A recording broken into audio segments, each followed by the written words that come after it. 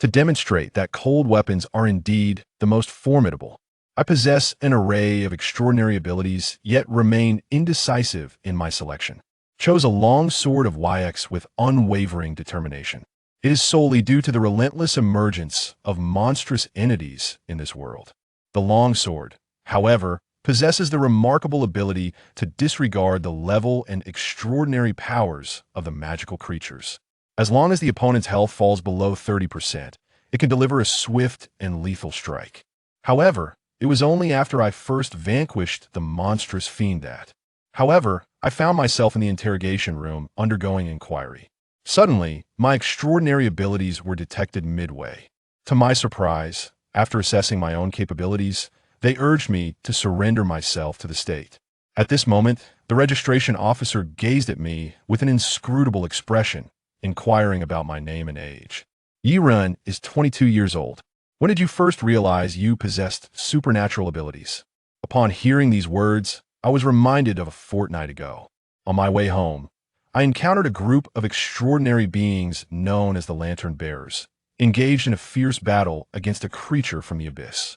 Yet, it was only when the last of the Lantern Bearers fell that the fiend was merely gravely wounded. The most distressing aspect was that the creature not only detected my presence, but also extended several tendrils towards me. At this juncture, I paused momentarily. The registrar, noticing my silence, grew somewhat anxious. "Please continue," they urged. Then I took his life. Upon hearing these words, the other party was momentarily taken aback. Immediately thereafter, I began to peruse the files from a fortnight ago. The documents revealed that nearly all participants in the mission had met with total annihilation. However, the abyssal creature vanished following the conclusion of the battle. However, how could a highly advanced abyssal species capable of annihilating a lantern bearer be vanquished by one who has only just awakened their extraordinary abilities? At this moment, I gaze upon the extraordinary panel before me. The death attribute skill, slash of tea. The death attribute skill, soft rice. The death attribute skill, blade of slash flower. Passive execution. When the enemy's health falls below 30, the instant death skill can be activated. I only discovered this panel a fortnight ago, and the hospital was unable to identify any issues. Thus, I found myself at the assessment department of the Lightbearers. Subsequently, an unfamiliar middle-aged man entered the room, requesting me to demonstrate how to vanquish the monsters. I shook my head and reached my hand into the void behind me, grasping at nothingness. In an instant, an indescribable aura of terror erupted. Minuscule particles coalesced into a crimson mist, accompanied by a piercing shriek. The room itself was distorted, resonating with chaotic clamor. The registrar opposite appeared pale and rigid, leaving her with the impression of being a mere lamb, while the figure before her resembled a monstrous entity with a gaping maw ready to devour. In an instant, she was overwhelmed with terror and reduced to tears. Middle-aged individuals also experienced the prickling of goosebumps, while striving to steady their trembling bodies, leaning against the wall in a desperate attempt to resist the fears that dwell within. At this moment, I have finally taken out the WQ. It is with this very WQ that I achieved the decisive victory. To my astonishment, upon raising my gaze, I beheld the expressions of terror etched upon the faces of the two individuals across from me, as I relinquished my grip and sheathed my longsword. The two individuals across from me were panting heavily. A middle-aged man swiftly approached and whispered, "Mr. Yi, would you be so kind as to undergo a brief examination? We have some concerns regarding your capabilities in this domain." On our way to the examination, the middle-aged individual began to elucidate matters to me. The domain is characterized by abilities unique to Lord-level abyssal creatures. The emergence of such beings heralds an incalculable disaster. Although there has been further research on abyssal creatures over the past 2 years, we still remain utterly powerless against beings of such magnitude. I was instantly filled with curiosity. Where then did these magical creatures originate? The middle-aged individual adjusted his spectacles. They reside in a realm brimming with antimatter, while the domain we inhabit is known as the surface world. As the boundaries between these two worlds grew indistinct, the monsters from the inner world incessantly descended upon the surface. Consequently, the physical laws of the surface world underwent transformations. giving rise to a series of extraordinary phenomena. Those of us who comprehend this anomaly are referred to as the anomalous. Why not refer to them as awakened ones or super beings? I inquired, somewhat perplexed. A glimmer of profound meaning flickered in the middle-aged man's eyes, yet he offered no further explanation. Soon, I came to comprehend the underlying reasons. Upon entering a grand hall, here, one can observe entities soaring through the air, as well as fingers that can emit flames to roast sausages. Each scene is exceedingly bizarre. At this moment, the middle-aged man pointed at the young person who was breathing fire and remarked, "His extraordinary ability is attributed to that plastic earring." Anomalies arise when individuals establish a connection with extraordinary objects. In other words, it is the anomalous entities that bestow these individuals with their remarkable powers. At this moment, we have also entered a specially designed chamber, codenamed Secure Cabin A97. Within these walls, every anomalous occurrence can be rationally elucidated. We kindly request Mr. Yi to once again summon the extraordinary entity. Upon hearing these words, I reached behind me into the void, and instantly, a terrifying crimson mist enveloped the space once more. An indescribable presence swiftly filled the small room. A tremendous sound suddenly erupted from within the cottage, causing all the windows and doors to fling open and sway incessantly. The surrounding staff also sensed something amiss, as a terrifying aura surged forth from the cabin. The entire hall seemed enveloped in a shroud of infernal dread, and every individual within felt as though they might succumb to death at any moment. Noticing something amiss, I stepped out of the small cabin with measured strides. Subsequently, the windows and doors of the cottage were all firmly shut, as if they possessed a consciousness that barred my entry. The onlookers stared at me in astonishment, simultaneously witnessing an incredible scene. Cracks had unexpectedly appeared on the walls of the safe house. Who exactly is this young man? At this moment, the hall was enveloped in an eerie silence. Yet, a professor nearly exclaimed in excitement, for it was an unprecedented anomalous effect. The safety chamber is undoubtedly the most potent sealing artifact we have encountered. Could you possibly assist us by conducting a few more tests? Subsequently, I was ushered into a chamber where a rudimentary abyssal creature resided.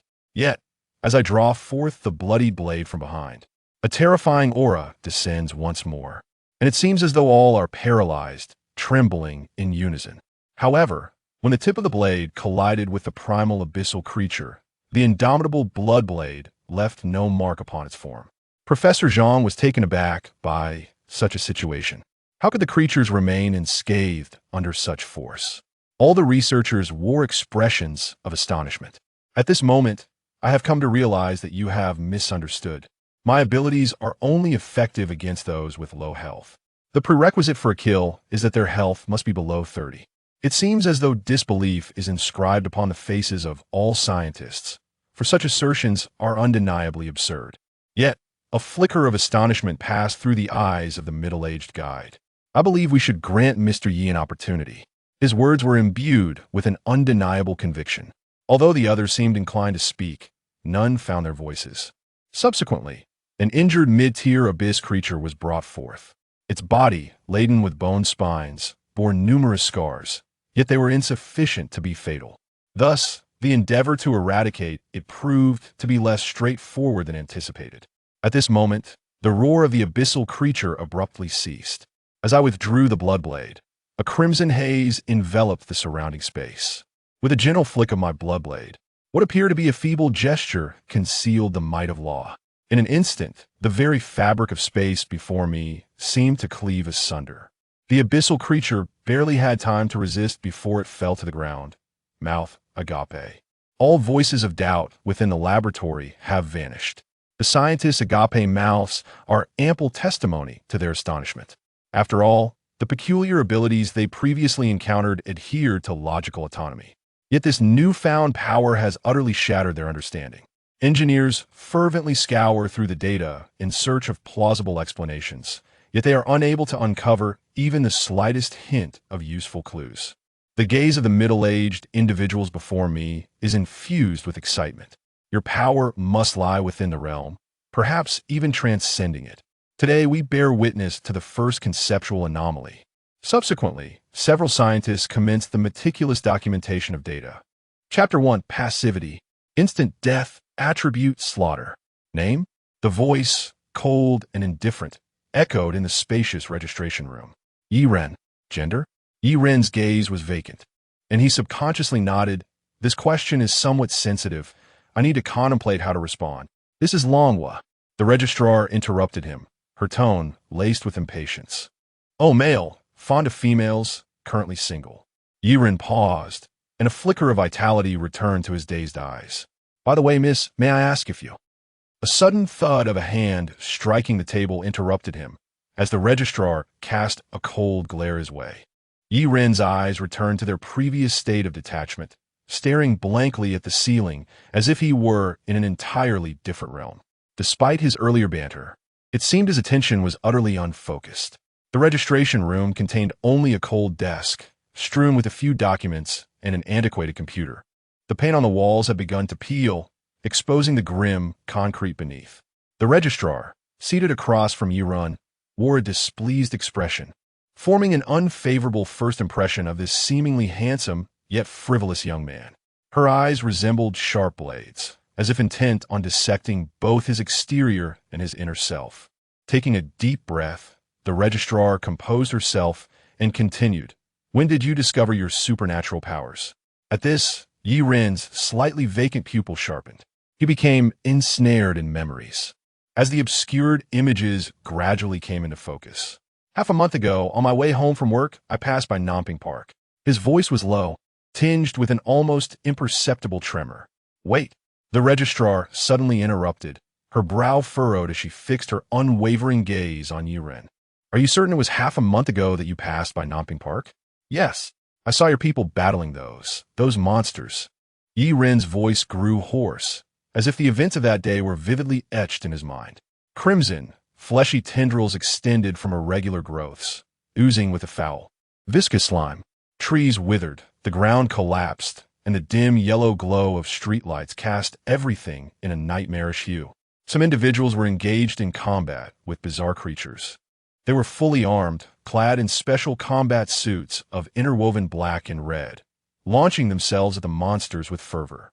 I saw many of your people fall, but I also witnessed that monster sustained severe injuries. Yiren continued softly, until that monster reached out its tendrils toward me. I was terrified. At this point, Yiren fell into a prolonged silence. The registrar pressed on, and then, I killed it. Yiren's nonchalant statement rendered the registrar momentarily speechless.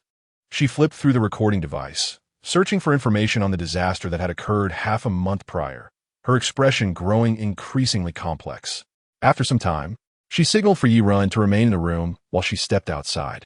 Half a month ago, our lantern bearers suffered near total annihilation during a mission, leaving only one survivor. He could not explain what had transpired and was temporarily placed in a sanatorium for recuperation after losing control of his mind.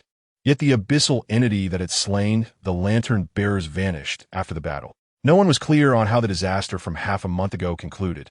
But now, a seemingly newly awakened ordinary person claimed to have killed that abyssal being? What a joke. The entity capable of obliterating the lantern bearers must be at least a mid-level or even a high-level abyssal creature. How could such a being be slain by someone who had just awakened? Yiren stared blankly at the ceiling. Passive, slaughter, note, can trigger an instant death attribute slaughter skill when the enemy's health falls below 30. Cooldown, 60 seconds. Ever since he unintentionally encountered the supernatural phenomenon half a month ago, a unique panel only visible to him had continuously appeared before his eyes. Yiren even sought a medical examination at the hospital. His health was excellent, his appetite robust. Aside from slightly excessive kidney fire, there were no issues. He had even crossed the threshold of a psychiatric ward. Ultimately, upon the doctor's recommendation, he arrived here, the Lantern Bearers Assessment Department. Click! The sound of the doorknob turning jolted Yiren from his reverie, and he instinctively turned to look. The registrar entered alongside an unfamiliar middle-aged man. The man quietly seated himself to the side, gesturing for the registrar to continue while he observed silently.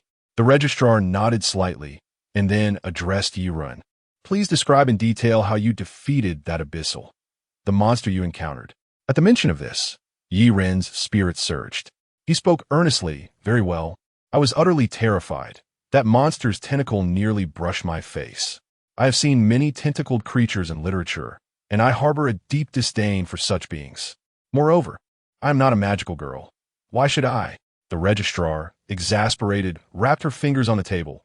Get to the point. Yi Ren cleared his throat and succinctly stated, I drew my sword, and with one stroke. Oh no, with one slash I cut it down. The registrar raised an eyebrow, slowly typing out a question mark, then frowned in confusion. How did you slay it? Did you have a weapon on you at the time? Yi Ren shook his head. Then, under the registrar's watchful gaze, he reached behind him and grasped at the air as if seizing something. In that instant, an indescribably terrifying aura erupted from Yi Ren, centering around him. Crimson, grainy matter coalesced into writhing red mist, accompanied by a soul-shattering shriek that echoed from the depths of people's hearts. The reality of the room seemed to warp, enveloped in the crimson horror, transforming into a cocoon of terror reminiscent of hell, saturated with unspeakable fear. The humid air was thick with a metallic scent of blood, and one could faintly hear the sound of blood rain pattering against the ground. At that moment, the registrar's complexion turned pale, her body stiffening in paralyzing terror. Unable to do anything but tremble, she could only watch as the seemingly handsome young man before her became increasingly indistinct. She felt like a newborn lamb facing a beast with a gaping maw. Overcome with fright, she began to weep. This was not a shameful act. It was a primal response. Domain. The middle-aged man suddenly rose in disbelief as the transformation occurred. He struggled to control his trembling body, yet to no avail. Just a moment ago, that young man had seemed like a mere fish out of water, but now he appeared to have become the apex predator of the food chain. In his presence, anyone would feel a shiver of dread. That was an utterly unresisting terror. Finally, Yi Ren fully drew the crimson weapon from behind him. He seemed oblivious to the surrounding abnormalities, continuing to speak to himself. I used this to slay that monster. Why are you crying? The registrar, in terror, let out a choked sob. Yi Ren looked at her in bewilderment, instinctively glancing at the middle-aged man, who also bore a face of fear while gazing at him. After pondering for a moment, Yi Ren tucked the weapon behind him. In that instant, everything vanished like a fleeting illusion, as if it had never existed.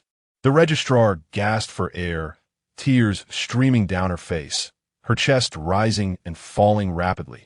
Perhaps she needed to consult a psychologist. At that moment, the middle-aged man swallowed hard and cautiously approached Yi Ren. Chapter 2. Abyssal Contamination. The anomalous individual. Yi Ren scratched his head awkwardly, feeling somewhat uncomfortable under the intense gaze of the middle-aged man. Uncle, I am quite straightforward, he stammered, a hint of embarrassment in his voice. The middle-aged man paused, his eyelids twitching slightly. He mused to himself that had any of his subordinates dared to jest with him in such a manner, they would surely face severe consequences. Yet, in the presence of Yi Ren, he exhibited an unprecedented level of patience. Mr. Yi, would you be so kind as to accompany us for some tests? The middle-aged man inquired with a congenial demeanor. Is it free? Yi Ren's eyes sparkled with interest. At least 3,000 for a similar examination outside, the man responded. Lead the way. Yi Ren readily agreed, adhering to his principle of seizing any opportunity that presented itself, giving a thumbs up in approval. Before exiting the small room of the assessment department, Yi Ren politely apologized to the registration officer, who, startled, emitted a sharp shriek. As they walked, the middle-aged man engaged Yi Ren in conversation. Regarding your abilities, this is quite a unique circumstance. We have never encountered such a degree of anomaly. What do you mean? Yi Ren inquired with curiosity. Domain. The man uttered in a low tone, the word seemingly weighted with significance. A domain. This was a special ability possessed only by Lord-level abyssal creatures. Each time such a creature descended to our realm, it heralded insufferable calamity. Domain. Yi Ren echoed, perplexed, unaware of when he had acquired such an ability. All he was aware of was his solitary capability, a passive skill known as slaughter. Though it sounded mundane, its effects appeared to be remarkably potent. How much do you know about the abyssal disasters, Mr. Yi? The middle-aged man continued to steer the conversation. Yi Ren pondered for a moment. I learned about it from the news and the internet. It seems that around 7 or 8 years ago, some monstrous entities suddenly manifested in our world. These creatures possess formidable destructive and defensive capabilities, rendering conventional firearms nearly ineffective against them. Each appearance of these monsters is akin to a natural disaster. He paused, his expression growing somber. As of now, it appears that our nation has suffered a 70 population reduction due to the abyssal calamities, and most cities have succumbed. Originally, the Dragon Kingdom had a population of 1.7 billion, but now it barely exceeds 500 million. Over 600 cities of various sizes remain, yet fewer than 100 large cities survive. The situation abroad seems even more dire. The emergence of abyssal disasters has been like a grand cleansing of human civilization, a horrific and unimaginable purge. Indeed, however, in the past 2 years, we have gradually fortified our defenses and amassed some experience in combating the abyssal entities. The middle-aged man remarked quietly, "The night before dawn is nearing its end. Our purpose as torchbearers is to safeguard humanity until the light returns." Incidentally noted in acknowledged. A few years prior, when the abyssal calamities first emerged, civilization was on the brink of collapse. Everyone believed the apocalypse had arrived. Yet unexpectedly, merely 7 or 8 years later, nations began to restore order. What about this world, or rather the universe? Do you understand what the universe is like? The middle-aged man asked. "I'm not too clear. I'm rather uneducated," Yurin humbly replied. "You underestimate yourself, Mr. Yi. In truth, the universe has two facets, the positive and the dark." The middle-aged man began his explanation. The concept of antimatter was posited by scientists long ago. But it was only with the emergence of abyssal creatures that the existence of antimatter was confirmed, along with the reality of the antimatter world. The realm we inhabit is referred to as the surface world, while the indescribable entities reside in the inner world. For reasons unknown, the boundaries between these two realms have blurred, allowing the beings from the inner world to encroach upon our domain. The collision of these once parallel worlds has led to the birth of what we now call abyssal beings, a term that aptly describes them. The inner world, from our observations, resembles an unfathomable abyss. The fusion of these two realms has caused alterations to certain physical laws, which we prefer to term anomalous effects.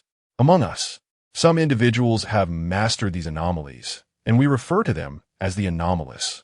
Yiren abruptly interrupted the middle-aged man's discourse, inquiring, "Why are they called anomalous rather than awakened or superpowered individuals?" A glimmer of profound understanding flickered in the middle-aged man's eyes, yet he refrained from elaborating. Soon enough, Yiren grasped the reason for their designation as anomalous, because those endowed with anomalous abilities were invariably unconventional and abnormal individuals. Yiren followed the middle-aged man into a spacious lounge, where he beheld various anomalous individuals. Some soared through the air, others glided along the ground, while a few were roasting sausages with flames spewing from their bodies. Each scene was more bizarre than the last, leaving Yiren utterly astonished. Anomalous individuals did not simply materialize. They were birthed through a connection with certain anomalous objects.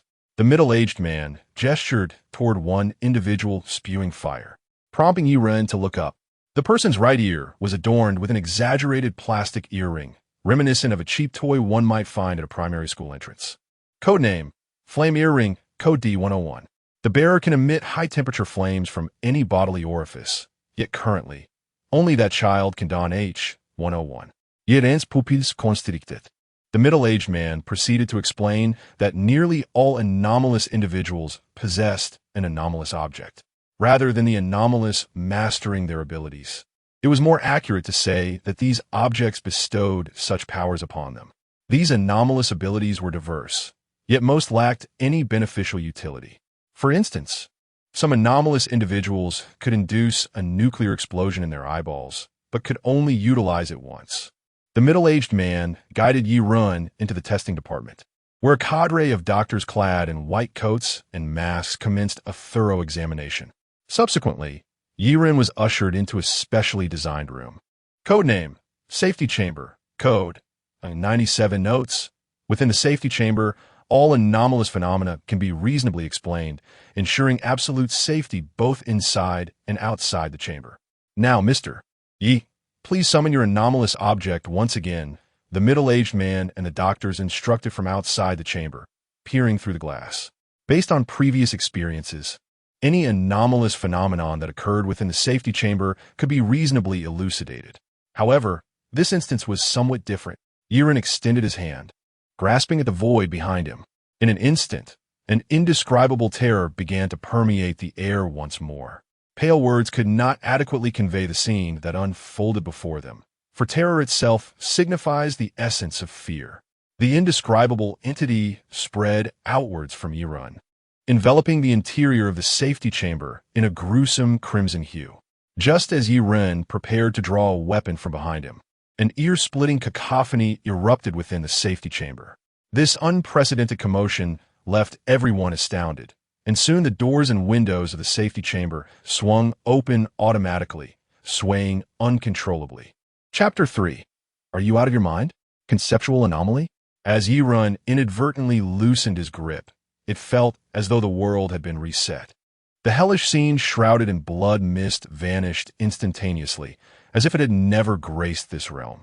The surrounding scientists, including a pallid middle-aged man, gasped for breath, as though they had narrowly escaped the clutches of death. One elderly scientist clutched his chest, perspiration cascading down his face, his breaths labored, as if he were on the verge of collapse. Yiren stepped out of the safety chamber, and the doors and windows seemed to possess a will of their own, slamming shut behind him, as if in fear of his return. The onlookers peered through the windows into the chamber, their expressions vacant, filled with disbelief. Cracks began to appear on the walls. My goodness, this is unprecedented. Who exactly is this young man? After Yiren displayed his power, the atmosphere in the laboratory became palpably tense. Dr. Li, an energetic young biologist, broke the silence. His voice trembled, yet could not conceal the excitement within. What exactly did you just do? This is an anomaly never before witnessed. Yiren gently touched his nose, bewildered, and replied, I did nothing. I merely drew my sword casually. Professor Zhang, a distinguished physicist renowned for his contributions to research in the abyss, fixed his penetrating gaze upon Yiren. We need to conduct further testing. I hope you will cooperate. The team members sprang into action, preparing an array of advanced experimental equipment, ranging from energy detectors to biological analyzers. Everyone busied themselves, eager to unravel the mysteries behind Yiren's anomaly. Engineer Zhou, the technical expert responsible for operating the advanced monitoring devices, adjusted the instruments, preparing to record Yiren's subsequent performance. We will introduce a primary abyss creature. Let us see if you can inflict harm upon it, Dr. Li announced, a hint of unnoticeable gravity in his tone. The creature brought forth from the abyss was spine-chilling. Its pitch-black scales enveloped its entire form, and its two crimson eyes glimmered with malevolence under the dim light. Its robust, uneven 8 tentacles moved within the enormous transparent container, each step resonating with a heavy echo. If you are ready, let us commence. Yiren strode confidently towards the abyss creature. Though its appearance sent a shiver down his spine, Chapter 4, Drawn into the Abyss. Shadowfang? Record. The anomalous entity, upon unleashing its abilities, triggers a minor-scale mimetic contamination, capable of distorting the emotional cognition of all living beings, including abyssal creatures. This manifests as extreme fear, resulting in the affected individuals losing fundamental capabilities such as speech, mobility, and bodily control. Record.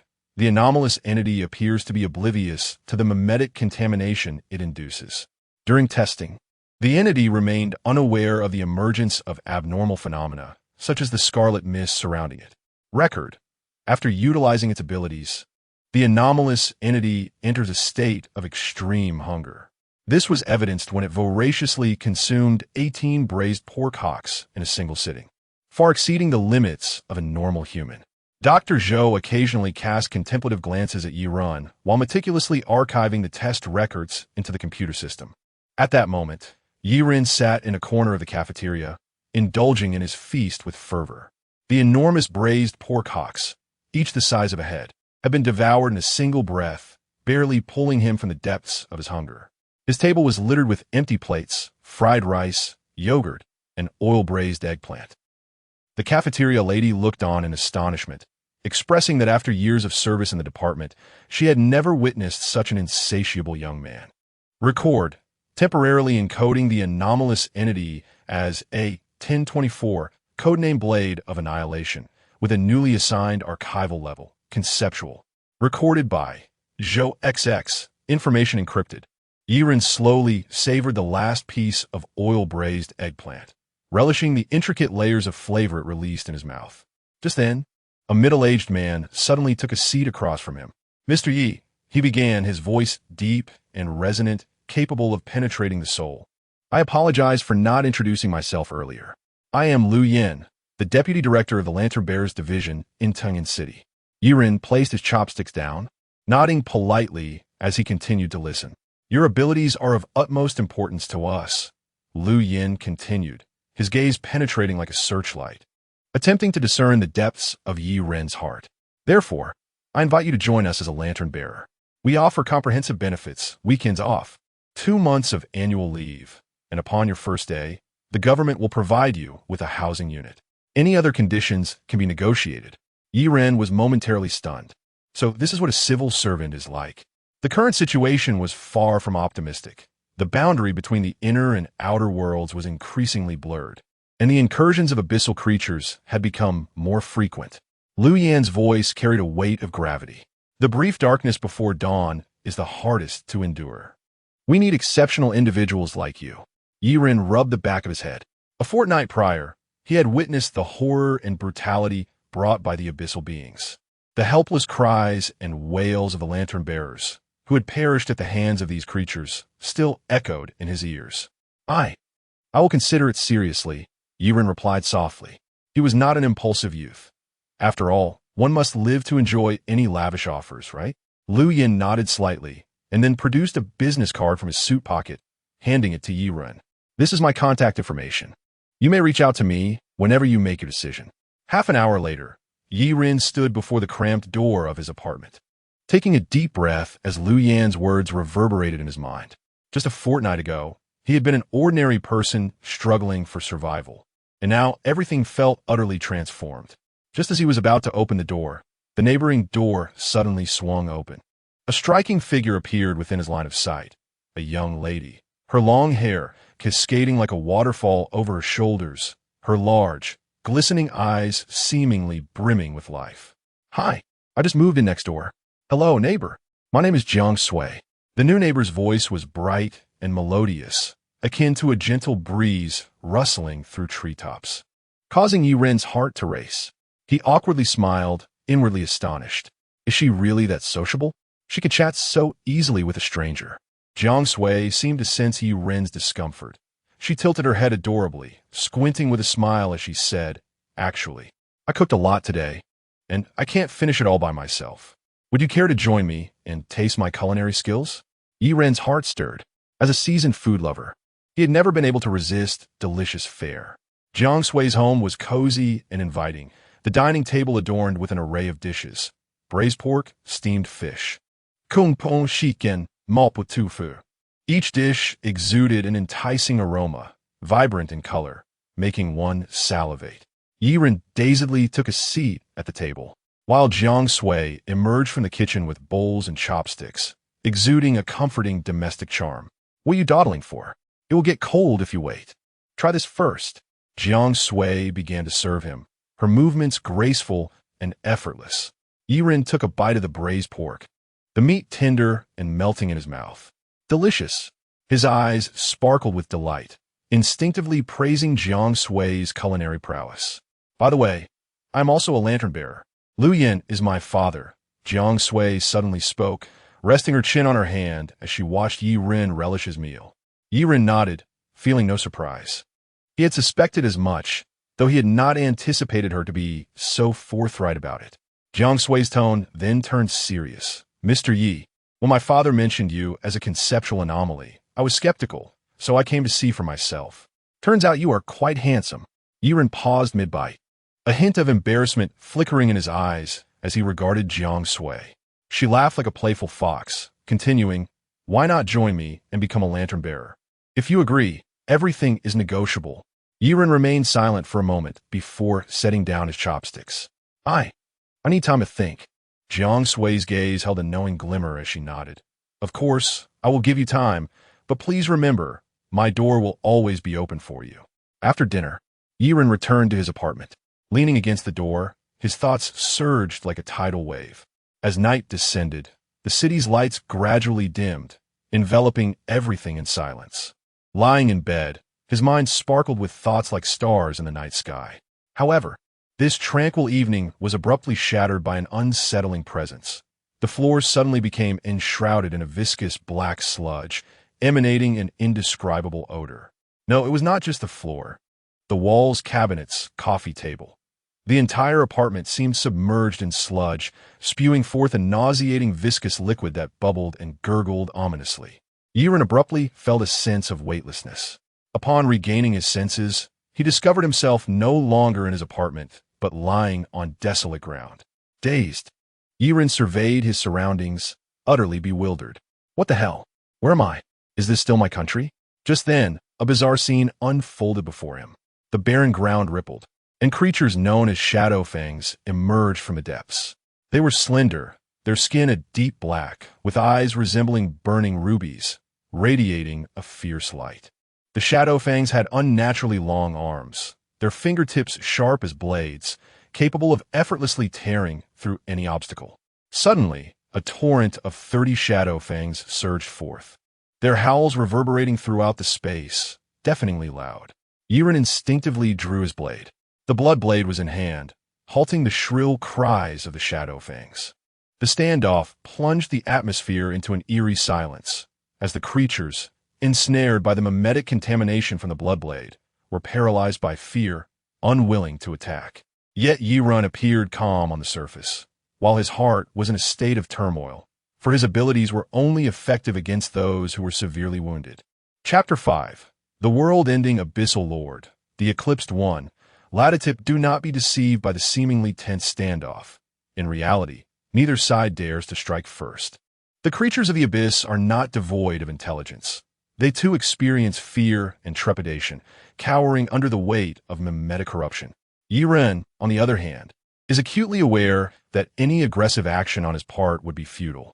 Without triggering the execution passive ability, his current strength would likely fail to breach even the defenses of the Shadow Fawn. What to do? Yiren's mind raced with anxiety. Meanwhile, in the outer world, Jiang Sui ended her call with her father, Lu Yen. Conceptual-level beings, truly astonishing, she murmured to herself, initially planning to visit Yiren's home after her shower to cultivate goodwill. However, she abruptly rose from her seat, moving to the window to gaze at the night sky. A chilling current permeated the air. It was the very breath of the abyss. Yet, why was it so potent? Without a hint of hesitation, Jiang Sui retrieved the handgun she had concealed within a hidden compartment of her cabinet and hastened towards Yiren's apartment.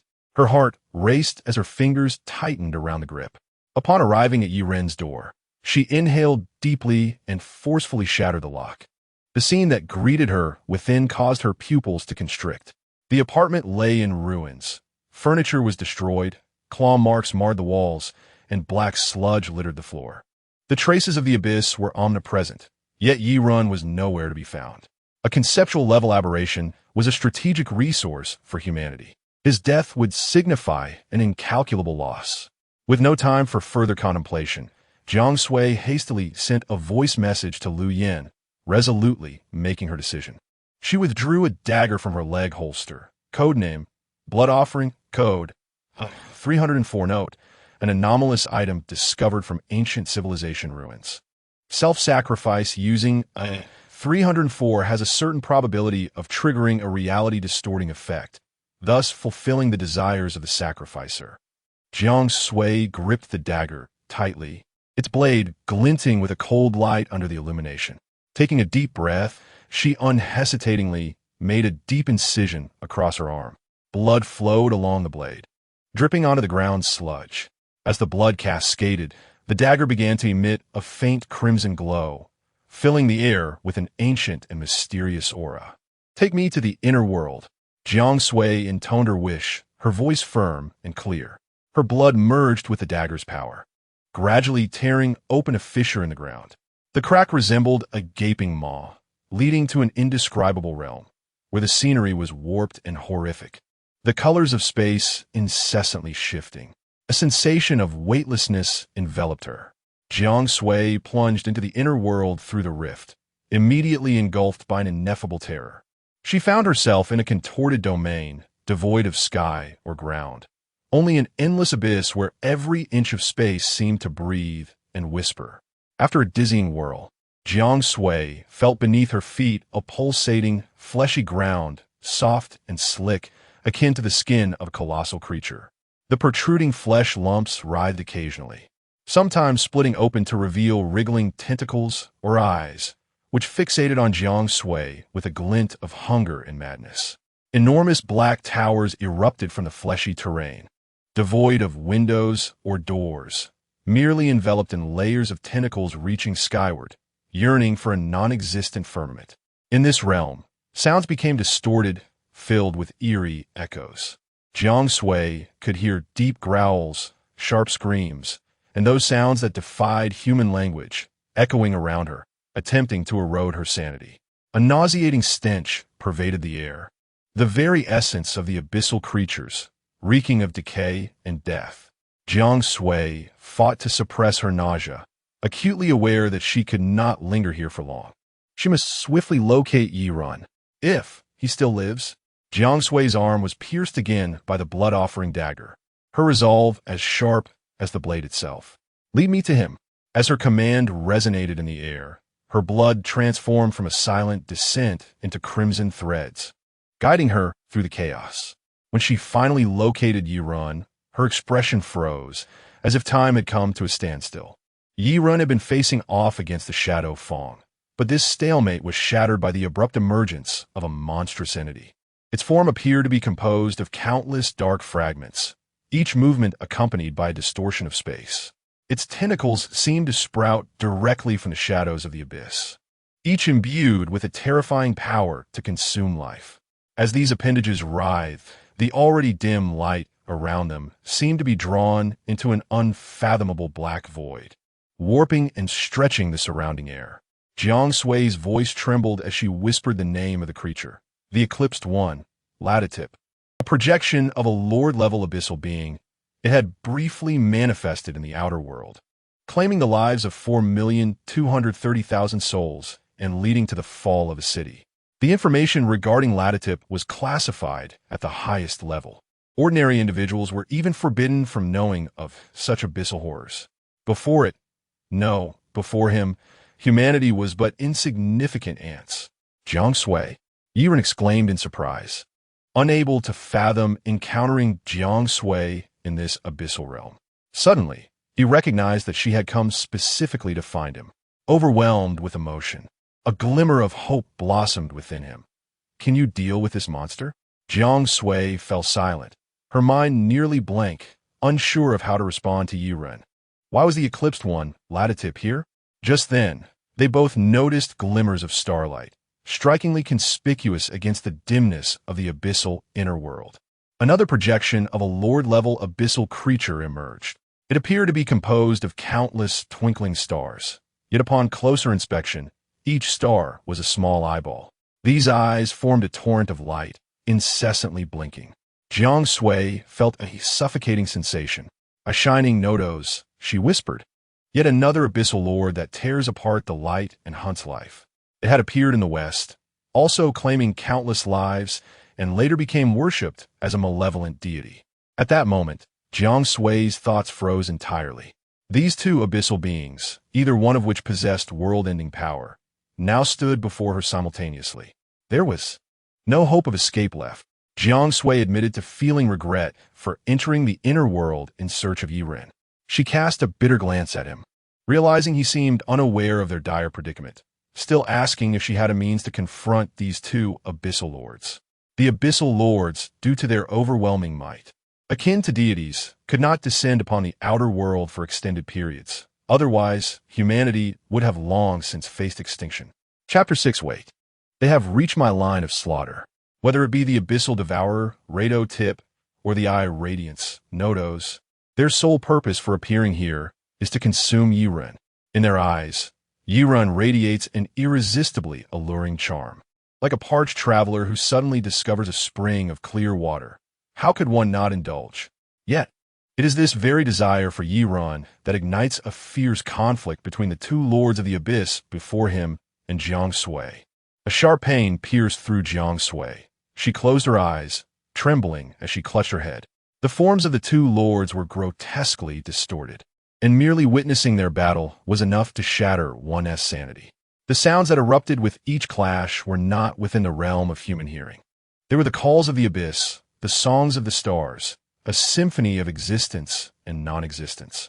These sounds danced upon the human eardrum, corrupting from the very depths of the soul, twisting it into the shape of the abyss. The surrounding space began to destabilize, reality and illusion intertwining, leaving Jiang Sui struggling to discern what was real and what was a terror-induced hallucination. She could feel her reason slowly slipping away, her soul eroded by the clash of the lords. "Are you all right?" However, Yiren seemed utterly oblivious. He anxiously inquired, grasping Jiang Sui's shoulder. In that instant, all discomfort receded like a tide. Jiang Sui abruptly emerged from the contamination, drenched in sweat and gasping for breath. "You, why?" Her voice trembled. "Huh?"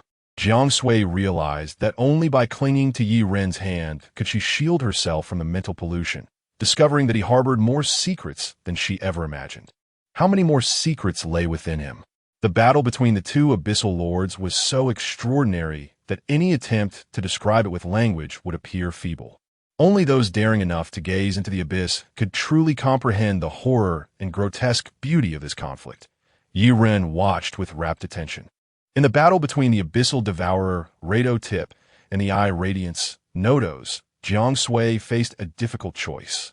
The energy interference generated by their clash rendered her attempts to open a portal to the surface world through blood sacrifice perilous. To stabilize the passage, Jiang Sui had to remain in the inner world to reinforce it. This meant she would lose Yi Ren's protection and could very well perish in the aftermath of the two lords' battle. Jiang Sui's hands trembled, not from fear, but from the impending sacrifice. She would rather die than witness Yi Ren lose his life in this chaos. She hoped he could survive, join the lamp-bearers, become a guardian of humanity, and lead people to shatter the darkness and welcome the dawn. "Yi Xiaoge, listen to me." Jiang Sui's voice quivered, but Yi Ren interrupted her. "Though I'm no saint, I would never abandon you to flee." Yi Ren's gaze was resolute. His principles forbade him from neglecting Jiang Sui. Taking a deep breath, Jiang Sui grasped Yi Ren's arm tightly. "This is not the time for recklessness. Yi Xiaoge, your existence is crucial to us. I can die. Anyone can die, but you cannot for your concept. Be quiet." A peculiar light flickered in Yi Ren's eyes. He had noticed that both abyssal lords were severely wounded in their fierce battle, and familiar notifications appeared in his vision. Passive slaughter triggerable to the abyssal lords. Yi Ren and Jiang Sui were but insignificant ants, unworthy of concern, even in a state of grievous injury. Would a limping giant be slain by an ant? Yi Ren halted Jiang Sui's intent to sacrifice herself, excitement gleaming in his eyes. "I can. Kill them." Jiang Sui's pupils dilated, instinctively revealing profound rejection. For in her understanding, abyssal lords were akin to ancient gods. Her brow furrowed, her lips quivering slightly. "Are you mad? Saying such things?" Even though she knew Yi Ren was an unprecedented conceptual anomaly, she was uncertain of what that truly entailed. Yet, she was about to grasp the essence of what a conceptual deity represented. At that moment, Jiang Sui instinctively stepped back, not believing Yi Ren, but rather intent on performing the blood sacrifice herself. Her voice trembled, yet was filled with determination and anger. "Enough. That is a projection of an abyssal lord. A godlike being. Who do you think you are? Huh? Do you wish to slay a god? Get back this instant. Survive." However, Yi Ren's actions exceeded her expectations. As he grasped the hilt of the blood blade behind him, the air around them seemed to freeze. The mimetic pollution began to distort reality. A granular crimson mist unfurling from behind him, filling the atmosphere with an indescribable terror.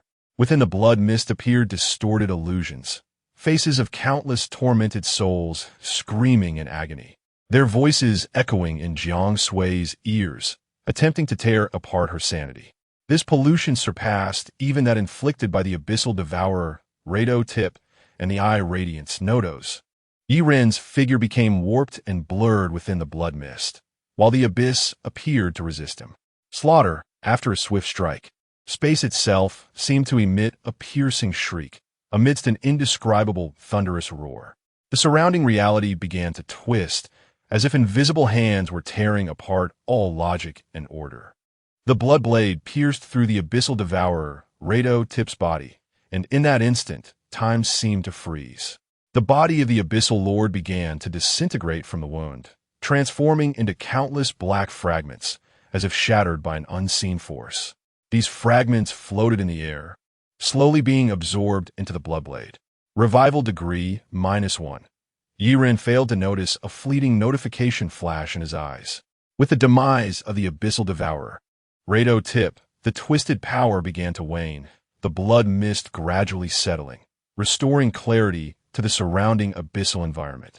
Jiang Sui's reaction was so intense that she appeared frozen in that moment. Her eyes widened in an attempt to absorb all that transpired before her. Yet she could not fully comprehend it. Her mouth slightly agape, she momentarily forgot to breathe, the air stagnating in her throat. Her hand instinctively covered her mouth, her fingertips trembling, an overt manifestation of her inner chaos and fear. Her rigid body seemed to lose control, her steps faltering, nearly unable to stand. How could this be? No. He. Her voice finally escaped her throat, quivering with disbelief. This is conceptual level. Her words came out in fragments, unable to form complete sentences due to her shock. Chapter 7. What did you say? He slayed the abyssal lord? It was not only Jiang Sui who was paralyzed in shock. Another projection of an abyssal lord, Flame Eye Nodos, was equally astounded. As the arch-nemesis of the corruptor, Ladatip, they had been locked in a struggle for millions of years. Yet today, what did he witness? The embodiment of decay and dissolution. The corruptor Ladatip had met his demise. Although only a projection had perished, such a phenomenon was utterly inconceivable for beings of this caliber. The true forms of abyssal lords resided at the very depths of the abyss, or rather, in the fourth dimension, a realm beyond human comprehension, observation, and touch. In the three-dimensional world, abyssal lords could only manifest their projections, but even these ephemeral forms could not be vanquished by mere mortals. Flame Eye Nodos, steeped in incomprehension, fell into a prolonged silence until Yi Ren raised the blood blade towards him. For the first time in the eons of his existence, Flame Eye Nodos was engulfed by profound confusion and curiosity. Soon, he was enveloped in a crimson haze, and then the projection shattered, much like the scene of the corruptor Ladatip's death. He was slain by the blood blade without any means of resistance, his corporeal form disintegrating into countless shattered eyes, becoming sustenance for the blood blade. Deep within Yi Ren's pupils, a mysterious rune flickered, yet he remained oblivious to it. Jiang Sui. Good heavens! Is there no law left? No justice at all? Am I dreaming or what? Breathe. Calm down.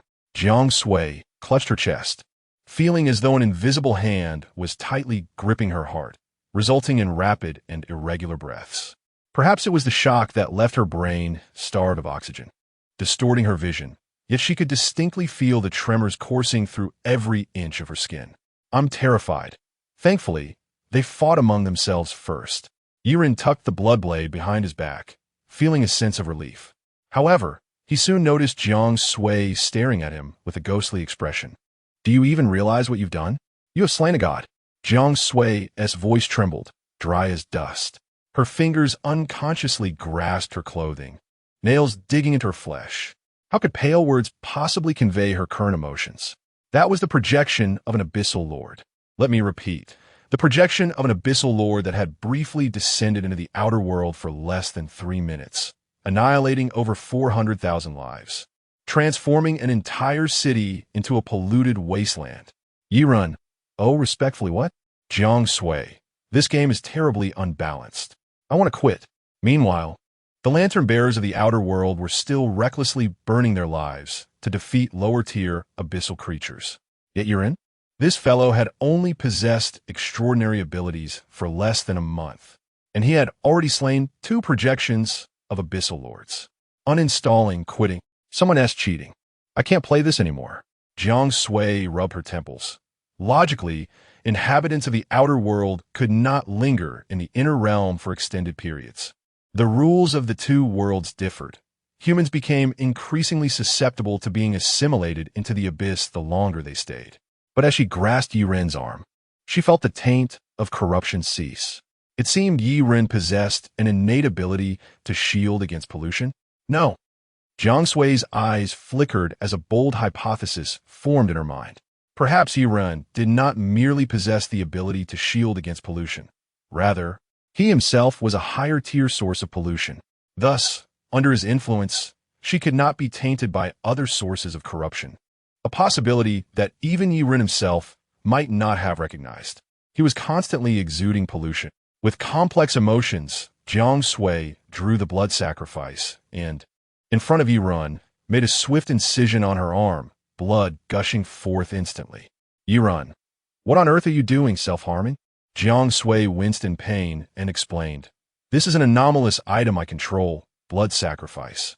Through self-sacrifice, I can achieve a low-level distortion of reality, such as opening a passage between the 2 worlds. No sooner had she spoken than a fissure suddenly appeared beneath their feet. They fell into it, and after a brief sensation of weightlessness, they found themselves back in Yirun's original apartment. Moonlight streamed through the window, casting an indescribable ambience over them. Only at this moment did Jiang Sui truly relax. We made it back alive. She stood and returned to her room, skillfully rummaging through her cabinet to find a first aid kit, retrieving a sewing needle and thread to stitch her wound and bandage it. The dexterity of her movements tugged at Yirun's heart. Grr! Yirun discovered that after each use of the bloodblade, he was engulfed by an almost unbearable hunger. Yet, in the dead of night, he could not order any takeout. This was hardly surprising. Since the onset of the abyssal calamity, people rarely ventured out at night. Once I'm bandaged up, I'll cook for you. No, you should rest. I can't let an injured person work. You saved my life. It's only reasonable that I cook for you. Yirun found himself unable to refuse Jiang Sui. Once her bandages were secured, she stood up, donned an apron, and headed into the kitchen. Yirun stood in the living room, momentarily stunned. How describe it? A sudden flutter in his heart occurred. The scene before him resembled the ideal life he envisioned after marriage. Jiang Sui prepared a lavish late-night meal. Yirun was genuinely famished, and Jiang Sui's culinary skills were impeccable. He transformed into a ravenous eater, nearly devouring the plate itself. Meanwhile, Jiang Sui, slightly fatigued, returned to her bedroom and, disregarding the late hour, dialed Lu Yin without hesitation. Dad, are you still busy? Just finished handling some documents. What is up? You mustn't be alarmed by what I'm about to say. Ha. I'm a professional. I won't be scared. Go ahead. Yirun just killed 2 projections of abyssal lords. Silence ensued. Jiang Sui glanced at her phone screen, noting the call had not ended. Dad? Just a moment. I need to compose myself. Then you repeat what you just said. I said Yirun just now killed 2 projections of abyssal lords. I witnessed it with my own eyes. After speaking, another prolonged silence followed. Jiang Sui chuckled helplessly. Dad, why are you silent? I'm looking for medicine. Medicine? Are you ill? Jiang Sui's heart raced with worry. No, I might have a bit of high blood pressure. My head feels dizzy. Tomorrow, bring Mr. Yi over.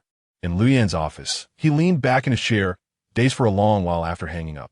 The documents on his desk fell to the floor. But it hardly mattered. Clutching a small bottle of fever-reducing medication, he swallowed 4 or 5 pills, barely feeling any relief. Projections of abyssal lords. As he uttered these words, goosebumps spread across his body. For humanity, they could easily annihilate the world, akin to ancient deities. And now, they were slain by Yirun? Chapter 8. Archival Records and the Bloodblade's Repercussion after sitting in a stupor for a considerable time. Lu Yin activated his computer, logged into the internal network of the lantern bearers, and upon verifying his identity, located a particular document. The file, marked as highly classified in bold red, required at least a deputy ministerial level of access to read. His fingers trembled slightly as he maneuvered the mouse to open the document. The Devourer, Latitip file number X03, file classification, world annihilation, description, X03, commonly referred to as the Devourer. Latitip is an anomalous entity originating from the abyss, believed to be one of its lords. Its form and nature are elusive, yet it is known to possess corrosive and dissolving abilities. X03's projection has briefly descended upon the surface world, resulting in a catastrophic event. According to records, the projection obliterated an entire city in an instant, claiming the lives of 4,230,000 individuals.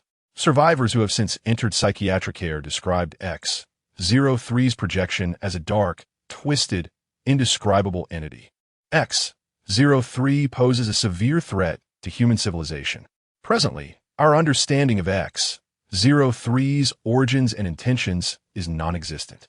Appendix 1. Descent Incident Records. The following are excerpts from the records of X03's projection descent incidents. Date, year, month, day, location, Deep City, incident description. The projection of X03 descended upon the city center. The entire city was corroded and dissolved in an instant. Buildings, humans, and flora and fauna were eradicated in a heartbeat. Survivors reported that the sky turned pitch black, and upon observing the projection of X03, they experienced intense pain. The existence of X03's projection lasted no more than 3 minutes, yet its contaminating effects were profoundly severe. Appendix 2. Response Protocol. The response protocol is designed to address incidents involving the descent of X03's projection. The protocol includes emergency evacuations, information lockdowns, and post-disaster contamination remediation. All lantern bearers are to familiarize themselves with and adhere to the directives of the Abyss Protocol. As Lu Yin read the file, a chill ran down his spine. He then quietly began typing at the bottom of the document. Appendix 3. Elimination Record. Date, year, month, day, location, the inner world, description. Lantern bearer Jiang Sui reported that the anomaly Yuren purportedly eliminated the projection of X03 in the abyss. This event remains unverified. Once the document entered the approval stage, Lu Yin let out a sigh of relief, leaning back in his chair with a flickering gaze. Surely, tomorrow all divisions of the lantern bearers in the Dragon Kingdom would tremble in shock. At Jiang Sui's home, "Hey, let me handle the dishes. It's the middle of the night, you've cooked for me, and you still have an injury." Yuren was not one to take advantage of others. Though he felt a bit embarrassed earlier when he was starving in front of Jiang Sui, now that he was full, he couldn't possibly let her wash the dishes.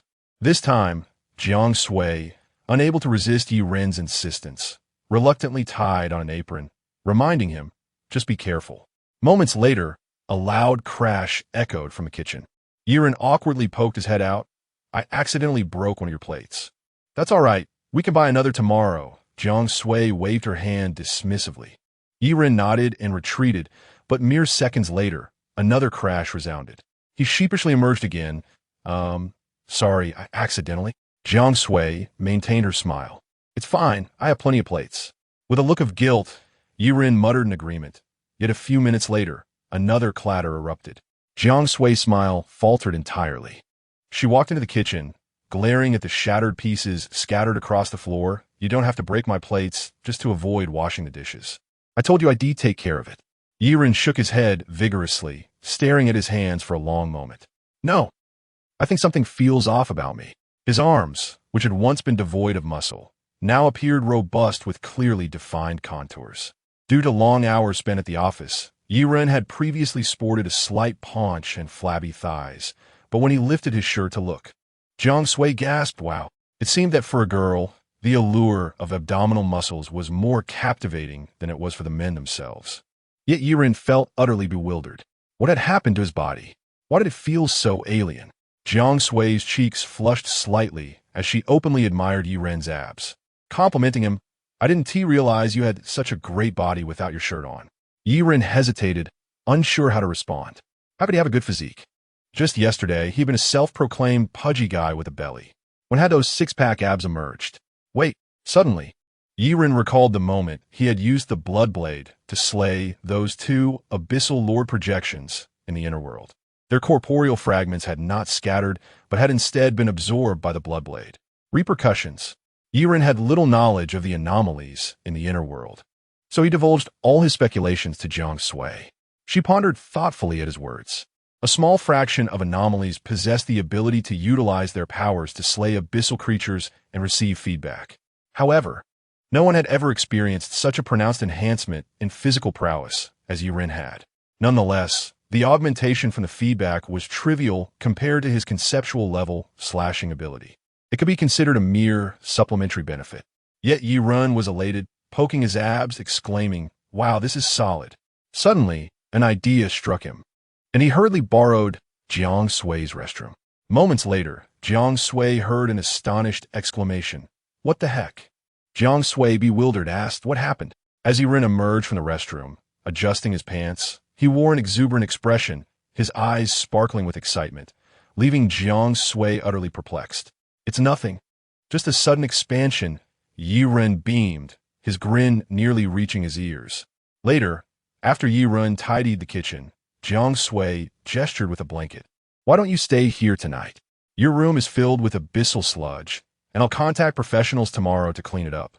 Those remnants from the abyss also possess contaminating properties. Even if you're immune, lying in sludge is still disgusting, right?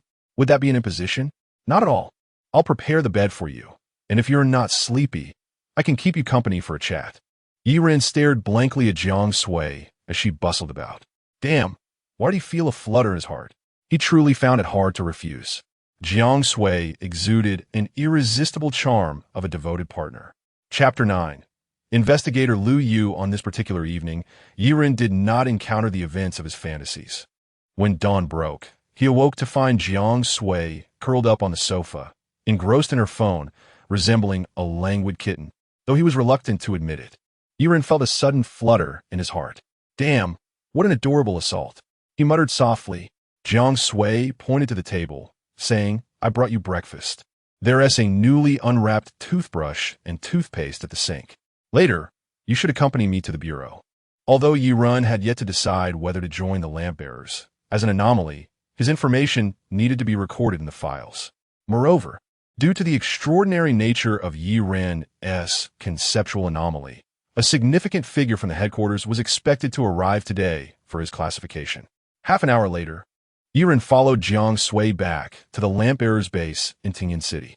Along the way, he noticed numerous individuals greeting Jiang Sui with utmost respect, which piqued his curiosity.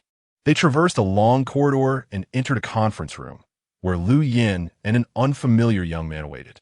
"Mr. Yi, allow me to introduce you to Investigator Jiang, who has come all the way from the capital headquarters specifically for you," Lu Yin introduced. The young man maintained a calm demeanor, his eyes reflecting wisdom and composure. Despite his youth, he exuded the presence of a seasoned authority, making even Lu Yin feel somewhat diminished in his presence. "Please have a seat." Lu Yu gestured for Yiren to sit, then resumed perusing the anomalous records penned by Dr. Zhou from the previous day. "Conceptual level," he murmured, repeating the term softly. His gaze occasionally drifted toward Yiren, lost in contemplation. This term had originally been proposed by a thoroughly fallen anomaly. In a bid to protect his companions, had recklessly overextended his abilities, ultimately losing his sanity and becoming assimilated into a creature of the abyss. However, in his last fleeting moments of clarity, he revealed an unverified discovery. All anomalies originate from the abyss, and the highest level of anomalous effect is the conceptual level. To this day, the true meaning of the conceptual level remains shrouded in mystery. So, your ability allows you to summon specific weapons. And if an enemy's health is sufficiently low, you can instantly slay them? Lu Yu inquired, tapping his fingers on the table, his brow slightly furrowed. The description of Yiren's abilities was indeed perplexing.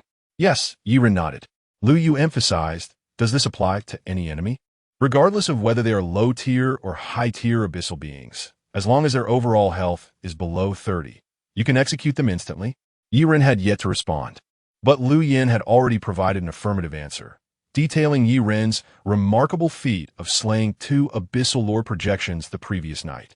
Lu Yu fell silent. He certainly could not accept such an absurd assertion. Not just him. Any lamp-bearer would be incredulous, merely reviewing the report and video. He found it difficult to associate Yiren with the term conceptual level.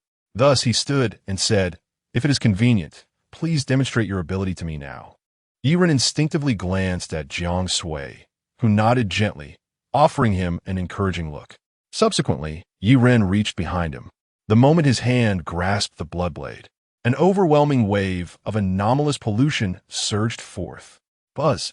An indescribable sense of dread washed over everyone present, causing their hearts, including Lu Yu's, to race uncontrollably. A granular, crimson mist spread outward from Yiren, transforming the conference room into a hellish spectacle, permeated by a heavy metallic odor. Unlike before within the red mist, there appeared strands of black and faintly flickering specks of light. Upon closer inspection, these were the unmistakable traits of the abyssal eclipsers and eye-shiners. Lu Yu's gaze fixated on Yiren, only to find his figure becoming increasingly obscured within the crimson haze. A profound terror gripped Lu Yu, as if he were ensnared by an invisible force, rendering him motionless. Under the domain of this pollution, everything became distorted and eerie. As time elapsed, Lu Yu felt as though he were ensconced in a world of decay, his very sanity beginning to unravel. His fingers trembled slightly. He had never encountered such potent, anomalous pollution before. Enough! Lu Yu's voice quivered. Yiren promptly released his grip, and the moment the blood blade was withdrawn, all anomalous phenomena vanished without a trace, as if a bubble had burst, leaving no remnants. The others wiped their cold sweat, breathing heavily. Except for Yiren, the source of the pollution, none perceived any abnormalities. Thus, the spectators found themselves in a state of bewilderment at the scene before them. Lu Yu now believed in Yiren to a significant extent. His gaze had grown fervent, regarding Yiren as one might a rare and precious giant panda. He then set about drafting a file for Yiren. Conceptual level anomaly Yiren's file number X11 anomaly level, conceptual level. Description: X11 is a male named Yiren. Age 23. X11 possesses conceptual level anomalous abilities, capable of manifesting a blood blade from thin air. Upon drawing the blood blade, X11 induces mimetic pollution in the surrounding environment, plunging those affected into an indescribable terror, rendering them incapable of autonomous bodily control due to extreme fear. However, when X11 retracts the blood blade, all pollution phenomena dissipate instantaneously. Yet if the affected individuals lack resolve, they may endure lingering psychological trauma. Appendix 1. Conceptual level execution, according to X11's account.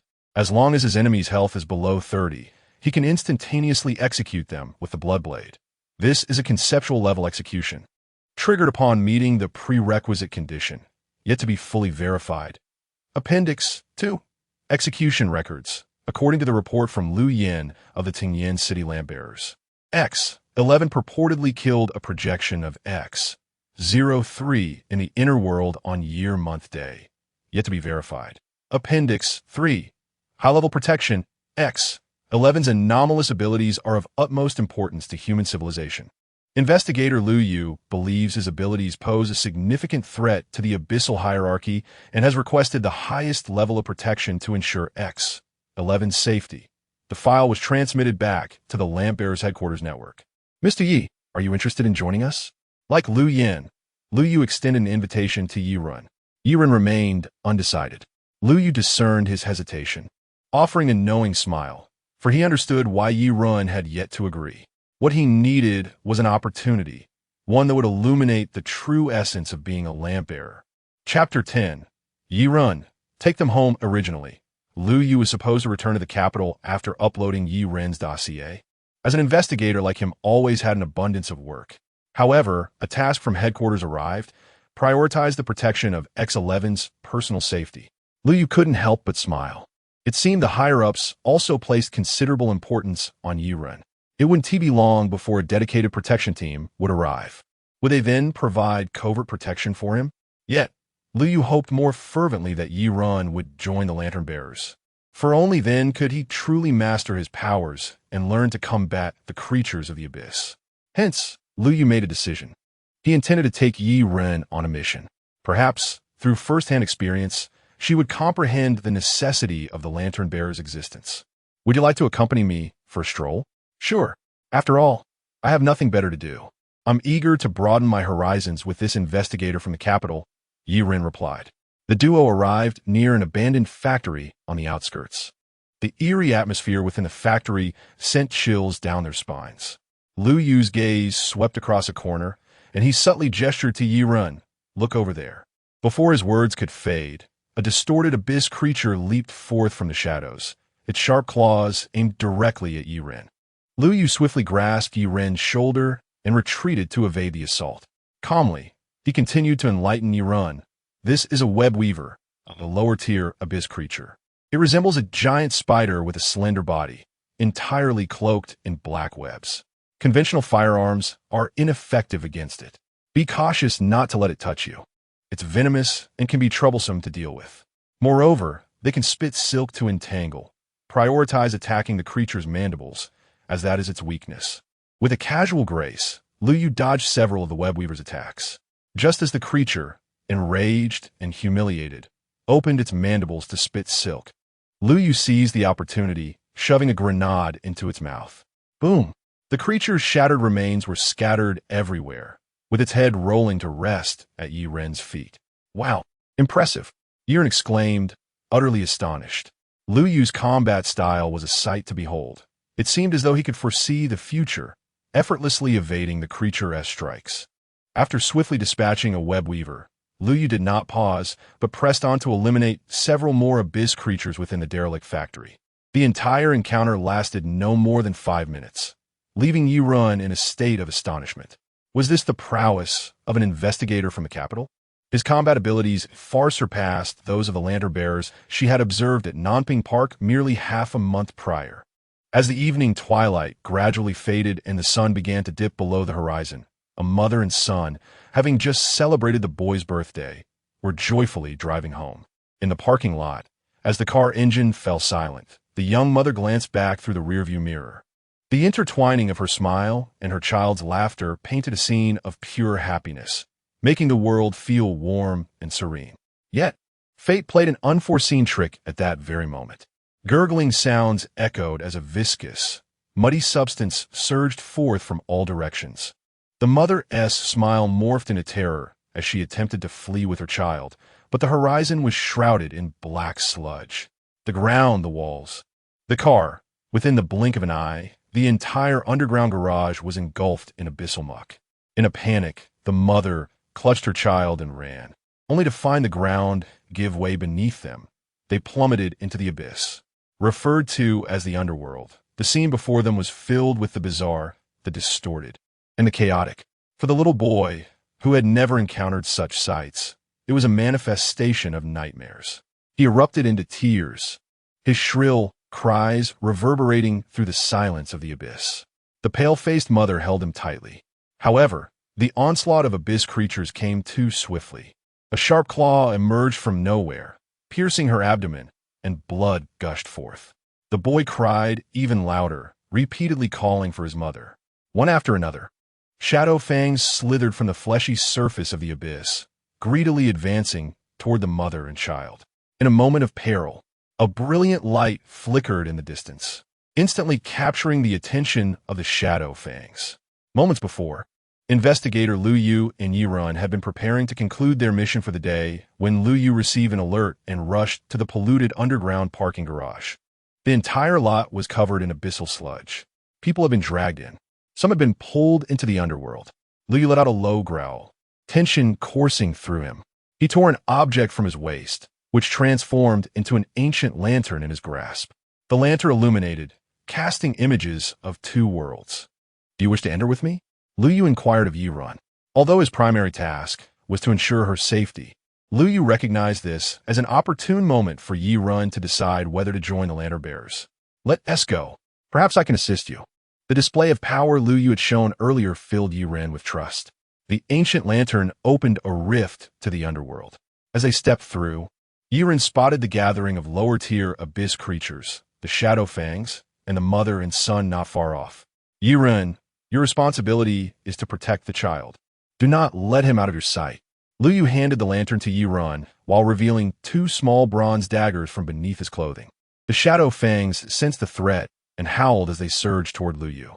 In that instant, Lu Yu showcased his extraordinary combat prowess. He darted among the Shadow Fangs, each swing of his daggers claiming the life of a creature.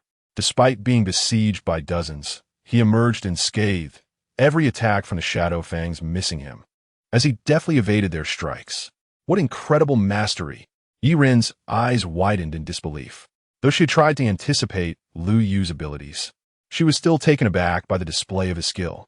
Approximately 5 minutes later, all the Shadow Fangs lay vanquished at Lu Yu's feet, but his condition seemed to falter. I will enter a state of sluggishness for 5 minutes. You must lead them back home. Lu Yu's entire demeanor stiffened, his speech growing increasingly slow, as if time itself were halting around him. Suddenly, Yi Ren understood. His earlier battle had not come without a cost. The light of the lantern was blinding, the rift unfolding before them. Yi Ren supported the mother while leading the crying boy as they stepped through the fissure, returning to the surface world. The mother had lost consciousness, blood pouring from her wound. Yi Ren immediately turned to reach for Lu Yu, but he gritted his teeth and shouted at her call, 120. Save her. The mother's hand, which had been pressing against her abdomen, had loosened at some point, blood pooling around them, sending a shiver down Yi Ren's spine. Chapter 11. When I draw my blade, the abyss trembles. Yi Ren's fingers trembled as he dialed for an ambulance, his heartbeat tumultuously echoing within his chest. Calm, stay calm. First stem the bleeding. Fortunately, the hospital was not far from here. Yi Ren endured the turmoil within, pressing his hands against his mother's abdomen, applying external pressure to halt the bleeding. Due to the calamity of the abyss, ambulances from various hospitals were on standby at all times. Yet, at the moment his mother was lifted onto the ambulance, the chasm to the abyss seemed to sense a summons, the irregular fissures suddenly flashing violently. From that dark, twisted void, an almost invisible transparent entity slowly emerged. Its body appeared to be composed of countless twinkling specks, like a ghost form from the Milky Way in the night sky. But upon closer inspection, what were those specks? They were bloodshot vertical pupils. Phantom, advanced abyssal species, threat level, extremely high. Note, a rare species from the abyss. Cannot be killed by conventional means in normal state. Flee upon sight, do not hesitate. The appearance of the phantom seemed to freeze the air around it, its multitude of eyes resembling black holes, greedily gazing at the surface world. In the blink of an eye, it extended numerous elongated fingers, emanating a chilling blue light. Be careful. Lu Yu observed the phantom, striving to alert Yi Ren, but it was too late. The weeping boy's body, upon contact with the phantom, became a soulless puppet, his gaze turning vacant in an instant. In a heartbeat, he was dragged back into the abyss. Lu Yu, witnessing this horror, felt as though he were mired in quicksand, his movements sluggish. Damn it, this was due to the time pendant he had just used. Time itself was flowing abnormally slow for him, the price of the pendant. Lu Yu took a deep breath, forcing himself to step forward. Each step felt unbearably heavy, as if every inch he moved required immense exertion. He had to save that child. He must save that child. The battle was imminent. Tendrils of icy blue, semi-transparent appendages spread from the possessed boy, lunging towards Lu Yu's eyes, throat, and heart. Though sluggish, Lu Yu's combat instincts remained intact. He narrowly evaded several attacks. Yet the strength of the abyssal creature was overwhelming, and soon his body was riddled with wounds. Damn it! With each dodge, Lu Yu felt time tugging at him. His Chapter 12. Assessment? You are now a national treasure. After a minute or two, Yi Ren confirmed that the ghost had truly departed before finally releasing his grip on the bloodblade. Damn, that scared the life out of me. He collapsed onto the ground, utterly drained, his cold sweat soaking through his clothes. Lu Yu's body also went limp, yet his expression was a blend of amusement and disbelief. Despite his weakness and pain, he managed to give Yiren a thumbs up. Impressive. You really scared it off. Yiren goody mudget. Don't say that. My legs are still shaking. After taking a moment to recover, he propped himself up, his gaze softening as it fell upon the little boy. He extended his hand. Come on, I'll take you home. The young boy had ceased crying, and though still frightened, he mustered the courage to grasp Yiren's hand and trembled as he uttered a thank you. Such a well-mannered child. Due to Lu Yu's severe injuries, Yiren assumed responsibility for wielding the lantern. However, they faced a pressing dilemma. The lantern's fuel was depleted, rendering them unable to reopen the passage to the outside world. Brother, what should we do now? Give me the lantern.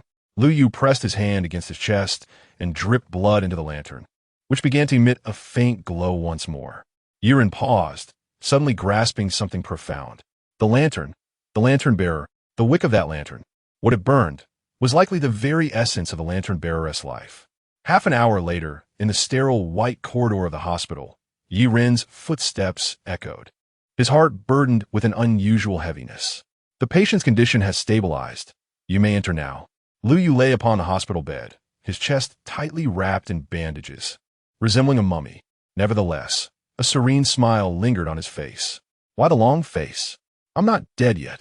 Yiren couldn't muster a smile and retorted, Thank goodness for the doctor's skills. They performed surgery and saved you. I heard that if the wound on your chest had been even slightly off-center, it would have grazed your heart. Soon after, Lu Yan and Jiang Sui rushed to the hospital. Lu Yan's brow was furrowed in concern, while Jiang Sui's eyes brimmed with worry. Their gazes instinctively fell upon Yiren. Mr. Yi, are you all right? Only after confirming his safety did they turn their attention to the bandaged Lu Yu. Lu Yu looked at them, a bitter smile creeping onto his lips, feeling a mix of emotions at their concern. Yiren and Jiang Sui sat by the window, sunlight casting a complex warmth upon his face. I think I've figured it out. After confronting the abyssal ghost alongside Lu Yu, he finally understood the significance of the lantern bearer. The lantern bearers are the glimmers of hope for those lost in the abyss. They're the sole guides capable of leading them home. Jiang Sui's eyes sparkled with realization, her fists instinctively clenching. Yiren continued, I want to join the lantern bearers. I aspire to be the light for others. Whoa, Lu Yu exclaimed, nearly springing from his bed in excitement, only to be restrained by Lu Yan. Don't move. You'll burst your stitches. Yiren grinned at Lu Yu. By the way, isn't it required to join the military first and then undergo selection and assessment to become a lantern bearer? Lu Yu paused. Then his expression transformed into one of amusement. That's the case for others. But who are you? You are not just any anomaly. You are an unprecedented, unique conceptual existence. Given your significance, what need is there for assessment? Lu Yu gestured toward the window. Look. Yiren, puzzled, glanced outside, seeing nothing amiss. Lu Yu continued, his tone nonchalant. Since a few hours ago, a satellite has been set on a new trajectory specifically to ensure you are visible within its range. Yiren, who? Lu Yu pointed to the sky. Do you see the drones? Yiren instinctively shook his head in confusion. Yet he thought he caught a glimpse of faintly flickering lights through the hazy clouds. Lu Yu's tone remained calm. At least 300 drones are on standby, guarding your safety 24 hours a day. Yiren. But that was not all. Lu Yu continued. The entirety of Longwa's medical resources are on standby, ready to provide top-tier treatment at the nearest hospital should you sustain injuries. Furthermore, the capital has dispatched a high-ranking lantern bearer unit, who will be working in shifts to ensure your personal safety. Yiren was left in stunned silence. Such a level of protection was utterly extravagant. No, it is not exaggerated at all. You still do not grasp what you represent to Longwa. No, to all of human civilization, Lu Yu said, his gaze piercing into Yiren's. If the lantern bearers are likened to the glow in the abyssal night, then Yiren is the sole dawn capable of dispersing that darkness. His importance is beyond imagination. Yiren gazed out at the skyline, the tall buildings shimmering with neon lights against the night. After several minutes, he regained his composure. What if I want money or a house? He tentatively inquired.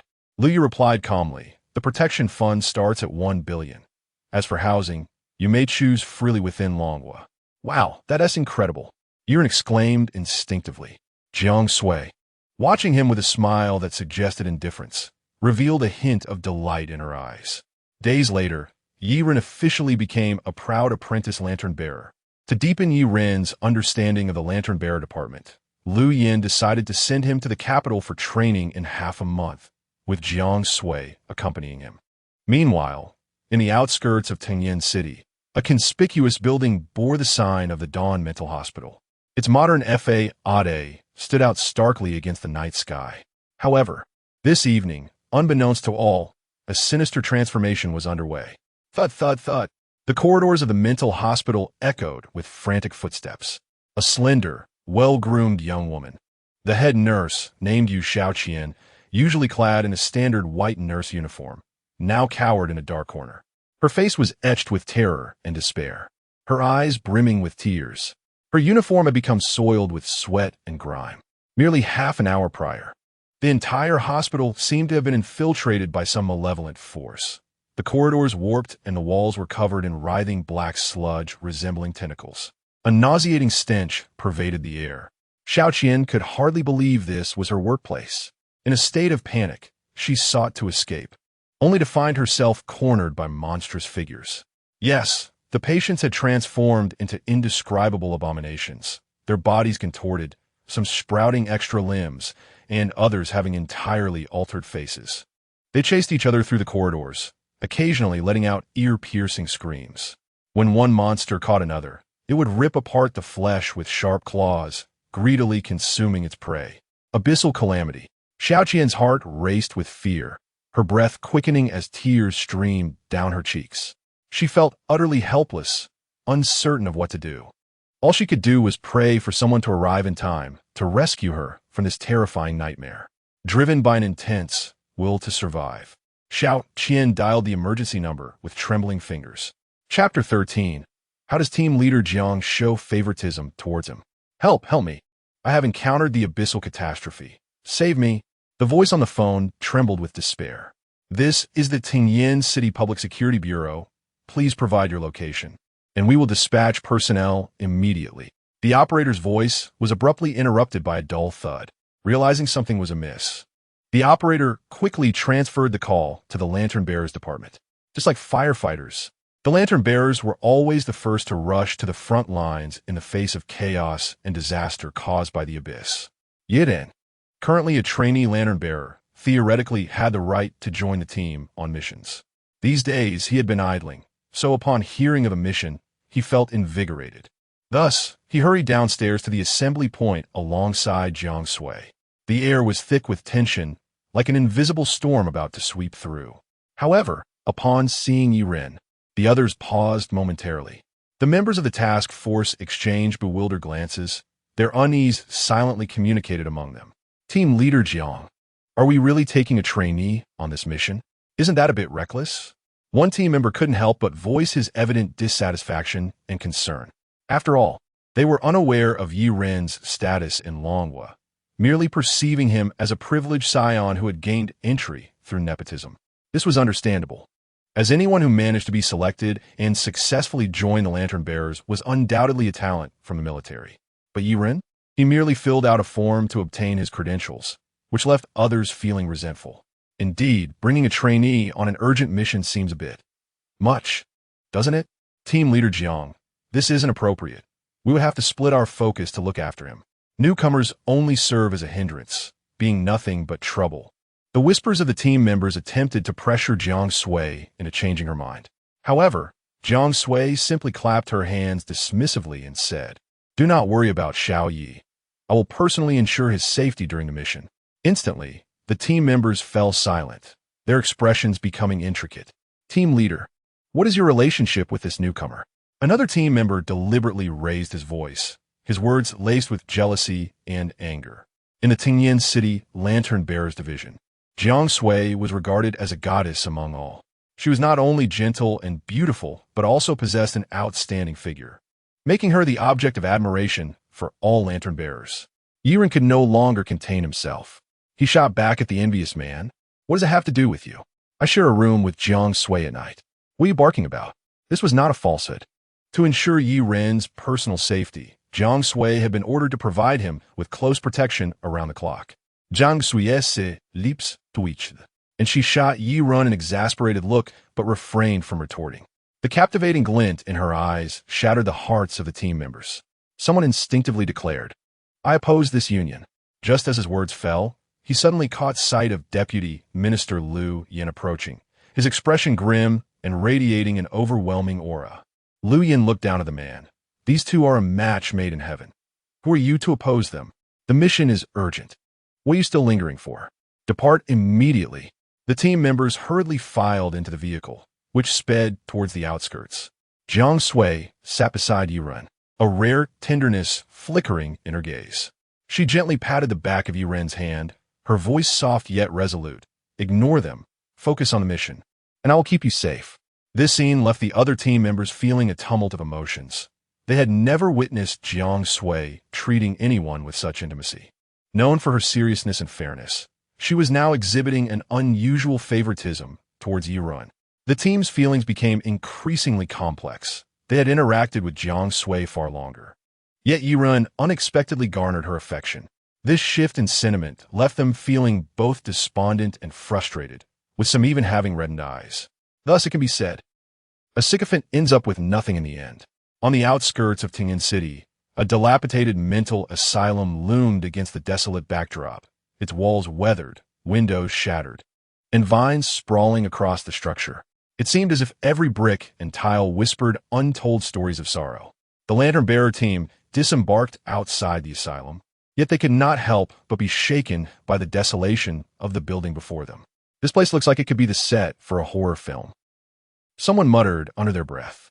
Suddenly, the ground began to tremble. The abyssal sludge surged forth from beneath, wrapping tightly around the asylum. The building emitted ear-piercing creaks as it twisted and contorted, the abyssal sludge relentlessly spreading, ultimately engulfing the entire asylum. What the hell? The onlookers watched in disbelief as the massive asylum was dragged into the inner world by the abyssal sludge. Chaos and terror pervaded the atmosphere, and the lantern-bearers exchanged glances, their hearts racing like a tidal wave. Where the asylum once stood, only lingering abyssal traces remained, sending shivers down everyone's spines. At that moment, one team member produced a compass. Codename, Dangerous Compass. Code, C-191. Description, C-191 appears to be an ordinary toy compass. Its anomalous property lies in the fact that when the holder faces potential danger, the compass needle deviates from true north, pointing towards the general direction of the threat. The angle of deviation correlates directly with the level of danger. The greater the angle, the closer the danger. Note: individuals possessing C-191 may occasionally experience nightmares, but psychological counseling can significantly mitigate the effects.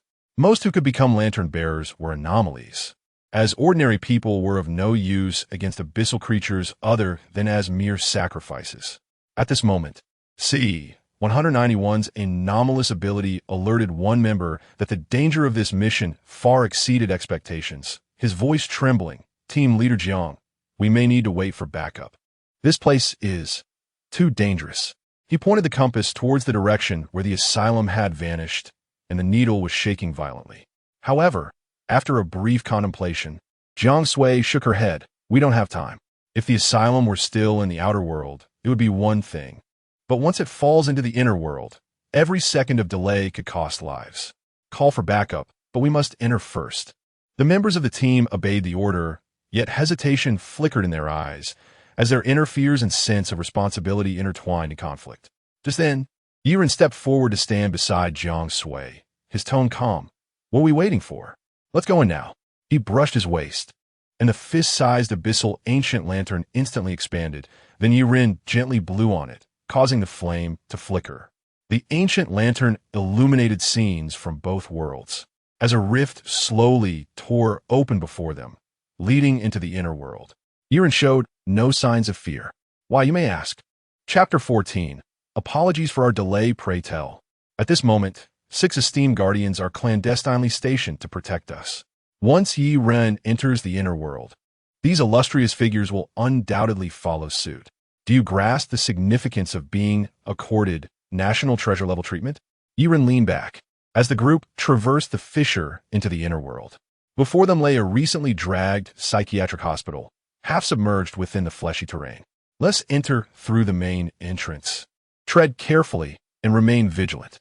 The squad members, clad in red and black combat attire, were fully armed, as conventional weaponry proved ineffective against abyssal entities.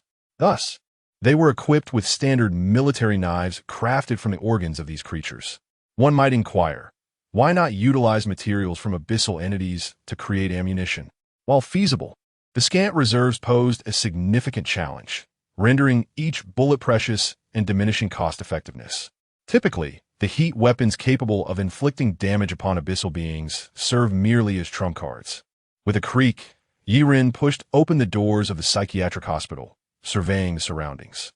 The original corridors and wards had vanished, replaced by a twisted space and writhing flesh walls, the air thick with the unique stench of the abyss.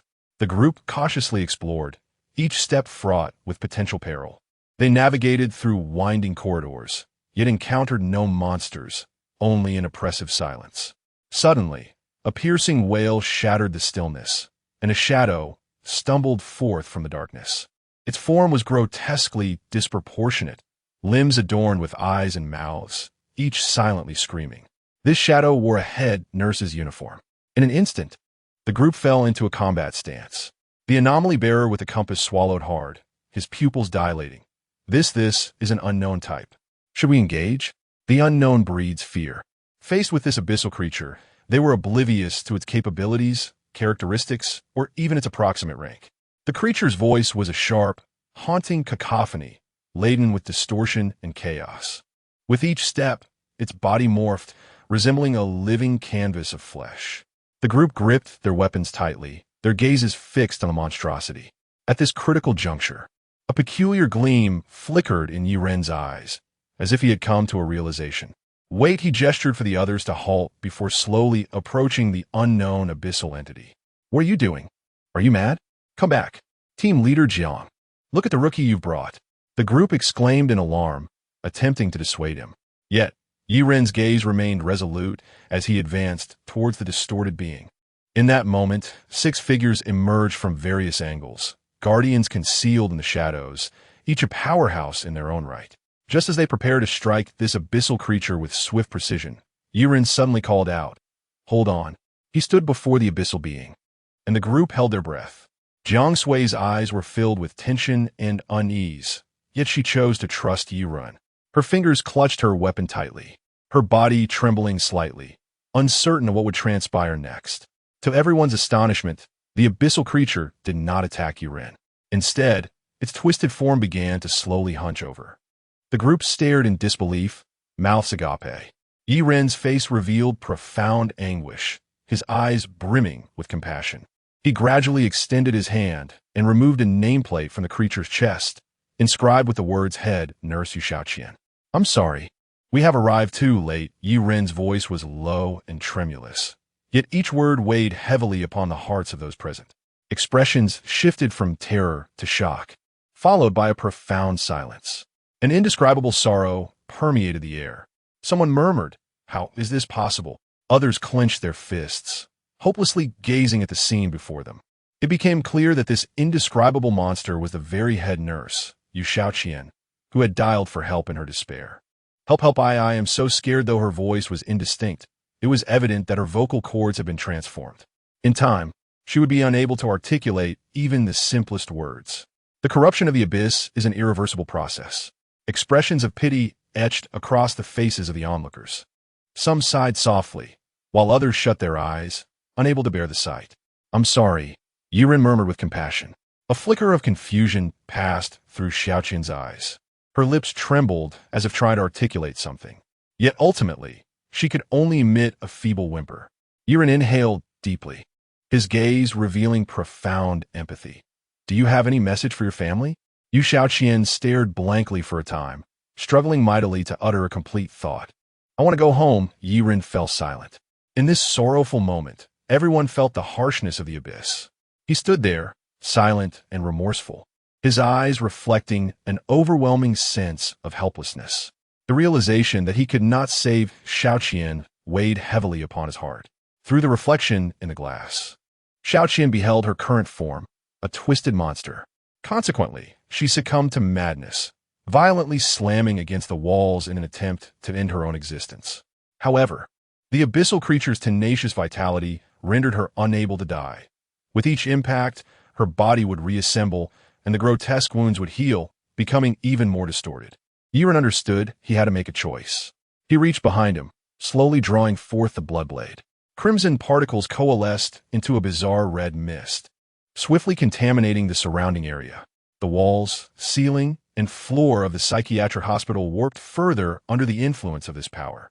The already unstable structural integrity of the walls teetered on the brink of collapse. A profound sense of terror seeped deep into their bones, heralded by the arrival of the bloodblade. The members of the lamp-bearer squad stood frozen, their eyes no longer reflecting the decisiveness and courage of Ur, but rather an all-consuming dread. The air thickened with oppression and unease, with some succumbing to a state of asphyxiation. Jiang Sui grasped the hem of her clothing tightly, her breath coming in ragged, intermittent gasps, each inhalation feeling like an insurmountable challenge. Others succumbed to tears, their despair echoing through the silent corridors. Meanwhile, the 6 esteemed figures lurking in the shadows sensed this uncanny fear. Chapter 15. The enigmatic asylum. They found themselves at a loss for words, unable to articulate the tumult of emotions swirling within them at that moment. These formidable figures, typically composed even in the face of death, now bore expressions etched with shock. Their fingers trembled uncontrollably, hearts pounding like drums, their bodies rendered rigid and immobile. Among them was Wang Pingyan, renowned for his calm demeanor. Yet now beads of cold sweat adorned his brow. He struggled to dispel the paralyzing fear, attempting to muster a roar to bolster his courage. But the sound caught in his throat. Beside him, Yuling Long, an epitome of grace, clutched herself tightly, her legs quaking as if devoid of bones. This fear was pure and overwhelming, rendering all present utterly powerless. Only Yiren remained oblivious. He approached Xiaoqian, positioning the blood blade against the neck of the once gentle head nurse, now transformed into a writhing monstrosity. In a hushed tone, he uttered, "I'm sorry." The blade sliced through the air, tracing a crimson arc, severing Xiaoqian's head from her body. In that instant, it felt as though the entire world had come to a standstill. Her form convulsed on the ground before falling still. Yiren withdrew the blood blade. Sorrow etched upon his face. He had liberated the tormented nurse Xiaoqian, leaving the members of his team with complex expressions. The previous discontent towards him had morphed into reverence. None dared to bark at him any longer. The 6 hidden figures in the shadows whispered among themselves, astonished by the aura Yiren had unleashed upon drawing the blood blade, a power that rendered them rigid with trepidation. Was this what it meant to attain a conceptual level? The leaders, who had once harbored doubts about Yiren's dossier, were now filled with unwavering faith. As Yiren and his companions delved deeper into the asylum, the atmosphere grew increasingly warped. The walls bore witness to indescribable chaos. Human flesh melded with metal, eyes embedded in pulsating tissues, mouths screaming in silence. Each grotesque being from the abyss defied logic, a nightmarish amalgamation of reality and fantasy fused with the fleshy walls. Yiren and Jiang Sui led the way with deliberate steps, while the others followed closely, their footsteps echoing in the decaying corridors, faces growing ever paler. Drawing closer, Yiren whispered, "Stay away from the walls." The group nodded, their gazes sweeping the shadows in the corners. Suddenly, a rusted wheelchair obstructed the corridor. On the armrest, a child's drawing was affixed, and on the floor lay a family portrait. Behind the wheelchair, Yiren discovered a survivor, a frail old man curled up in a ball. His gaze was vacant, skin taut against bone, mumbling incoherently as he clutched 2 unwrapped fruit candies tightly in his hands. "Help!" Jiang Sui's pupils dilated, and she quickly beckoned the others to assist the old man. He was on the brink of mental collapse, huddled in the wheelchair, muttering unintelligibly. In a fleeting moment, he seemed to regain some clarity. "Save me," He rasped, pleading, please, save me. Yiren's heart constricted. Jiang Sui retrieved a syringe of tranquilizer from her bag. Rest for a moment. We will take you home, she assured softly, administering the injection. Xiao Lu, you take him outside. The rest of us will continue searching for survivors. A pale young man, clearly on the verge of losing his sanity, stepped forward, igniting an abyssal lamp as he pushed the wheelchair-bound elder back to the surface world. The remaining members felt a heavy weight in their hearts. The longer one remained in the inner world, the more severe the corruption they endured, a phenomenon intricately tied to one's will. Those with stronger wills could endure longer. Conversely, the weak succumbed more swiftly. After a thorough search, Yiren miraculously rescued several survivors. They were fortunate, having endured varying degrees of corruption, yet they were still alive. Just then, Yiren's right eyelid twitched violently. As the saying goes, left eye twitches for wealth, right eye twitches. Such superstitions were absurd. He abruptly turned to look behind him. There stood a dilapidated room, its door tightly shut, seemingly forgotten in the corner. The others unconsciously overlooked it. But Yiren keenly sensed something amiss. Have we checked that place? What? Jiang Sui furrowed her brow. Did you all notice that room? Yiren inquired. Which one? The group halted, their breaths seemingly suspended for a moment. They realized that, apart from Yiren, everyone had instinctively ignored the room, despite its conspicuous presence. Jiang Sui's eyes flickered, her voice low and laden with unease. She remarked, something is not right. That room possesses an anomalous effect, capable of obscuring our perception. It diminishes its own presence. Only Yiren, a conceptual source of contamination himself, could disregard the room's aberrant influence. Shall we investigate? Yiren proposed. Jiang Sui nodded. A room capable of rendering others forgetful was indeed an ideal repository for secrets. The group gathered before the seemingly decrepit door, attempting to pry it open. Yet, no matter how they tried to force the lock, the door remained impervious. They struck, slammed, and even fired bullets, but the entrance remained steadfastly closed. It won't budge. Captain Jiang, one team member gasped, wiping the sweat from his brow. The group's expressions turned awkward and disheartened. The door seemed utterly unbound by the laws of physics, defying all efforts to open it. At that moment, Yiren stepped forward. Allow me to give it a try. The team instinctively took a step back, granting Yiren space. As he reached behind him to grasp the blood blade, a deep, resonant sound emanated from behind the door. Instantly, the door appeared to open of its own accord.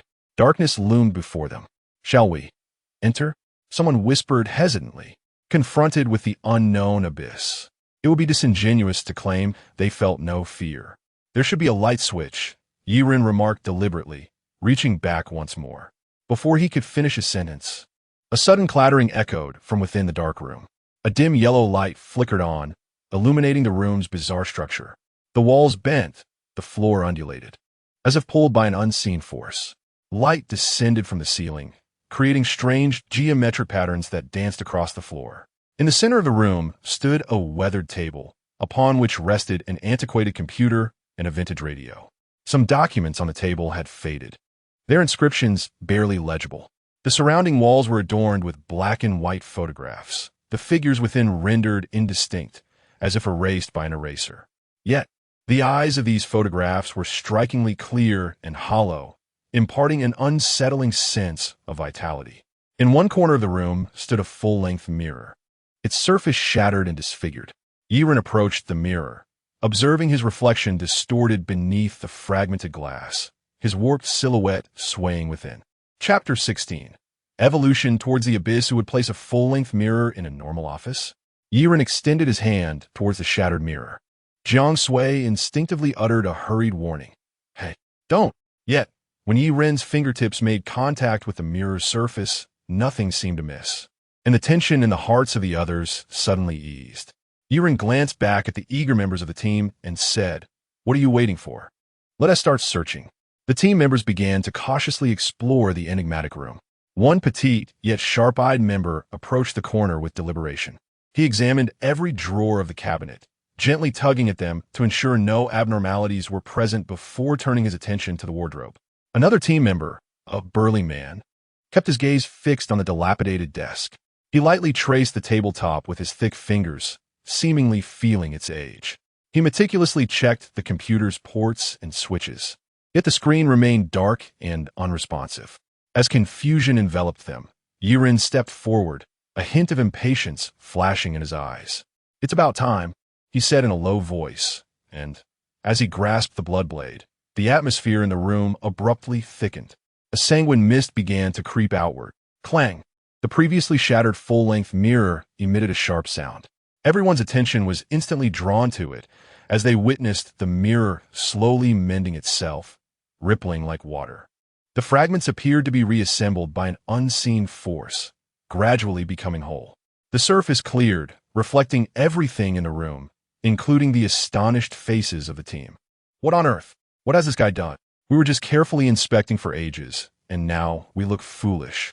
In the mirror, the eyes of the black and white photographs seemed to come alive, their hollow pupils glimmering with an eerie light. Meanwhile, the old computer suddenly flickered to life, displaying blurred files on its screen. "Why can't I see clearly? Switch it to 4K at 244 Hz. Yiren approached the mirror with a disdainful expression. As he drew closer, the ripples in the mirror became increasingly pronounced, as if something was about to break through the fragile surface. An indescribable pressure enveloped everyone in the room, their heartbeats quickening, palms sweating. "Jiang Sui, open her mouth, be careful." Just then, the ripples in the mirror abruptly ceased, restoring calm. However, the scene within had transformed completely, now displaying the highest definition as Yiren had requested. The mirror's surface resembled a window, through which the group glimpsed the past of the mental institution. At first, the images depicted the daily life of the hospital, with doctors and nurses bustling about, and patients wandering in the corridors. But soon, this veneer of tranquility was torn away, revealing the dark underbelly hidden beneath. The figure of the director, wearing a mask and glasses, emerged in the scene. Clad in a crisp white coat, his gaze behind the glasses was cold and detached. He led a group of patients, their eyes vacant, shuffling as if they were soulless puppets. The director brought them into a dimly lit experimental room, thick with an ominous atmosphere, where an unknown liquid dripped from the walls, and a nauseating odor pervaded the air. The inner world, Jiang Sui murmured, her pupils constricting in realization that the director was leading the patients into the inner world. The experiment commenced. The director's methods were merciless and precise. He bound the patients to the cold operating table, initiating inhumane experiments. Injecting a black liquid into their bodies, it moved like a living entity through their veins, eroding their flesh. The faces of the patients quickly contorted with extreme agony as their bodies writhed in their restraints, unable to escape the director's control. As time elapsed, their forms began to transform. Muscles bulged, skin turned coarse, and their eyes lost the spark of humanity, replaced by an abyssal darkness. The director showed no sign of compassion, coldly recording data as he observed the patient's transformations, seemingly searching for something, studying whether the twisted will of the mentally ill could undergo a grotesque mutation due to the abyss's influence. The patient's resistance waned, their consciousness gradually blurring under the abyss's corrosive grasp. Gurgling sounds echoed. The humans on the operating table vanished, replaced by grotesque, distorted creatures of the abyss. The onlookers before the mirror bore witness to this horror, their faces pale, bodies trembling. Who could believe that beneath the surface of this mental institution lay such terrifying darkness? Moreover, this institution operated brazenly in the outside world. Damn it, someone couldn't help but curse, their indignation boiling over as they could no longer bear to watch the torment inflicted upon those patients. Yiren's expression darkened like ink. As a normal person, one endowed with empathy and compassion, he fell hardened, his fists clenched tightly. The scenes in the mirror did not cease. The director's voice emerged, calm and detached. Like a machine, his voice resonated through the mirror, clearly reaching every ear.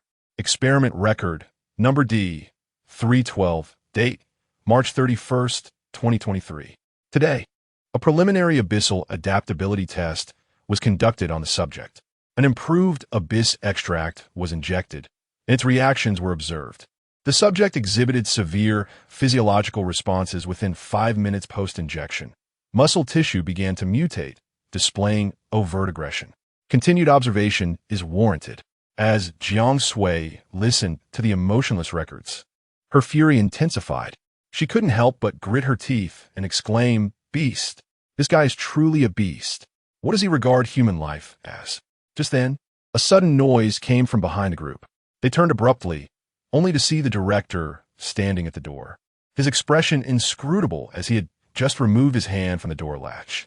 Bang! The moment the door slammed shut, the entire wall began to writhe, and the once dilapidated door vanished without a trace. "We are trapped inside." An ominous premonition spread among them. Outside the room, the director extracted a fleshy eyeball from the wall, glistening with a grotesque texture unique to living flesh under the dim light. He began to record with a chilling indifference, his voice still calm and robotic. Experiment record, number C01, date, April 1st, 2024. Today, a new observation subject was introduced, namely the so-called lamp bearer team. Formal experimentation has commenced, and continuous observation is underway. Within the room, numerous eyeballs emerge from the walls, simultaneously echoing the director's earlier recorded voice. What the hell? Yiren suddenly realized that this might be a trap. The director had deliberately lured them here for his grotesque experiments. "Once I escape, I will scatter your ashes," Yiren threatened, glaring at the eyeballs. The director remained silent for a moment, his gaze devoid of any emotional fluctuation, before calmly stating, "The path to truth is fraught with twists and turns, and you are but the necessary sacrifices along this journey." Chapter 17. The Abyss of Corruption and Monstrosity. Do you truly believe in me? Yiren, transformed into a furious figure reminiscent of the denizens of Zuan, vented his wrath upon the multitude of eyes adorning the wall, hurling a chair at them with ferocity. The chair struck with a resounding crash, causing a cascade of viscous fluid to erupt from the shattered ocular orbs. Outside, the director observed the chaos with an air of indifference, unaware that within this band of lantern bearers, Yiren had unwittingly summoned 6 formidable figures hidden in the shadows, each possessing the power to obliterate him with ease. After a moment's contemplation, Wang Ping'an declared, "We cannot afford any risks. Eliminate him and rescue that boy."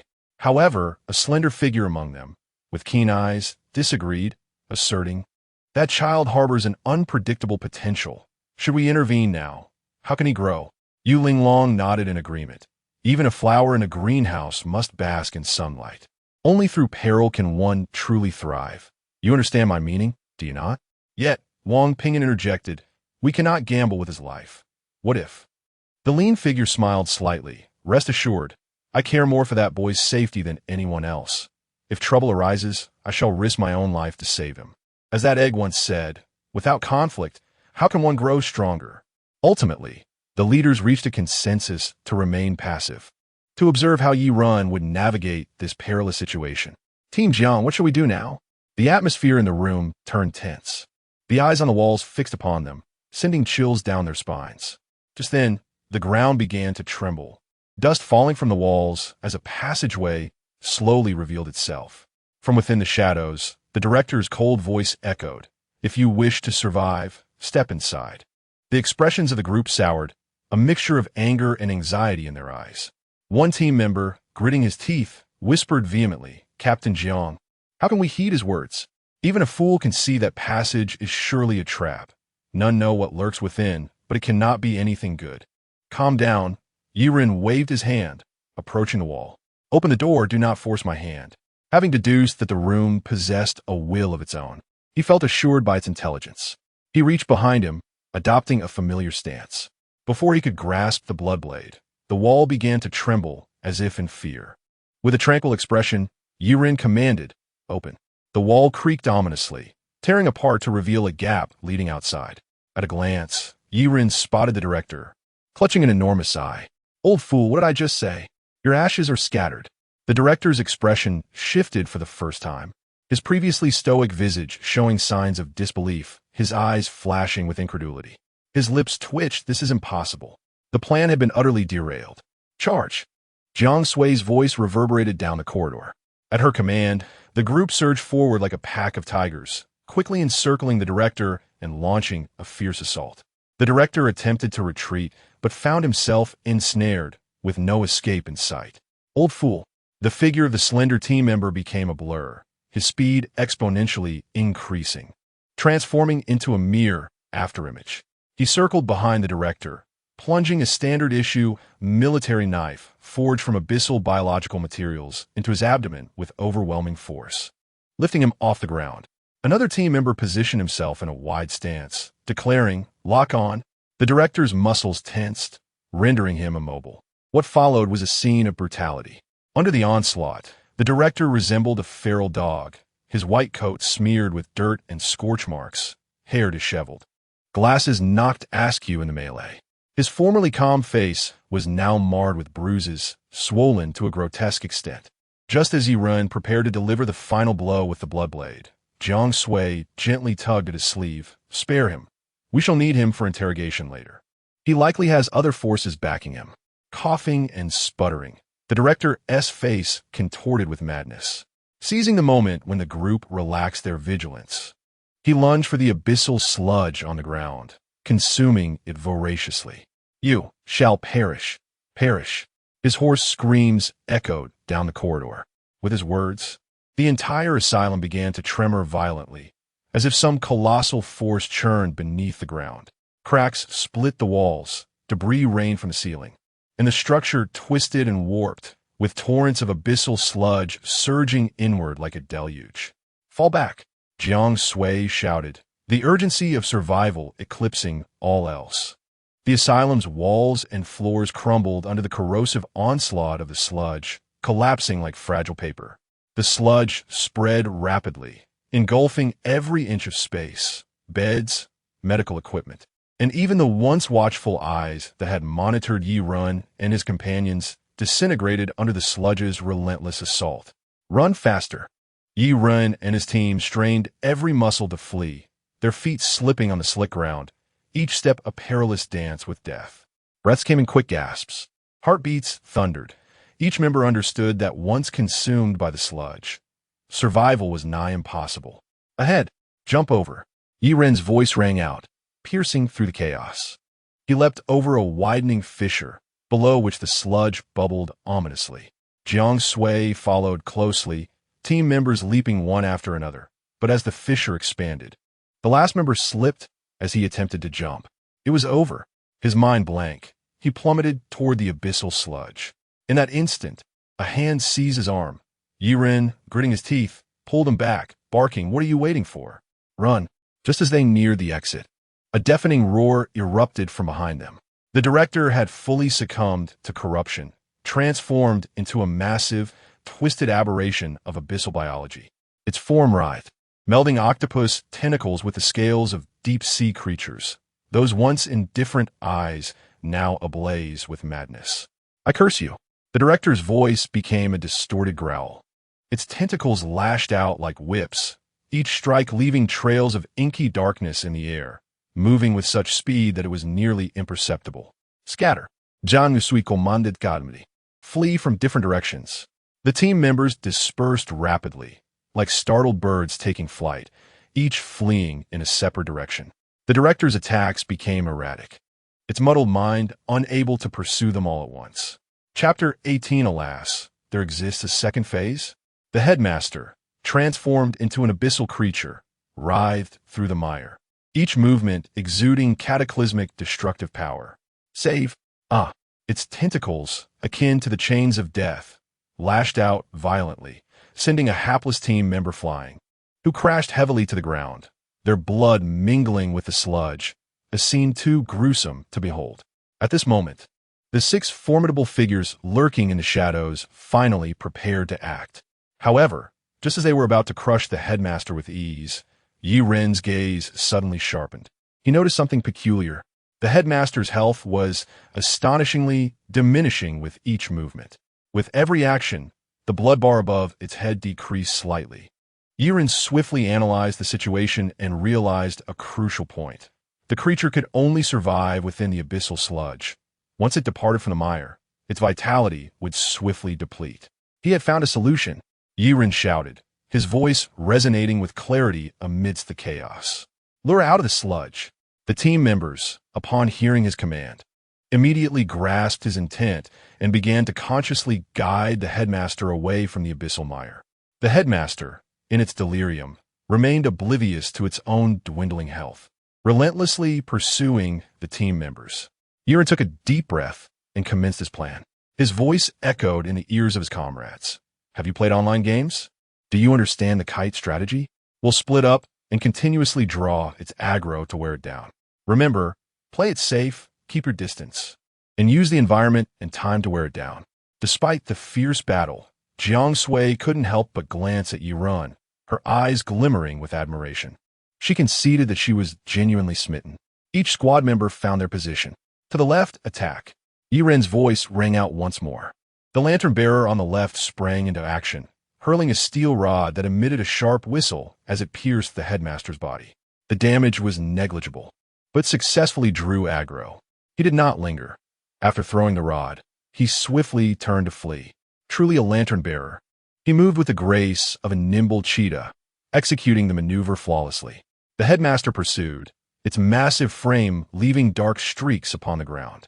To the right, relay. Yiren's voice resounded again. The right side member was ready. Just as the headmaster was about to reach him, he leapt from concealment and hurled a grenade. A thunderous explosion ensued. The headmaster's head jolted from the blast. Although the damage was still negligible, its fury intensified. The headmaster shifted its direction, lunging toward the right side member. "Prepare at the back. Prepare on the left. Prepare in front." Yiren's voice resonated like the beat of war drums, guiding the actions of his teammates. They responded swiftly, perfectly timing their assaults on the headmaster. Molotov cocktails, grenades, and other projectiles flew in a relentless barrage of provocation and attack, driving the headmaster into a frenzy. Correspondingly, its health continued to decline, and its movements grew increasingly clumsy and sluggish. The morale of the team soared. "Incredible. We have a chance. You're amazing, brother. Your command surpasses even Team Jiang." "Team Jiang, I love you. Newcomer brother, I love you too." The 6 formidable figures in the shadows observed quietly, their expressions filled with admiration. This young man seemed to possess an aura of a protagonist. Had he not just recently joined the Lantern Bearers? Some individuals are simply destined for this line of work. At the moment the headmaster's health reached half, its body began to contort and morph violently. Yiren's pupils constricted at the sight, a sense of foreboding creeping into his heart. The headmaster's nearly 10-meter-long body, a grotesque blend of a giant octopus and deep-sea fish, began to turn translucent, revealing the writhing tissues and blood vessels within. These vessels slithered like living serpents throughout its form. Its tentacles fused together, forming even more bizarre appendages, from which serrated orifices extended. With the emergence of its second form, numerous eyes of varying sizes sprouted across the headmaster's body, each glimmering with an eerie red light. Each team member who beheld its eyes displayed expressions of terror, their movements freezing in dread. Not good. It's mental contamination. Jiang Sui immediately reacted, her face etched with anxiety and urgency. Yiren's eyes widened. "Don't be afraid. I'm here." Just as he prepared to draw his blood blade, Jiang Sui hastily intervened. "Wait. If you draw your weapon, we will all be immobilized." The headmaster's mental contamination merely instills fear. Your blade, however, would cause the entire team to kneel. Gurgling. The headmaster's second phase began secreting an acidic substance from its skin, a viscous liquid that emitted a nauseating odor. As its tentacles flailed, these acidic secretions shot towards the team members like cannonballs. Those afflicted by mental contamination had to dodge frantically, but the coverage of the acidic substance was vast, and some members were inadvertently splashed. They immediately emitted sharp hisses as their clothing corroded and skin burned, followed by anguished groans. "Damn, this feels like battling a boss." Yiren's expression turned grave. One team member collapsed under the onslaught of the acidic secretion, their body grotesquely corroded, writhing in agony on the ground. Witnessing this, the fear and anger among the remaining team members intensified. In this dire moment, Yiren's eyes suddenly narrowed. He had spotted a flaw in the creature. Each time it secreted the acidic substance, its body briefly exposed a vulnerable orifice. Yiren immediately signaled to his teammates, "Concentrate fire on its vulnerable mouth." The team's focused assault was effective, but it merely delayed the inevitable. They were still unable to overcome the creature. The stamina of the team members was nearing its limit, yet the headmaster's health still had not reached Yiren's execution threshold. At that moment, Yiren noticed something stirring in the shadows in the distance. A bold plan flashed through his mind. He turned to Jiang Sui and whispered, "I'll draw it away," leading it into the territory of other abyssal creatures, letting them fight amongst themselves, just like those two beasts we saw last time. "You all take the chance to retreat, and I'll find a way to escape." "No, that is too dangerous." Jiang Sui instinctively refused, nearly erupting with anger. Yiren grinned, "Don't worry, I won't perish. You'll go first, I'll follow." The other team members, already at their limits or grievously injured, wore complex expressions, their eyes misting as they looked at Yiren. Chapter 19. Am I in the wrong script?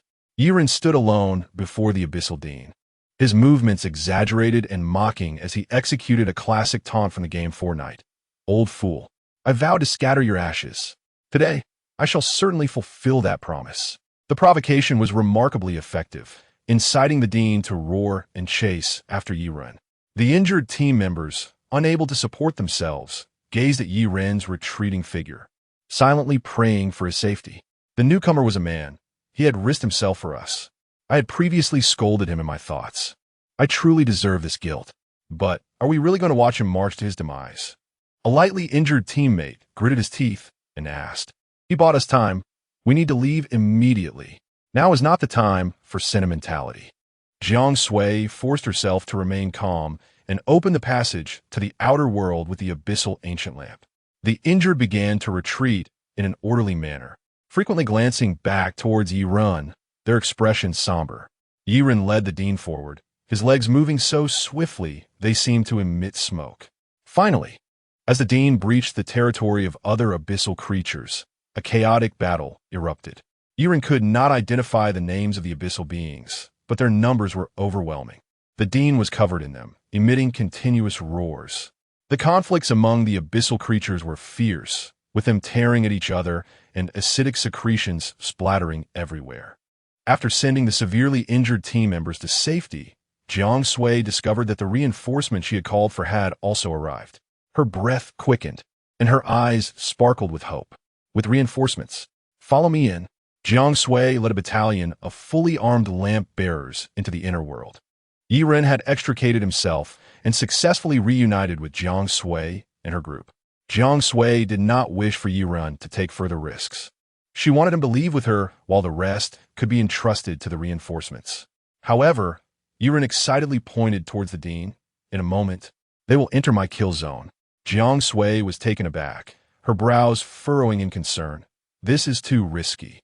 Yet Yiren deliberately raised his voice, cheerfully exclaiming, "Don't be afraid.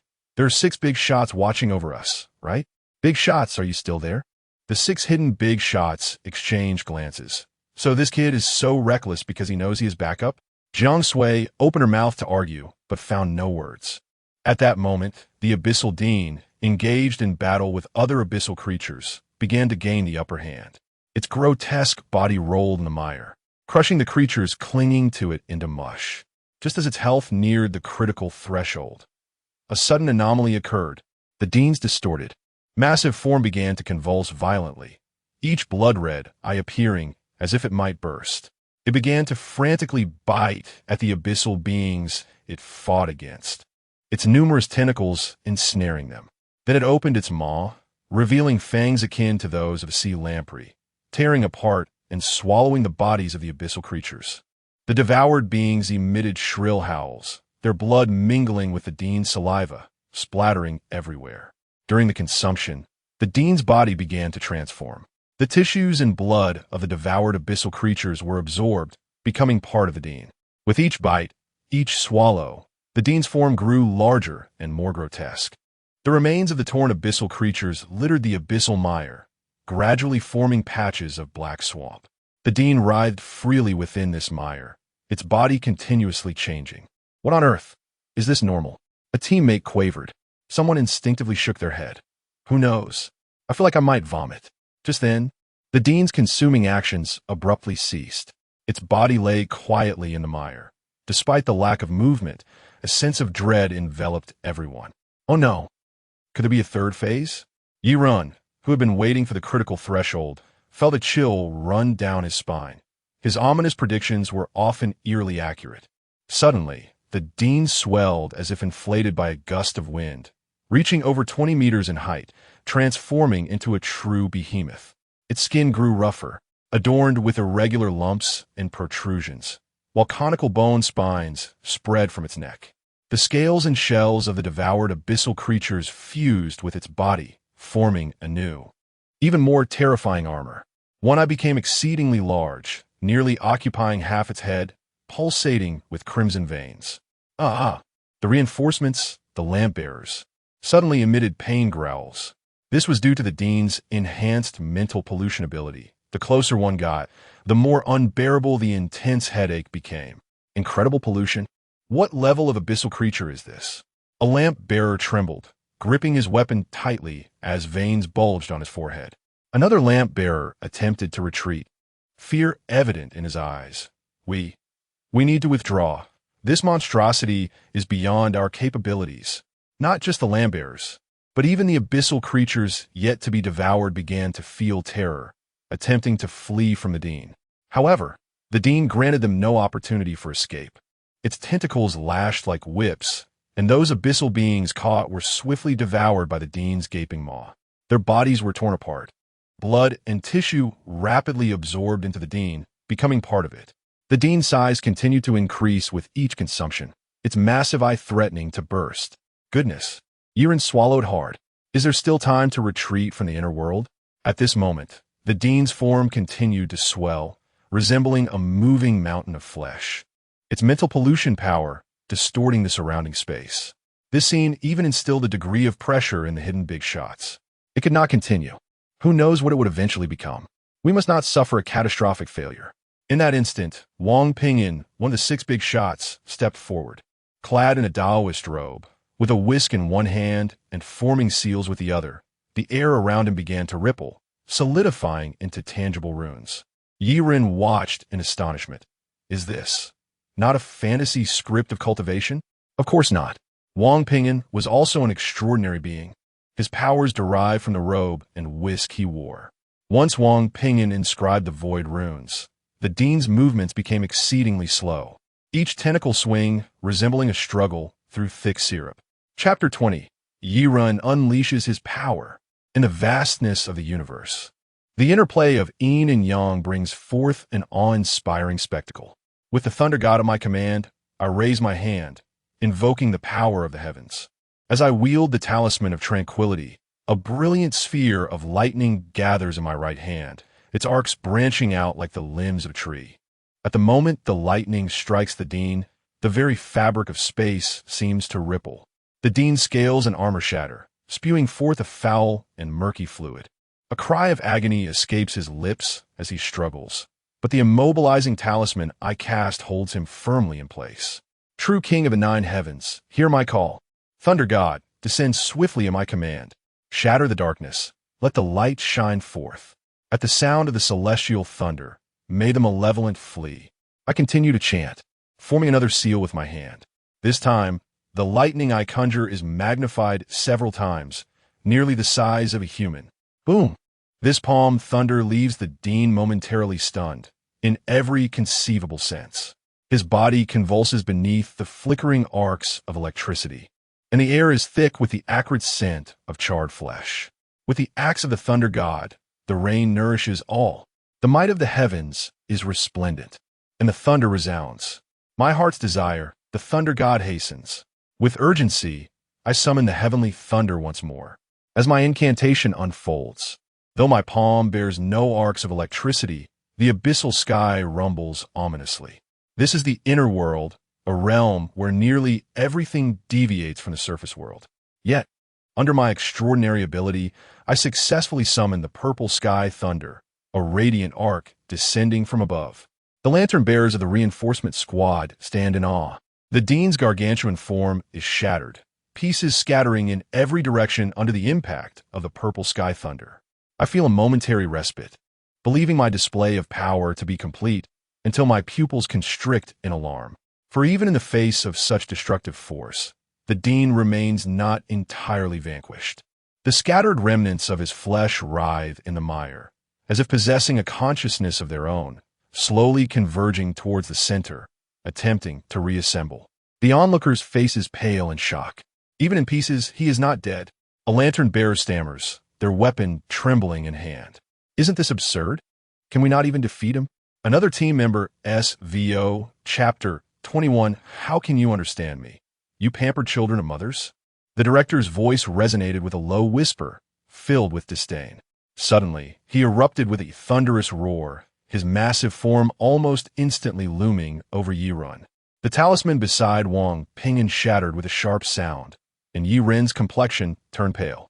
Fortunately, a faint pink light shot forth from the shadows, striking just as the director and Yi-Ren were nearly face-to-face, under half a meter apart.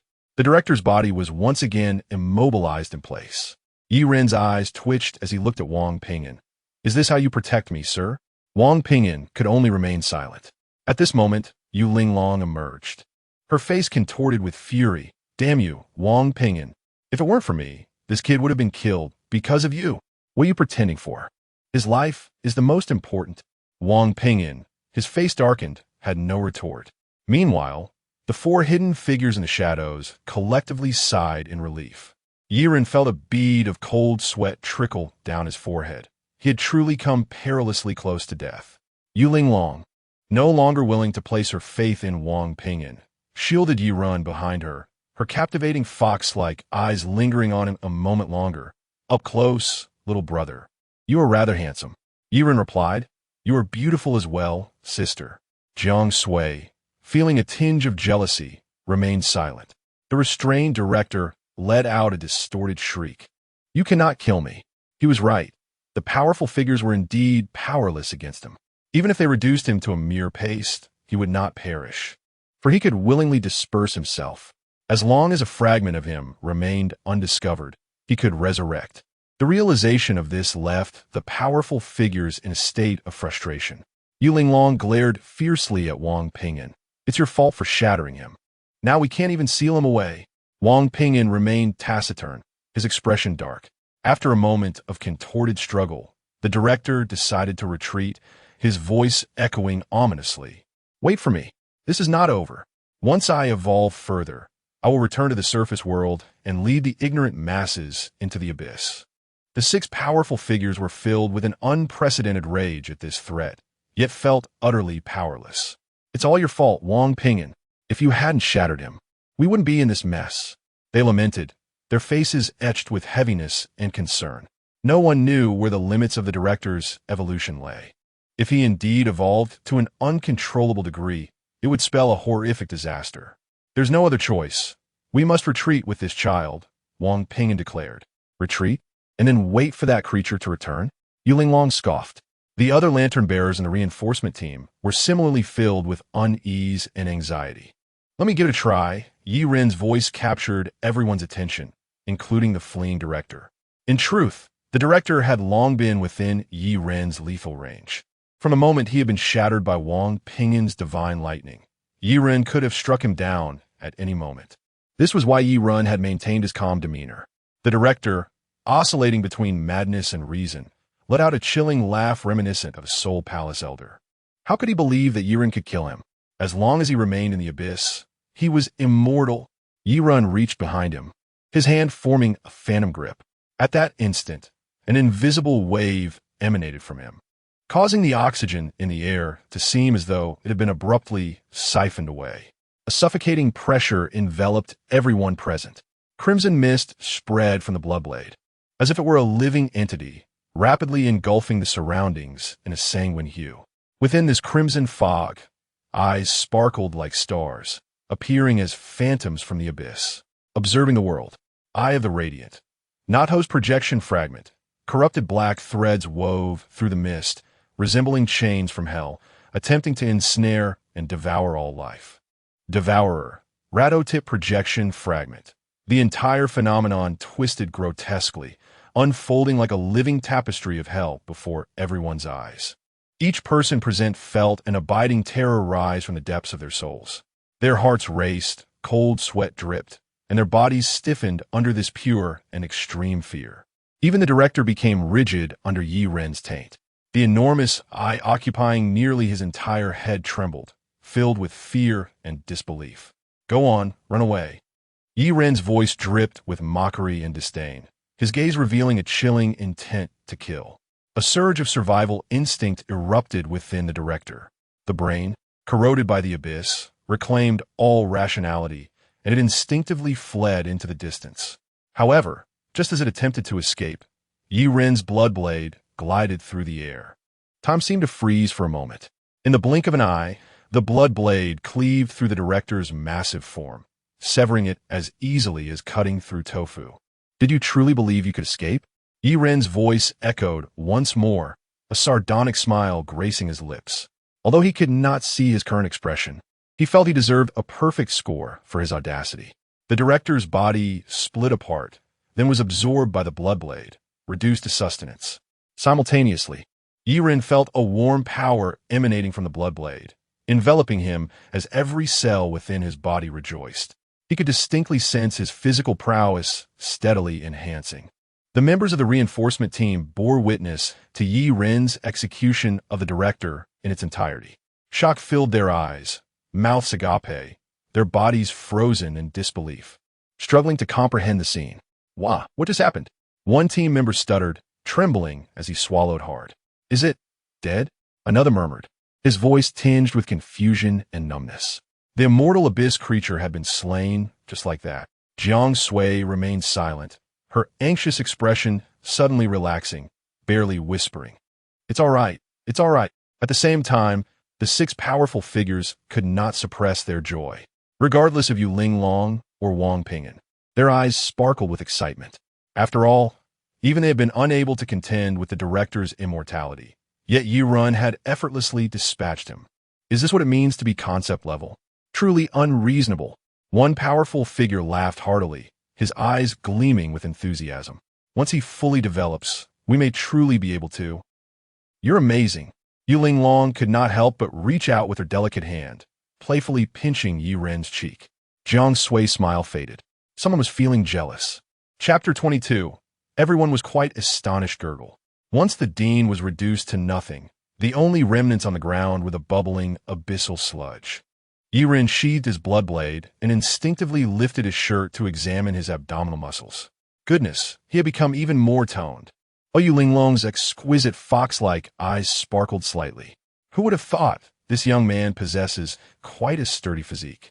Auntie is here to check if your development is normal. Jiang Sui, with a stoic expression, pressed down Yi Ren's hand, pulling his shirt back down. Simultaneously, she flashed a harmless, innocent smile at Yu Linglong, saying, "Senior, please conduct yourself with decorum." Yu Linglong covered her mouth, laughing with a tinkling sound. "Speaking of which, should we be heading back now?" Yi Ren felt for the abyssal ancient lamp at his waist, which instantly expanded to a toy size, emitting a gentle glow. The vistas of two worlds were projected in the light, revealing an irregular fissure before Yi Ren. He and Jiang Sui returned to the surface world. However, the reinforcements, the lamp bearers, turned towards the now collapsed mental hospital. Zhang Chong, an unassuming member of the reinforcement team, always appeared simple-minded, his speech tinged with rusticity. Yet, throughout previous missions, he had proven to be a reliable ally. He followed the team into the dilapidated mental hospital. That guy felt oddly familiar, don't you think? Zhang Chong began chatting with his teammates as they explored. Familiar indeed, as he just joined our department a couple of days ago, teammate Li Gang remarked, shrugging with a complex expression. Really? Are today's apprentices that formidable? Wang Li interjected, her eyes sparkling, a hint of blush on her cheeks. If not for Captain Zhang's presence, I would have asked for his WeChat directly. Oh dear, this young man exudes such a sense of security. Wipe that infatuated look off your face. Another team member chimed in, disdain evident. With his capabilities, there is no way we ordinary folks can compare. He'll probably rise through the ranks soon. Is that true? Isn't that against the rules? Zhang Chang's eyes widened. It's not easy for a lamp bearer to achieve promotion. Those with talent are simply different. Li Gang shook his head.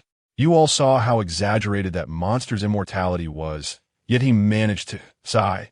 I really wish to be his girlfriend, just to cling to him for life. Wang Li sighed, her tone laced with envy and helplessness. He is Captain Jiang. He would look at you. Zhang Chang consoled. You might as well consider Li Gang or a Lei. They both like you. Wang Li rolled her eyes in annoyance, but suddenly poked Zhang Chang's arm. Thinking of something. Fool, you are such a big fool. Zhang Qiang. Ooh. As they chatted, they searched the ruins for potentially valuable documents. Meanwhile, within the offices of the lamp bearers department in Tongyan City, Lu Yin furrowed his brow, his eyes revealing anxiety and restlessness. He paced around his office, glancing at the wall clock as time seemed to slow down unusually today. Ever since Yi Ren and Jiang Sui entered the abyss to carry out their mission and requested reinforcements, his heart had not known peace. Tick-tock, the sound of the clock's second hand echoed distinctly in the silent office. Lu Yin halted, took a deep breath, attempting to calm his emotions. That lad is guarded by significant figures from the capital. Surely nothing could go wrong. Why am I worrying so much? However, despite this self-reassurance, Lu Yin could not settle his nerves. Frankly, he regretted allowing Jiang Sui to take him on the mission. After all, Yi Ren had not undergone systematic training. He was merely a novice. Just then, the office door swung open, revealing Jiang Sui's figure at the doorway. Lu Yin quickly approached. You're back. How'd it go? Jiang Sui pursed her lips. Everything is fine, except there was a vixen. Lu Yin. Jiang Sui proceeded to report the specifics of their mission to her father. The more Lu Yin listened, the wider his eyes grew, until he could not help but interrupt Jiang Sui. Wait, you mean even those significant figures from the capital were helpless, yet little Yi simply? Jiang Sui nodded, her expression turning serious. Yes, just like when he killed the abyssal eater, Ladatip, drawing his blade and then executing a swift kill, utterly absurd. Lu Yin exhaled deeply, instinctively stepping back and plopping down into his chair. His lips trembled slightly, his voice brimming with excitement. This is how it should be. Such is the nature of a conceptual-level existence. Jiang Sui regarded Lu Yin, her eyes softening. Moreover, he is genuinely kind. He saved Xiao Lu while we were escaping. Lu Yin inhaled once more, striving to sound calmer. Compile the report into a document for me. I will upload it to headquarters shortly, so those gossipy folks can keep their mouths shut. After Jiang Sui nodded and turned to leave, Lu Yan's gaze drifted out the window, and after a long pause, he muttered, Damn it, if only this lad could be my son-in-law. Lu Yu was preparing to finalize his discharge paperwork, as his body had nearly recovered. In light of the current advanced medical conditions, the gaping wound on his chest had healed to merely a faint white scar. Just then, the door to his ward was gently pushed open. Wang Ping'an, one of the influential figures secretly protecting Yiran, appeared at the threshold. Lu Yu quickly straightened his posture, a look of respect gracing his face. Mr. Wang, what brings you here? Lu Yu's voice carried surprise and reverence. Though Lu Yu and Wang Ping'an both belonged to the lamp bearers of the capital headquarters, their statuses were not comparable. Wang Ping'an was technically his superior's superior. Wang Ping'an waved his hand. I came to check on you. I heard you were about to be discharged. A grateful smile crossed Lu Yu's face. Thank you for your concern, Mr. Wang. I'm nearly recovered and plan to take Mr. Yi and Miss Jiang to the capital for training in the next couple of days. Wang Ping'an nodded, pulling over a chair to sit down, and began recounting Yi Ren's exploits within the inner world. Lu Yu listened intently, and, as Wang Ping'an narrated, his expression grew increasingly astonished. You're saying Yi Ren slayed an abyssal creature with immortality traits? Lu Yu's tone was incredulous, his brow furrowing. Immortality traits. These 4 words rarely appeared in documentation, yet every file containing such traits chronicled some horrific disaster. Wang Ping'an nodded, a hint of awkwardness in his gaze. Yes. Even we could not manage those immortality traits, yet he accomplished it with a single stroke. Perhaps this is what conceptual level aberrant ability entails. Lu Yu's fingers unconsciously tapped the edge of the bed, a habitual action when he was nervous or excited. Mr. Wang, when he draws his blade, does it generate abnormal contamination? A domain? We too would be affected, and this contamination might also be conceptual level. In any case, the six of us could hardly maintain control of our bodies under that overwhelming fear. At this revelation, Lu Yu fell utterly silent. After a considerable pause, a relieved smile emerged on his face. This is truly, forgive my excitement. This is conceptual brilliance. Understanding it, I am even more astonished than you. This is indeed conceptual brilliance. The two exchanged knowing smiles, and everything was conveyed without words. Chapter 23. Are you aware that you have committed a crime? The following day, Yi Ren stared blankly at Lu Yan, holding in his hand the newly issued official identity card of a lantern bearer, inscribed with his name and a unique serial number. Wait, uncle, I received a permanent position after just one mission? This is unprecedented in the entire lantern bearer department. Lu Yan grinned widely, revealing his teeth. Young man, your capabilities are remarkable. It's only natural for your transition to be swift. Furthermore, Investigator Liu has been discharged from the hospital. He will take you and Jiang Sui to the capital for the lantern bearer training program, an exceptionally rare opportunity. However, do not feel overwhelmed. You come from a distinguished background. Additionally, before your journey to the capital, I'm granting you a few days off. You should take this time to relax, as you will likely be busy once you arrive in the capital. Yi Ren scratched his head at a loss for words. We will make good use of this time. Jiang Sui chimed in with a smile. Lu Yan waved his hand, signaling that they could leave. Stepping out of the department building, Yi Ren inhaled deeply, feeling somewhat dazed. He turned to Jiang Sui and asked, "Does your father think we're involved? Is that why he's arranged all this?" Jiang Sui replied, "Let us go hiking. There is a beautiful mountain outside the city. We can camp there." Yi Ren raised an eyebrow. Are you changing the subject? Ultimately, the two enjoyed a delightful holiday, with Yi Ren being taken care of by Jiang Sui as they explored various places. Though unspoken, Yi Ren had already taken the first step in their relationship. Let us not overthink it. They merely held hands. On the eve of their departure to the capital, Yi Ren sat at his desk, reaching back to draw forth the bloodblade. In an instant, a scarlet mist seeped out, swirling like a living entity, gradually enveloping the room in an eerie crimson glow. The very oxygen seemed to be siphoned away, replaced by a suffocating sense of oppression. Within the sanguine fog, eyes twinkled like distant stars, while decayed black threads danced amidst the mist. In the adjacent room, 3 guardians assigned to protect Yi Ren stood frozen in shock, their faces a mix of blue and purple. What is this kid up to now? One of the guardians trembled, struggling to shake off the intense fear gripping him. Does he never cease? Another guardian clenched his fists, seething with impotent rage. They both directed their desperate gazes toward the third guardian on duty that night, Yuling Long. Fine, I'll go talk to him. Once Yi Ren retracted the bloodblade, Yuling Long knocked on his door. I say, little brother, could you stop tormenting me? Yuling Long's voice was soft, laced with a hint of pity as she approached Yi Ren, leaning in closer. Yireng gaspit in surprise, nearly colliding with her. A refreshing fragrance enveloped him, causing his heartbeat to quicken. His gaze instinctively averted from Yuling Long's eyes, his face flushed with embarrassment and anxiety. Sister, what are you saying at this hour? It could lead to misunderstandings. Unable to resist, he stole a glance at the adjacent room. Jiang Sui was not home tonight. She and her father, Lu Yan, were working overtime to arrange things for Yi Ren.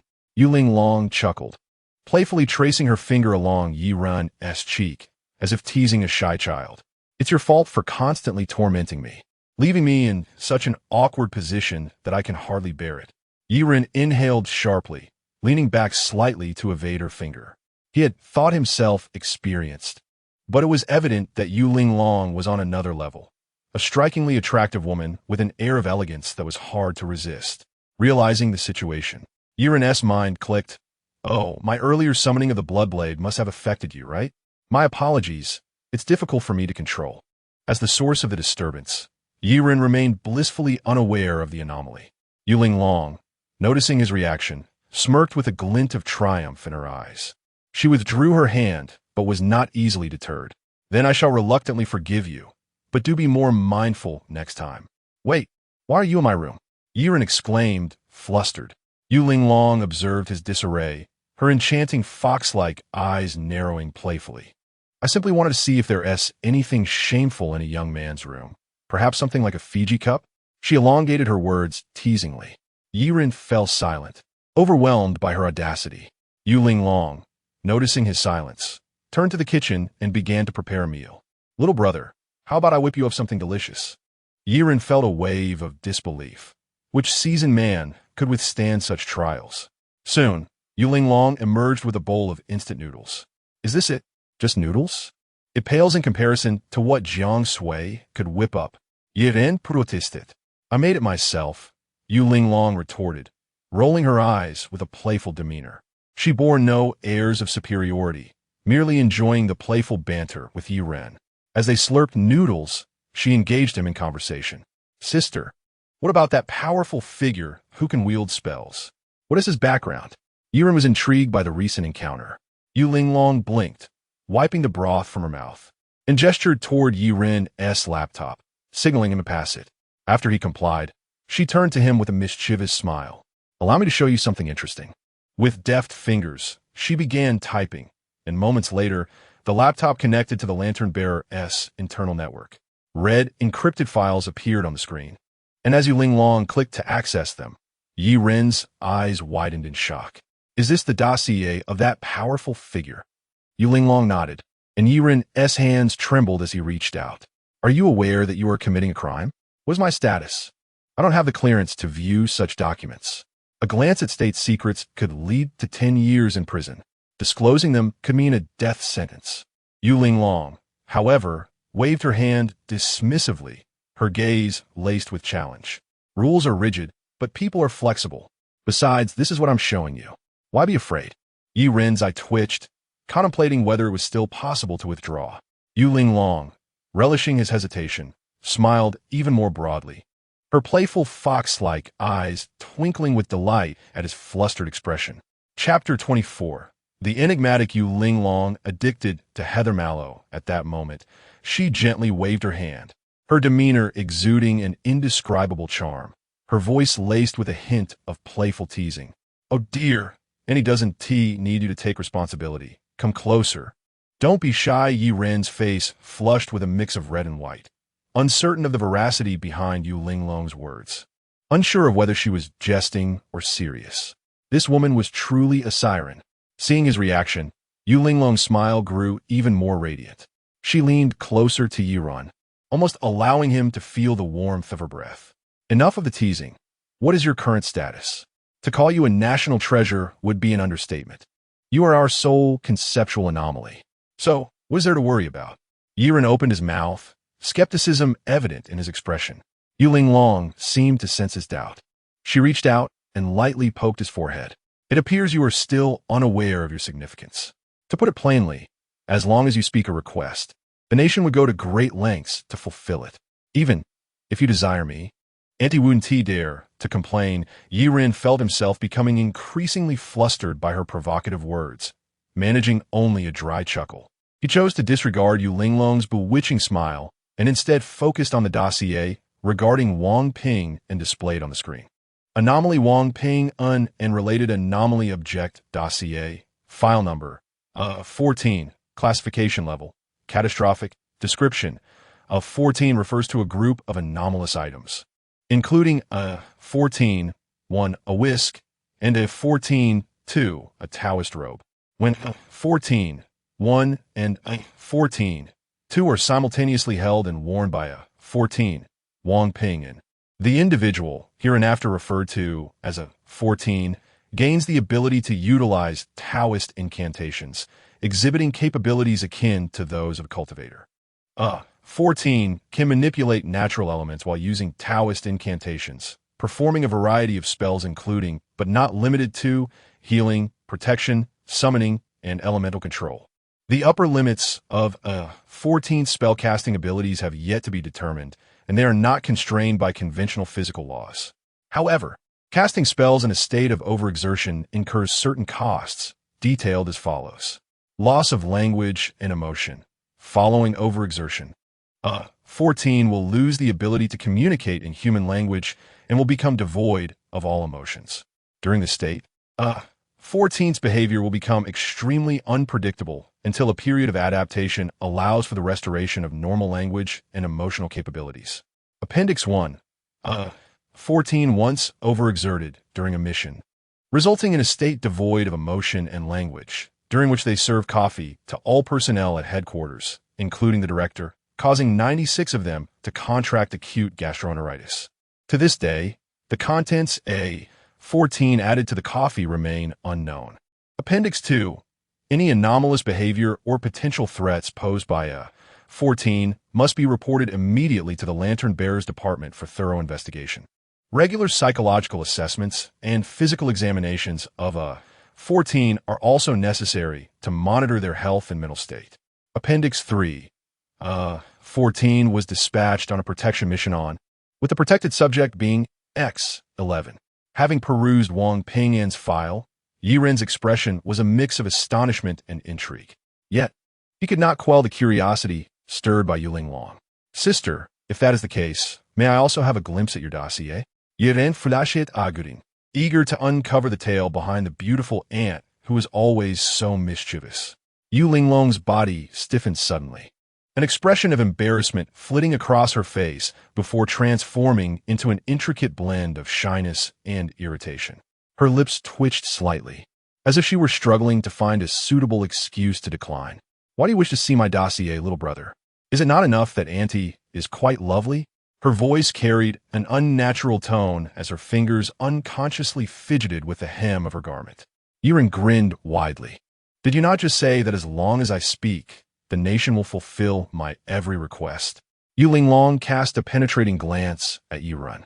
She could not refute him, for he spoke the truth. With a sigh, it seemed she arrived at a reluctant decision. Very well, if you're so keen to look, then do so. Her tone held a hint of resignation as she turned back to her computer, her fingers flying across the keyboard. Yiren observed her silhouette and noticed a slight tremor in her shoulders, guilt washing over him. Had he perhaps been too demanding, compelling her to undertake something she was reluctant to do? Before long, Yulinglong's dossier appeared on screen. Yiren had barely read a few lines when his eyes widened in shock, exclaiming, "What on earth? You are addicted to heather mallow?" Anomaly Yulinglong and related anomaly object dossier. File number 21. Classification level. Catastrophic. Description. 21 refers to the anomaly, Yulinglong, along with the associated anomaly object 21. 1. A non-removable foxtail plug. 21 possesses the ability to manipulate souls, exerting control over any known creature, including abyssal beings, through methods such as forced enchantment, immobilization, and induced amnesia. 21 suffers from an incurable pica. 21 exhibits a profound craving for heather mallow and requires frequent consumption to maintain her abilities. Failure to ingest heather mallow within a certain time frame results in mental lethargy and confusion. Appendix 1. Researcher proposed that 21's true desire might be for liquid, suggesting the administration of liquid to observe any enhancement in her anomalous abilities. This researcher was subsequently transformed into a vegetative state by 21. Appendix 2. Any anomalous behavior or potential threats posed by 21 must be reported immediately to the Lantern Bearers Department for thorough investigation. Regular psychological assessments and physical examinations of 21 are also necessary to monitor her health and mental state. Appendix 3. 21 was dispatched on a protection mission with the protected subject being X11. Yiren's face turned crimson with embarrassment as he finally comprehended why Yulinglong had hesitated to share her dossier.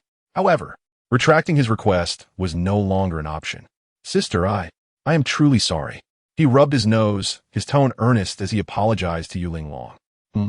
A flicker of surprise crossed Yulinglong's face, clearly not expecting such a reaction from Yiren. She had anticipated mockery or something of the sort. Suddenly, she burst into laughter, her smile playful. "Oh dear, Annie isn't angry.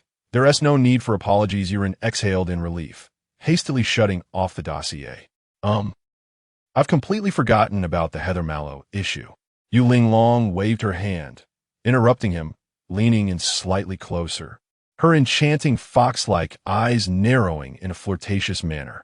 Oh dear, I find myself craving heather mallow once more, yet I have none on hand. What do you suggest we do, dear brother? Chapter 25. Abyssal Jellyfish Swarm. Yi Ren's lips twitched slightly as he faced Yu Linglong's incessant teasing.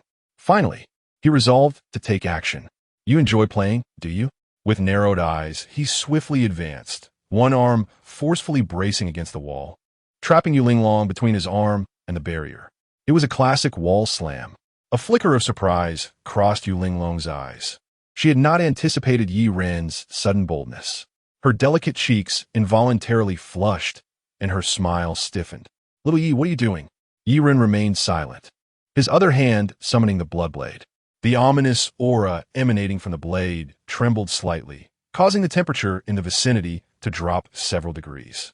The fear taint associated with the blood blade began to spread, causing Yu Linglong's body to involuntarily stiffen, genuine panic surfacing in her eyes. Sister, playing with fire leads to self-immolation. Yi Ren deliberately lowered his voice, infusing it with a deep, magnetic timbre, his gaze locked onto Yu Linglong. Her lips trembled slightly. All right, little Yi, you win. Ani concedes. Please spare me. Under the overwhelming fear contamination, Yu Linglong was flustered and elegant. Yi Ren, merely intending to frighten her, retracted the blood blade and stepped back, granting Yu Linglong sufficient space. She immediately fled from his grasp, her heart pounding like a drum, the blush on her cheeks lingering. You insufferable little brother. Yu Linglong tossed over her shoulder before hastily pushing open the apartment door. As she escaped, she paused at the corridor's corner, her hand resting gently against her chest, feeling the rapid rhythm of her heartbeat. This sensation was unfamiliar, an amalgamation of fear, excitement, and an inexplicable anticipation. What on earth was happening to her? Her lips involuntarily curled into a slight smile, her breathing becoming slightly erratic. That little rascal, truly the following day. Morning sunlight streamed through the curtains, bathing Yi Ren's face. He rubbed his eyes and sat up in bed.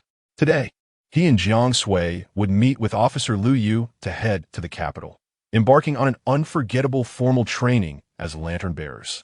At the designated meeting place, Yi Ren and Jiang Sui encountered the long-awaited Lu Yu, who guided them to a waiting vehicle. As they drove towards the airport, Lu Yu began outlining their arrangements upon arrival in the capital. You will first report to a secret base, where your 3-month training as lantern bearers will commence. A note of nostalgia tinged Lu Yu's voice. The purpose of this training is to familiarize you with abnormal effects and enhance your experience and capabilities in combating abyssal creatures. Yi Ren and Jiang Sui listened intently. Lu Yu continued, the unit you will be assigned to comprises the finest new lantern bearers from all of Longhua. Each individual is a rare genius. Jiang Sui instinctively glanced at Yi Ren. Lu Yu understood the look. Lu Yi is not just a genius. He is a phenomenon.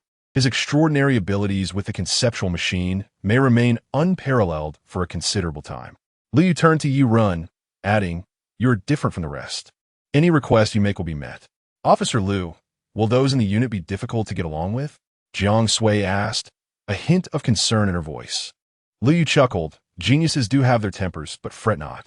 Should you encounter any troublesome individuals, report them directly to the instructors. The higher-ups will ensure you face no bullying. Yi Ren's status is that of a national treasure. In truth, arrangements had initially been made for him and Jiang Sui to receive individual training, but due to a shortage of instructors engaged in a secret mission, they were reluctantly placed in a larger unit. However, in a positive light, lantern bearers have always been a united organization. Individual heroism is discouraged. Only through solidarity can humanity effectively resist the abyss. The vehicle soon arrived at the airport, where massive transport aircraft awaited on the runway, flanked by 6 state-of-the-art fighter jets for protection. The roar of the engines filled the air as the transport planes soared through the azure sky, sunlight filtering through the windows, creating an atmosphere of tranquility. Yi Ren, Jiang Sui, and Yu Linglong, who had boarded to protect Yi Ren, occupied the same cabin while Lu Yu detailed the training they would soon face. Suddenly, the transport aircraft jolted violently, drawing everyone's attention. What is happening? Jiang Sui grasped the handrail with anxiety, her gaze darting to the window. Yiren peered outside, watching as the formerly clear sky grew tumultuous. An array of abyssal jellyfish floating ominously around them. Abyssal jellyfish profile. File number B1000. Threat level dangerous. Description: B1000 is a large aquatic organism resembling the jellyfish of Earth, but its size far exceeds that of ordinary jellyfish, with an average diameter of 10 meters. Its tentacles are exceptionally resilient, exhibiting high flexibility and aggression. B1000 is a swarm organism, typically numbering over 100. B1000's most alarming feature is its ability to secrete corrosive substances from its tentacles. Currently, there is no known material on Earth that B1000 cannot dissolve, though the rate of corrosion varies with the material composition. Appendix 1. B1000 first appeared on April 5, 2017, 500 meters above Kuan City, causing extensive structural damage and casualties, eliminating 151 lantern-bearers before being eradicated. Appendix 2. Despite B1000 exhibiting hostility towards humans and other organisms, research suggests that B1000 may be an intelligent species. Senior lantern-bearer attempted to communicate with B1000, but data deleted. Though Yiren was unfamiliar with them, Lu Yu and Yu Linglong recognized the creatures. The profiles of the abyssal jellyfish flashed through their minds, and their expressions turned grave. This was disastrous. How could they encounter them? Lu Yu gritted his teeth, his mind racing to devise a plan. Encountering these creatures in mid-flight, the transport aircraft's turbulence intensified. The fuselage beginning to deteriorate under the corrosive assault of the abyssal jellyfish, an unsettling feeling spreading among them. Yu Linglong gently closed her eyes, a hazy pink aura radiating from her as she attempted to manipulate the jellyfish. However, these beings operated under a swarm consciousness, controlled by Queen. Yu Linglong's powers were insufficient to contend with it.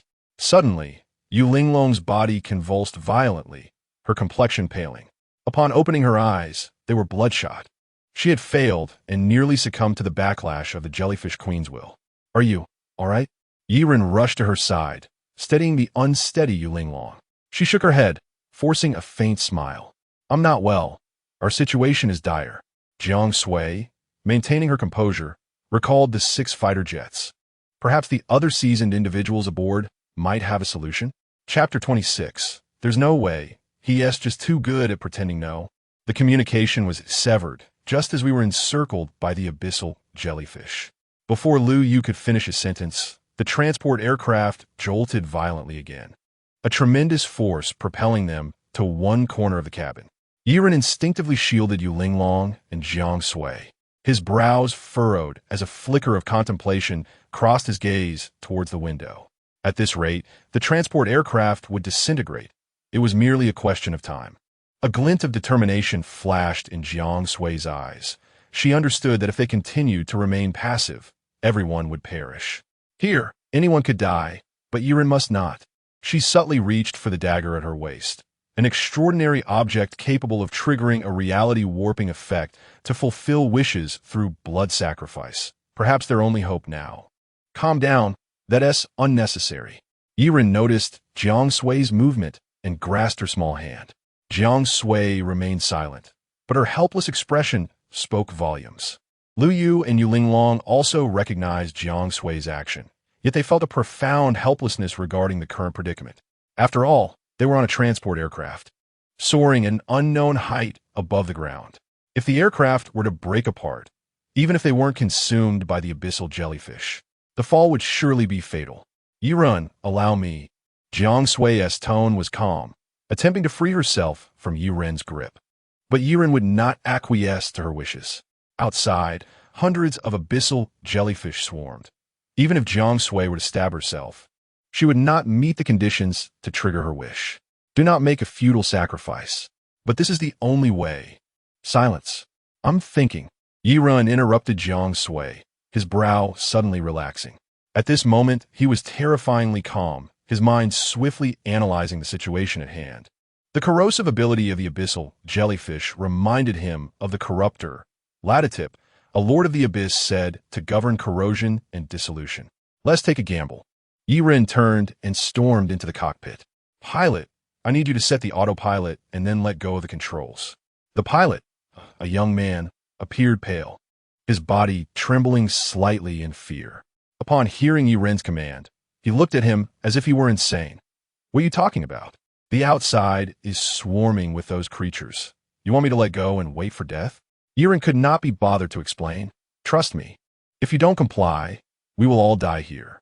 Cold sweat beaded on the pilot's forehead, his hands clenching the control stick, unwilling to relax even slightly. The autopilot would not evade the attacks of the abyssal jellyfish. Just then, Lu Yu commanded sternly, "Do as he says, that is an order." A glimmer of despair crossed the pilot's face. Lu Yu's status rendered his words an absolute command. Taking a deep breath, he trembled as he pressed the autopilot button on the console. Gradually, his hands released the control stick, his whole being seemingly drained of strength as he slumped in his seat. We're all going to die. The pilot's voice quivered with a hint of sobbing. Yiren slowly shook his head. No, just watch.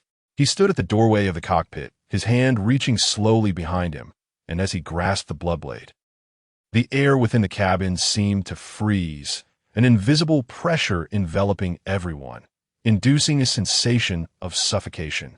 As the bloodblade was fully drawn, a powerful anomaly swept through the cabin. Crimson mist erupted from the blade, rapidly engulfing the entire transport aircraft, seeping through the windows and swiftly covering the abyssal jellyfish outside. The blood mist surged like a living entity, swirling and roiling through the air. Under its shroud, the agitated abyssal jellyfish experienced an unprecedented, profound fear. Their bodies stiffened within the blood mist. Their tentacles ceased their frantic movements. Simultaneously, black threads began to flicker within the mist, fragments of the corruptor, Ladatip's projection. These fragments shimmered in and out of visibility amidst the blood mist. Upon sensing the presence of Ladatip, the abyssal jellyfish behaved like mice encountering a cat, immediately retreating. The scene grew eerily surreal. Hundreds of abyssal jellyfish hung in the air like statues. Yiren uttered a single word, "Scram." At the moment his voice fell. All the abyssal jellyfish frantically fled, vanishing into the clouds in the blink of an eye, as if they had never existed. The occupants of the transport aircraft witnessed all this, their expressions an intricate tapestry of emotions. Particularly Lu Yu, who subconsciously murmured, at this moment, just like back then, the last time, Yiren had indeed used this tactic to frighten away the specters from the abyss. There was no denying it. He was just too adept at pretending. The transport aircraft stabilized, swiftly emerging from the clouds to soar beneath the blue sky once more. The pilot, regaining his senses from the shock, instinctively glanced at Yiren, his expression shifting from fear to disbelief. The pilot's voice trembled. His face flushed with embarrassment over his earlier skepticism. Yiren grinned, patting the pilot on the shoulder. It's all right, I understand. The pilot awkwardly rubbed his nose, wanting to say something but finding his throat constricted, finally managing to mutter, I thought you were insane, dude. You're incredible. I'm not good at compliments, but you're amazing. Yiren. If you're not good at compliments, you don't have to force it. Who's amazing? That guy is still fine. At this moment, Jiang Sui and the others finally relaxed. Having just walked through the gates of death, their hearts still racing. You saved me again, Jiang Sui said to Yiren, almost playfully. Yiren rolled his eyes. If I don't save you, who will cook for me? My appetite has been spoiled by you. I'm not accustomed to life without you. Over these days, Jiang Sui had been preparing various delicious meals for Yiren, and his fondness for her had long since overflowed. However, both were too shy to express their feelings thus far. Keep at it, and you two will become a couple. Yu Linglong pouted slightly, feeling a touch of discontent. At this moment, the 6 missing fighter jets restored communication, their exteriors visibly damaged, clearly having endured some hardship in their battle against the abyssal jellyfish. The other prominent figures within the fighter jets anxiously inquired about the situation over the radio, their voices laced with concern. Yu Linglong, What's the situation? We lost contact earlier. Is the kid all right? The voice of Wang Pingyan crackled through the radio. Yuling Long took the radio, a smug smile gracing her features. Of course he is fine. If he weren't, how could you possibly be alive? On the other end, Wang Pingyan paused for a moment, then widened his eyes, so the sudden retreat of those abyssal jellyfish was because. Exactly. It was because Little Yi unleashed a concept-level pollution that scared them away, Yuling Long proclaimed proudly, akin to a vixen. There was a brief silence on the radio. That kid saved us, one prominent figure murmured softly. This isn't right. Aren't we supposed to be protecting him? Another prominent figure quipped in disbelief. Huh, don't say that. We all look foolish. The prominent figures covered their faces, gazing skyward. Chapter 27. Detection of exceptional abilities. Hours later, within the military-restricted zone on the outskirts of the capital, a group of young, newly appointed lantern-bearers stood in orderly formation on the square, reporting their numbers.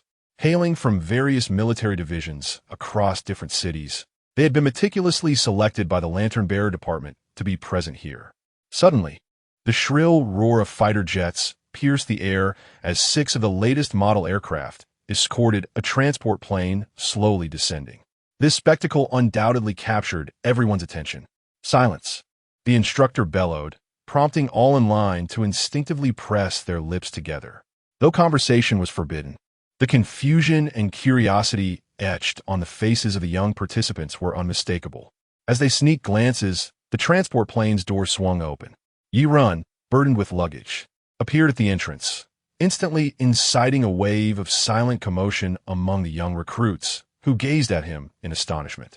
Such a grand display. They had anticipated the arrival of a high-ranking official, not that of a relatively young man. Could it be that the individual who had yet to report to their class was him? A girl on the line could not help but whisper to her companion. No way. What makes him so special? Beside her, a young man furrowed his brow, a complex swirl of emotions brewing within him. At that moment, the instructor stepped forward, donning a warm smile as he extended a hand to assist Yi Ren with his luggage. You've had quite the journey. Allow me to take your bag. I shall have someone deliver it to your dormitory shortly. This scene left the other lantern bearers in a state of bewilderment. What jest! They had never witnessed such amiability from their instructor. He actually smiled. A young man stammered in disbelief, his eyes wide with incredulity. This can't be good. He must have influential connections, gracing us with his presence, another lantern bearer muttered under his breath, clenching his fists in frustration. Yiren, slightly embarrassed by the instructor's enthusiasm, found it hard to resist the earnestness of the northeastern man. The instructor guided Yi Ren and Jiang Sui to the side of the line, addressing the group with a round of applause. Comrade, welcome to our lantern bearer training headquarters. Let us all give him a warm welcome. Sparse applause erupted from the ranks. Yet the expressions of the recruits reflected anything but enthusiasm, with many casting glances at Yi Ren laced with hostility and disdain. This reaction was to be expected, as they had all been selected through sheer determination and innate talent, making them averse to the perceived privileges of the elite. Undeterred, Yi Ren maintained a humble and courteous demeanor. Hello, everyone. We shall be companions from now on. After receiving their uniforms, Yi Ren and Jiang Sui joined the ranks. Jiang Sui, tall and striking, naturally became the center of attention for the others. She is stunning, a young man whispered to his companion during a break, his gaze involuntarily following Jiang Sui. Indeed, not only is she beautiful, but her figure. Wow. Another chimed in, joining the discussion. Unbeknownst to Jiang Sui, who sat beside Yi Ren, she had become the subject of their admiration. Her attention focused intently on the profile of Yi Ren. Breaks over. Gather round. With everyone present, the instructor announced, we will now conduct a comprehensive anomaly detection and update your records. Seize this opportunity to familiarize yourselves with each other's abilities, as it will greatly aid in your future training. He blew the assembly whistle, and after delivering his serious address, he suddenly turned to Yi Ren with an affable grin. Comrade Yi, do you have anything to add? Yi Ren, caught off guard, stammered off. No, whatever you decide, instructor. The instructor's demeanor left him nearly speechless, especially as he felt the weight of the others' discontented gazes directed at him. Subsequently, The instructor led the group to the base's detection center. Deep within the facility, a metallic door creaked open, revealing a spacious corridor. The walls were lined with screens flashing various data and graphs, while professionals in white coats moved about, tending to their tasks. As they entered, the solemn atmosphere enveloped them.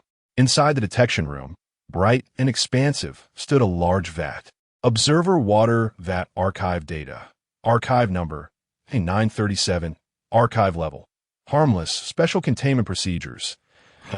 937 should be stored on a regular display rack within the non-anomalous item storage area, requiring no special protective measures, though periodic checks must be conducted to ensure its integrity. All personnel accessing a 937 must log their visit time and purpose. Description: a 937 resembles a common ceramic water vat found in rural areas. Unlike ordinary vats, a 937 possesses a peculiar anomalous property. It emits a series of complex coded languages when it perceives the presence of nearby anomalous items. Upon analysis, this language has been confirmed to translate into specific textual information. A 937's emitted coded language contains detailed information about nearby anomalous items, including their origins, ability descriptions, and potential weaknesses. Furthermore, a 937 exhibits a degree of resistance to certain anomalous items, capable of diminishing or entirely obstructing their anomalous effects. Currently, linguists and anomalous item researchers within the Lantern Bearers are collaborating to conduct in-depth studies and translations of a 937's language. Appendix 1. Researchers have developed a preliminary translation system to interpret the coded language produced by a 937. This system is still undergoing refinement and currently can translate approximately 90 of the coded content. Appendix 2. A 937 demonstrates significant resistance to certain specific types of anomalous items, with their anomalous effects markedly suppressed in its vicinity. Research is underway to explore whether a 937's capabilities can be utilized for the long-term containment or control of anomalous items. Note: although 937 is currently classified as harmless, all personnel interacting with a 937 must adhere to basic safety protocols. Any anomalous behavior or potential threats exhibited by a 937 must be reported immediately with appropriate countermeasures taken. Standing around the device were several researchers in white coats, busily adjusting translation equipment to ensure everything was ready. The instructor stood beside the vat, his voice resonating within the room. Now, line up properly. Each of you will undergo testing one by one to ensure accurate assessment of your abilities. He then nodded to the researchers, who activated the translation device's coding button. When your name is called, step forward. Leave phone. Chapter 28. Is the water tank about to explode? At the command of the instructor, the Lantern Bearers and the team began to step forward one by one to undergo testing. The first to approach was a robust boy with a buzz cut, tightly clutching a strawberry-flavored lollipop.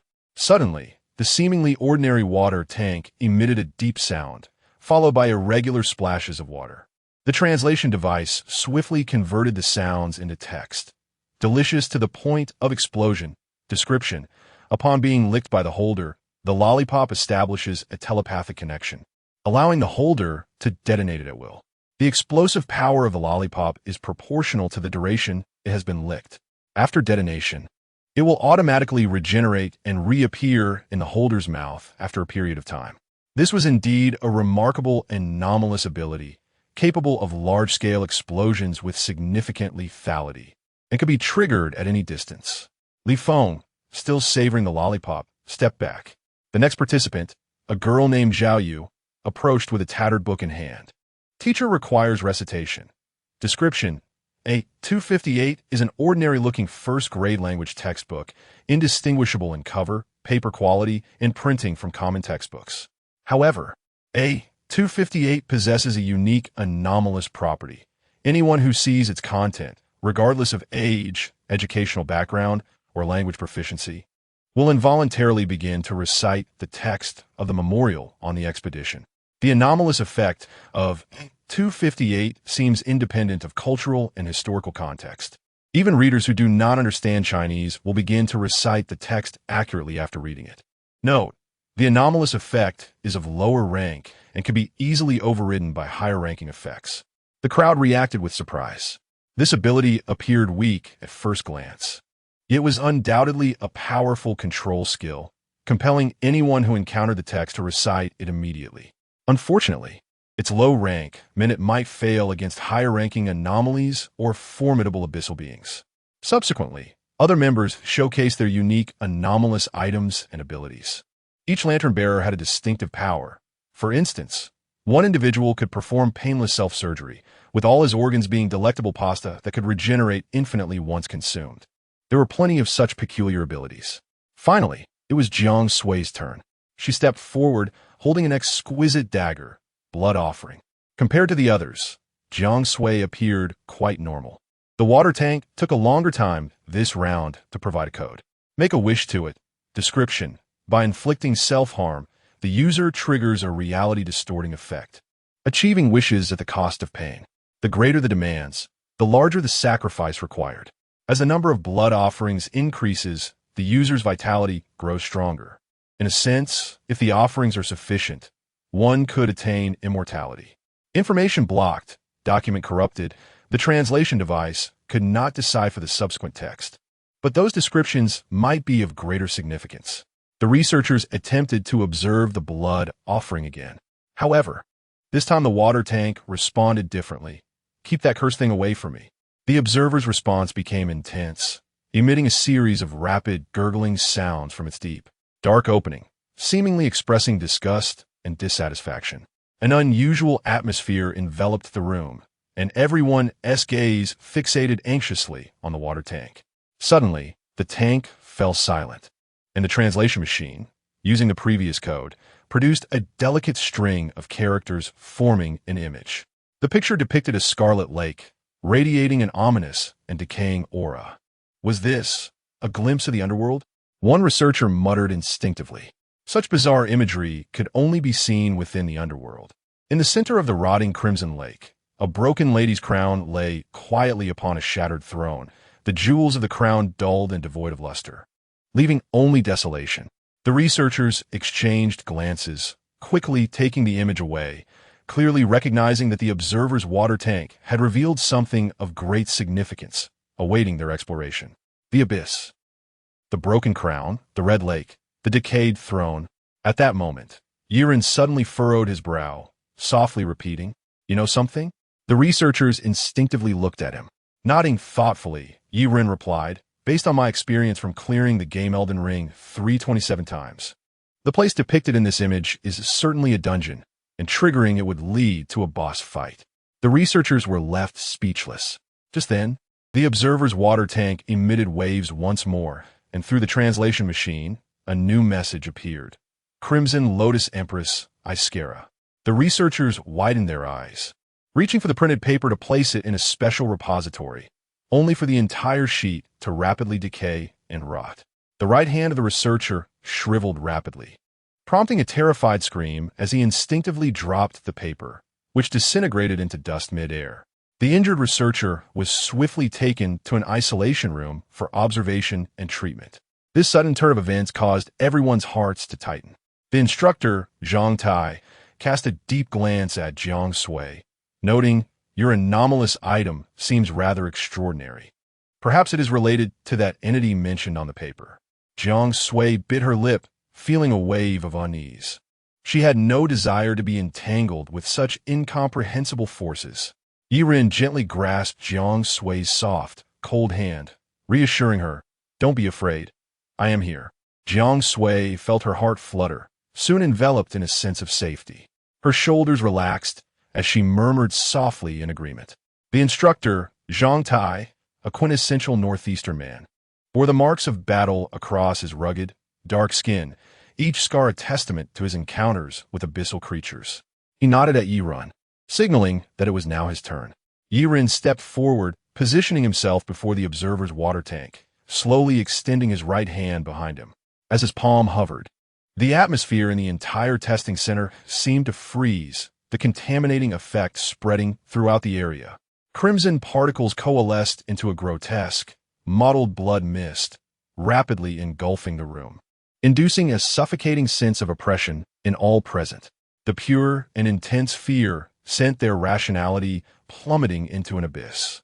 Upon contact with the red mist, the observer's water tank trembled violently, and the sound of crashing waves echoed relentlessly.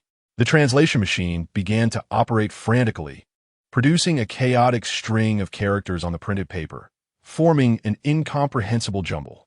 Amidst this chaos, a few recognizable characters sporadically emerged, ambiguous yet laden with profound meaning. Unspeakable, unobservable, indescribable, undefined, unapproachable, these disordered terms appeared to hold no apparent value. Creak! What was that sound? Chapter 29. Is this still human? To everyone's astonishment, the surface of the observer's tank was marred by cracks resembling a spider's web. These fissures rapidly spread, as if the tank would shatter at any moment. Soon, a deep crimson liquid, reminiscent of blood, began to seep from the cracks, flowing ominously towards Yi Ren's feet. Am I the one causing this destruction? Yi Ren was momentarily stunned, then hastily released his grip on the bloodblade. With his relinquishment, the bizarre contamination phenomenon vanished as if it had never existed, and the observer's tank gradually returned to tranquility. However, the surrounding individuals could not recover from their recent terror as swiftly as the tank had. The lantern bearers and the team were drenched in sweat, their faces etched with fear. Who among the family could comprehend the sensation they had just experienced? It was beyond description, incapable of being captured by mere words. Their clothes clung to them, drenched and disheveled. Who can explain what just happened? Someone asked, their voice trembling. It felt as if I had died once. Wait, am I crying? Another man wiped his eyes, realizing that tears had instinctively flowed down his cheeks during the incident. The researchers and instructors were not faring much better. Their faces were pale, their eyes filled with shock and disbelief. Instructor Zhang Tai was sweating profusely, his trembling hands clenched into fists, struggling to rein in his emotions. But to no avail. Field, a researcher murmured in disbelief. What level of anomalous power is this? It must be reported. What is his file number? I need it now. Suddenly, the atmosphere fell silent. Before the researcher, a message appeared on the computer screen. Access denied. The researcher's bewildered gaze darted between the screen and Yi Ren, his pupils constricting as he seemed to realize something. Inhaling sharply, he suddenly understood. The individual had already been registered. There was no need for him to add unnecessary details. In an instant, the way the crowd regarded Yi Ren subtly shifted. The team members, who had previously harbored doubts and dissatisfaction towards him, now fell silent. Their gazes no longer held contempt or jealousy. Instead, they reflected a complex mix of admiration and respect. The lantern bearers spoke through their actions. This guy is unlike us, one previously critical team member whispered, his eyes flickering. Indeed, I had thought he had relied on connections to enter, but now it seems his strength fully justifies the special treatment. Another team member murmured to a companion. What a pity he has already taken a young female team member's side, her wistful gaze drifting towards Jiang Sui. With the anomalous ability assessments of the newly appointed lantern bearers completed, the following days would be filled with intensive training sessions. Although everyone possessed anomalous abilities, physical fitness, combat skills, and experience with various weapons were equally vital. The purpose of this training was to comprehensively enhance their physical capabilities, combat readiness, and teamwork, thereby enabling them to unlock the full potential of their anomalous powers. The next day, gentle rays of warm sunlight filtered through the window, cascading onto Yi Ren's face. He rose early, donning the striking red and black uniform of a lantern bearer, and made his way to the training grounds. The area was equipped with various training facilities, from physical conditioning to combat simulations. Although Yi Ren believed he had arrived early, he was surprised to find that everyone else was already present. This left him feeling somewhat embarrassed, yet the instructor said nothing, instead kindly reassuring him that there was no need to rush, as it was still warm-up time. The first activity was physical training, with instructor Zhang Tai positioned at the front of the line, his voice booming. Physical fitness is the foundation of combat. Without it, you wouldn't last a minute in the abyssal catastrophe. The training commenced with extreme weighted running. Those present were not novices. They were all elite talents selected from various military branches. Thus, the training began at an exceptionally high intensity. Each participant was required to run 1 kilometer within 5 minutes while carrying a 40-kilogram weighted backpack and without utilizing their anomalous abilities. Yi Ren and the others sprinted across the field, their figures elongated by the morning sun. Merely 3 minutes in, some began to gasp for breath. For an ordinary person, running with 40 kilograms, approximately 88 pounds, would be a daunting challenge, and the demands placed on these lantern bearers were particularly harsh. Complete 1 kilometer in 5 minutes, especially for the female team members, who naturally possess lower physical capabilities than their male counterparts. Fatigue was already setting in. Yet Yi Ren maintained a steady rhythm. His breathing calm and his strides light. He not only ran, but even leaped, causing the others to glance at him in disbelief. Is this guy not tired at all? Someone panted incredulously. How can he run so fast? Is he even human? Goodness, is this guy cheating? Did he employ some anomalous effect? Some guessed correctly, though not entirely. The Bloodblade's feedback after defeating the abyssal entities had significantly enhanced Yi Ren's physical attributes, as he had yet to undergo a complete assessment. Yi Ren himself was unaware of his current physical limits, while even the instructor could not help but lower his tablet. 5 minutes later, the participants struggled to finish the first round of training, at which point Zhang Tai ordered everyone to take a break. He turned his attention to Yi Ren, who appeared unfazed, not even a single bead of sweat on his brow, which piqued Zhang Tai's curiosity. Little Yi, your physical fitness is impressive. Are you feeling tired? Huh? Not really, Yi Ren replied, even shrugging off the weighted backpack, looking bewildered. Zhang Tai opened his mouth to speak, then continued, well then, little Yi, how about a challenge to see how many kilometers you can run? Yi Ren nonchalantly nodded, bouncing on the starting line, then suddenly raised his hand. Instructor, can we increase the weight? Zhang Tai instinctively responded. Is the weight too high? Should we reduce it by 10 kilograms? No. Can we have more layers? Frankly, I hardly feel this weight. It's quite light. Zhang Tai, the others. They could see that Yi Ren was not boasting. He was stating a fact, as he effortlessly spun the 40-kilogram backpack on one finger. Goodness, is this still human? Zhang Tai exhaled. Then let us add 20 kilograms. With a total weight of 60 kilograms, or 132 pounds, Yi Ren still felt unsatisfied. However, seeing the complex expressions on the faces of the others, he ultimately refrained from speaking further. Begin. At the instructor's command, Yi Ren surged forward with all his might, his speed leaving everyone in awe. Wow. Huh. No way is this guy. A cacophony of astonishment erupted among the team, eyes wide and mouths agape. Chapter 30. Brother Oregano stood stunned. Yi Ren maintained his peak speed, running laps around the field, showing no signs of slowing down. Zhang Tai had already begun to sweat coldly, running 1 kilometer with a 60-kilogram load in just 1 minute and 12 seconds. Is he even human? Could his extraordinary abilities include acceleration and endurance? After running for quite a while, Yi Ren finally came to a halt, breathing slightly heavier. Instructor, how did I perform? Zhang Tai. Zhang Tai stared at the tablet, rendered speechless. Yi Ren had run for nearly 5 minutes without losing speed, covering almost 5 kilometers while carrying a 60-kilogram weight. Such physical prowess is unparalleled in the entire human realm. This was achieved without utilizing any extraordinary effects, relying solely on his innate physical capabilities. Silence enveloped the scene. Zhang Tai had fallen silent. After a brief rest, the group proceeded to strength training, including weightlifting, push-ups, and pull-ups. Yi Ren exhibited astonishing strength and endurance in these exercises, thanks to his enhanced physique. His learning and reaction abilities far surpassed those of his peers. Consequently, Yi Ren's movements were precise and of such intensity that they left the others in awe.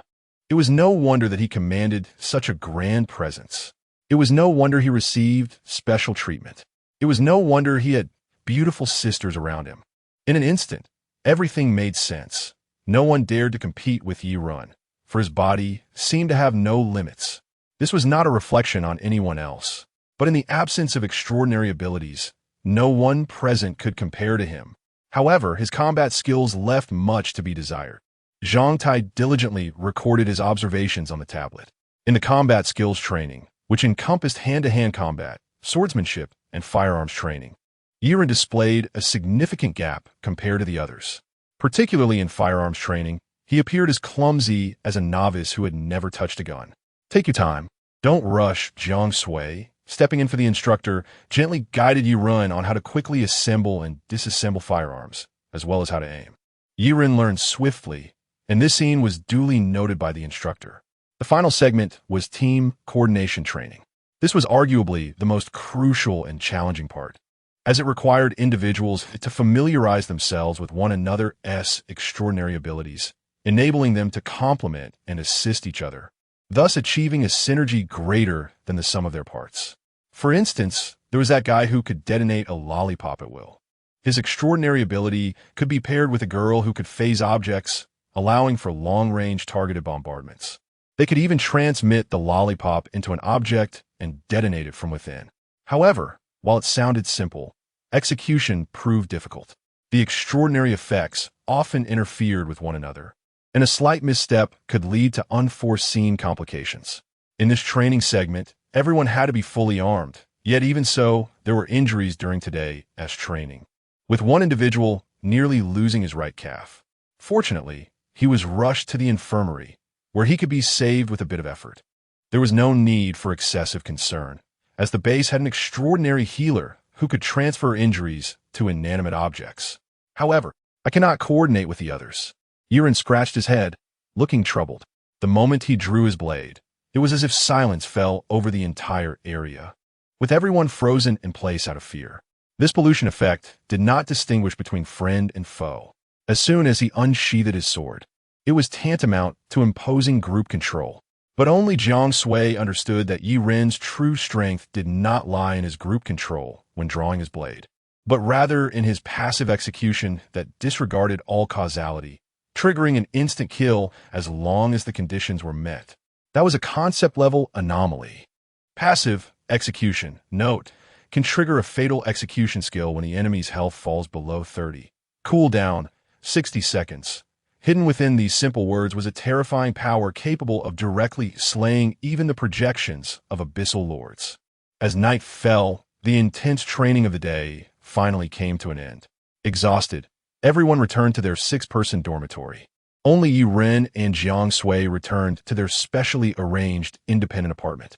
Not to mention, the accommodations rivaled those of a 5-star hotel with spacious and bright rooms, fully equipped facilities, and even a small swimming pool. Can you believe it? That evening, feeling bored, Yiren decided to take a stroll downstairs.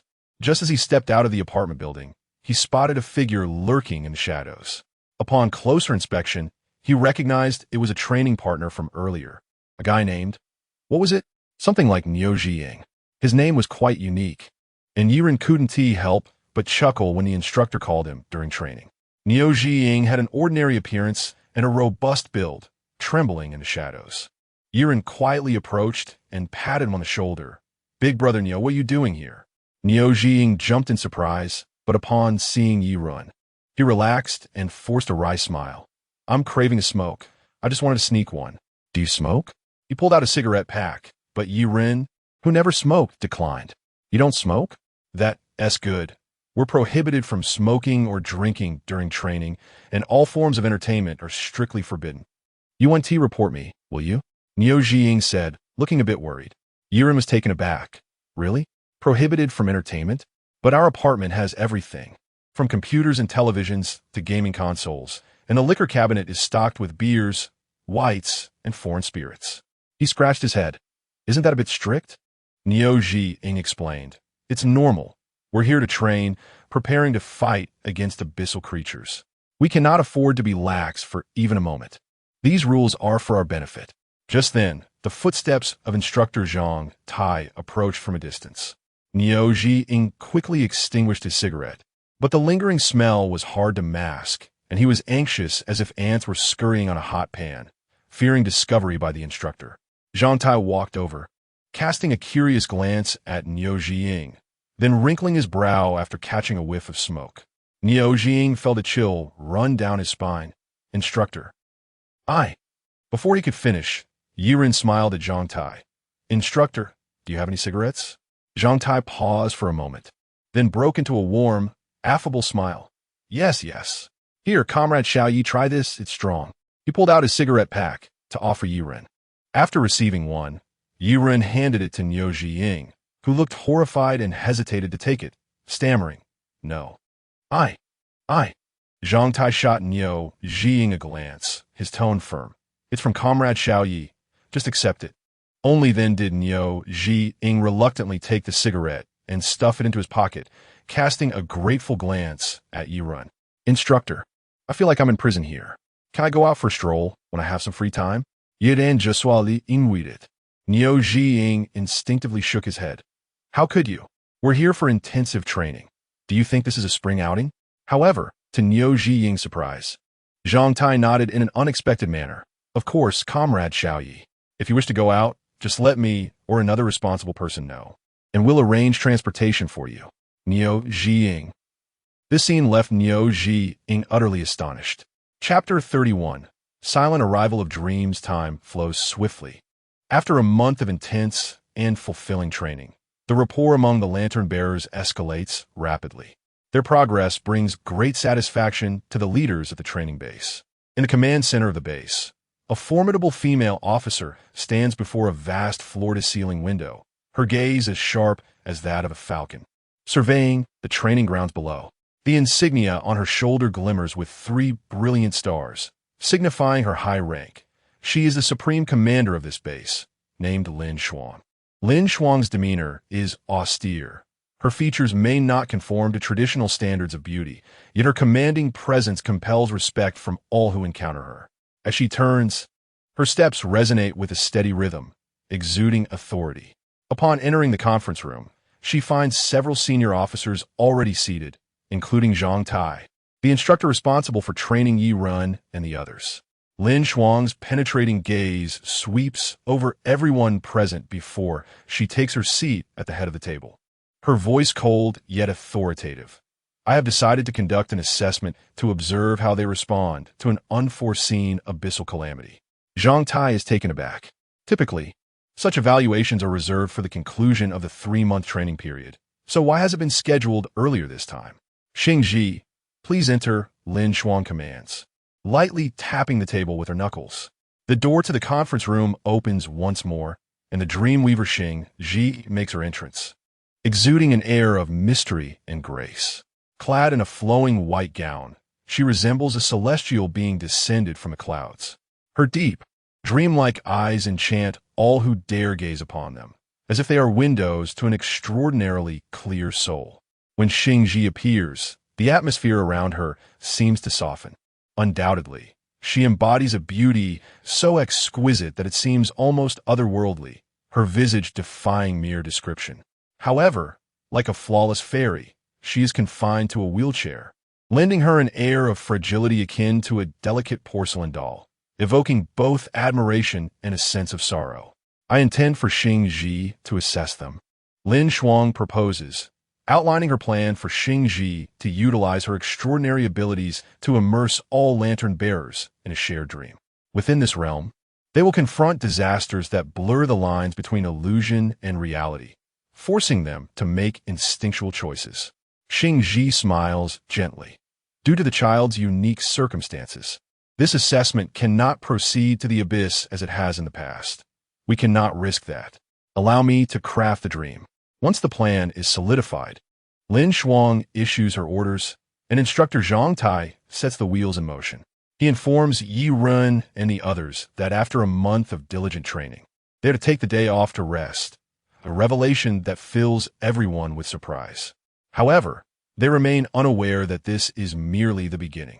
As night descends, the group drifts into slumber. Xingji begins her performance, her delicate fingers weaving gracefully through the air, crafting luminous symbols. These symbols gently float towards each lantern bearer's bedside, merging into their foreheads. With each symbol illuminating her eyes, Xingji perceives the dream as an intricate web. Let the journey commence. With a flick of her fingertip, the dream begins to unfold. Thunderous roars erupt, abruptly awakening all from their slumber. The earth trembles as the already dark sky becomes ominously overcast, swirling with clouds, plunging the world into an even deeper night. Soon, abyssal sludge surges forth like a tumultuous tide from all directions, rapidly consuming every inch of the base. The structures of the base begin to collapse under the onslaught of the sludge, their steel frames warping as if torn apart by an invisible force. The group watches in terror, suddenly beset by a disorienting sensation of weightlessness. Upon regaining their senses, they realize they have plummeted into the underworld alongside the entire base. What is happening? An abyssal calamity has dragged us into the depths. Where are the others? Where are the instructors? Amidst the chaos, Jiang Sui stands resolute, her composure strikingly clear. Her calm voice cuts through the panic. First, we must ensure our own safety. Let us form groups of 10, maintain distance, and search for survivors within the base. Having spoken, Jiang Sui takes Yi Ren's hand, offering him a reassuring glance. Together, under Jiang Sui's guidance, the group mobilizes, adhering to her suggestion to form small clusters, supporting one another as they navigate the abyss. The sites within the underworld are chaotic and disordered, filled with the bizarre and the unknown. Twisted metallic flora emerge from the sludge, while grotesque abyssal creatures lurk in the shadows, each element exuding an aura of strangeness and distortion. As the base collapses into the abyss, much of its structure is reduced to rubble, revealing the lifeless forms of researchers amidst the debris. Witnessing this harrowing scene, the group's emotions become complex and their steps grow heavier. Observing from the shadows of the dream, Xingji regards Jiang Sui with approval, silently awarding her points in her mind. She admires Jiang Sui's composure and decisiveness in the face of crisis, as well as her innate kindness and sense of responsibility in prioritizing the rescue of others. The foremost duty of the lantern bearers is to guide the fallen back home. Alas, it seems she has taken a romantic interest. Such attachments may prove to be a fatal vulnerability. Xingji muses quietly, her gaze betraying a hint of mischief. Do not be deceived by Xingji's outward gentleness and innocence. Beneath lies a penchant for wicked amusement. Thus, she resolves to craft a scenario wherein Jiang Sui's beloved, Yi Ren, encounters an insurmountable danger. In the face of life and death, how will they respond? Xingji's fingers weave intricate symbols in the air, her eyes glinting with cunning. With a delicate flick, she conjures an abyssal creature, grotesque and chaotic, its body adorned with ever-changing tendrils. Chaos Devourer. Description: it is an abyssal being woven by the dream weaver Xingji within the dream, its attributes shrouded in uncertainty, ever-changing with the dream weaver's thoughts. Under Xingji's control, the Chaos Devourer commands the abyssal sludge to form a semicircular barrier, swiftly isolating Yi Ren and Jiang Sui from the other lantern bearers. Xingji observes the duo's reactions with a sly smile gracing her lips. Emerging from the depths, the Chaos Devourer ensnares Jiang Sui with tentacles at a speed they cannot hope to react to, binding her in an artful display. Jiang Sui finds herself suspended in midair, her limbs restrained, rendered utterly powerless. In this dream, Xingji reigns supreme. Chapter 32. Dreamweaver Star Weaver. The abilities of the Chaos Devourer, in theory, possess no limits. For it is a dream, unbound by the constraints of reality. After ensnaring Jiang Sui, she commanded the Chaos Devourer to turn its gaze toward Yi Ren. Uttering fragmented human language in a garbled voice, I only need 1. Food. Implicitly, she was inquiring if Yi Ren would be willing to sacrifice himself to ensure Jiang Sui's survival. Jiang Sui struggled in vain, her usual composure evaporating at the thought of Yi Ren's peril. Don't worry about me. Anyone can die, but you cannot. Yet, Yi Ren remained remarkably calm, contemplating that he must reduce the creature's health to 30 to trigger his execution passive. But how could he achieve this? At that moment, a flicker of resolution flashed in Jiang Sui's eyes as the blood sacrifice dagger levitated, swiftly plunging toward her chest. Was Jiang Sui truly contemplating self-sacrifice to protect Yi Ren? Star Weaver gasped internally, grateful that this was her crafted dream, allowing her to halt the dagger just before it pierced Jiang Sui's skin. Impressed, Star Weaver's evaluation of Jiang Sui soared once more. Jiang Sui was entirely lucid. As an underdeveloped conceptual deity, Yi Ren must not falter, and she was willing to sacrifice herself to safeguard him. Now, seizing the moment when the Chaos Devourer was distracted, Yi Ren swiftly reached behind him. A glimmer of silver flashed through the air. With a sudden snap, the tendrils binding Jiang Sui severed, and a magic carpet burst forth from behind Yi Ren, defying the laws of physics as it enveloped Jiang Sui at 6 times the speed of sound, counteracting her inertia. Following this, a phase shift occurred, transferring the carpet carrying Jiang Sui directly behind Yi Ren. They had made it. At that moment, Yi Ren heard the relieved voices of his companions behind him. They had broken through Star Weaver's blockade and, in unison, utilized their extraordinary abilities to rescue Jiang Sui at a critical juncture. Thread Master. Description: the anomalous individual can create threads with a diameter of 1 millimeter at will within a 10-meter radius, possessing remarkable resilience and terrifying cutting power at high speeds. Magic Carpet. Description: an anomalous individual can control a magic carpet capable of ultra-high-speed flight. The carpet appears soft but possesses immense strength, ensuring its integrity under extreme conditions, with the ability to counteract inertial kinetic energy. Portal. Description: an anomalous individual can phase-shift any inorganic object within their line of sight, but they cannot act during the transfer. After undergoing team training, they can transfer organic beings wrapped in a magic carpet. Did they breach my blockade so swiftly? Star Weaver was taken aback, acknowledging she had underestimated this group of lantern bearers, yet simultaneously feeling immense satisfaction with their performance. With matters reaching this juncture, Star Weaver commanded the Chaos Devourer to disintegrate on the spot, transforming into a puddle of sludge. This sight caused Yi Ren's brow to furrow in contemplation. Something was amiss.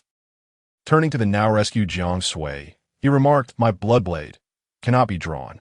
At this revelation, everyone widened their eyes in shock. For the first time, Jiang Sui felt a sense of helplessness, fully aware that the bloodblade could eliminate even the projection of the abyssal eater, Lathotep. But why was she unable to summon it now? Unbeknownst to her, it was because they were all dreaming. Yi Ren's brows knitted tightly. Just now, I attempted to draw my blade, but it wouldn't budge. The mood among the group plummeted. During the month of training, Yi Ren had repeatedly drawn his blade, instilling immense shock and pure, intense terror into everyone. He could ignore everything, binding all in place. Although no one had witnessed Yi Ren wielding his sword, the mere act of drawing it exuded such an oppressive aura that it felt like he could cleave the heavens asunder. Thus, he was unanimously regarded as the strongest in the team. Yet now, he had lost his extraordinary ability. This revelation left everyone feeling disordered and anxious, as though they had lost their anchor. Why is this happening? Jiang Sui murmured, bewildered. If Yi Ren had lost his conceptual level ability, would he not become entirely useless? Would she still need to protect him at all costs? Perhaps Star Weaver sensed Jiang Sui's thoughts.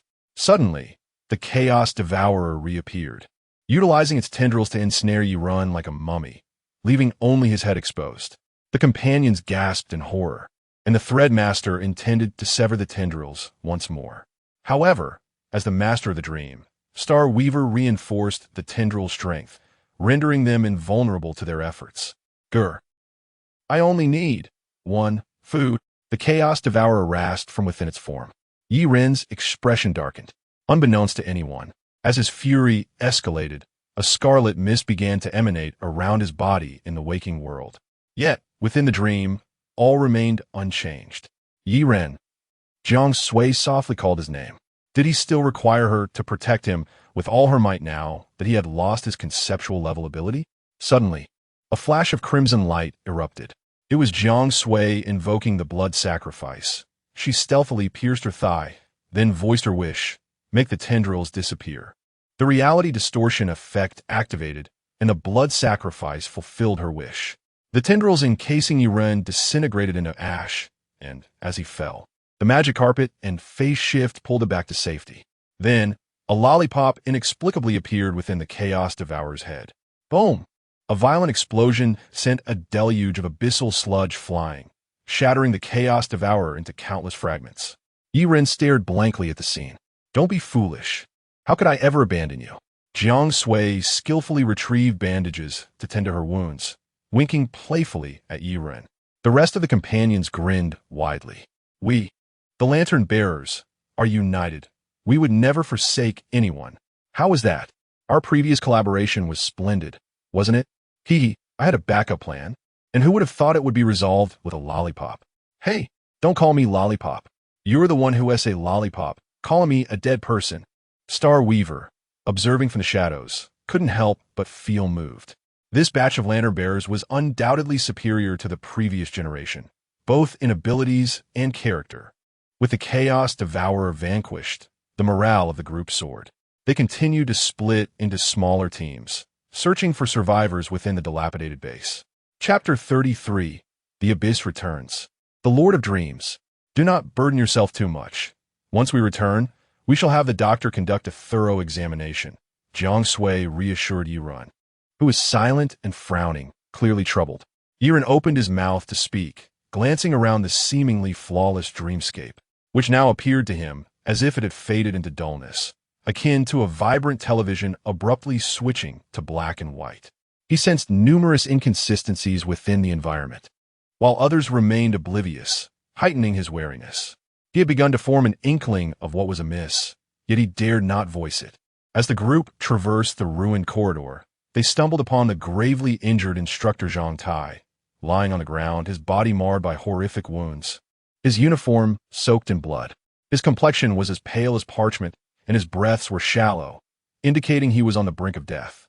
Beside him lay a massive abyssal creature, an abomination armed with sharp tentacles and a maw lined with jagged teeth, its eyes radiating a malevolent red glow, still evoking terror even in death. This creature had inflicted mortal wounds upon Instructor Zhang Tai.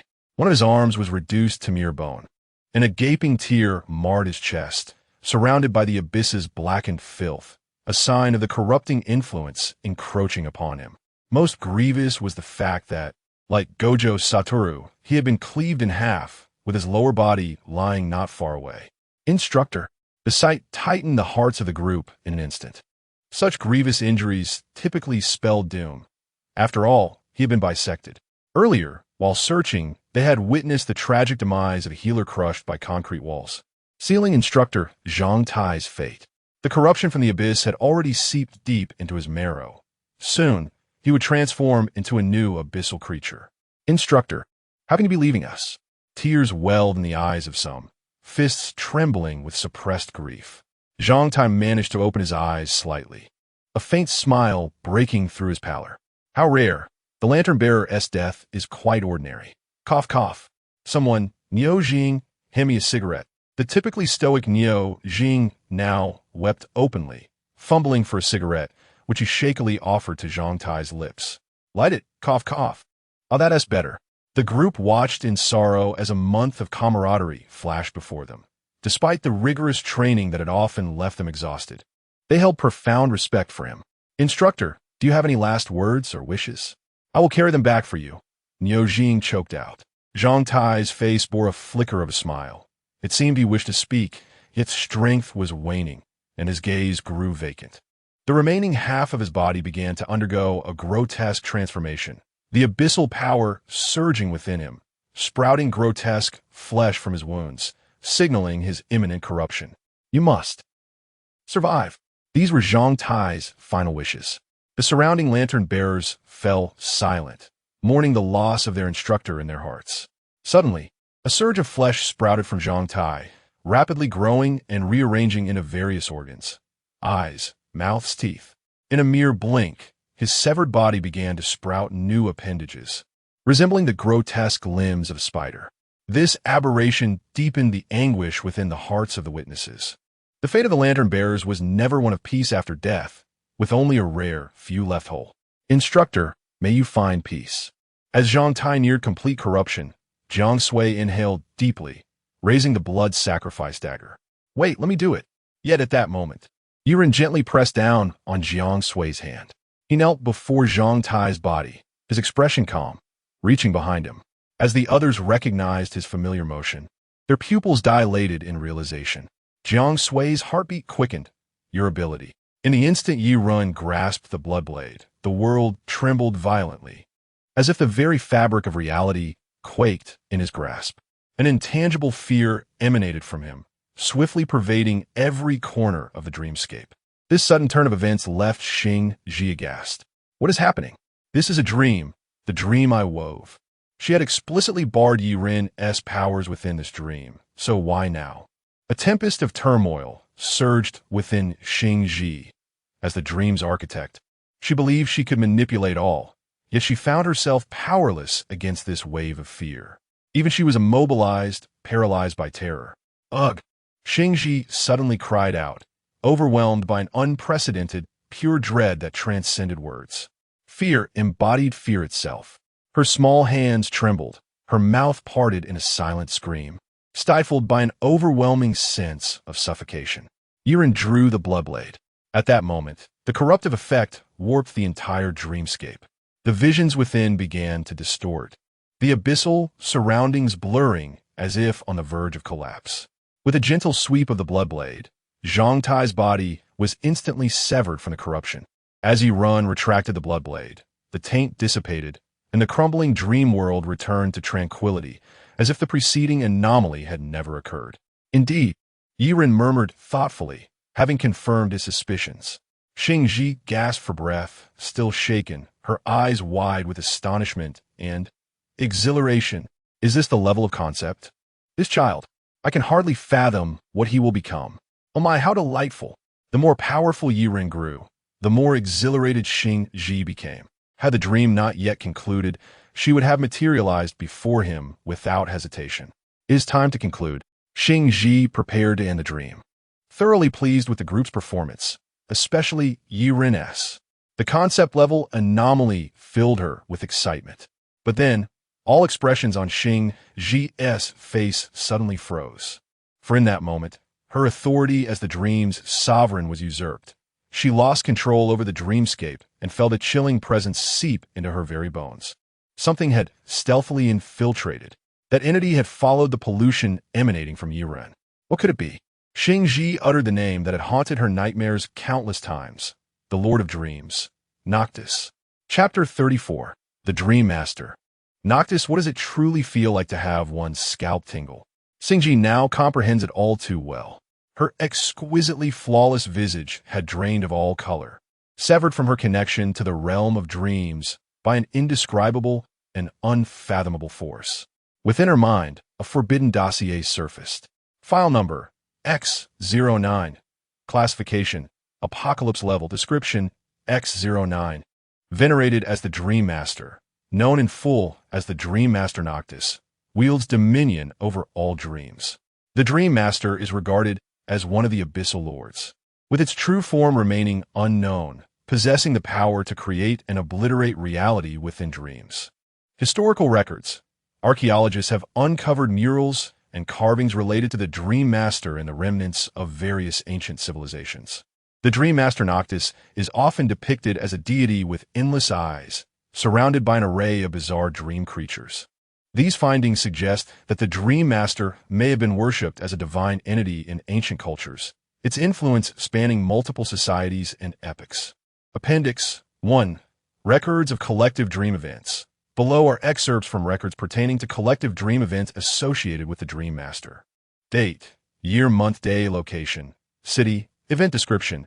A collective dream event transpired in city, where thousands of citizens experienced the same dream on a single night. In the dream, the Dream Master appeared as a mysterious elder, revealing a world teeming with strange beings and supernatural phenomena. This incident resulted in widespread psychological disturbances, with some individuals yet to fully recover. Appendix 2. The Sleeping Plague of Medieval Europe. Record description.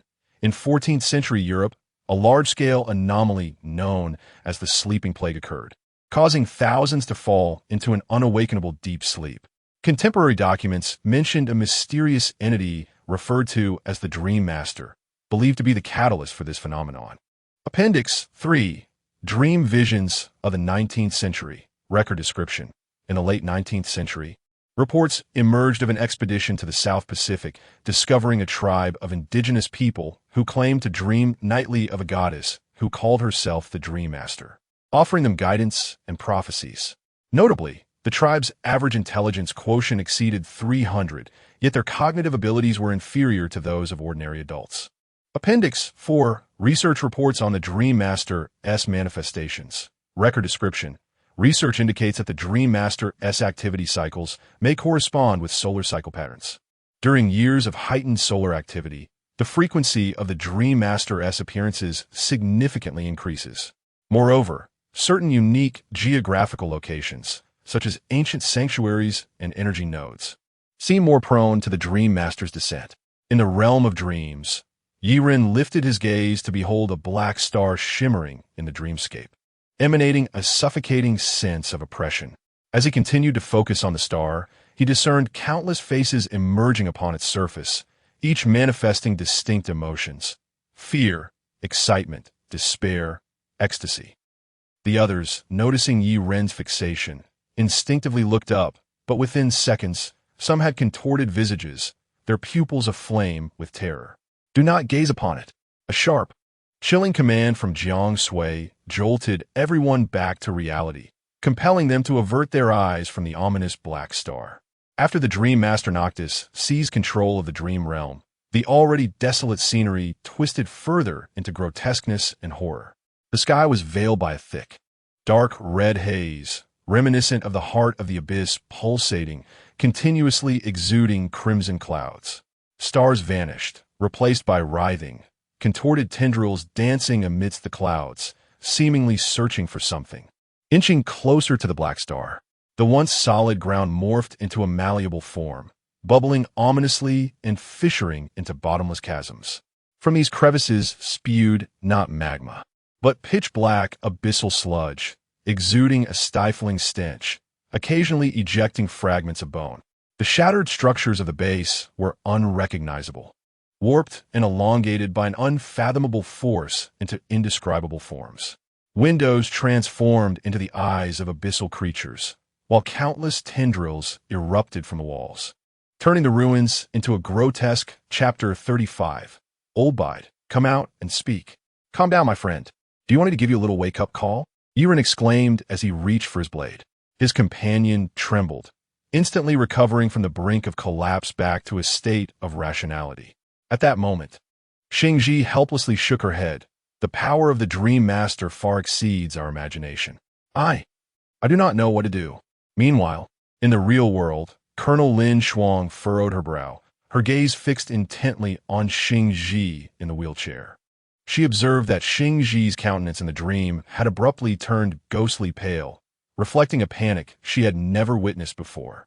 Lin Shuang's intuition warned her that events were spiraling out of control. Just then, at the last moment before the Dream Master stripped Xingji of her dominion over the dream, she summoned all her strength to open her eyes and trembled as she uttered two words: "Wake up." Lin Shuang's pupils constricted as she immediately grasped Xingji's intention. She swiftly issued the command, "Awaken everyone." However, it was a moment too late. No matter how the technicians tried, Xingji and Yi Run remained as if lifeless, unable to awaken from the dream. Anomalous effects. Lin Shuang felt a surge of panic rising within her. She took a deep breath and quickly seized the communicator, requesting a connection to the anomaly expert. "The Prophet. We need the Prophet's assistance. Contact him immediately." Through the online link, the Prophet's voice soon resonated through the communicator. "Colonel Lin Shuang, I have a general understanding of the situation. I will consult my notes for divination. Please hold." Lin Shuang remained silent, acknowledging with a soft The Prophet's voice turned grave. "Tonight, you entrusted the Dream Weaver to weave a dream for them, but the Dream Weaver has suddenly lost control over the dream." And then, suddenly, the Prophet's voice ceased, replaced by a cacophony of noise. Lin Shuang hurriedly inquired, "Prophet, are you still there? What happened?" Yet, silence was her only reply. Moments later, she received the news that the Prophet had succumbed to unconsciousness, his prophetic abilities having backfired. Lin Shuang set down the communicator, her hands trembling slightly. A wave of regret washed over her. She began to lament her decision-making, which now felt utterly misguided. If anything were to happen to Yi Run, the repercussions would be unbearable. She turned to gaze out the window, where the base appeared eerily silent under the night sky. After a brief moment of composure, Lin Shuang once again picked up the phone and dialed her superior secure line. A steady voice answered on the other end, and Lin Shuang promptly and accurately reported the situation. Sir X, 11 and the remaining Lantern Bearer squad encountered an unknown anomalous effect during the dream assessment, and they are currently trapped in a deep slumber. The Prophet is unable to explain this situation. I request the assistance of higher-level anomalies. There was a moment of silence on the other end before her superior's directive came through. Approved. We will dispatch the top-tier anomalies to assist you. After hanging up, Lin Shuang immediately sprang into action. She contacted the Lantern Bearers Emergency Center, requesting the deployment of anomalies, the Key of Truth, the Encyclopedia, and the Ascetic.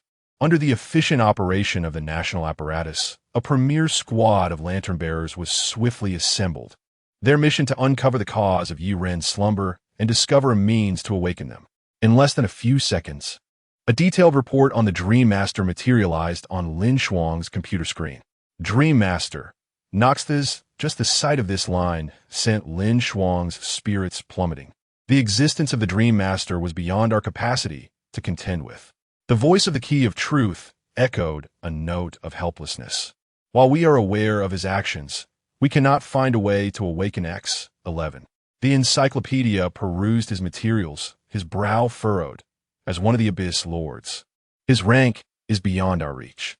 The ascetic remained silently withdrawn, his eyes devoid of light. Lin Shuang felt despair enveloping her. In the realm of dreams, panic and helplessness spread like a plague within the hearts of all. The group had been searching for an exit along the path before them for quite some time, yet to no avail, for dreams have no exits. Yet, the people were unwilling to resign themselves to inaction, engaging in futile struggles. At this moment, Xing Ji's voice trembled with exhaustion, her eyes filled with despair. There is nothing left to fear, because we all shall remain here forever. The surrounding Lantern Bearers exchanged glances, their eyes reflecting the grotesque scenes of the abyss, their innermost fears consuming their will like a black hole. The oppressive dream of despair rendered them breathless.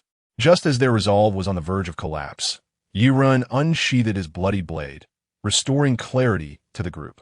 However, the awakening they experienced from despair only revealed a deeper sense of hopelessness, a dreamscape from which they could not escape. According to what you say, if the Dream Master is one of the Abyss Lords, his projection cannot linger in the surface world for too long, Jiang Sui suddenly interjected. Her brief statement ignited a spark of hope within the previously dimmed eyes of the others. Indeed, the more powerful the Abyss creature, the shorter its time in the surface world. This was knowledge any Lantern Bearer would possess. Thus, it stands to reason that the Dream Master would soon be forcibly summoned back to the Abyss, allowing everyone to awaken. Yet, Xing Ji bitterly shook her head.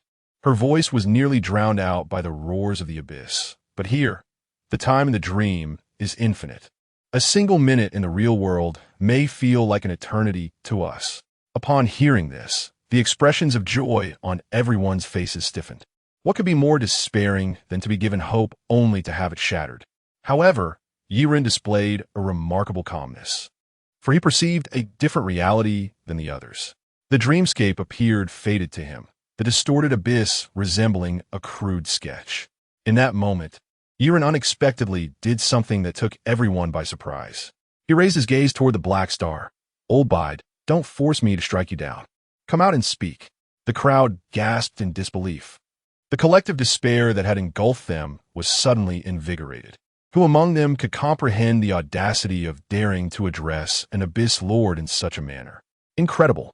The storm within the dream's abyss seemed to pause momentarily at Yi Ren's words, and then an invisible force coalesced before them. The Dream Master descended from the Black Star, his presence akin to the revelation of the oldest secrets of the abyss. His indistinct form appeared both ethereal and tangible within the twisted dream. How to describe it? It was suffused with an ineffable sense of contradiction. Yi Ren fixed his gaze upon him, his eyes growing increasingly agitated. So what is your purpose? If it's just about me, let her go. Chapter 36. Targeted Incantation.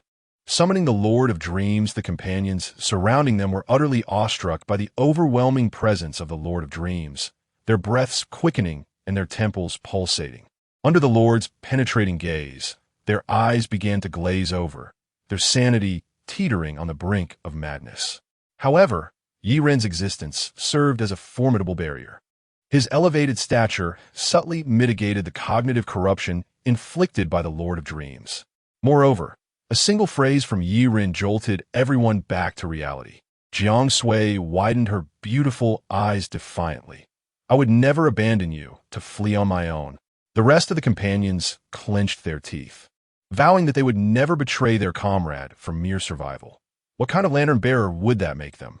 The Lord of Dreams did not respond to Yi Ren's query. Instead, at that moment, the entire dreamscape collapsed.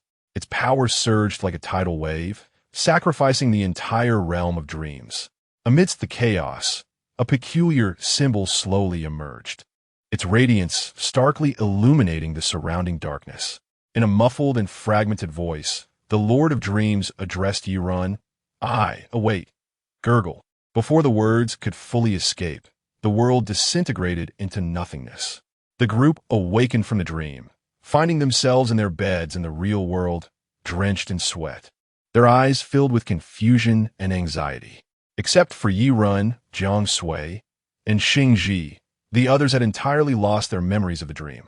In the six-person dormitory, the companions exchanged glances, searching for answers in each other's eyes, but all they found was bewilderment and confusion. As Xing Ji opened her eyes, she suddenly sat up straight, nearly rolling off her wheelchair. She urgently grasped Lin Shuang's hand, exclaiming, "Quick, bring that child here. I have something important to tell him." Lin Shuang, bewildered and not anticipating Xing Ji's awakening, felt a glimmer of hope when she heard that Yi Ren had also awakened. Lin Shuang was genuinely frightened. She had feared that Yi Ren might not wake up. But now, she nodded and quickly sent someone to find Yi Ren. Yiden. Jiang Sui dashed from another room to Yi Ren's, clad in a simple nightgown, her urgency causing her to disregard any concern for modesty. She sighed in relief upon seeing Yi Ren safe and sound. "I just had a nightmare." "No, not a nightmare. It was real." Yi Ren calmly shielded himself with a pillow. Jiang Sui paused, her expression becoming complicated. "Sleeping without clothes is good for your health. I understand that. Are you hungry? Would you like me to make you a bowl of noodles?" Eating noodles was out of the question, as personnel stationed outside the apartment received Lin Shuang's orders to hurry the two to Xing Ji's side. Yi Ren and Jiang Sui were taken aback upon seeing Xing Ji in her wheelchair. After all, the Xing Ji they encountered in the dream was vibrant and healthy, contrasting starkly with the frail figure before them, leaving them both dumbfounded. Xing Ji noticed their gazes, her lips curled into a faint smile tinged with resignation. But this was not the time for such sentiments. She softly inquired, "Mr. Yi, do you still remember the symbol from the dream?" Yi Ren nodded, his brow furrowing, filled with doubts. He had a plethora of questions. What does that rune signify? Xing Ji's expression grew complex. She remained silent for a long moment before taking a deep breath and beginning to explain. The Lord of Dreams shattered the entire dreamscape just to barely manifest that rune. It is a targeted incantation, a spell capable of momentarily summoning the Lord of Dreams into the real world. Not just Yi Ren and Jiang Sui, but even Lin Shuang, upon hearing this, was rendered speechless. A targeted incantation, summoning the Lord of Dreams into the real world. Yi Ren blinked in astonishment, asking, "So, are you saying I can summon the Lord of Dreams at will in the real world?" Xing Ji nodded, a flicker of concern in her eyes. "Yes, he has chosen you, but summoning the Lord of the Abyss likely requires numerous sacrifices. We know nothing of the specifics." The atmosphere in the room grew heavy. Yi Ren fell in a deep thought. So that old fellow, the Lord of Dreams, deliberately ventured into the real world and entered my dream to provide me with a targeted incantation for summoning him at will? What is his true intention? Xing Ji also expressed her confusion. As one of the Lord of the Abyss, a being akin to an ancient deity for humanity, sacrificing an entire dream realm merely to grant Yi Ren the ability to summon him at will. Xing Ji murmured, "Why? What could be the reason?" After Yi Ren and Jiang Sui departed, Lin Shuang sat before her computer, her fingers flying across the keyboard as she updated Yi Ren's profile. Soon, a new appendix was added to Yi Ren's dossier. Conceptual level anomaly. Yi Ren, file number, X11, anomaly level, conceptual, description, X11 is a 23-year-old male named Yi Ren. X11 possesses conceptual level anomalous abilities, capable of conjuring a blood blade from thin air behind him. Upon drawing the blood blade, X11 inflicts mimetic pollution on the surrounding environment, causing those affected to succumb to indescribable terror, rendering them unable to control their bodies due to extreme fear. However, when X11 retracts the blood blade, all pollution phenomena dissipate instantly. Yet, if the affected individuals lack resolve, they may suffer lasting psychological trauma. Appendix 1. Conceptual execution. According to X11's account, if his enemy's health falls below 30, he can instantly execute the foe with the blood blade. This is a conceptual level execution, triggered once the prerequisite condition of the target's health being below 30 is met, not yet fully verified. Appendix 2. Execution records. According to the report from lantern bearer Liu Yan of Tingen City, X11 allegedly killed the projection of X03 on in the underworld, not yet verified. Appendix 3. Key protection. X11's anomalous abilities are of extreme importance to human civilization. Investigator Liu Yu believes that his powers pose a significant threat to the abyssal level system, requesting the highest level of protection to ensure X11's safety. Appendix 4. Summoner of the Lord of Dreams. On X09 descended into X11's dream and granted him the targeted incantation to summon him. Summoning ability not yet verified. 2 weeks later, a city known as Harbor City suddenly exhibited unprecedented signs of abyssal invasion. Abyssal sludge surged into the real world like a tide through fissures in the ground, plunging the entire city into chaos. The local Lantern Bearer Bureau had never witnessed such a large-scale, anomalous event and urgently sent out a distress signal to headquarters, requesting the dispatch of specialists for investigation. Upon receiving the news, headquarters instructed investigator Liu Yu to lead Yi Ren and the Lantern Bearer team to Harbor City for an investigation. Practical experience serves as the best testament to training outcomes. Simultaneously, they sought to test whether Yi Ren could indeed summon the projection of the Lord of Dreams into the real world. This presented a valuable opportunity. Chapter 37. The Sinister Sacrifice of the Flesh and Blood Cultists. Liu Yu, remember your mission. Your foremost priority must be the protection of Yi Ren. Just before boarding the transport aircraft, Liu Yu received yet another reminder from Colonel Lin Shuang. He nodded solemnly, his expression grave.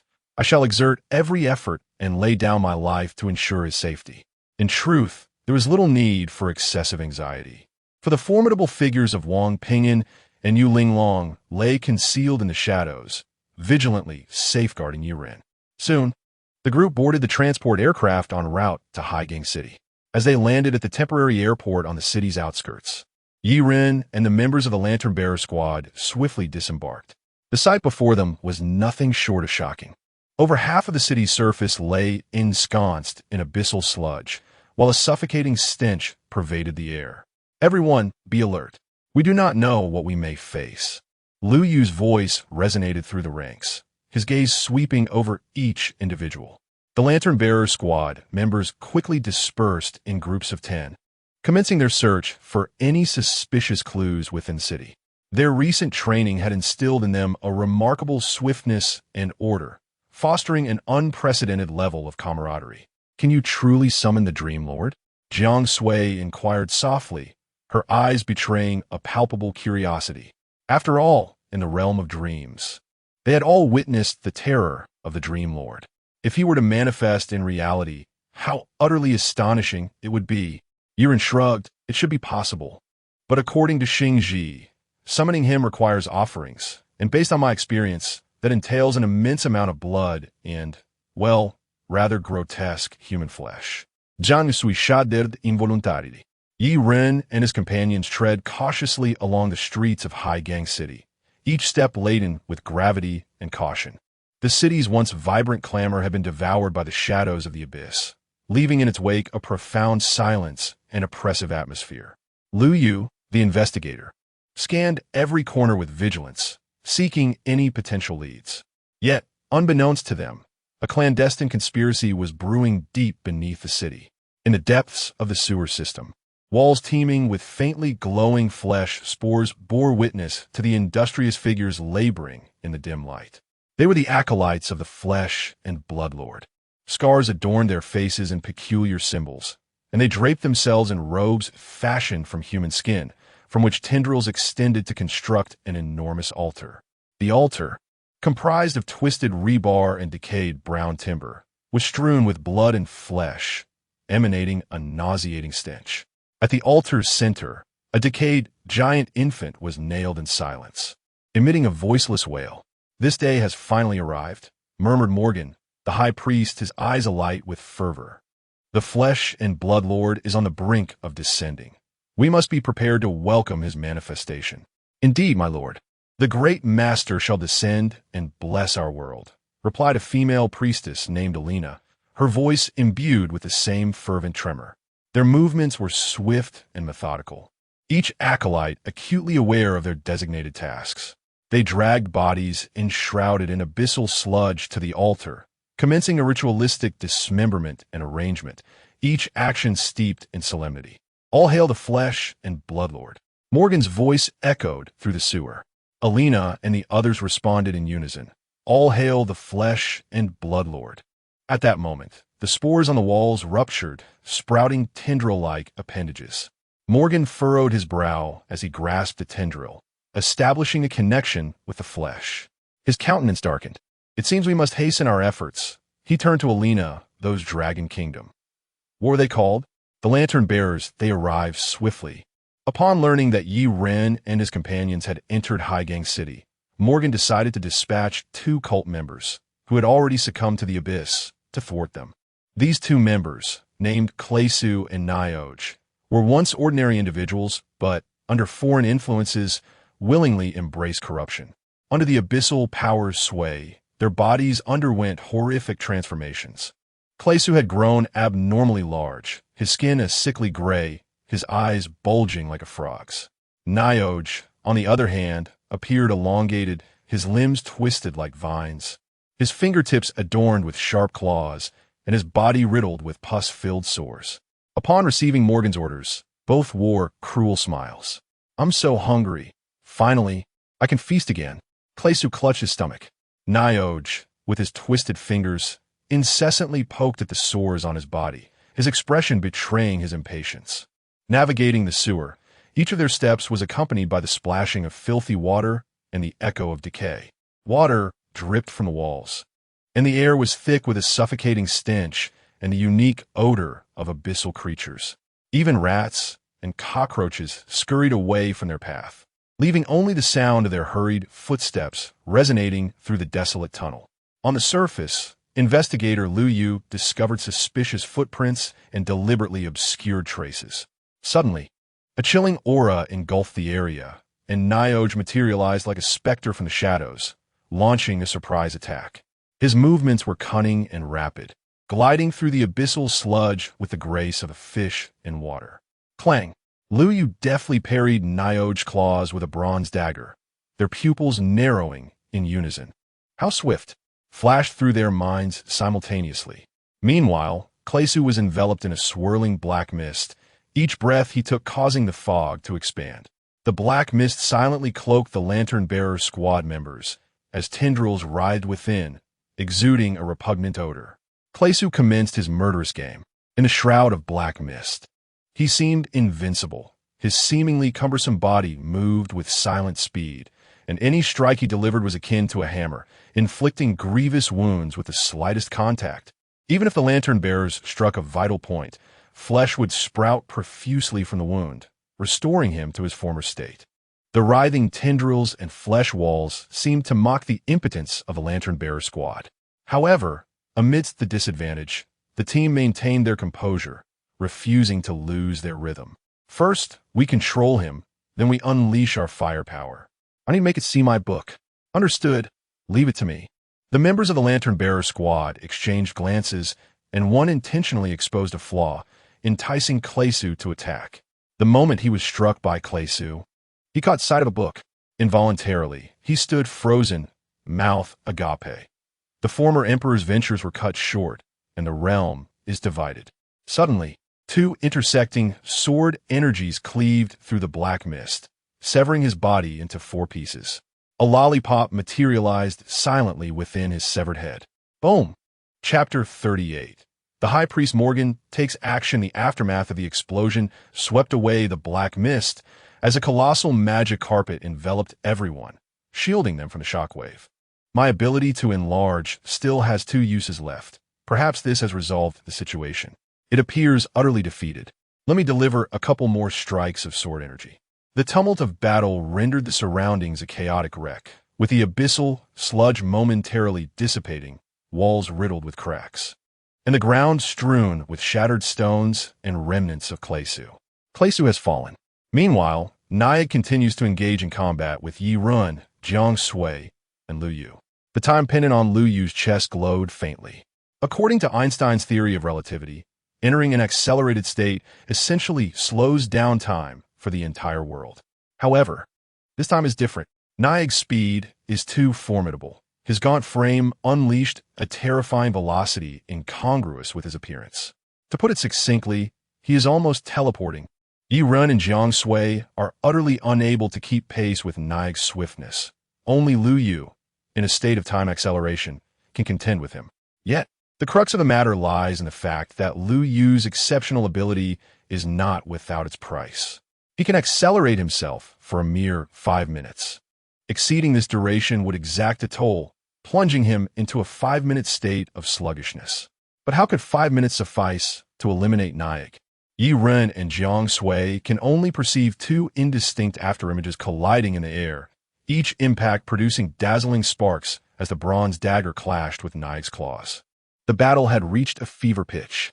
Lu Yu and Nayag were at an impasse, with neither able to breach the other's defenses due to their closely matched speed and strength. Nayag sought an opening through Yi Run and Jiang Sui, unwittingly playing into Yi Run's strategy.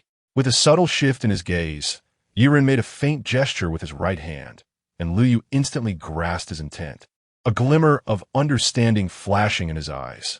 Just as Nayag drew near, Yi Run unsheathed the bloodblade. In an instant, an indescribable wave of terror surged from the depths of Nayag's being, rendering his body rigid, as if paralyzed by a primal dread. Scarlet, granular mist enveloped the surroundings. Just before Lu Yu succumbed to the contaminating fear, he produced a hand grenade fashioned from the organs of abyssal creatures. With a swift motion, he hurled the grenade in an arc, directing it towards Klesu. Nayag's eyes widened with horror. He attempted to evade, yet the dread that had seized him rendered his body unresponsive to his mind's commands. He could only watch helplessly as the grenade approached, a flood of despair washing over him. No! Nayag's scream pierced the red mist, echoing with an unsettling intensity. Yet, it was already too late. The grenade found its mark, lodging itself within Nayag's mouth before detonating with a deafening roar. The crimson mist and flesh erupted, scattering remnants of Nayag's form. His scream abruptly ceased. As the dust of battle settled, Yi Run and Lu Yu stood amidst the devastation. Lu Yu exhaled deeply, initially believing that the explosion had signaled the end of the conflict. However, the sight before him made his heart plummet. Nayag, reduced to a grotesque mass, was still attempting to heal. His mangled head, though disfigured, emitted a cruel laughter that reverberated through the ruins, sending chills down one's spine. I am immortal. Immortal. Nayag's voice dripped with mockery and arrogance, his eyes blazing with fervent worship of the Lord of flesh and blood. We cannot be slain. The servants of the Lord of flesh and blood are granted eternal life. Nayag's regenerative powers incessantly stitched his body back together, the mangled flesh visibly reforming. Yi Run stood before the shattered remnants of Nayag's head, a look of disdain crossing his features. Even in this pitiful state, you still dare to bark? Passive execution triggered. Without granting Nayag further opportunities to continue his futile barking, Yi Run unleashed the passive execution. At that moment, time seemed to freeze, and everything around them slowed down. The blood blade sliced cleanly through Niag's head, his smile solidifying into shock and disbelief. His lips quivered as the reassembling flesh suddenly halted its movement. Niag's eyes widened, a torrent of emotions transforming into defiance and terror. This is impossible. Niag's voice was abruptly silenced. Subsequently, his remnants shattered, consumed by the blood blade and transformed into sustenance. A small surge of energy coursing through the blade into Yi Ren's body, enhancing his physical prowess. This battle had left the surroundings in utter disarray. Yet Yi Ren stood amid the ruins, exuding an allure that even Jiang Sui found hard to resist, cheeks slightly flushed. Deep within the sewers, High Priest Morgan stood before the nearly completed altar. His visage was pale, his eyes reminiscent of flames in the abyss, burning with fervor and coldness, two starkly contrasting emotions. A robe fashioned from human skin enveloped his form tightly, the hem fluttering gently in the chill of the subterranean breeze. From the depths of the walls, fleshy sprouts emerged. Morgan sensed through the connection of blood and flesh that Klesu and Niag had met their demise. His fingers glided over the altar's edge, tracing the rough surface composed of twisted rebar and decaying wood. "Fools!" Morgan murmured to himself, his tone devoid of emotion, unable to handle even a few lantern bearers. A flicker of irritation crossed his gaze, swiftly replaced by a more fervent glimmer. The altar was complete, and the final sacrifice was about to commence. He had awaited this moment for far too long. "Lord Morgan," Priestess Alina whispered uneasily. Morgan circled the altar slowly, murmuring indistinctly, his words reverberating through the expansive sewer, akin to a curse or perhaps a prayer. As the final syllable resonated, Morgan halted, his gaze piercing through the decaying darkness, as if he could already see the approaching figures of Lu Yu and his companions. "Alina, the rest is up to you." Morgan prepared to intervene personally, determined to prevent Yi Ren and the others from discovering the altar. On the ground, Yi Ren and his team members regrouped. Deep underground, an unsettling presence gnawed at Yi Ren's senses. As a higher-tier source of corruption, he could disregard the cognitive pollution from the abyssal sludge surrounding them, possessing a sharper intuition. It may sound somewhat pretentious, but in the now sludge-infested harbor city, Yi Ren was the only one capable of maintaining clarity and rationality. The others, including Lu Yu, had all been affected to varying degrees. Just as they were poised to act, a thunderous collapse echoed suddenly, startling everyone into turning back. They witnessed a 30-story building crumbling to the ground. "See, this is why your Dragon Kingdom is truly insufferable." Amid the cacophony of shattering debris, a voice imbued with arrogance and imperiousness rang out, its volume surprisingly overshadowing the building's collapse. The group looked up to see a figure descending from the heavens, akin to a deity making their entrance. Chapter 39. There are 5 others as formidable as Morgan extended thick, sinewy arms from beneath his human skin robe, plunging them into the ground to suspend himself midair like a grotesque marionette on stilts. An overwhelming aura of menace instantly suffused the battlefield. The sky darkened beneath a shroud of black clouds, vapors of evaporated abyssal sludge, chilling the air to an unnatural cold. Behind Morgan, a chaotic mass of writhing tendrils erupted, twisting and coiling upon themselves, swelling into a grotesque, amorphous mountain of flesh. With a mere flick of his wrist, the air distorted, and an invisible force surged toward Yi Ren. Lu Yu's pupils contracted to pinpricks. In that split second, he threw himself in front of Yi Ren, raising his bronze dagger in defense. But the unseen force shattered the blade effortlessly, slamming into his chest with devastating force. Thud! Lu Yu's body was flung backward like a broken kite, crashing heavily onto the ground.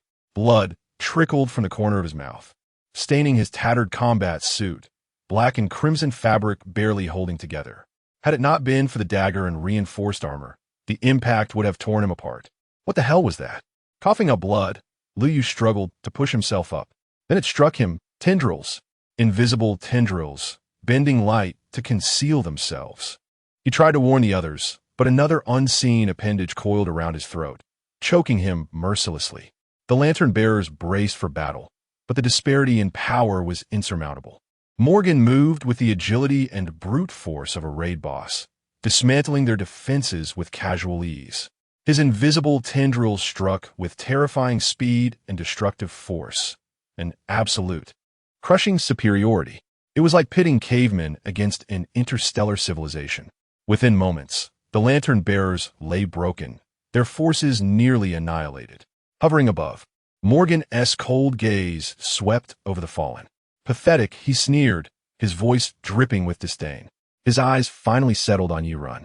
As a most favored disciple of the Flesh Lord, Morgan had refrained from attacking Yurun from the start, an inexplicable instinct screaming at him that a strike Yurun would mean his own death. The premonition was too potent to ignore. Liu Yu gasped for air, his vision darkening. The rest of the lantern-bearers were incapacitated, leaving only Yurun and Jiang Sui unscathed. Taking a deep breath, Yurun suddenly shouted, "Hey, big shots! Mind stepping in already, Morgan?" The battlefield was a wasteland. Black waves of abyssal sludge churned from the force of combat, the air thick with the stench of blood and scorched earth. Ruined buildings littered the street, the entire scene steeped in apocalyptic dread. Morgan tensed, tendrils coiling defensively. Then, a surge of primal dread seized him. Instinctively, he retracted all his appendages, encasing himself in an impenetrable cocoon. His gaze snapped toward the southeast.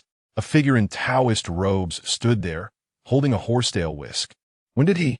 Wang Ping in Dragon Country's pinnacle anomaly, a pillar of the nation.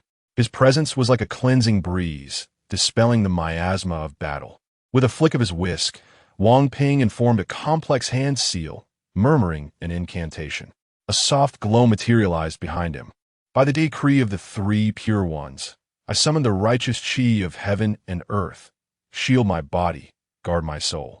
Protection seal, dozens of intricate sigils, ancient seal script, wrapped around Yurun and the fallen lantern-bearers, shielding them. Heart like clear springs, washing away the dust. Spirit like a mirror, reflecting the true self. Healing light seal, another incantation, and Liu Yu's nearly severed neck, along with the other's fatal wounds, began knitting together at a visible pace. But Wang Ping wasn't done. Thunder of the Cauldron's origin. Heavenly thunder seal, dark clouds roiled above, thunder rumbling like the wrath of gods. A blinding bolt of lightning descended, striking Morgan before he could react. The arrogance on Morgan's face shattered into shock and terror. He tried to evade, but the divine retribution was too swift, too absolute. Boom! Charred and broken, Morgan crashed to the ground, his tendrils reduced to ash. Trembling, he rasped, "Wang Ping, why are you here?" Morgan knew of him. Who didn't he? A legend who had once repelled 10 high-tier abyssal entities single-handedly, a guardian of cities. But why now? Why here? Wang Ping's expression remained impassive. He stepped forward, each movement deliberate, his voice icy. Because he said coolly, "You provoked someone you shouldn't have." His gaze flicked toward Yurun. The ground was scorched, the air thick with the scent of ozone. The surviving lantern-bearers stared at Wang Ping in awe. Damn, talk about a safety net. Looking down at the dying Morgan, Wang Ping spoke without pity. Creatures like you, so hard to kill. Sealing is the best solution. This time, he wouldn't repeat past mistakes. No scattering Morgan's remains across the battlefield. Instead, he would bind him with the Qianquan sealing seal. Morgan's body was already regenerating. Unseen tendrils slithered toward Wang Ping's back. Clang. They collided with an invisible barrier. The protection seal. Did Wang Ping seem like the type to forget shielding himself? Frowning, Wang Ping delivered the final blow. Stop struggling. There are 5 others as formidable as I. As if summoned by his words, Yu Linglong and several other supreme figures emerged from the shadows. Their presence alone sent a crushing wave of pressure across the entire city. Chapter 40. The manifestation of the Lord of Flesh and Blood. Morgan, the high priest, stood frozen in disbelief. Why? How could it be? He struggled to comprehend the situation. How could a being as formidable as Wang Ping manifest not once, but 6 times? Was it possible that the church's plans had been divulged? Wang Ping pointed at Yurun, stating, "I warned you not to provoke those you ought not to. Strictly speaking, we are merely the guardians of that child." Morgan's expression twisted in agony. That child must be of great significance. His voice trembled, yet his face radiated a frenzied excitement. If such a valued individual were to be sacrificed to our Lord, Wang Pingyan remained unfazed, flicking his finger gently, causing a golden rune to coalesce in the air, transforming into a sealing spell that descended upon Morgan. The high priest found himself immobilized beneath the weight of the curse. Yet, a maniacal expression of a zealot spread across his face as he bellowed, "Fools! Fools! Do you not see? I am merely buying time. The sacrifice has already begun. The projection of our Lord is about to descend." Wang Pingyan furrowed his brow slightly. Morgan's eyes sparkled with madness as he laughed maniacally. "Ha ha ha! My Lord will grant me eternal life, while all of you shall perish here. You will all die." In the sewers, Alina had completed the final step of her ritual. She prayed earnestly in response. Everything was unfolding as she had desired. The Lord of Flesh and Blood had answered her call. Suddenly, a massive rift tore open in the sky, revealing a scarlet expanse beyond. From this chasm, the projection of the Lord of Flesh and Blood descended. In the heavens, torrents of flesh and blood cascaded down like a deluge, flooding every corner of the port city. The streets, buildings, and vehicles were all submerged in the crimson tide. Alina's eyes gleamed with manic fervor as she cried out, "My Lord, please bless this wretched world." Her voice pierced through the roar of the blood sea. Despite being bound by the sealing spell, Morgan's face twisted into a grotesque smile at the sight, his eyes filled with anticipation for the impending new world. The expressions of Wang Pingyan and the other several prominent figures turned gravely serious at that moment, devoid of any semblance of ease. If one looked closely, one might even notice beads of cold sweat trickling down their brows. Everything had transpired too rapidly. The arrival of the flesh and blood deluge instantaneously transformed the once thriving port city into a distant memory. In a moment of peril, Wang Pingyan unleashed a golden incantation. The spell enveloped them all, propelling them away from the submerged streets of the city. Yi Ren and the others landed atop the tallest building, gazing down at the sea of crimson, each engulfed in silence. The entire port city had been engulfed. The peaks of skyscrapers stood as the sole sanctuary. The red clouds above loomed like a colossal curtain, obscuring the sunlight and casting the entire city into an indescribable hue. Occasionally, remnants of structures emerged from the blood-soaked surface, only to be swiftly consumed by the writhing mass of flesh. The skies continued to rain flesh and blood. The protective charms worn by the group hissed intermittently, prompting Wang Pingyan to hastily refresh their wards. However, his actions elicited a worried expression from Yulinglong. "Can you still hold on?" While Wang Pingyan may not have been the strongest among the 6 prominent figures, he was undoubtedly the most versatile. Yet, his extraordinary abilities came at a cost. Once overextended, he would lose his emotions and ability to speak. Wang Pingyan, with a hint of difficulty, shook his head. "Even if I cannot endure, I must press on." At that moment, Morgan and Alina were receiving blessings from the Lord of Flesh and Blood amidst the sea of flesh.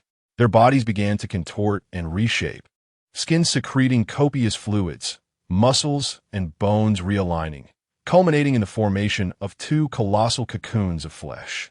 The surface of the cocoons pulsated with blood vessels, as if new life were gestating within. 2 completely transformed eyes gazed through the fleshy barriers, peering into the new world. Wang Pingyan and Yulinglong stood atop the building, witnessing this grotesque transformation, and both felt a profound sense of helplessness. Human cognition paled in comparison to that of the Abyssal Lord. They exchanged a glance, each recognizing the resolve reflected in the other's eyes. Wang Pingyan took a deep breath, his voice hoarse. "It matters not for us. We must find a way to ensure Yi Ren's escape." Yulinglong nodded, her hands gathering a faint pink glow. "Indeed, we may perish, but he must not." A figure known as Lu Gao emerged, his extraordinary ability being the creation of spatial bubbles. It is well known that abilities connected to time and space are not to be trifled with. Lu Gao, tall and imposing, had an empty left sleeve. He planned to divert the attention of the Lord of Flesh and Blood toward Wang Pingyan and Yulinglong, while he used a spatial bubble to escort Yi Ren out of the city engulfed by the Lord's presence. Calmly, he addressed Wang Pingyan. I will need to open at least 3 spatial bubbles to leave this city. You must hold off the Abyssal Lord for 3 minutes. Yiren attempted to speak, but Jiang Sui squeezed his hand, nervously signaling him to remain silent. Wang Pingyan and Yu Linglong approached the edge of the rooftop. Exchanging a glance, Yu Linglong inquired, "What shall we do?" Wang Pingyan replied, "I do not know, but we must act." However, just as Lu Gao released the spatial bubbles, tendrils of crimson flesh erupted from the sea below, launching an assault. Wang Pingyan raised his hand, casting a binding spell in an attempt to halt the tendrils. Yet, these were the very limbs of the Lord of Flesh and Blood. Upon contact with the binding spell, Wang Pingyan's expression contorted, his body swelling uncontrollably, as if countless insects were crawling beneath his skin, and his muscles and bones emitted ominous cracking sounds. His pupils constricted to pinpoints, and he gasped out fragmented words. "No. This pollution. I am." Yu Linglong's expression shifted dramatically at the sight, but her soul manipulation was powerless against Wang Pingyan's transformation. What rank did the Lord of Flesh and Blood hold? The pollution it brought forth was beyond Yu Linglong's capacity to counter. In a moment of desperation, Yiren drew forth the Bloodblade. A granular red mist enveloped the area, filling everyone's minds with pure and intense fear, leaving them paralyzed. As previously mentioned, Yiren himself was a source of pollution. This wave of fear pollution overwhelmed even the aberrant influences of the Lord of Flesh and Blood. The tendrils of the Lord emitted a silent shriek, retracting and avoiding the area tainted by Yiren's influence. Wang Pingyan's body gradually returned to normal, and he clutched his chest, glancing apprehensively at Yiren. You saved me once more." The expressions of the prominent figures turned toward Yiren with newfound complexity. Yiren shook his head. "I can only ensure you are not tainted at critical moments. But what comes next?" Once more, silence enveloped them as they faced the Lord of Flesh and Blood, whose presence had overtaken the entire city, rendering humanity as insignificant as a mayfly attempting to shake a tree. Chapter 41. The genuine emotions of Jiang Sui. A glimmer of calm light flickered in Jiang Sui's eyes as she drew forth the blood sacrifice dagger. Taking a deep breath, she plunged it sharply into her arm. The dagger sliced through her skin, and blood trickled down the blade. A fleeting expression of pain crossed her face, soon replaced by unwavering resolve. Jiang Sui made her wish. "I seek to uncover a glimmer of hope." She dared not articulate a wish too extravagant, and could only speak in vague terms. At that moment, the reality distortion effect was triggered, and a vision suddenly manifested in her mind. A subterranean altar, the pivotal point for the projection of the Lord of Flesh and Blood. She swiftly conveyed this information to the others. Wang Pingyan and several prominent figures realized that the projection of the Lord of Flesh and Blood was utterly insurmountable. Thus, the objective was never to defeat it, but rather to devise a means to dismantle the altar, compelling the inner world to forcibly draw it back. "What? How we proceed now?" a member of the Lantern-Bearer squad whispered. They were trapped atop the building, with a seething sea of flesh and blood below. All remnants of the Lord of Flesh and Blood's body. Niujing edged close to the rooftop's edge, glancing down, when suddenly his limbs began to grotesquely distort. His muscles twisted, and his bones contorted, on the verge of transforming into a grotesque abomination. "Ah, Brother Yi, save me." Yiren's eyes twitched as he drew his blood blade once more. Fearful contamination enveloped Niujing's flesh. His transformation ceased, his body gradually returning to normal, though he trembled with lingering dread. "Damn, Brother Yi, thank goodness for you." Yiren sighed, then turned to the group with a calm demeanor. "That one-armed fellow. I must trouble you to escort me to the sewer. I am unaffected by the contamination, and I can destroy the altar." However, his proposal was immediately met with vehement opposition from all. "No way, that is far too risky. Our duty is to protect you. You're walking to your doom. Think again, don't rush. There must be another way." Even Lu Yu concurred in rejecting Yiren's plan. Though moved, Yiren shrugged helplessly. "There's no alternative. My friends, if I go, there's at least a sliver of hope. If I do not, we will all perish here. It's a choice between a near-death experience and certain doom. Now it's your turn to decide." Tension hung in the air like a heavy fog. Damn! Wang Ping and slammed his fist against the railing, his face twisted with anxiety. Yu Linglong furrowed her brows, her beautiful face marred by struggle. The other prominent figures were similarly distraught. Was there truly no other solution? I'm afraid not, Lu Yu lamented, running his hands through his hair. There is no one here who is immune to the flesh contamination. Even the slightest contact with a lord of flesh and blood's essence would induce distortion. I should never have come here. Yiren scanned the expressions of the crowd, feigning lightheartedness. Don't be so grave. Our storyline is surely on the lighter side. Nothing catastrophic will occur. Look at this guy. He is already jinxing himself. Jiang Sui's fingers trembled beneath her seemingly calm exterior. Turmoil reigned within. This is far too dangerous. Her voice quivered with a barely perceptible hitch as she gazed at Yiren, tears glistening in her eyes. I want to use this to wish for your safety. A flicker of shock crossed Yiren's gaze, and he swiftly grasped Jiang Sui's small hand, preventing her from invoking the blood sacrifice. Don't do this, sister. If you make that wish, you might end up sacrificing yourself. The stature of the Lord of Flesh and Blood was formidable, and the wishes made through blood sacrifice demanded a price. The more unattainable the wish, the greater the cost.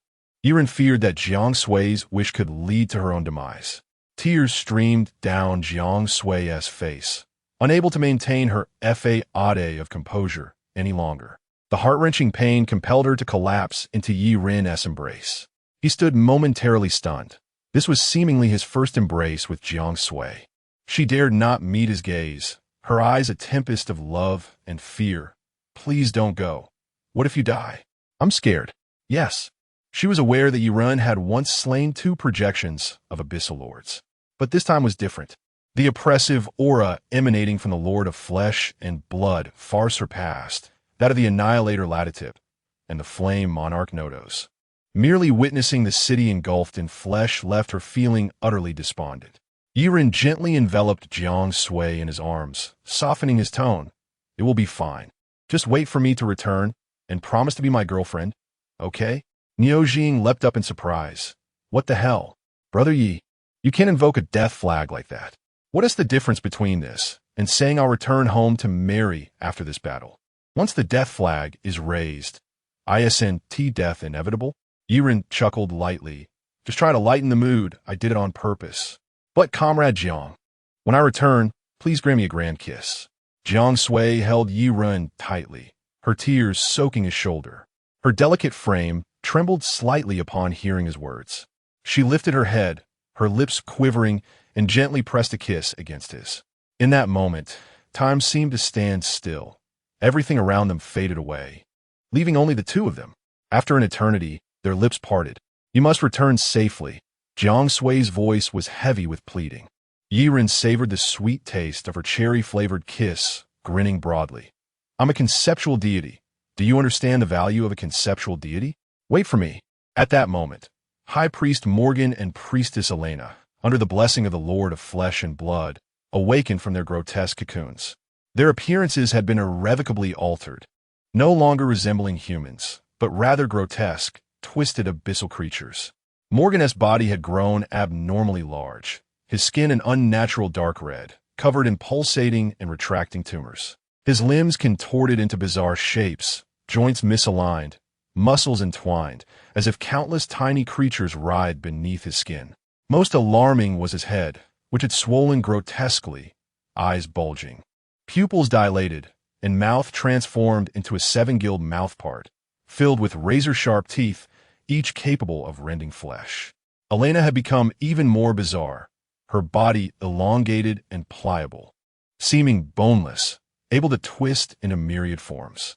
Her skin was pale and translucent like that of an electric eel, with veins and organs distinctly visible, as if they could rupture at any moment. Her hair had fallen away, replaced by writhing tendrils that danced in the air as if possessing their own consciousness. Her eyes had vanished, or, rather, her eyes were now scattered all over her body. These 2 abyssal creatures, under the projection of the Lord of Flesh and Blood, emitted a chilling, bone-chilling roar. Their very existence was a blasphemy against the outer world. Oh no, we must hurry. If If we don't leave soon, those two will be upon us. Yiren urged the one-armed figure, Lu Gao. Chapter 42. Dragged back to the abyss? Is it truly over? Upon witnessing the scene, Lu Gao ceased his hesitation, releasing the spatial bubble with an adjusted preparation time contingent upon the distance. For a mere short-range teleportation, the delay was nearly non-existent. Yiren's form was enveloped by a pale, blue spatial bubble, and in an instant, several blood and flesh tendrils emerged from the sea of gore, stretching forth. Just before the impending strike, both Yiren and the spatial bubble vanished from sight. With Yiren's disappearance, the esteemed figures, including Wang Ping'an and the members of the Lantern-Bearer team, immediately sensed a profound surge of fleshly corruption. With every passing second, they observed their bodies warping grotesquely. Skin hardened into a rough texture, sprouting tumor-like scales reminiscent of fish, followed by the deconstruction and reconstruction of blood vessels and nerves into indescribable forms. The fallen High Priest Morgan and Elena unleashed their assaults like a torrential storm upon Wang Ping'an and others. There was no flourish to their strikes. They merely employed their grotesquely augmented fleshly arms to pummel the group, yet each blow bore an astonishing destructive force. Wang Ping'an's countenance twitched slightly, the protective spells surrounding him dimming under the relentless onslaught. Though his body was increasingly tainted by corruption, he showed no sign of retreat. He murmured softly, 10 minutes. I can hold on for at most 10 more minutes. Yu Linglong's complexion turned pale, her hands trembling. The effects of the fleshly corruption weighed heavily upon her, creating a profound sense of alienation between her soul and body, rendering her abilities nearly unmanageable. The members of the Lantern-Bearer team were also struggling to endure. They needed not to fight, for simply resisting the distortions wrought by the corruption had exhausted them. The aftermath of the battle caused the rooftop to gradually collapse, the streets cloaked in flesh, while the entire city trembled. Should they lose their foothold and plunge into the sea of gore, it would take but an instant to be utterly corrupted, let alone 10 minutes. Fortunately, there were 6 esteemed figures, 2 of whom were fervently reinforcing the building, yet it still teetered precariously. As time passed, Wang Ping'an and the others found their strength and energy waning, some of their consciousnesses beginning to blur, their bodies nearly unrecognizable as human forms. Yiren, we are counting on you, was the final whisper in their minds. At that moment, Yiren had entered the underground sewer, where conditions were even more dire than above. The walls of the sewer were no longer composed of solid concrete, but had transformed into writhing walls of flesh. Nerves and blood vessels twisted like vines upon the walls, constantly contorting, swelling, sometimes contracting and expanding as if they were breathing. The air was thick with the stench of blood and decay, nearly inducing nausea in Yiren. Not far ahead, a massive flesh mound was slowly swelling, its surface pockmarked with countless eyeballs that all fixed their gaze upon Yiren. A wave of grotesque curiosity washed over him. Yet those eyes displayed no other peculiar behavior apart from their unblinking stare. He pressed onward, soon encountering a forest of flesh, where the grotesque masses rose like trees, their roots submerged in a crimson liquid, continuously drawing sustenance. At the center of this fleshly forest stood a grand altar constructed from bones and flesh. Found it! Yiren's spirit surged. However, how to traverse the absurd scene of entangled blood vessels and flesh? Under the dim light, the flesh appeared distinctly eerie, reminiscent of the entrails of some abyssal creature. Resolving to take a chance, Yiren drew forth the bloodblade. At that moment, the flesh began to writhe uneasily, as if sensing the approach of a formidable foe. They parted to the sides, forcibly clearing a path to the altar for Yiren. He raised an eyebrow. Just as I suspected, upon the altar, a monstrous flesh baby quivered in fear. It was meant to be the powerful guardian of the altar. Yet, in the face of the terror that the blood blade embodied, it found itself paralyzed, helplessly watching as Yiren approached step by step. The giant infant's eyes brimmed with shock and confusion, unable to comprehend its own predicament. Move! Hurry and move! But the overwhelming dread left the creature with no option but to weep in silence. Yiren arrived before the altar, casting a surprised glance at the flesh baby. assuming it to be lifeless. He then pointed the blade at the altar, inhaled deeply, and channeled all his strength into a decisive strike. Yiren was no longer the feeble being who could not even slay a lowly abyssal creature. The feedback from a bloodblade had elevated his physical prowess to an extraordinary level, beyond the reach of ordinary beings. With a swift motion, the blood blade cleaved through the altar as effortlessly as slicing through tofu. A powerful surge of energy erupted from the altar, shaking the entire underground sewer. The flesh and bones upon the altar began to collapse and disintegrate. The monstrous infant lost all signs of life in the instant the altar shattered. This pitiful creature, until its death, had gone unnoticed by Yiren as being alive. As Yiren dismantled the altar, a colossal rift suddenly unfurled in the sky above Harbor City, as if the very heavens had been torn asunder. Within the rift, the sights of the inner world twisted chaotically, imbued with indescribable terror and madness. The sea of flesh that enveloped the city surged backward like a reverse flood, with a blood-red liquid forming massive waterfalls in the air. These cascades rose from every corner of the city, converging into torrents of crimson flowing toward the rift in the sky. The blood waterfalls twisted and spiraled midair, as though possessing their own will to resist, forming a vast vortex around the rift. As the sea of blood receded, the buildings, vehicles, and trees of the city gradually emerged, their surfaces marked by the scars of the fleshly inundation. Sunlight poured through the rift, illuminating the sea of blood in a vivid hue, a haunting shade of red. The abyssal sights reflected upon the surface of the blood sea, plunging the entire world into a disordered sense of a bizarre duality. However, as the projections of some fleshly overlords surged into the rift and returned to the abyss, expressions of astonishment mingled with joy graced the faces of the onlookers. Wang Pingyan's clenched fist suddenly relaxed, a fervent smile breaking across his lips. That kid did it. The fleshly overlord is being dragged back. Yu Linglong cupped her face, a sickly blush adorning her cheeks. I knew he could do it. What an impressive little brother. Jiang Sui clutched her clothing tightly. Despite the tears glistening in her eyes, her tightly pressed lips betrayed her exhilaration. As long as he is safe. That's the best outcome. But, is it truly over? Chapter 43. Bold notions as the crowd reveled in the triumph of dragging the Lord of Flesh and Blood back into the abyss, their momentary joy shattered like fragile bubbles. The fissure, which should have gradually sealed, showed no signs of healing. Instead, it loomed ominously above the harbor city, akin to a colossal beast ravenously devouring the boundary between reality and the void.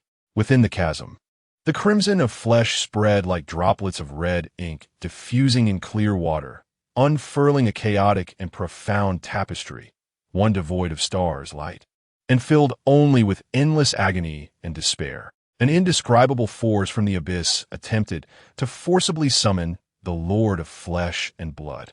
Yet, the power of the Lord was equally formidable, as it wove an unprecedented seal, using the pervasive carnage throughout the city, resembling a thick cocoon of blood that staunchly blocked the rift connecting to the abyss. The sanguine seal flickered with an eerie red light, imbued with a chaotic blend of vitality and decay, causing those who gazed upon it to feel their perceptions irrevocably tainted. Do not look. Everyone bow your heads. Block your ears. Hear nothing. If necessary, knock yourselves unconscious. The sensitive Yu Linglong cried out, battling against a violent headache as a pink halo erupted, rendering the entire lantern-bearer squad unconscious. She and Wang Pingyan struggled to hold on, as the speed of their bodily distortions accelerated. In that moment, they longed for Yi Ren's presence, for when he was near, they remained largely unharmed by the taint of flesh until his absence revealed the true horror of this pollution. An indescribable roar, just as everyone believed the Lord of Flesh and Blood had successfully resisted the abyss's call, an astonishing scene unfolded. From the depths of the chaotic rift emerged chains as dark as ink and as cold as iron, like serpents born from hellfire, descending with an aura that obliterated all vitality. These chains, manifest curses, swiftly penetrated the resilient blood seal in an instant, They danced in the air to a melody of death, inexorably embedding themselves into every inch of the Lord's vast body. A cry of indescribable pain, the Lord of flesh and blood emitted a heart-wrenching wail. These chains, akin to a malignant growth, entwined around the Lord's form, binding it tightly from all sides, even as its colossal figure obscured half the sky. Yet it could not thwart the relentless judgment descending from the abyss. As the chains burrowed deep into the Lord's being, they began to drag him back into the abyss. The lamentations and struggles of flesh reverberated throughout the entire city. The blood sea roiled, buildings crumbled, and the scene resembled the advent of apocalypse, instilling profound dread. I can't hold on. It's unbearable. Perseverance is victory. My head has sprouted octopus tentacles, Wang Ping'an and the others hovered on the brink of collapse. The Lord of flesh and blood fought against the abyss. A sight both magnificent and terrifying, as the onlookers stood frozen like sculptures, their faces a tapestry of shock, fear, and confusion. The pulsations of flesh formed crimson ripples around them, and the distortions wrought by the flesh's taint threatened to consume their final vestiges of reason. In the chaos, Lu Gao caught a glimpse of an anomaly. His gaze traversed the frenzied sea of flesh, landing on the ground below. There, Yiren stood at the center of a peculiar vacuum formed by the retreating flesh, his figure a striking contrast amidst the turmoil. Like an unyielding rock in a torrential current, the surrounding carnage seemed to recoil in fear, creating a distinct, pristine circle around him. That kid! Lu Gao's eyes widened in realization, the chaos induced by the flesh's pollution momentarily clearing. He saw Yiren frantically waving at him. Though too far to hear his words, Lu Gao could discern his lips forming the plea. Big brother, pass it on. Teleport me. Without hesitation, Lu Gao conjured a spatial bubble, light and shadow flickering as Yiren's figure vanished from his spot, only to reappear beside the others in the next moment. As Yiren returned, the collective sensation was akin to leaping from suffocating, foul swamp into the embrace of fresh air. The once nearly solidified stench of flesh pollution thinned dramatically, as if an invisible barrier had been breached, and they could feel the vibrant blood flowing anew within their veins. Goodness, big brother, why do you have octopus tentacles on your head? Yiren wore an expression of shock.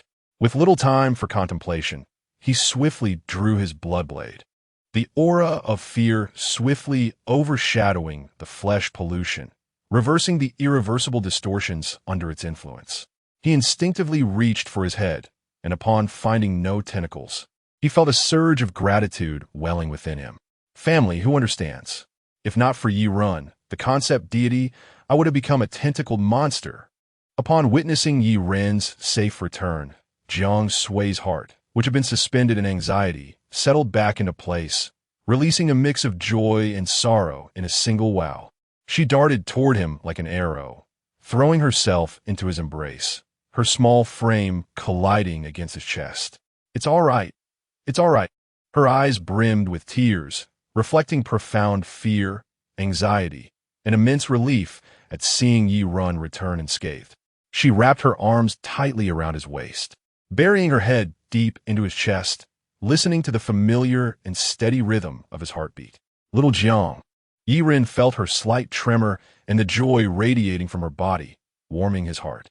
He gently encircled her shoulders, running his fingers through her lustrous black hair, as if soothing a frightened fawn. I'm here. Yiren lowered his voice, a deep and tender tone resonating in Jiang Sui's ear, laced with comfort and teasing. Do you remember what you promised me before? When I returned, you were to give me a grand. Hearing Yiren's playful words, despite the tears still lingering at the corners of her eyes, Jiang Sui couldn't help but let her lips curve upwards, her sobs transforming into joyful, tearful laughter. She lifted her head, her tear-streaked face meeting Yiren's gaze. Yiren gently brushed away the tears from her cheeks with the back of his hand. I'm sorry for making you worry, little Jiang. His soft words flowed like a spring breeze across a lake, calming the turbulence within Jiang Sui's heart. In that moment, she rose on her toes, with the endless blood and flesh of the sky as their backdrop, closed her eyes, and kissed Yiren's lips. This scene melded the grotesque with the beautiful, exuding an indescribable artistic essence. The kiss lingered for about 10 seconds before Yu Linglong, unable to bear it any longer, turned her head and exclaimed, "All right, that's enough." Mind the occasion. There's still a projection of the Abyss Lord looming above us, wailing. Speaking of which, Yiren squinted his eyes. "Everyone, I now have a bold idea." Hearts skipped a beat, and eyes twitched with trepidation. Was this bold notion? Chapter 44. Summoning. Dream Lord Noxus. As everyone basked in the fleeting relief brought by Yi Ren's safe return, he suddenly proposed a jaw-dropping idea. "Let us summon a being. Bring the Dream Lord over." The Flesh Lord was far too formidable, so powerful that it dared to defy the Abyss's enforced recall. The only entity capable of confronting it directly at this moment was likely the Dream Lord Noxus. Upon uttering these words, it was as if a colossal stone had been cast into a tranquil lake, sending ripples through the atmosphere and instantly tightening the previously lax tension. "Are you serious?" Though perilous, it seemed there were no other options left. "Then shall we give it a try?" The expressions on the faces of the elders varied greatly. Yu Linglong exhibited a blend of curiosity and concern, while Wang Pingyin's pupils dilated slightly, his furrowed brow revealing deep worry. A slender figure among the elders, with piercing eyes, voices agreement with Yi Ren's audacious notion, his tone calm and resolute. "I believe it can be done. This lad has never let us down." Despite the immense risks associated with Yi Ren's decision, no one could predict whether the projection of the Dream Lord, once summoned, would become an ally like the Flesh Lord or resist returning to the Abyss. Yet, dwelling on such uncertainties was futile. Moreover, prior to their arrival, they had received directives from above that if feasible, Yi Ren should indeed attempt to summon the Dream Lord in the surface world. So let it commence. As Yiren took a deep breath, the air seemed to freeze in that instant. The elders stepped back in unison, clearing a space for him. As Yiren brandished the blood blade, an eerie red mist began to envelop the vicinity. The blood blade gleamed with a cold, profound luster under the crimson sunlight. With unwavering determination in his gaze, Yiren twirled his wrist, causing the blood blade to dance gracefully in the air, tracing paths of runes that appeared almost alive. These trajectories gradually converged into an intricate and solemn mystical symbol. This was the targeted summoning incantation that the Dream Lord Noxus had allowed Yi Ren to manifest, at the cost of obliterating a complete dream world. In that moment, everything around them underwent a bizarre and shocking transformation. The previously serene rooftop shifted dramatically, as if an invisible force twisted space itself, dimming the light and obscuring the sun in the sky. Within the red mist, the features of the Abyssal Eater, Ladatip, and Illuminator, Nodos, flickered in and out of visibility, resonating with the evolving summoning incantation. While I think it's working, this is something the crowd held their breath, anxiously watching Yi Ren's every move. Jiang Sui clutched the hem of her clothing tightly, her fingertips turning pale, her gaze fixated on Yi Ren. In the face of this bizarre and distorted phenomenon, everyone stood as if petrified, while the red mist around Yi Ren grew increasingly menacing. The air surrounding him seemed to ignite, forming dazzling halos, and the incantation inscribed by the Bloodblade began to emit a faint bluish-purple glow, through which one could glimpse countless fragmented reflections of dream worlds. As the final stroke was completed, Yi Ren raised the Bloodblade high, pointing towards the heavens. Suddenly, a rift tore through the sky, emitting an ancient and resounding call, the echo of the Dream Lord Noxus. It responded to Yi Ren's summons. An indescribable and overwhelming power surged forth from the rift, as if breaching countless dimensional barriers. A colossal presence descended upon the skies of Harbor City. This was the projection of the Dream Lord Noxus. Its form resembled a star as dark as a black hole, yet shimmering with brilliance, surrounded by countless drifting fragments of dreams, harmonizing and consuming one another amidst the starry expanse. Just like the Flesh Lord, it too was adorned with chains originating from the abyss. As the projection of the Dream Lord Noxus arrived, the daylight itself twisted into night. The sun vanished, and a pitch-black curtain enveloped the realm, centered around the Dream Lord. After all, as the ruler of dreams. Was it not customary for such a being to alter the cycle of day and night? With the arrival of the Dream Lord's projection, the entire harbor city was suddenly enveloped in an eerie stillness and silence. The city, once ravaged by the Flesh Lord, was now cloaked in a thick shadow, as if time had come to a standstill. The stars in the sky spun rapidly, drawn towards the projection of the Dream Lord, forming a magnificent vortex. What an extraordinary sight it was. The forgotten high priest Morgan and priestess Elena trembled at this moment. When the Flesh Lord was forcibly recalled by the abyss, they had nearly been dragged into it along with the meat-paced ocean. They had only just managed to break free, yet what they witnessed shattered their faith. The Flesh Church had poured all its resources and years of effort into summoning the projection of the Flesh Lord. Meanwhile, Yiren had summoned another abyssal lord with nothing but his own strength. At that moment, Yiren gazed up at the Dream Lord, who cast darkness over the entire city and shouted, Iron, lend us a hand. We cannot contend with that fellow." The crowd's pupils constricted. "What? You're speaking to an abyssal lord like that? Who the hell calls you Iron? Yet to their surprise, an unexpected event unfolded. The projection of the Dream Lord truly responded to Yi Ren's plea. The dark star erupted with a brilliant glow, its beams aimed directly at the projection of the Flesh Lord. The Flesh Lord's projection, which was fiercely resisting the abyss's recall, momentarily stiffened, seemingly overwhelmed and enraged by the Dream Lord's intervention. A battle, unfathomable and unimaginable to mere mortals, was about to unfold between the projections of these two sovereign entities. Alas, this monumental spectacle would be witnessed by only Yi Ren and his companions. The projection of the Dream Lord, akin to a comet in the night sky, unleashed the boundless power of dream fragments towards the projection of the Flesh Lord. The collision between the two sent ripples through the fabric of space. Reality and illusion intertwined, creating colossal vortices. The starlight cast by the Dream Lord clashed violently with the blood-soaked remnants of the Flesh Lord, each impact distorting the visual landscape and producing a myriad of dazzling yet terrifying light effects. As the Flesh Lord resisted the abyss's recall, it stubbornly retaliated. Its tendrils formed of flesh and bone thrashing in the air, attempting to ensnare the projection of the Dream Lord. Yet, the tendrils were enveloped and dissolved by layers of dreamlike bubbles. In the face of such a surreal battle, Yi Ren could only marvel in astonishment. Wang Pingin's face was etched with disbelief, his mouth agape as he nearly forgot to breathe, while Yu Linglong beside him turned pale. This clash between abyssal lords unfolded like a grand, dynamic work of art, laid bare before the onlookers. Each collision resonated with indescribable roars.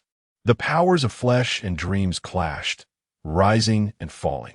Ultimately, after hundreds of collisions, the projection of the Flesh Lord began to weaken, struggling increasingly against the abyss's recall. Chapter 45, Decapitation, a sword that shakes the heavens. The immense gravitational force emanating from the abyss intensified abruptly, ensnaring the Lord of Flesh with a fierce grip. The chains binding him tightened, and his massive form began to writhe uncontrollably toward the fissure, as if he were about to be dragged back into the abyss. Witnessing this, the Lord of Dreams halted his actions, coldly observing the impotent fury of the Lord of Flesh. "No, I refuse to return. I will not go back to that prison." The Lord of Flesh's wails of despair were indescribable, a cacophony that only yielded incomprehensible sounds to those around. Yet, Yi Ren understood, grasping the will buried within that lament. A prison? Yi Ren blinked, sensing he had stumbled upon a momentous revelation. At this juncture, the figure of the Lord of Flesh seemed to dissolve slowly, his colossal body raining down blood. In the face of this suffocating scene, the onlookers, including Wang Pingin, held their breath, their gazes fixated on the Lord of Flesh, who was on the verge of being dragged back into the abyss. Suddenly, Yi Ren performed an act that left everyone speechless. He drew his blood blade and stepped toward the projection of the Lord of Flesh, who was about to be summoned back to the abyss. "What?" Lu Yu exclaimed, his voice laden with shock and confusion. "Hey, you can't possibly be thinking." Wang Pingin felt a chill run down his spine, involuntarily trembling. "Zundu, are you really going to kill the Lord of Flesh?" Miss Yulinglong covered her mouth, her pupils trembling. The remaining leaders swallowed hard, unable to articulate their shock, their fists clenched tightly, eyes wide with horror. Is he really going to do this? The leaders found themselves a loss for words to describe their current feelings. Yiren remained silent, his eyes gleaming with excitement. Passive decapitation activated above the massive, corpulent body of the Lord of Flesh's projection. A notification appeared that only he could see. Simultaneously, the Lord of Flesh's health dipped just below 30. Thus, Yiren unsheathed his blade. In truth, each time Yiren activated his decapitation passive, the visual effects varied significantly. The decapitation animation of the blood blade transformed according to the target size. For instance, against smaller foes, the animation was simple and straightforward, a swift decapitation. However, when the target was the Lord of Flesh, whose projection was large enough to engulf an entire city, as Yiren swung the blood blade, an immense crimson crescent-shaped sword aura surged forth. Impossible to encapsulate with mere words, slicing through the Lord of Flesh's body. In that moment, it felt as if the entire world had come to a standstill. The Lord of Flesh, comprised of an endless amalgamation of flesh and blood, was cleaved apart upon contact with the sword aura, as effortlessly as cutting through tofu. If time were to be slowed 1,000-fold, just before the sword aura made contact, his surface would first crack like glass under a heavy blow, the fissures rapidly spreading. Then, the sword aura would pass through his body without obstruction. The Lord of Flesh was forcibly bisected, with one half suspended in mid-air while the other plummeted heavily to the ground. The city was struck with a tremendous force, creating a vast pit and stirring up clouds of dust and the stench of blood. Simultaneously, the destructive power unleashed by that colossal, crimson, crescent-shaped sword aura exceeded all imaginations. The earth's crust at the city's center shattered abruptly, as if the ground were opening its maw. A chasm nearly 50,000 meters long, resembling a rift after a volcanic eruption, swiftly extended from where the Lord of Flesh's projection had fallen to the edges of the skyline. Countless skyscrapers collapsed along this sudden scar, some torn asunder, one half sinking into the pit, while the other precariously stood, supported only by the remnants of steel and concrete. The streets bordering the chasm transformed into sheer cliffs, vehicles teetering on the brink, cables dangling like severed veins. Streetlights, billboards, and trees on the sidewalk lost their footing, sliding into the abyss. Yiren's strike not only decimated the projection of the Lord of Flesh, but also carved an indelible scar upon the city, forever altering its visage and destiny. The leaders stood in stunned silence, their expressions beyond description. Jiang Sui, Lu Yu, winky face. It was challenging to encapsulate the collective sentiment of the crowd in mere words, for Yiren's strike had rendered them mute. The city descended into an unprecedented stillness.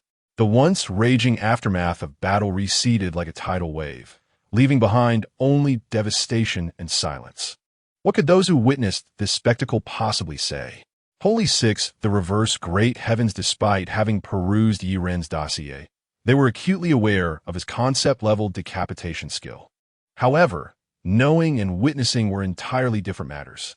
After all, Yiren had just instantaneously severed the projection of the Lord of Flesh, a being considered a god from the human perspective, one of the abyssal lords, a world-destroying entity.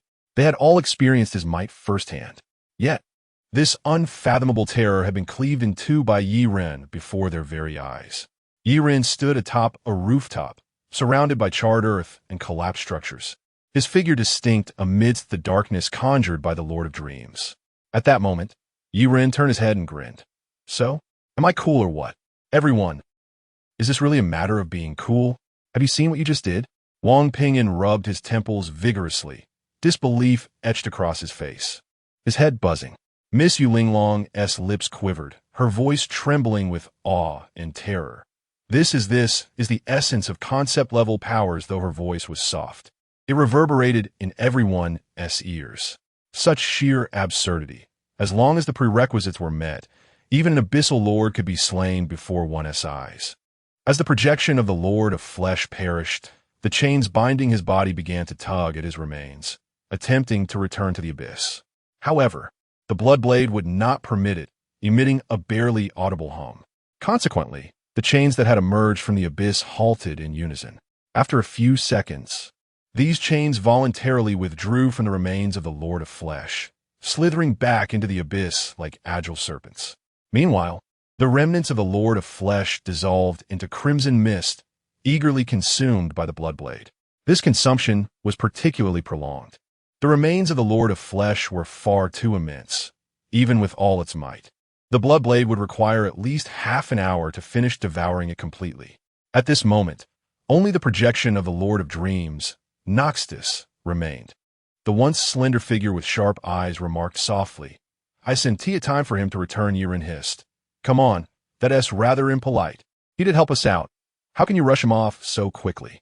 The figure replied, "Mainly because the oppressive presence of the Abyssal Lord is overwhelming." Yiren waved at the Lord of Dreams. "Thanks, my friend. Without you, I truly couldn't have taken down that grotesque creature. Had it not been for the Lord of Dreams' relentless assault on the Lord of Flesh, his health would never have reached the threshold for my decapitation." Chapter 46. Return to the capital. Liu Yu's mission report, as the crowd struggled to digest the shock of the Blood and Flesh Lord's projection being slain by Yiren's sword. An intangible pressure once again enveloped the entire city. A surge of spiritual fluctuations, even more intense than before, surged forth. Every individual present could feel that the source of this power was none other than the Dream Master, Noxtus, towering in the sky. His black, star-like form shimmered with mysterious starlight, continually radiating undulating waves of distortion. In the blink of an eye, he encompassed the entire harbor city with his dream power. From this day forth, the harbor city was destined to become renowned. Who among the family could comprehend? It had been thoroughly explored by 2 Abyss Lords in a single day. What on earth did he intend to do? Liu Yu was the first to react, instinctively adopting a defensive posture, gripping his feathered duster tightly, his eyes wide with astonishment. The others quickly followed suit, and the atmosphere grew tense to its zenith. A bitter feeling settled in their hearts. Could it be? Just vanquished one, and now another turn against them? Oh heavens, not again. This was too much. Yet, amidst their inner turmoil, the Dream Master did not launch an attack. Instead, a sense of compassion and gentleness radiated from the distorted waves. It was as if he was guiding the celestial bodies, weaving a breathtaking miracle for humanity. Broken buildings, gaping chasms, and the immense craters formed by battle underwent astonishing transformations before their very eyes. In an instant, time seemed to reverse, and space gently folded and restored like a scroll. The collapsed skyscrapers stood tall once more, cracks smoothed as if by invisible hands, and the deep pits gradually filled under the influence of dreamlike power, vanishing without a trace. Those severed cables, toppled trees, and scattered debris returned to their rightful places. Jiang Sui was left speechless, her beautiful eyes reflecting disbelief. Her lips parted in awe as she finally managed to utter, "Is this helping us?" Beside her, Yiren's face mirrored her astonishment. Iron is truly a good person, orchestrating this display, making me feel a bit embarrassed." The only one in the world to refer to an Abyss Lord as Iron was undoubtedly Yiren. The Dream Master, Noxtus, resembled a conductor performing a grand symphonic masterpiece, intricately weaving the fabric of this city. Light and shadow intertwined, reality and illusion merged. The once ravaged urban landscape was restored to its former glory in mere minutes, appearing even more splendid than before. Was this the power to distort reality through dreams? As the dust settled, Yiren sensed a gaze upon him. Although the Dream Master appeared to possess no eyes, Yiren distinctly felt he was being observed. Awkwardly raising his hand, he said, "You're quite nice. Is there anything I can assist with?" The black star trembled slightly, beginning to sink gently, its immense form shrinking with each descent. By the time it hovered above the crowd, it had diminished to the size of a football field. However, it seemed that was the limit. The chains extending from the abyss tightened, halting the Dream Master's descent. After a few seconds, the crowd sensed a wave of sorrowful emotion.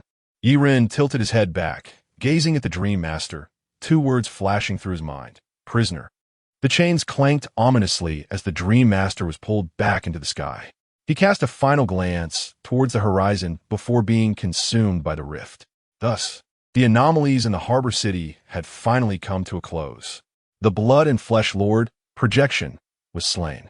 The Dream Master, Projection, was forcibly recalled to the abyss.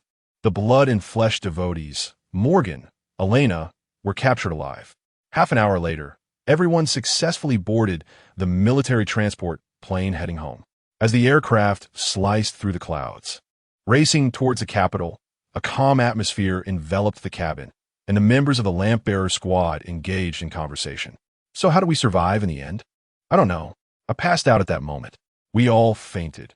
When we awoke, the danger had dissipated, and even the city had returned to normal. Wow, it feels like a dream. Did you feel that way too? What a coincidence. I feel like I was dreaming as well. In any case, it's good that we're all okay. At least we survived. Seated in the spacious cabin, the companions were unable to cease their chatter. They had all been knocked out by Yuling Long, thus avoiding the fate of being transformed by the blood and flesh lord. However, they also missed the most thrilling part of the encounter.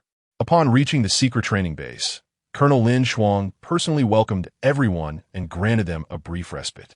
However, Investigator Liu Yu was summoned by Colonel Lin Shuang, who gestured for him to stay.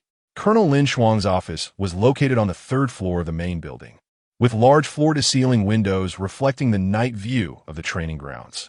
Liu Yu followed her inside, where she nodded slightly and indicated for him to sit on the sofa while she took her place behind the desk. Investigator Liu, it's just the two of us here now.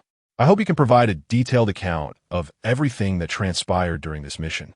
Colonel Lin Shuang's voice was steady, her sharp gaze fixed on Liu Yu as she gently twirled a black pen in her hand, clearly awaiting his narrative. Liu Yu organized his thoughts and began to recount their experiences in the harbor city in detail. From the initial investigation of the anomalies to the fierce confrontation with the Dream Master and the blood and flesh lord's Projection. When he mentioned the blood and flesh devotees, he deliberately emphasized his tone.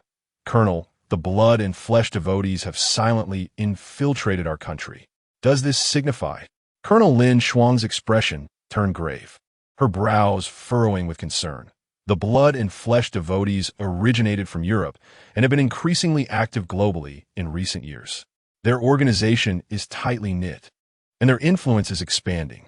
There's a saying, when you find one cockroach in your home, it signifies there's a whole nest nearby. She set down her pen, her gaze locking onto Liu Yu. I will ensure that the higher-ups formulate targeted strategic deployments swiftly to prevent the blood and flesh devotees from gaining a foothold in our country. Investigator Liu, your frontline experience will be crucial for subsequent operations. We will likely need your assistance then. Liu Yu nodded resolutely, replying, I will do my utmost. The two continued their in-depth discussion, the light illuminating their youthful yet determined faces. Behind a myriad of lights, they were silently safeguarding their homeland. Liu Yu continued, the blood and flesh devotees successfully completed the summoning ceremony. I witnessed a colossal rift tearing through the sky of the harbor city, through which the blood and flesh lord descended in projection from the abyss. Endless flesh and blood formed a reign of terror, plunging the entire city into a horrifying sea of red, the scene reminiscent of an apocalypse. Any life that beheld its true form was doomed to suffer mental erosion. As Liu Yu recounted the scene, his tone was filled with dread and awe towards the blood and flesh lord. Chapter 47. Lin Shuang Red Bean Paste. Is a false pretense? Even a top-tier anomaly, like Mr. Wong, appears as insignificant as an ant when faced with the flesh and blood sovereign, utterly powerless like a grain of sand against a tempest. Liu Yu sighed as he spoke, a hint of melancholy flickering in his eyes. While Mr. Wong and his companions represent the pinnacle of humanity, they seem laughably inadequate compared to the Abyssal Lord. This realization left him feeling despondent. It is akin to humans observing an anthill. Even the mightiest of ants would be crushed effortlessly by a mere fingertip. Fortunately, the Abyssal Lord cannot linger in the surface world for extended periods. Otherwise, a single act could obliterate the anthill.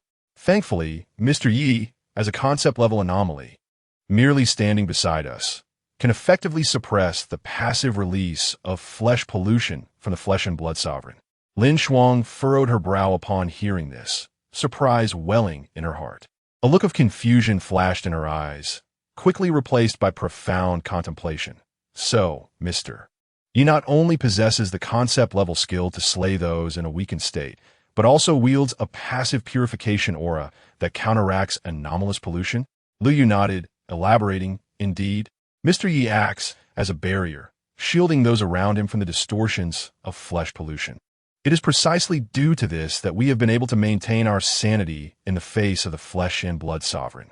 Taking a deep breath, Lin Shuang endeavored to digest this startling revelation. She understood its implications. Many anomalies can resist pollution, but few can withstand the corruption inflicted by the Abyssal Lord. The only one capable of not only resisting the pollution alone, but also passively protecting his companions is Mr. Yi. She recognized how astutely the nation had invested in and safeguarded Yiran, as it was evident he constitutes a vital component in humanity's battle against the Abyss. Understood. Officer Liu, this matter is of great significance. I will amend his file and request elevated protective measures to ensure his safety, Lin Shuang declared resolutely. Lu Yu acknowledged her with a sound before continuing his report.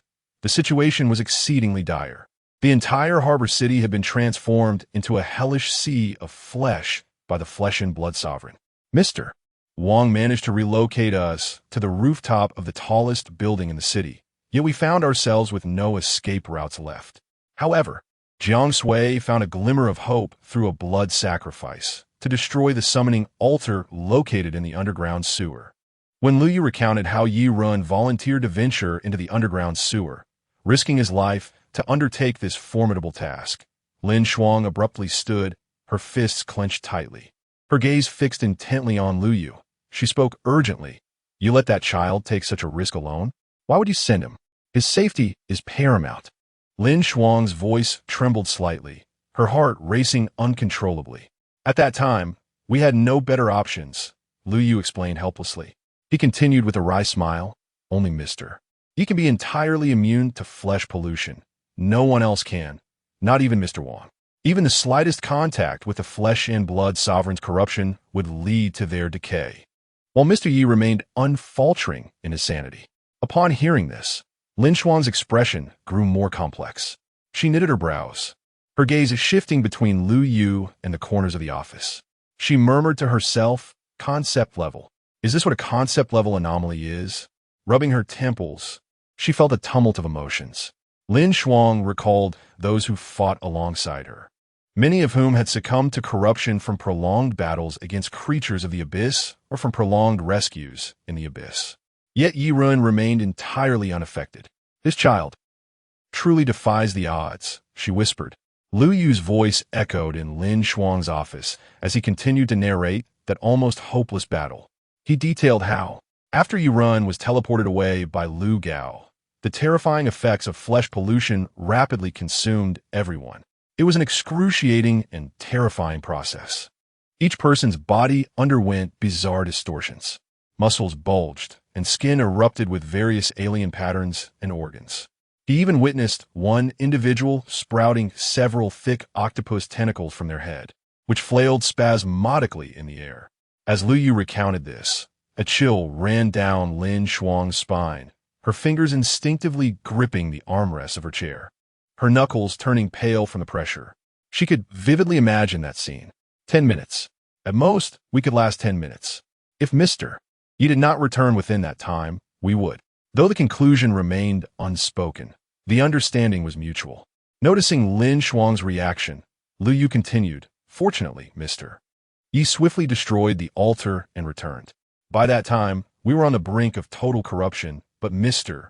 Yi utilized his anomalous abilities to reset the flesh distortions afflicting us.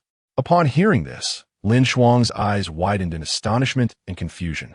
Wait, you mean to say that you were already in the midst of distortion, your bodies had already begun to change, yet he reversed the distortion? Li nodded. Lin Shuang, incredulous, exclaimed, but that is impossible. According to the information we obtained abroad, flesh distortion is deemed irreversible, meaning once contaminated, an individual undergoes permanent change. Liu paused, reflecting on the scene from that time, increasingly astounded by the characteristics exhibited by Yi Ren. Indeed, it actually reversed our flesh distortion. Until now, he had not contemplated this deeply, but upon hearing Lin Shuang's words, he realized how astounding this was. What should have been an irreversible distortion was reset by Yi Ren's intervention. The fear of pollution outweighed flesh pollution. Lu Yu and Lin Shuang exchanged glances, their expressions shifting. Lin Shuang took a deep breath, needing a moment to compose herself. She poured herself a glass of cold water, taking a small sip before continuing to inquire, what happened next? Lu Yu replied, Mr. Yi summoned the Dream Lord. Lin Shuang gasped in shock. Lu Yu dodged just in time, avoiding a face full of water from Lin Shuang, who had transformed into a fountain. He smoothly produced 2 tissues from the side and handed them to her. Cough, cough, cough. Lin Shuang spluttered, her face flushed as she coughed for an extended period. After a while, she finally managed to regain her composure, her throat still slightly hoarse as she twisted her expression and asked, What did you say? Repeat that? Lu Yu shrugged.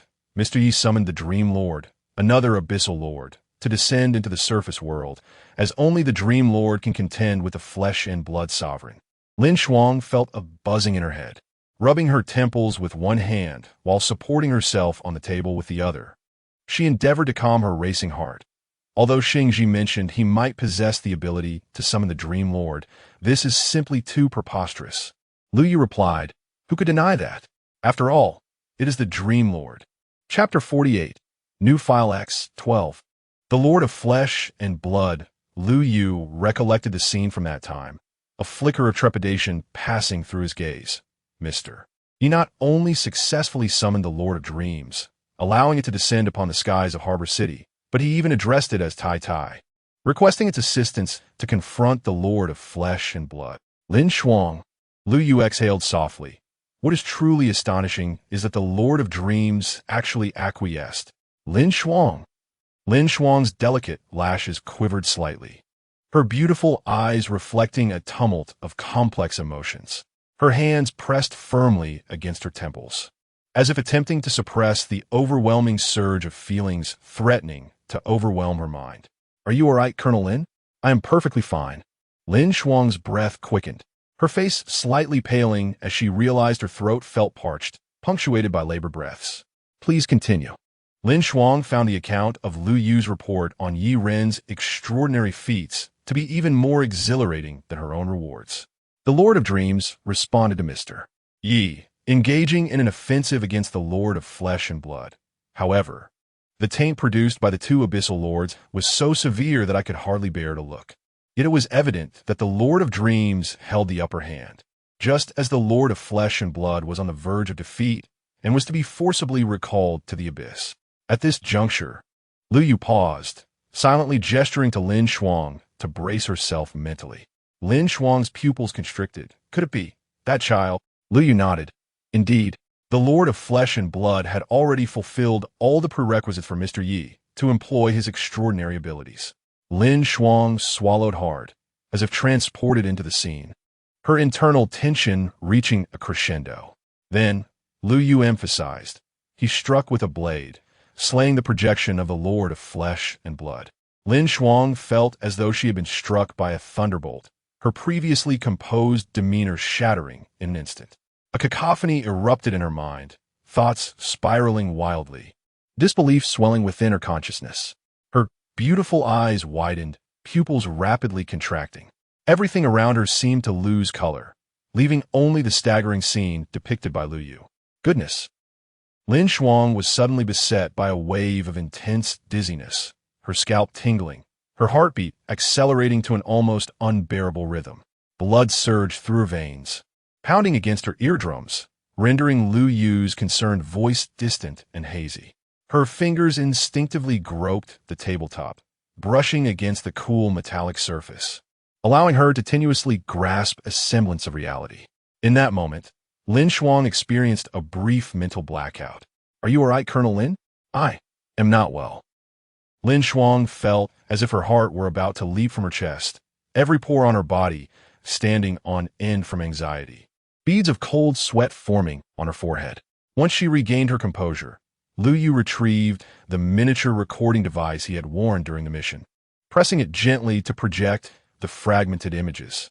The Abyssal Lord itself serves as a potent source of corruption. Thus, all electronic devices were affected. However, it was fortunate that the device in Lu Yu's possession managed to capture a glimpse of useful footage. For instance, the cityscape following Yi Ren's strike.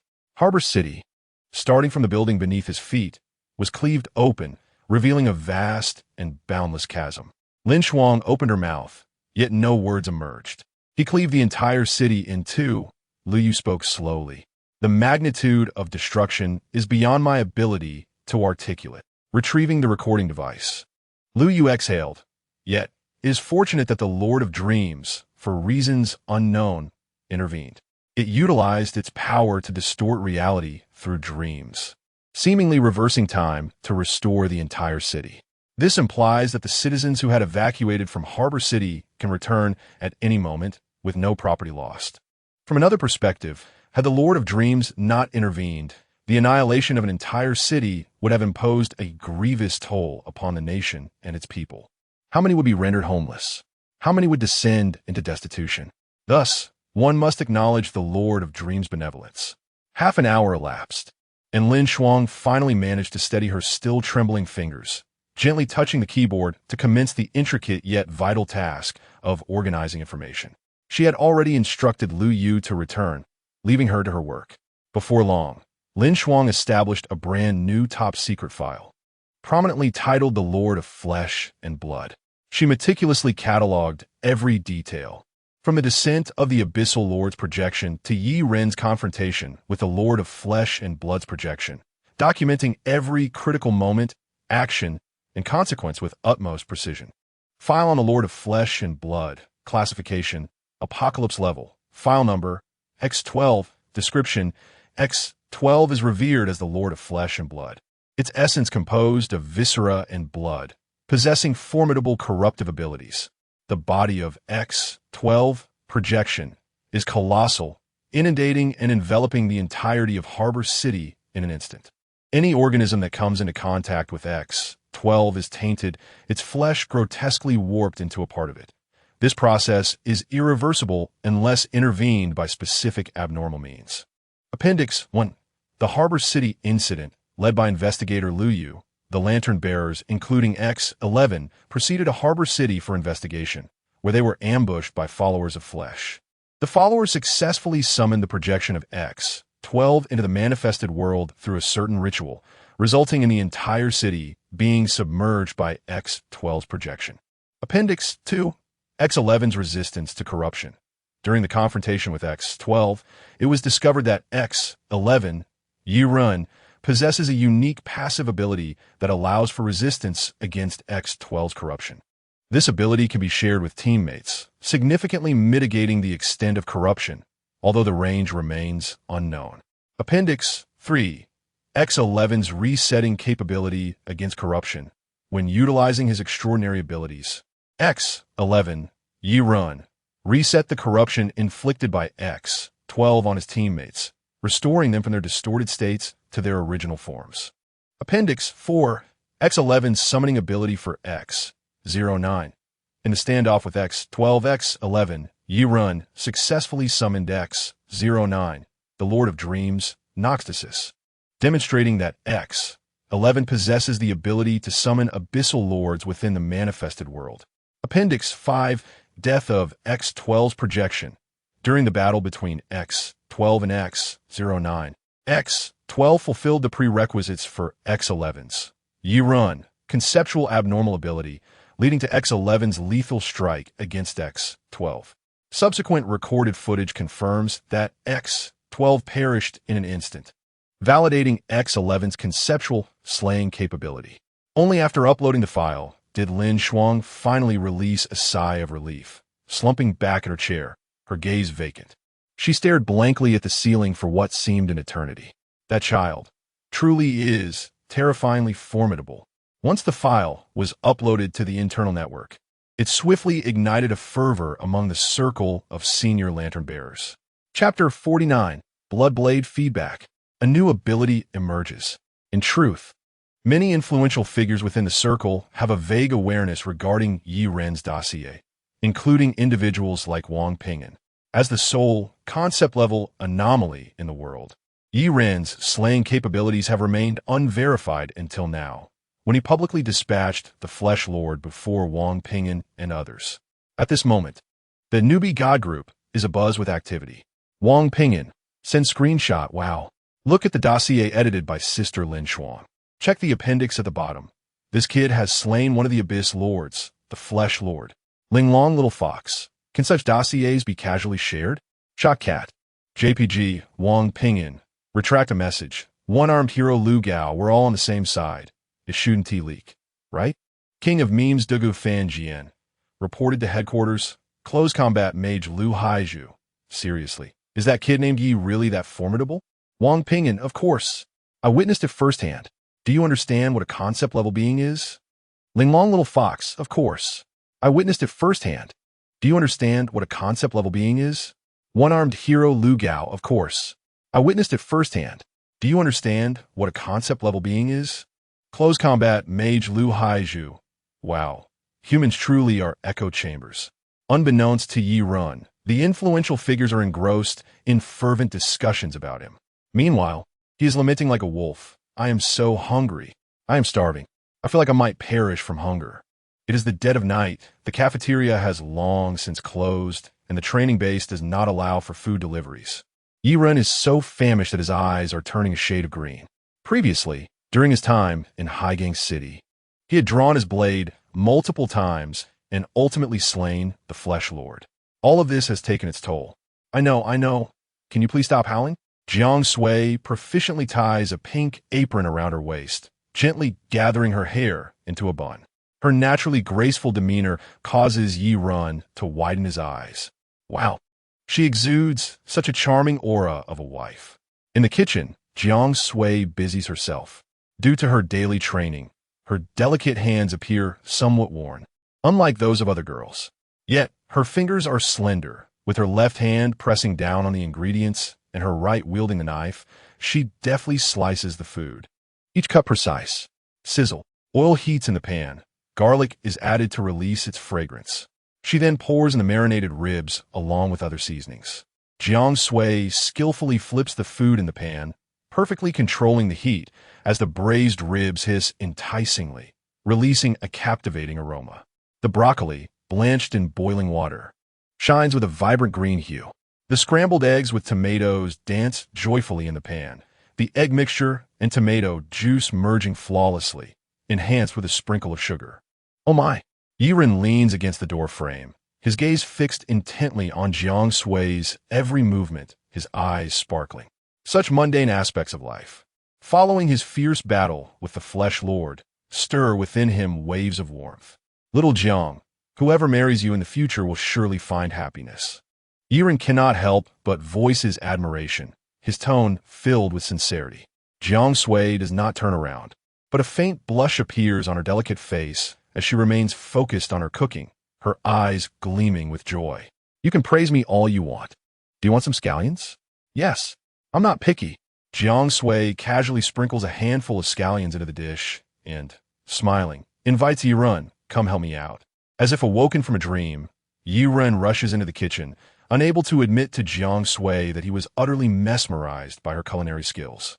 The kitchen is filled with the aroma of the meal. Yi Ren carries a plate while Jiang Sui fills a pot with water. Their synchronized movements creating a warm and harmonious scene. The sumptuous late-night feast before Yi Ren makes his mouth water. Wow, braised ribs, garlic broccoli, scrambled eggs with tomatoes, and a meticulously prepared winter melon and rib soup. Yi Ren is so moved that his eyes glisten with unshed tears. Jiang Sui removes her apron, her lovely eyes twinkling playfully. Here, try it quickly. Famished, Yi Ren wastes no time seizing his chopsticks, devouring the meal with gusto. At that moment, the only sounds at the table are the crunch of food being chewed and the occasional clattering of utensils against dishes. Yi Ren enjoys his meal immensely, his face radiating satisfaction. Jiang Sui, on the other hand, does not rush to eat. She quietly sits across from him, propping her chin on her hand, her eyes shimmering with a gentle smile. savoring the sight of Yi Ren indulging in his meal. His blissful immersion in the food brings her an inexplicable sense of comfort and tranquility, as if she has found a slice of warmth akin to home in this young man. Slow down, don't choke, Jiang Sui gently admonishes, her tone laced with affection and anticipation. With his mouth stuffed, Yi Ren mumbles incoherently, this is incredibly delicious. Your cooking skills just keep improving. The ribs melt in the mouth, the broccoli is crisp and delightful, and this soup is absolutely superb.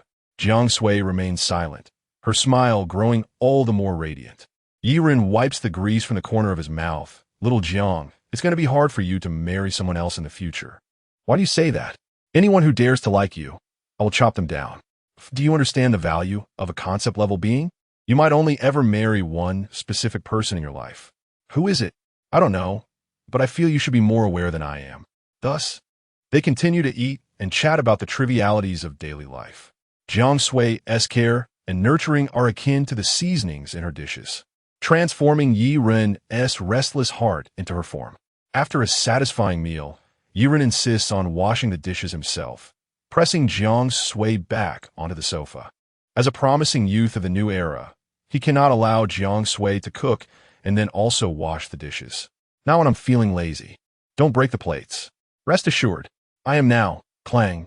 Suddenly, both Jiang Sui and Yi Ren fall into silence. Moments later, they share a knowing laugh. Jiang Sui clutches her stomach, tears of laughter streaming down her face. What was that? Do you have to pull this trick? Every time? Yi Ren grins awkwardly, glancing at his hands. Not really. You might not believe it, but I think I just evolved again. Jiang Sui's laughter fades as she blinks. What? Yi Ren hesitates before speaking. My blood blade has completely digested the flesh lord's remains, and it has given me an immense feedback. The reason he uses the term immense is that the feedback from the blood blade this time is far more intense than ever before. Yi Ren furrows his brow, gazing intently at his right hand. His palm trembles slightly, and the muscle fibers beneath his skin weave like countless tiny tendrils, stretching between bones and fascia. Astonishingly, his entire arm begins to elongate in a sinuous manner, its distorted shape yet possessing a harmonious beauty, blossoming into a grotesque flower of flesh several meters away. Jiang Sui. Chapter 50, New Skill, Conceptual Disarmament. As Yi Ren's arm transformed into a tentacle, Jiang Sui instinctively took a step back, her face reflecting profound dread. Any girl witnessing such a sight would undoubtedly be gripped by an unsettling sensation. Yi Ren furrowed his brow, continuing to explore the alterations within his body. This is simply. He could meticulously adjust the functional states of his internal organs, controlling the rhythm of his heartbeat with sheer will. The depth of his breath could be effortlessly modified, and even his digestive system could accelerate or decelerate at his command. Yi Ren sought to challenge even more extreme scenarios, focusing his thoughts on his head, rendering the connection between his brain and neck neurons detachable. Subsequently, he removed his own head. Jiang Sui, no need to panic, I'm fine. Maintaining an exceptionally calm demeanor, Yi Ren caused the blood vessels and nerves in his neck to constrict instantly, creating a temporary closed-loop system. He then replaced his head and reconnected the severed links through his blood and neural network. After conducting a small experiment, it appears I have become quite difficult to kill. Jiang Sui rubbed her arms in discomfort, at a loss for words. Yi Ren, as if toying with a new plaything, sculpted a portion of skin on his back into a wing-like shape, akin to a potter molding clay. Though it lacked the ability to fly, it would allow him to glide if he fell from a height. He could even form sharp, fleshy spikes throughout his body. By altering muscle density, he rendered these spikes as hard as iron and razor-sharp, just like A. Jiang Sui was left speechless, her once lively eyes now frozen in astonishment, the reflection within them showcasing Yi Ren's grotesque transformation. Her cheeks twitched slightly. Are you done playing? Change back. It's revolting. Yi Ren's limbs resembled pliable clay, the skin at his wrists and ankles gradually splitting, followed by the emergence of agile tentacles, writhing like the arms of an octopus. Each tentacle's tip sprouted sensory organs resembling eyes. Yi Ren, the Tentacle Monster Limited Edition. Don't you think I look amusing like this? Jiang Sui could no longer bear to watch. It's utterly disgusting. After a few seconds, Yi Run returned to his normal state. Yet Jiang Sui's expression remained one of profound discomfort, the terrifying visage of the tentacle monster leaving her with a lasting psychological scar. Who in their right mind would transform into a tentacle monster for no reason? It's revolting. Taking a deep breath, Jiang Sui suppressed her mental unease and decided to take a solitary walk downstairs to soothe her emotions. Silently donning her coat and closing the door, she sighed at Yi Run before leaving. I implore you to be normal.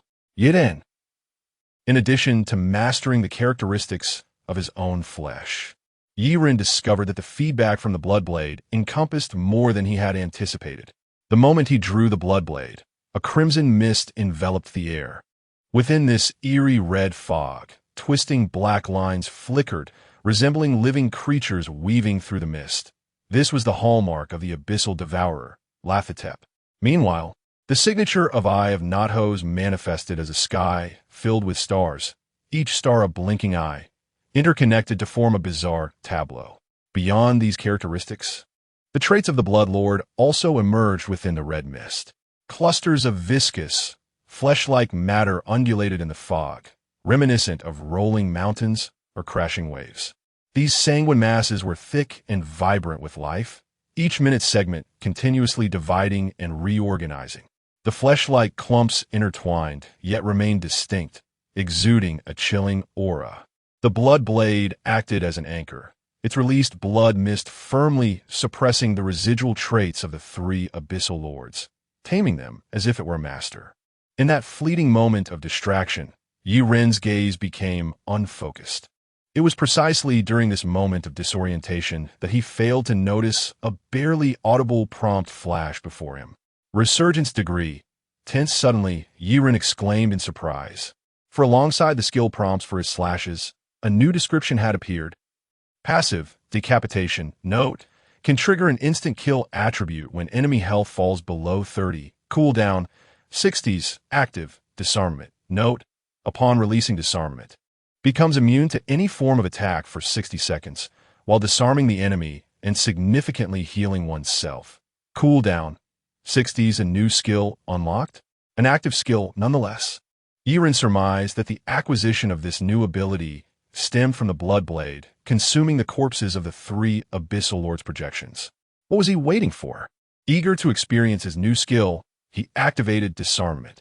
With a surge of thought, a colossal and hazy red eye manifested behind him, radiating an eerie, chaotic, and distorted aura. This red eye hung overhead like a chaotic blood moon.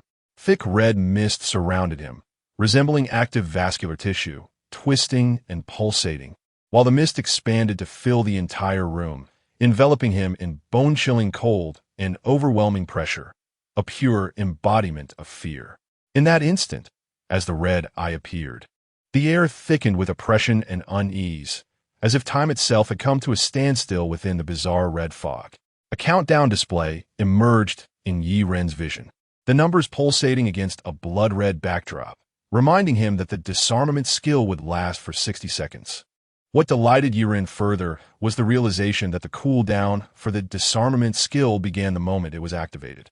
This meant that as long as no enemy attacked within those 60 seconds to trigger the disarmament effect, he could immediately reactivate the skill once it concluded. At the very moment Yi Ren activated the disarmament skill, revealing the grotesque red eye behind him, the formidable figures guarding his safety in the adjacent building felt an indescribable shock and fear wash over them. Wang Pingin's face paled slightly, beads of cold sweat forming on his forehead as he hoarsely exclaimed, "This kid is up to his tricks again in the dead of night. What's he conjuring now?" Beside him, the one-armed giant Lu Gao tensed, stating, "This is different. This time, he didn't draw his sword." Indeed, the observers were acutely aware that Yi Ren had not drawn his sword. Instead, a massive eye had emerged behind him. Even more unsettling was the sensation that everyone felt as if they were being locked onto by that enormous eye. It was akin to a helpless little mouse being targeted by a venomous snake. An indescribable sense of panic surged within the hearts of these formidable figures. What on earth was that massive eye? Chapter 51. The testing record was abruptly terminated. Yet, this sensation arrived swiftly and departed just as quickly. As the 60 seconds elapsed, the enormous eye vanished from Yiren's rear, along with the crimson mist that dissipated in the blink of an eye. The high-ranking officials wiped the cold sweat from their brows, their expressions complex. The following morning, sunlight streamed through the cracks of the curtains, illuminating Yiren's face.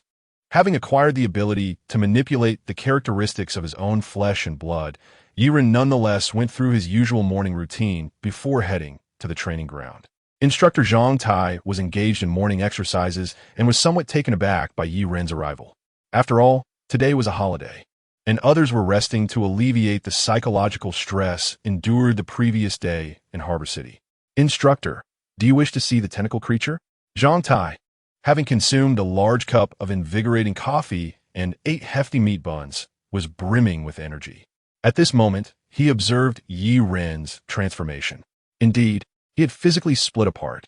The grotesque image was too revolting to describe, and Zhang Tai's reaction was undoubtedly intense. On my eyes.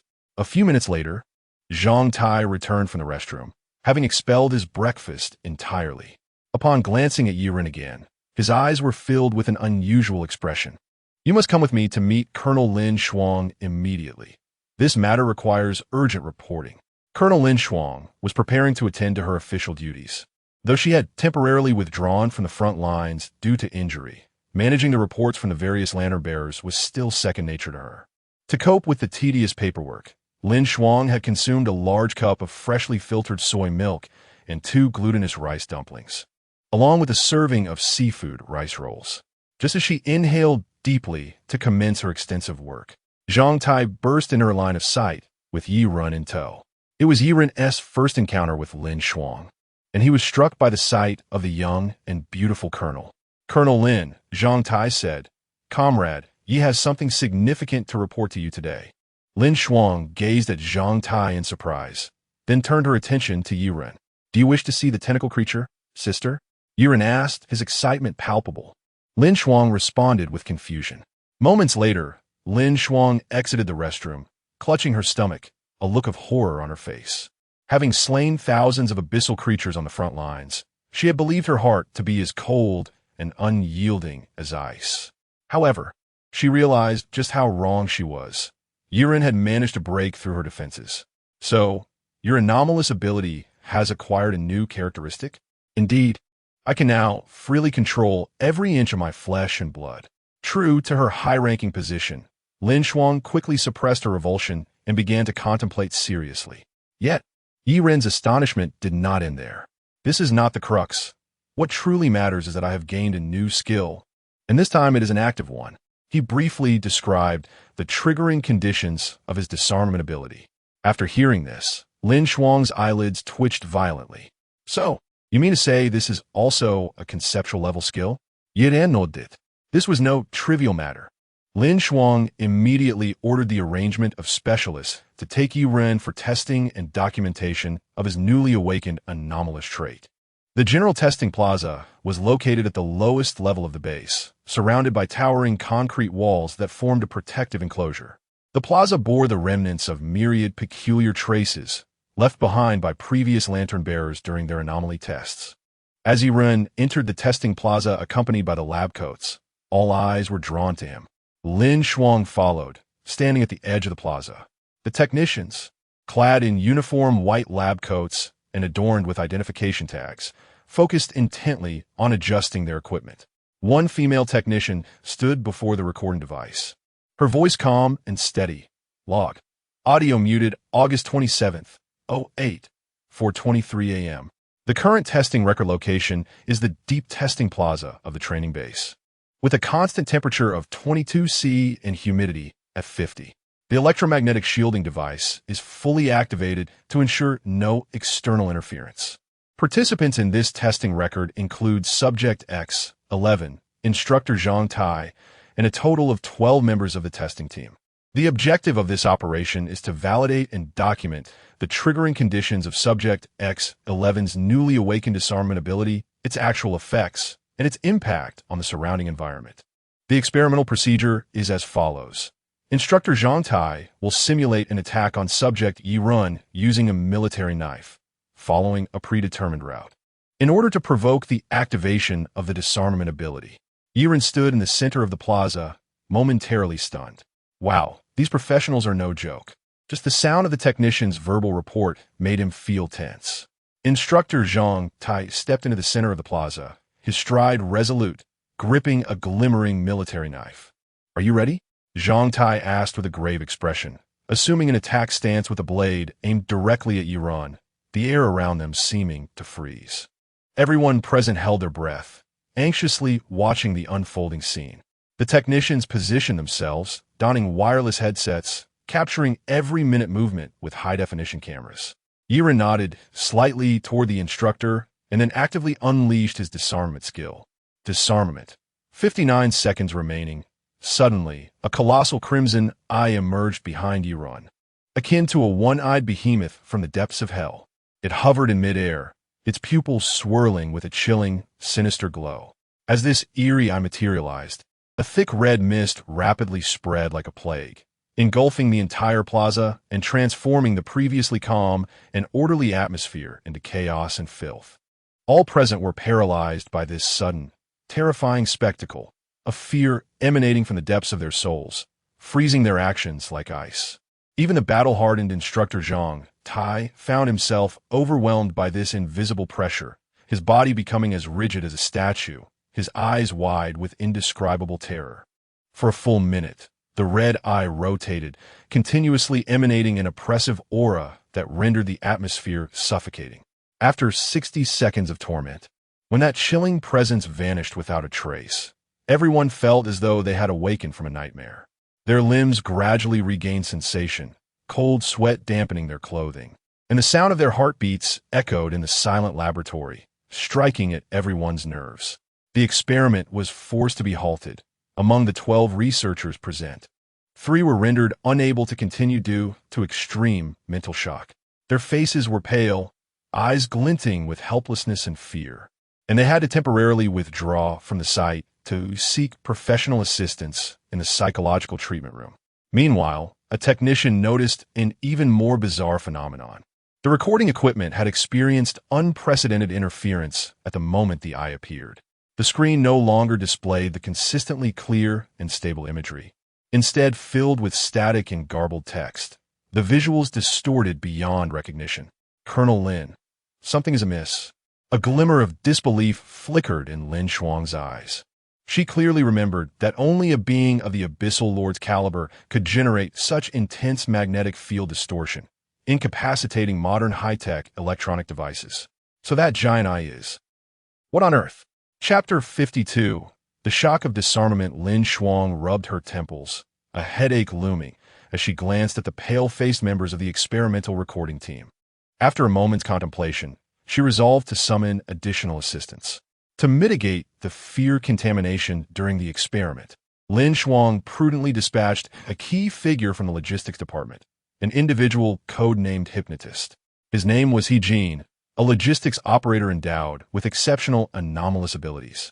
His remarkable talent lay in his capacity to conjure an ordinary-looking syringe from thin air. This syringe was no ordinary medical apparatus. It could instantaneously synthesize a specialized drug replete with highly effective calming agents.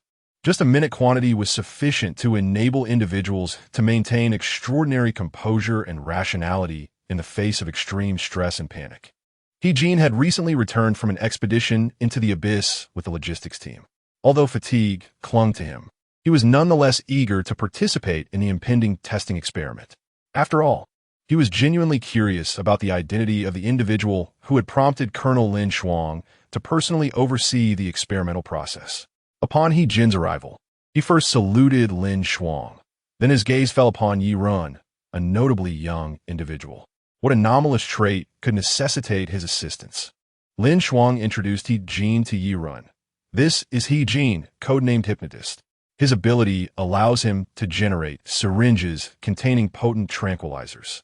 Thanks to him, our personnel can endure longer durations within the abyss. With a pervasive corruption intensifies the adverse effects on humanity the longer one remains there.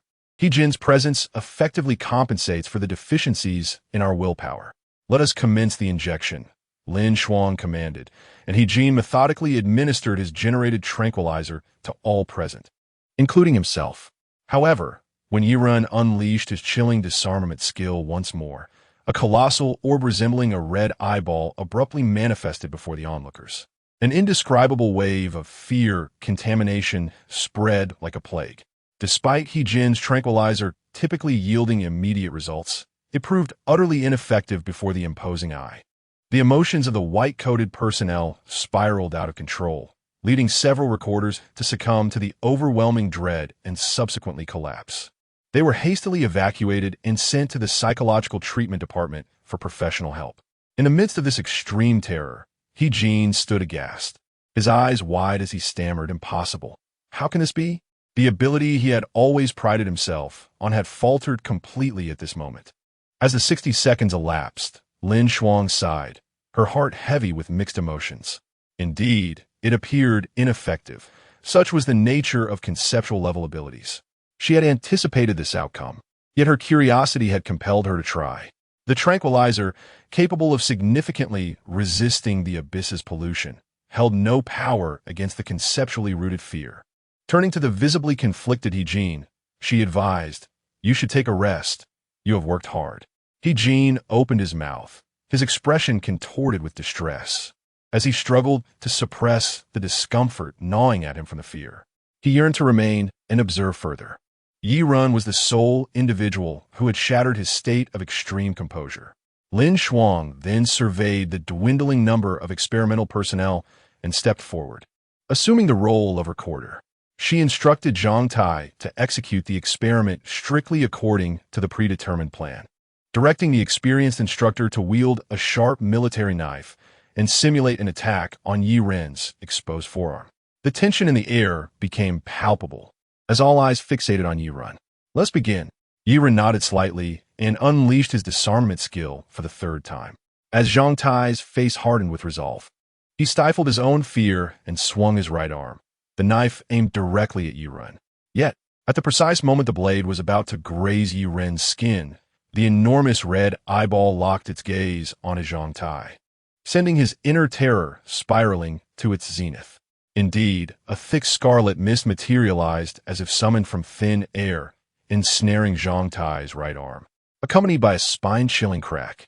His forearm grotesquely twisted, collapsing lifelessly. Chapter 53. What is conceptual-level disarmament? Upon the completion of the disarmament, a refreshing, pale green mist enveloped X-11's body, rapidly expanding to cover its surface. According to X-11's account, this mist possesses healing properties that restore vitality. The red fog and the anomalous entity dissipated simultaneously under the influence of the green mist, the entire process lasting approximately 2 seconds. Zhang Tai, who sustained injuries, displayed a pained expression, and after a severe injury assessment, was urgently transported to the medical room for recovery. Although Zhang Tai had temporarily departed, the experiment was far from over. Lin Shuang pondered thoughtfully, stroking her chin, to ensure a safer and more systematic exploration of Yirun's disarmament capabilities. A new experimental plan ignited in her mind. "Let us increase our distance," she commanded, directing the other members of the experimental team to withdraw in an orderly manner to a secure distance, ensuring that everyone was no longer affected by the terror contamination. Simultaneously, the colossal mechanical arms on either side of the square began to activate slowly, their smooth metallic sheen glinting with a chilling aura under the lights. "Xiao Yi, come here." Under the assembly arm, Lin Shuang instructed, clutching a tablet equipped with a remote operating system, the screen displaying a sophisticated and intricate mechanical arm control interface. Her gaze fixed on the tablet, she briefly explained to the remaining researchers, "What we are about to verify is whether his abilities are limited to affecting living entities. Now, I will remotely control the mechanical arm to launch an attack." With her fingers deftly gliding across the touchscreen, the mechanical arm began to move like an agile giant hand, gradually approaching the motionless Yirun. Everyone held their breath, their eyes glued to the unfolding scene. Yirun once again unleashed his disarmament ability, a massive crimson eye bursting forth above him. The gaze of the eye locked onto the approaching mechanical arm, which, unlike humans, remained undeterred by the terror contamination and continued its advance. This scene prompted contemplation among Lin Shuang and her colleagues. It appeared that terror contamination could only affect organic life forms, leaving inorganic objects untouched. The mechanical arm surged toward Yi Ren's body like a ravenous beast, its sharp metallic tip poised to make contact. Yet, in an instant, an astonishing transformation occurred. The red eye locked onto the mechanical arm, and a crimson mist enveloped the arm's front end, resembling a blossoming blood-red lotus. This eerie mist roiled and boiled, penetrating the hard metallic shell with a piercing, mournful screech, followed by a series of chilling, shattering sounds. The mechanical arm seemed to encounter an invisible inferno. The formerly indestructible alloy structure twisted and deformed under the onslaught of the crimson mist, succumbing to an indescribable, bizarre force. The arm's front disintegrated, fragments scattering, revealing the intricate mechanical structure and entangled wiring within. This process unfolded so rapidly that it was hard to believe. Within merely a second, the once formidable behemoth was reduced to a heap of debris, falling helplessly to the ground. My goodness! Lin Shuang and her team members stared wide-eyed, their faces frozen in disbelief. The tablet almost slipped from Lin Shuang's grip as she held on tightly, her shoulders trembling slightly from shock. Deep within her eyes burned a mix of astonishment and exhilaration. Incredible, Lin Shuang murmured. Beside her, He Jin's pupils constricted sharply, reflecting the scene of the mechanical arm's wreckage. If she recalled correctly, the assembly arm was constructed from triple alloys, known for their exceptional strength. Yet it had now become a pile of scrap metal. Someone instinctively swallowed hard, while others took a few involuntary steps back, their bodies shivering slightly. Continue. Now let us test for unexpected attacks from outside the line of sight. Lin Shuang, undeterred by the destruction of the assembly arm, eagerly proceeded with the next test. She ordered Yu Run to blindfold his eyes and plug his ears, completely severing his visual and auditory senses. Yi Ren obediently complied, plunging into a world of darkness and silence.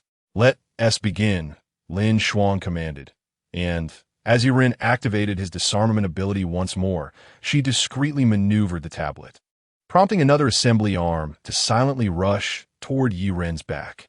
The atmosphere in the room grew taut, everyone holding their breath, nervously watching Yi Ren. Unaware of the impending danger, Yi Ren's large eye suddenly locked onto the rapidly approaching target. Once again, a familiar crimson mist surged forth, wrapping around the oncoming assembly arm like a constricting serpent. The subsequent scene seemed to replay itself. The assembly arm was mercilessly dismantled by an indescribable force, its fragments littering the ground, exposing its internal structure. Lin Shuang, still in shock, murmured, "So, after he activates his disarmament ability, he remains invincible for at least 60 seconds? There was no need for Yi Ren to perform any defense. His large eye would automatically disarm any attack directed at him. How extraordinary! However, as a conceptual level anomalous ability, this alone was insufficient." Lin Shuang gazed intently for a moment before gently waving to He Jin, "Go to the armory and retrieve a dragon breath. The one starting with the code ZS." He Jin promptly complied. The ZS-99, known as Dragon Breath, is a rifle independently developed by the Dragon Kingdom, renowned for its exceptional accuracy and sustained fire output. It utilizes ammunition crafted from the organs of abyssal creatures, delivering devastatingly powerful strikes in combat against such beings. Although the Dragon Breath ammunition was exceedingly precious, Lin Shuang could not afford to hesitate at this moment. When He Jin returned with the rifle, his throat felt dry. "Colonel Lin, are you certain you want to use this weapon to test the child abilities?" Typically, the lamp bearers would refrain from deploying such trump cards unless absolutely necessary. What if Yi Ren were to be killed? Lin Shuang shot He Jin a glance. "You don't understand. That child's anomalous level is. Do you grasp the significance of conceptual level abilities?" At the edge of the testing square, Yi Ren had already removed his ear and eye coverings. Upon lifting his gaze, he saw Lin Shuang aiming the dark barrel of the gun at him. Yi Ren exclaimed, "What did I do? Why are you suddenly executing me?" Lin Shuang steadied her breath and focused her mind. The figure of Yi Ren clearly visible in the scope. She called out loudly, "Are you ready?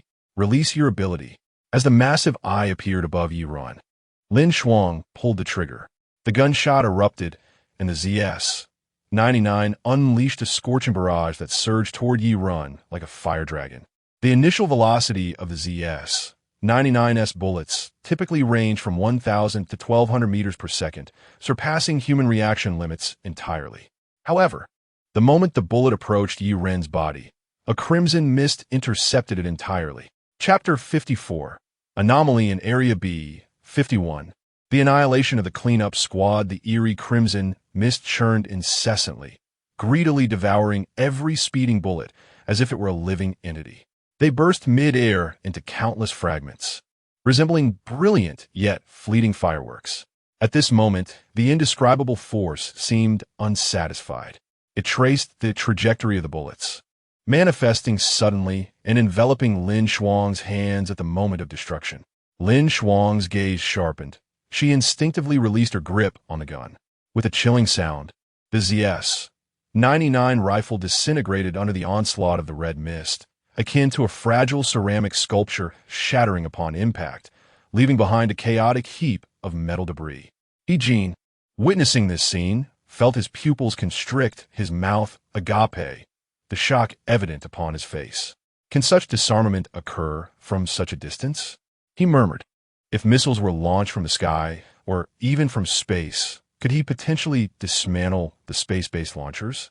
Lin Shuang wiped the cold sweat forming on her brow, her heart racing as she gazed at her hands.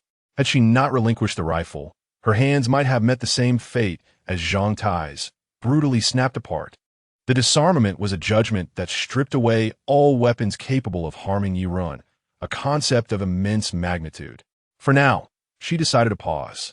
Lin Shuang exhaled gently, contemplating Yi Ren's newly acquired conceptual anomaly, her thoughts swirling. Goodness, I will need to revise Yi Ren's file.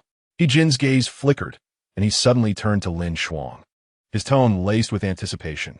Colonel Lin, do you believe that with that child's abilities, he could tackle the long-standing issue that has plagued us, the nest in Area B-51? The name nest sent a shiver down the spine, akin to an incantation. It was a dark blemish lurking in the depths of Abyss B-51, a grotesque and malicious species unique to the Abyss. It was not a singular entity, but rather a vast maternal body composed of countless twisted and fused flesh and slime, resembling a womb birthing repugnant filth. Its surface was covered in writhing black, rough flesh, with grotesque creatures resembling rats occasionally emerging from within. Their revolting appearance enough to induce nausea.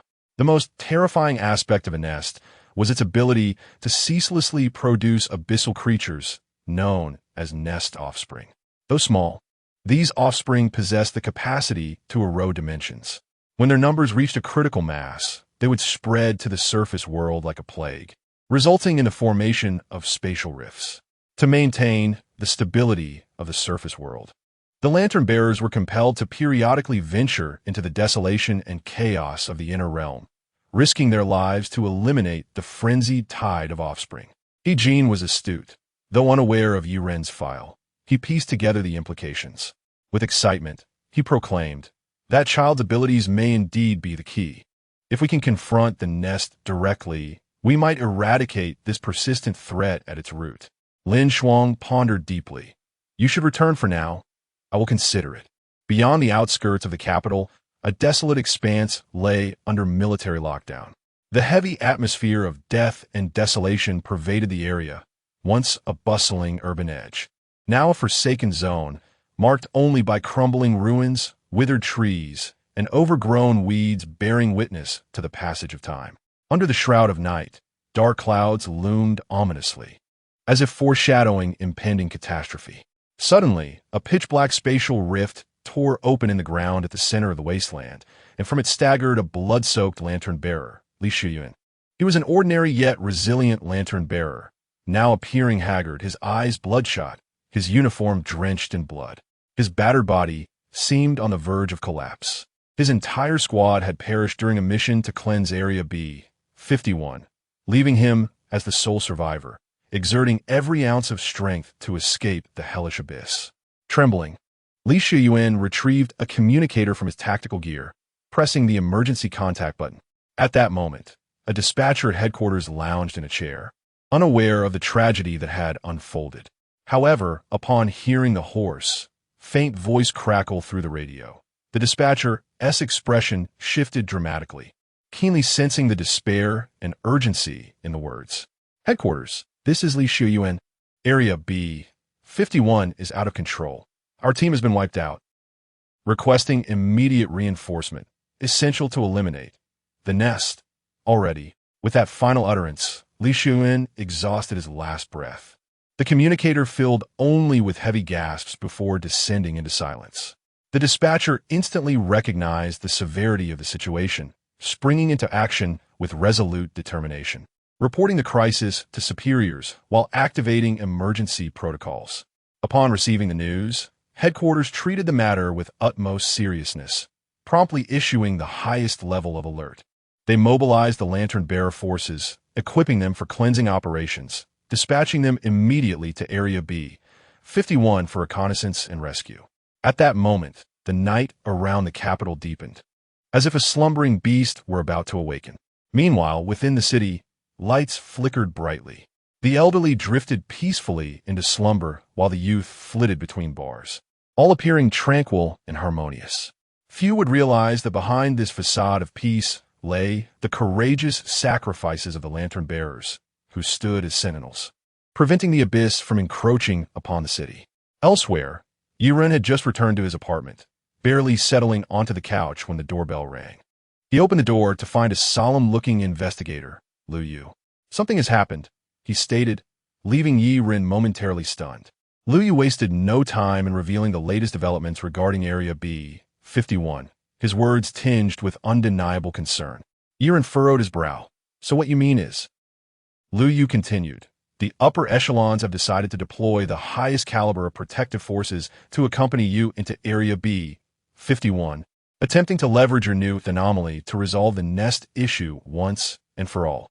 Lu Yu specifically mentioned that many high-ranking lantern-bearers, including Wang Ping'an, would partake in this operation, ensuring Yiren's safety from all angles, guaranteeing the successful completion of the mission. Faced with this sudden arrangement, Yiren hesitated little. All right, when do we leave? Lu Yu was momentarily taken aback. He had not anticipated Yiren's readiness to comply so swiftly. However, Yiren was acutely aware of the weight of responsibility accompanying such special treatment. At that moment, the bedroom door swung open, revealing Jiang Sui, who had seemingly just roused from sleep, leaning against the doorframe. Concern flickered in her eyes as she spoke. Investigator Lu, I request to join this mission. Given Jiang Sui's reality-warping abilities, Lu Yu pondered briefly before acquiescing. Yiren gazed at Jiang Sui's profile, a warmth blossoming within him. This girl truly is love at first sight. Chapter 55. The Deluge of Subordinate Bodies. The mutation of the rodent nest in the dead of night. The moonlight was hazy, and the stars appeared dim and sparse. Yiren, enveloped by a remarkably luxurious protective entourage, boarded a heavy armored transport vehicle bound for the outskirts. The sheer magnitude of this convoy left Yiren astounded. Armored vehicles, their surfaces cloaked in abyssal biological membranes, were arranged in an orderly manner, forming a torrent of steel. The headlights sliced through the darkness, while the low growl of engines resonated like the roar of a pride of lions. Armed helicopters hovered above, establishing a tight aerial surveillance net, and within the ground convoy, elite lamp-bearers equipped with advanced weaponry mingled among them. Is such a grand display truly necessary? Yiren pondered, momentarily taken aback. Among this vast assembly, besides seasoned veterans like Wang Ping'an and Yuling Long, there were numerous newcomers endowed with extraordinary abilities. Some possessed the capacity to foresee imminent danger, while others could transfer damage, and some could solidify their bodies into alloy fortresses. Accompanying them were experts from various fields, including medicine, tactical analysis, and engineering support, collectively forming a comprehensive protection system tailored specifically for Yiren. The convoy included frontline assault troops, as well as strategic advisors and emergency medical personnel, ensuring that Yi Ren would receive comprehensive, unerring protection and support while undertaking his mission in the B-51 area. This is a bit overwhelming. Yi Ren grimaced, feeling a sense of pressure. The lamp-bearers were scarce resources, yet the nation had mobilized such a protective force for his personal safety. He felt a surge of gratitude. Before long, the armored convoy finally arrived at the B-51 area of the outer world, just beyond the capital. The sight that met Yi Ren's eyes was even more harrowing than he had anticipated. The once verdant fields and woods lay ravaged by the flames of war, the air thick with the stench of decay and the metallic tang of blood. The ground was littered with shattered equipment remnants and deep craters, bearing witness to the ferocity of a recent battle. Make way. There are injured needing treatment. Medical personnel hurriedly bustled at a makeshift aid station, striving to save the gravely wounded lamp-bearers who had been pulled from the abyssal rifts. The mottled wounds and resolute gazes of those warriors stirred Yi Ren's heart. The lights of the city shone peacefully, starkly contrasting with the struggles and bloodshed outside its gates. Investigator Lu Yu's expression darkened, his furrowed brow forming a deep line. Soon, he gathered everyone to ignite a large ancient abyssal lamp, further widening the rift between the two worlds, allowing the armored convoy to pass through. As the convoy entered the B-51 area of the inner world, Yi Ren was struck by the sight of what had once been a forward outpost, now reduced to ruins. Broken steel and concrete pillars lay scattered like the shattered bones of a colossal beast across the scarred ground. The once illuminating signal tower that had cast light upon this abyss now lay in ruins, its twisted remains a heap of scrap metal. The walls bore deep claw marks from abyssal creatures, and the once advanced defensive structures had become mere remnants of their former glory. The vibrant flag of the Dragon Kingdom was buried in the mire. Yi Ren thought, so, the Dragon Kingdom actually established a post in the inner world? What immense tenacity and resolve it must have taken to achieve this. Surrounding the dilapidated outpost, hundreds, if not thousands, of lamp-bearers clung to their crumbling defenses. Their specialized combat suits were tattered, revealing flesh marred with scars. Confronted by the relentless tide of the rodent nest subordinates, they fought valiantly. Yet the cruel reality of their overwhelming odds was undeniable. The subordinates surged forth in a dense, black mass, resembling an unending torrent, relentlessly battering the lamp-bearers' lines. These abyssal creatures emitted bone-chilling howls. Wave after wave of attack crashed upon them like a merciless flood. "Captain, I can barely hold on. We must endure. Lend a hand. I have too many here." The cries and wails echoed relentlessly. But even as they fought tenaciously, 1 against 10, they could not withstand the sheer multitude of the rodent nest subordinates. Wounded lamp-bearers were swiftly dragged back to safety by their comrades, leaving trails of blood in their wake. Those still holding the line, though nearing their limits, gritted their teeth and persevered. But it was evident to all that the defenses were on the brink of collapse. "Where's the reinforcements? Haven't they arrived yet?" "They will be here soon. We need reinforcements. Hold on a little longer. They'll be here." The roar of armored vehicles drowned out all other sounds as the convoy thundered into the battlefield, forcibly carving a bloody path through the defenses. In this chaos, where despair and courage intertwined, the silhouettes of the lamp-bearers gradually blurred amidst the swirling dust. Their breaths heavy and rapid, excited glances turned towards the convoy. "It's the reinforcements. They've arrived. Wonderful. The situation is now in our favor. Charge. Let us crush these bastards." Morale surged among the people. Wang Pinyin and many other leaders needed no further encouragement. They plunged into the dense throng of subordinates like missiles. "Heavenly thunder, hear my call. Offer up your souls. Witness the might of my tiger as it rends the mountain," with the leaders joining the fray. Many rodent nest subordinates fell, but more bloodthirsty creatures surged forth to fill the void. These subordinates seemed inexhaustible. Each one shattered would instantly give rise to more. "Allow me." At that moment, Yi Ren turned to Lu Yu to signal his intent. Then, accompanied by the escorting team, he charged toward the breach in the defenses. With steady hands, Yi Ren reached behind him. As his palm opened, a vibrant crimson mist erupted, rapidly expanding outward from his center. Conceptual-grade fear pollution spread like a plague. In an instant, the once chaotic army of rodent nest subordinates around him halted as if they had encountered an invisible barrier. Their chaotic pupils were filled with instinctual terror, bodies stiffening in overwhelming fear. Meanwhile, the lamp-bearers within the same sphere of fear also experienced an unprecedented sense of dread. However, unlike the paralysis of the subordinates, they understood that Yi Ren's action was meant to provide them with a precious opportunity to regroup and fortify the crumbling defenses. In that moment, time seemed to freeze, and the entire battlefield fell into an eerie stillness. Only Yi Ren stood at the intersection of chaos and order, his figure starkly illuminated against the backdrop of the crimson mist. Depart. Yi Ren stood resolutely at the forefront of the subordinates' onslaught, indifferently uttering a single word.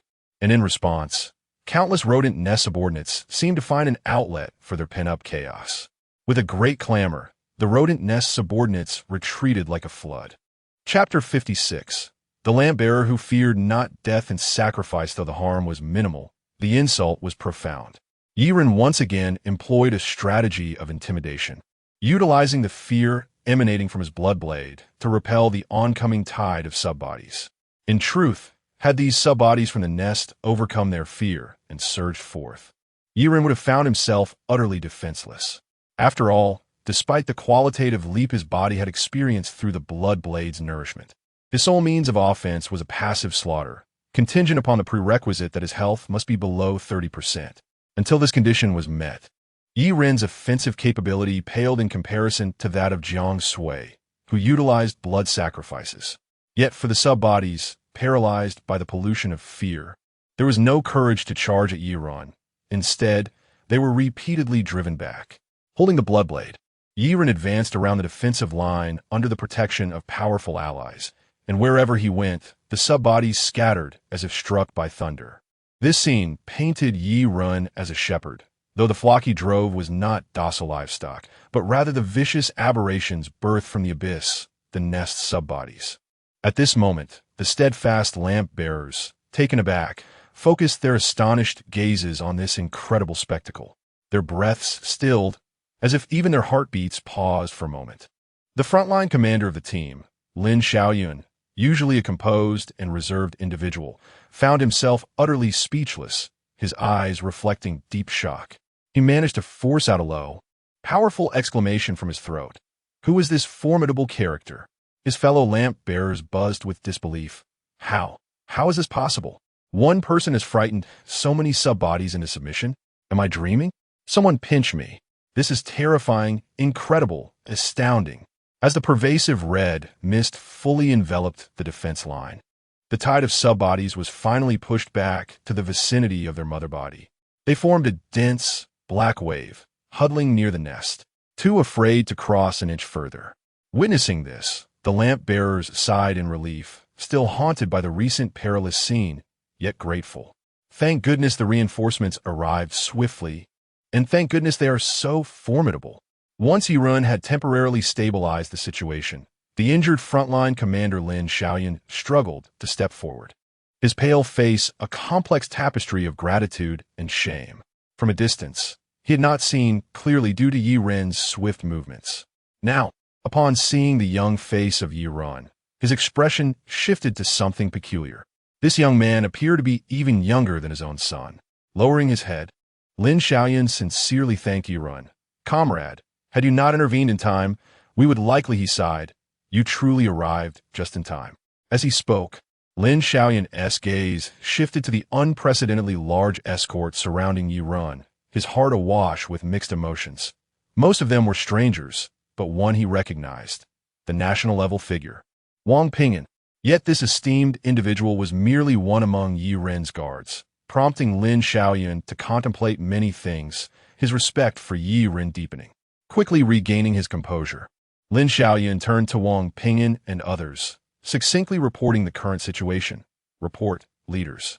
The unusual activities of the nest today have clearly exceeded our predictions.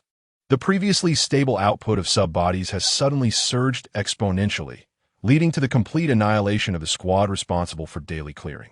After receiving the reinforcement orders from headquarters, we immediately rushed with all available personnel, but the situation on site is far worse than the intelligence described. Faced with at least 100,000 subbodies from the nest, the clearing equipment and personnel we brought are utterly inadequate. It's like striking a stone with an egg. Not to mention a thorough extermination. Merely maintaining the defense line without collapse is already quite an achievement. Lin Xiaoyan's voice was slightly hoarse, filled with resignation and gravity regarding the dire circumstances. He looked again at Yi Run, an overwhelming sense of reverence evident in his expression, but thankfully, you arrived just in time. Yi Ren met Lin Xiaoyan's gaze, his expression complex. Not soon enough for Lin Xiaoyan's left arm hung limply, clearly showing signs of fracture, his damaged combat uniform soaked with blood, congealed into clumps. Through the tattered fabric, Yiren could see numerous wounds crisscrossing his body, some even exposing bone. The exposed skin was tainted with dirt and blood, some areas blackened and rotting due to abyssal corruption. His right leg appeared severely injured. The knee bent awkwardly, struggling to straighten, making walking a considerable effort. Moreover, Lin Xiaoyan bore a diagonal gash across his face, running from brow to cheek. Crudely bandaged yet still oozing blood. Yiren clenched his fists. We arrived not soon enough. At that moment, Lu Yu gently patted Yi Ren's shoulder, offering comfort. Sacrifice and injury are the fate of the lamp bearers. From the day we became lamp bearers, we understood this truth. We fear not sacrifice. What we fear is that after the sacrifice, no one will protect the city and its people. Yi Ren remained silent, his expression complex. Liu turned to Lin Xiaoyan, his gaze resolute yet gentle, issuing the latest command. Commander Lin, please organize the lightly injured team members to reinforce the defense line, ensuring that the severely wounded can be safely evacuated to the surface world for treatment. As for the task of clearing the nest, that will be entrusted to us and Comrade Yiren. Upon hearing this, Lin Xiaoyun was momentarily taken aback, looking up at the surging tide of subbodies. He could not help but murmur, but with so many subbodies, even it would be difficult to clear them. Within a short time, Lu Yu understood Lin Xiaoyan's concerns, but firmly believed that Yi Run would be the key to turning the tide of battle. He patted Lin Xiaoyan's shoulder. You don't understand what a conceptual level is. Lin Xiaoyan wore a bewildered expression, yet as a lamp-bearer, he resolutely obeyed the command. As Lin Xiaoyan diligently organized the retreat of the defense line, the tense atmosphere on the battlefield loomed like dark clouds over a city. The injured were hastily evacuated from the abyss, their consciousnesses struggling at the dim boundary of the inner world, the flickering light of life bravely shining through their broken forms. Meanwhile, the tide of subbodies, momentarily suppressed by Yi Run, surged once more around the nest. They resembled the malevolent spirits of the abyss, thrashing restlessly, their gaze fixated on the narrow boundary between the inner and outer worlds. Wang Pingyan, Yu Linglong, and several battle-hardened figures gathered together. Chapter 57. The Source of Pollution. The sacred broken wing, the distinguished figures gathered around the composed and contemplative Yi Run, engaging in a discussion to devise a cleansing strategy. Wang Pingyan, with a resolute expression, proclaimed firmly, "Let me outline the plan. I propose that Fox, Jian Fan, and I form a defensive formation from the front, middle, and rear to escort little Yi closer to the nest of the vermin." Yu Linglong, her eyes shimmering with approval, nodded in agreement. Her voice, always soft yet tinged with a hint of allure, added, "No problem. I shall protect Brother Yi in the middle. As for you, Lao Lu, be prepared with the spatial bubble. If anything goes awry, teleport Brother Yi at once." Lu raised his single arm, affirming absolutely. Besides myself, Mei Hua and Master Zhong will provide backup, ensuring little Yi's utmost safety. At this juncture, an unremarkable old man in the group inclined his head slightly. Master Zhong, whose full name was Zhong Aigua, possessed extraordinary abilities and led a life that was nothing short of legendary. Even Wang Pingyan held him in reverence, addressing him as Master Zhong within Yi Ren's escort party. The respect for Master Zhong was palpable among all, a detail worth remembering for future assessments. Yi Ren had no objections. He slapped his thigh and exclaimed, "What are we waiting for? Let's go vanquish that rotting mass. Thus, a grand escort team was promptly mobilized. Wang Ping'an, Yu Linglong, and the others formed an unassailable moving barrier, akin to the 8 immortals crossing the sea, each displaying their unique skills. For instance, Wang Ping'an wielded a whisk, chanting incantations and gesturing to clear the path for the team. Yu Linglong held Yi Ren's hand, walking closely beside him. Stay close. My fox charm can save you from death once. At the rear, the formidable Jian Fan, whose full name Yi Ren was unaware of, demonstrated raw output capabilities that seemed to surpass even Wang Ping'an's. Amidst the ominous and enigmatic atmosphere, they advanced towards the tumultuous torrent of the vermin's nest. The abyss echoed with eerie howls, and the chaotic sky was adorned with pupil-like stars as their steadfast steps traversed the despair-ridden, flesh-like terrain. As the escort team drew near the boiling torrent, an indescribable, eerie ambience enveloped them, like a viscous fog wrapping around the edges of their consciousness. Yi Ren stared at Yu Linglong beside him, asking, "Are you all right?" At that moment, a powerful cognitive pollution erupted silently, akin to an invisible plague swiftly infiltrating the depths of each individual psyche. Wang Ping'an's previously dignified countenance contorted into one of astonished disbelief, his left hand trembling slightly as he gripped the whisk. His right hand shook uncontrollably, reminiscent of someone afflicted by Parkinson's disease, struggling to articulate coherent incantations that usually flowed effortlessly. It felt as if invisible chains bound his tongue.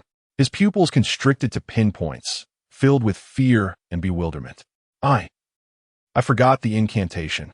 At the back of the team, Imo Jinxian's face similarly paled his companion, the floating Jian Fan resembling a disoriented bird, lost without direction. He attempted to regain control over the flying swords, but the brilliant sword light dissipated midway, with many swords plummeting to the ground. Yu Linglong, leaning against Yi Ren, appeared utterly bewildered. She struggled to stabilize herself, her feet seemingly ensnared in mire, her eyes reflecting a mixture of pain and confusion. "You, all right?" Yi Ren inwitted. Yu Linglong, looking utterly out of sorts, hesitated before murmuring, I think I've forgotten how to walk." Under the sudden onslaught of cognitive pollution, everyone experienced varying degrees of memory distortion. Apart from Yi Ren, who remained entirely lucid and unaffected, chaos reigned among the others. Panic surged within Yi Ren as the tumultuous vermin nest stirred ominously, resembling a beast poised to devour. "Come on, everyone, lend me some strength." Yi Ren was nearly drenched in cold sweat. Yu Linglong, now agitated, urged Lu Gao, "Get little Yi out first." Lu Gao, the one-armed hero, twitched in distress, exclaiming, "I've forgotten how to create the spatial bubble." As the team descended further into chaos, Yi Ren recognized the dire situation. They were on the precipice of calamity. Suddenly, with a sharp gaze, he shouted, "Look over there." He directed everyone's attention to the towering vermin nest. It loomed like a grotesque black tower amidst the flesh-like terrain, its horrid appearance enough to induce nausea at a mere glance. To simplify its description, one might liken it to a mountain of black refuse, towering 6 or 7 stories high, exuding a putrid stench and coated in thick, writhing black slime. However, this was of lesser significance compared to what Yi Ren observed at the apex of the nest, a massive, fractured wing bone protruding ominously. The wing was pure and sacred, forming a stark contrast to the nest's ghastly visage. This broken wing was the very source of the pollution. Yi Ren's eyes sparkled with revelation. The truth was unveiled before him. He had comprehended it all. The aberration and madness of the vermin nest stemmed from this wing, an enigma hidden deep within the abyss, a potential disruptor of their existing understanding.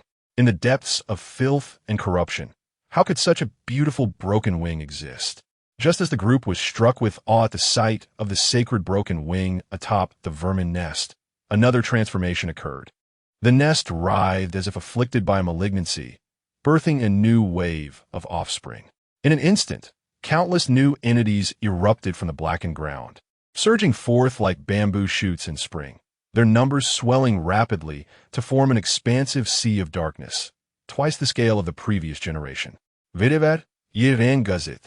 He was met with a dense mass of shadowy forms. Alas, Yiren's fear of clusters was triggered.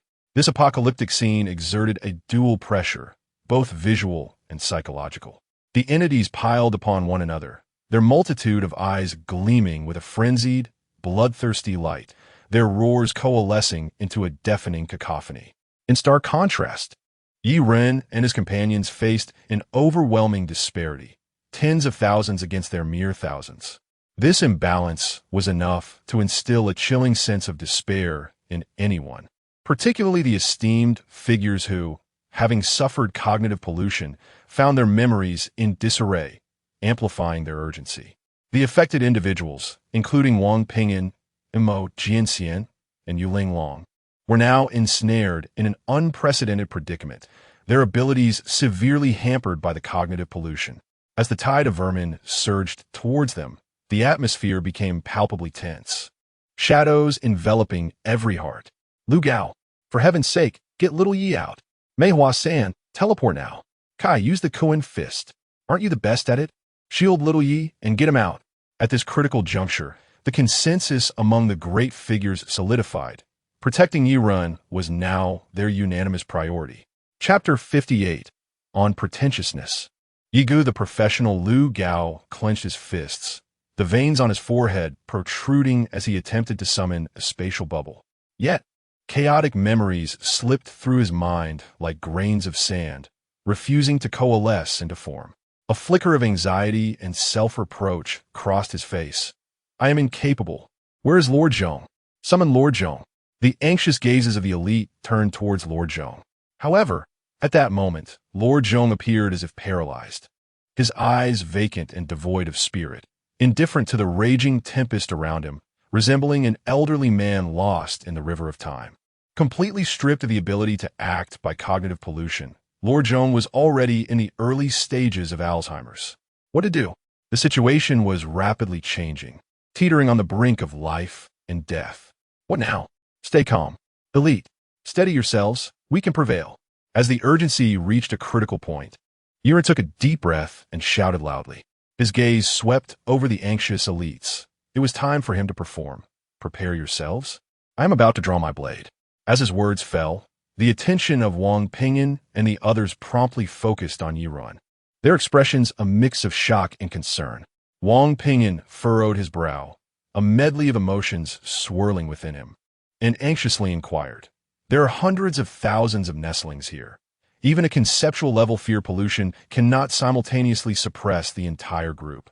Yiren grinned broadly. Fear not. I do not intend to affect all the nestlings. I merely need to create a buffer zone. As he explained, he decisively drew the blood blade. Sometimes, one must not only consider breadth, but also depth. What a pretentious thing to say. At the moment the blood blade materialized behind Yi Run, a crimson mist surged forth from his side, instantly transforming into a magnificent and sinister red cloud that spread wildly in all directions from its epicenter. Interwoven within this mist were the darkness of the corruptor, Ladatip, capable of decaying and assimilating all, the blazing light of the flame monarch, Nodos, which incinerates all things, and the blood and flesh dominion of Nexus, governing the laws of life forms. These three anomalous forces fused together, forming a phenomenon that transcended conventional understanding. Centered around Yi Run, within the crimson mist, an exotic and grand tapestry was woven. In this tapestry, a colossal shadowy creature devoured the starry sky, its starlit eyes flickering amid the ashes, while a jungle of flesh and blood grew wildly upon the earth, constantly shifting its shapes. The source of all was Yi Run, who had drawn the blood blade. Under the influence of this twisted and powerful anomaly, a miraculous transformation occurred. The nestlings surrounding Yi Ren seemed to malfunction, freezing in place, pure and intense fear compelling them to struggle. They instinctively avoided the encroaching crimson mist, daring not to advance further. In mere seconds, a vacuum zone formed around Yi Run, the frantically surging nestlings retreating in unison as if confronted by a reef, creating a temporary safety barrier. Wang Pingyan, Yuling Long, Lu Gao, and even the incapacitated Lord Zhong stood in astonishment, gazing at the unfolding spectacle. Ah, this makes us seem utterly useless. They are conceptual level. What do we compare to that? Amidst extreme fear, the elites trembled as they spoke. Just as Ren's released fear pollution swept through the area like a torrent, another unexpected effect quietly emerged. The forgetfulness pollution, shrouding everyone's minds and plunging them into chaos and oblivion, vanished under the influence of fear pollution, completely overshadowed and negated. This astonishing phenomenon left the elites present wearing expressions of utter disbelief, particularly Wang Ping'an. His eyes widened, throat constricting as he struggled to suppress his astonishment. The forgetfulness pollution has been reset. At this moment, it was as if the past and present converged in uncanny similarity. He recalled the last time Ren had reset the flesh pollution with fear pollution. It seemed to be just like this, didn't it? Wang Ping'an vaguely remembered the extensive records detailing various known pollution forces. Yet none had ever mentioned a capability so extraordinary as that of fear pollution, capable of countering the lord-level existence of the blood and flesh sovereign residing at the apex of the abyssal food chain. Now, it could even eliminate and reset the enigmatic and undefined forgetfulness pollution of the Holy Wing. The reset, fear pollution, did not merely negate the forgetfulness pollution. It fundamentally reset the effects of the pollution. This is utterly unbelievable. Lu Gao clenched his fists, beads of sweat forming on his forehead, feeling a buzzing in his head. Is this what they call conceptual level? The other elites around him were equally engulfed in a tempest of astonishment, each having weathered storms and witnessed extraordinary sights. Yet at this moment, confronted with the abilities displayed by Ren, they could not help but exclaim, "Incredible!" Such a strong reaction from everyone was quite natural, as the most common form of pollution was the corruption stemming from the abyss. Humans dwelling in the abyss for extended periods would be assimilated into abyssal creatures. However, aside from that, the only known entities with inherent pollution were the corruptor Ladatip, whose presence was akin to that of a deity to humans. The arrival of any abyssal lord in the material realm possessed the capability of annihilation. It was widely acknowledged that any form of pollution is irreversible. If it were abyssal hatch pollution, there was a chance to excise the corrupted parts through surgery before a certain threshold was reached. However, the pollution from abyssal lords, as recorded in any known documentation, was irreversible. Just like flesh pollution, once a mutation occurs, it permanently alters the structure and external features of flesh and blood. No means could restore it to its original state. Yet, this understanding was ruthlessly shattered by Ren. Upon drawing his blade and unleashing fear pollution, he had directly reset the mutations present in Wang Ping'an and the others. And now, he had reset the chaotic forgetfulness pollution affecting everyone.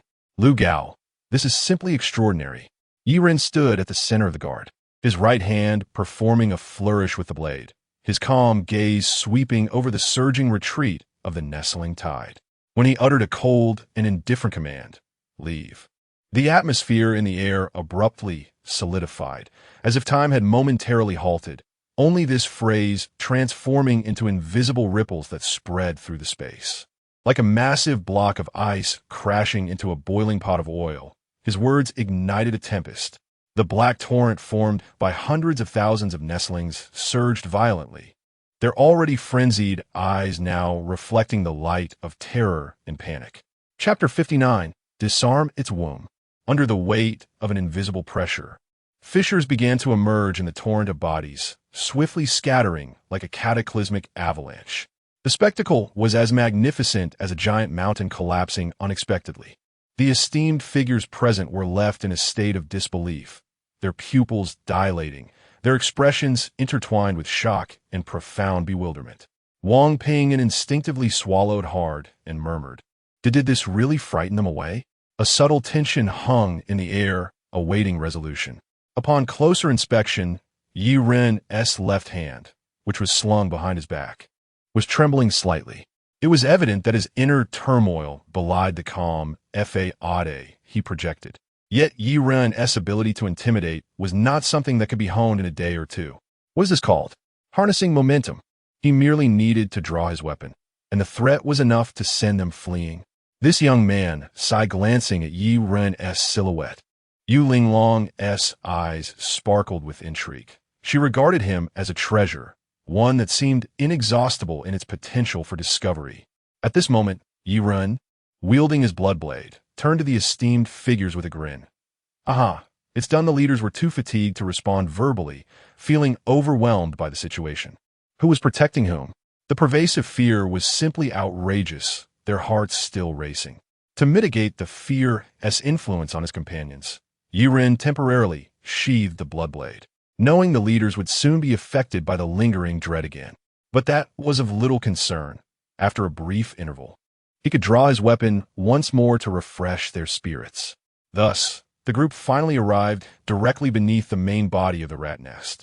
The towering monstrosity was ensconced deep within the dim, fleshy terrain, appearing particularly fearsome. As they drew closer, Yi Ren grimaced in disgust.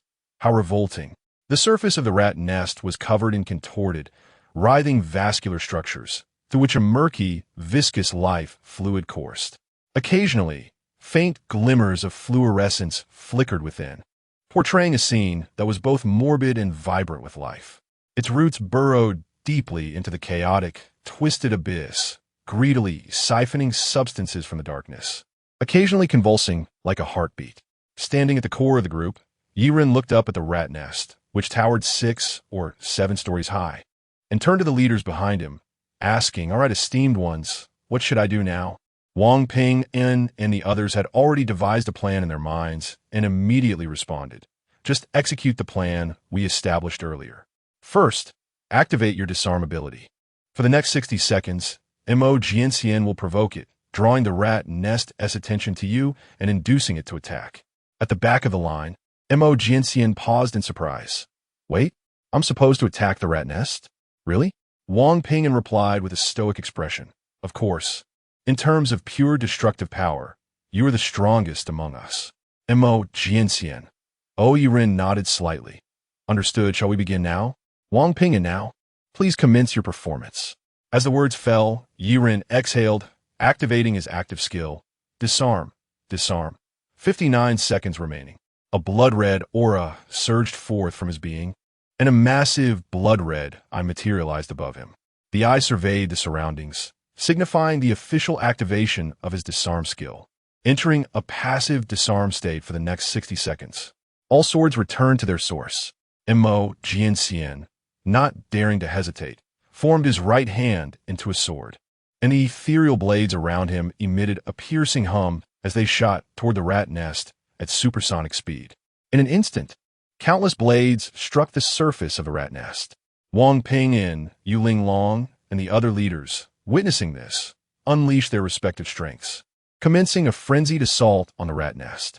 With his left hand waving a dust brush and chanting incantations, Wang Ping and S' right hand formed intricate seals, heavenly thunder.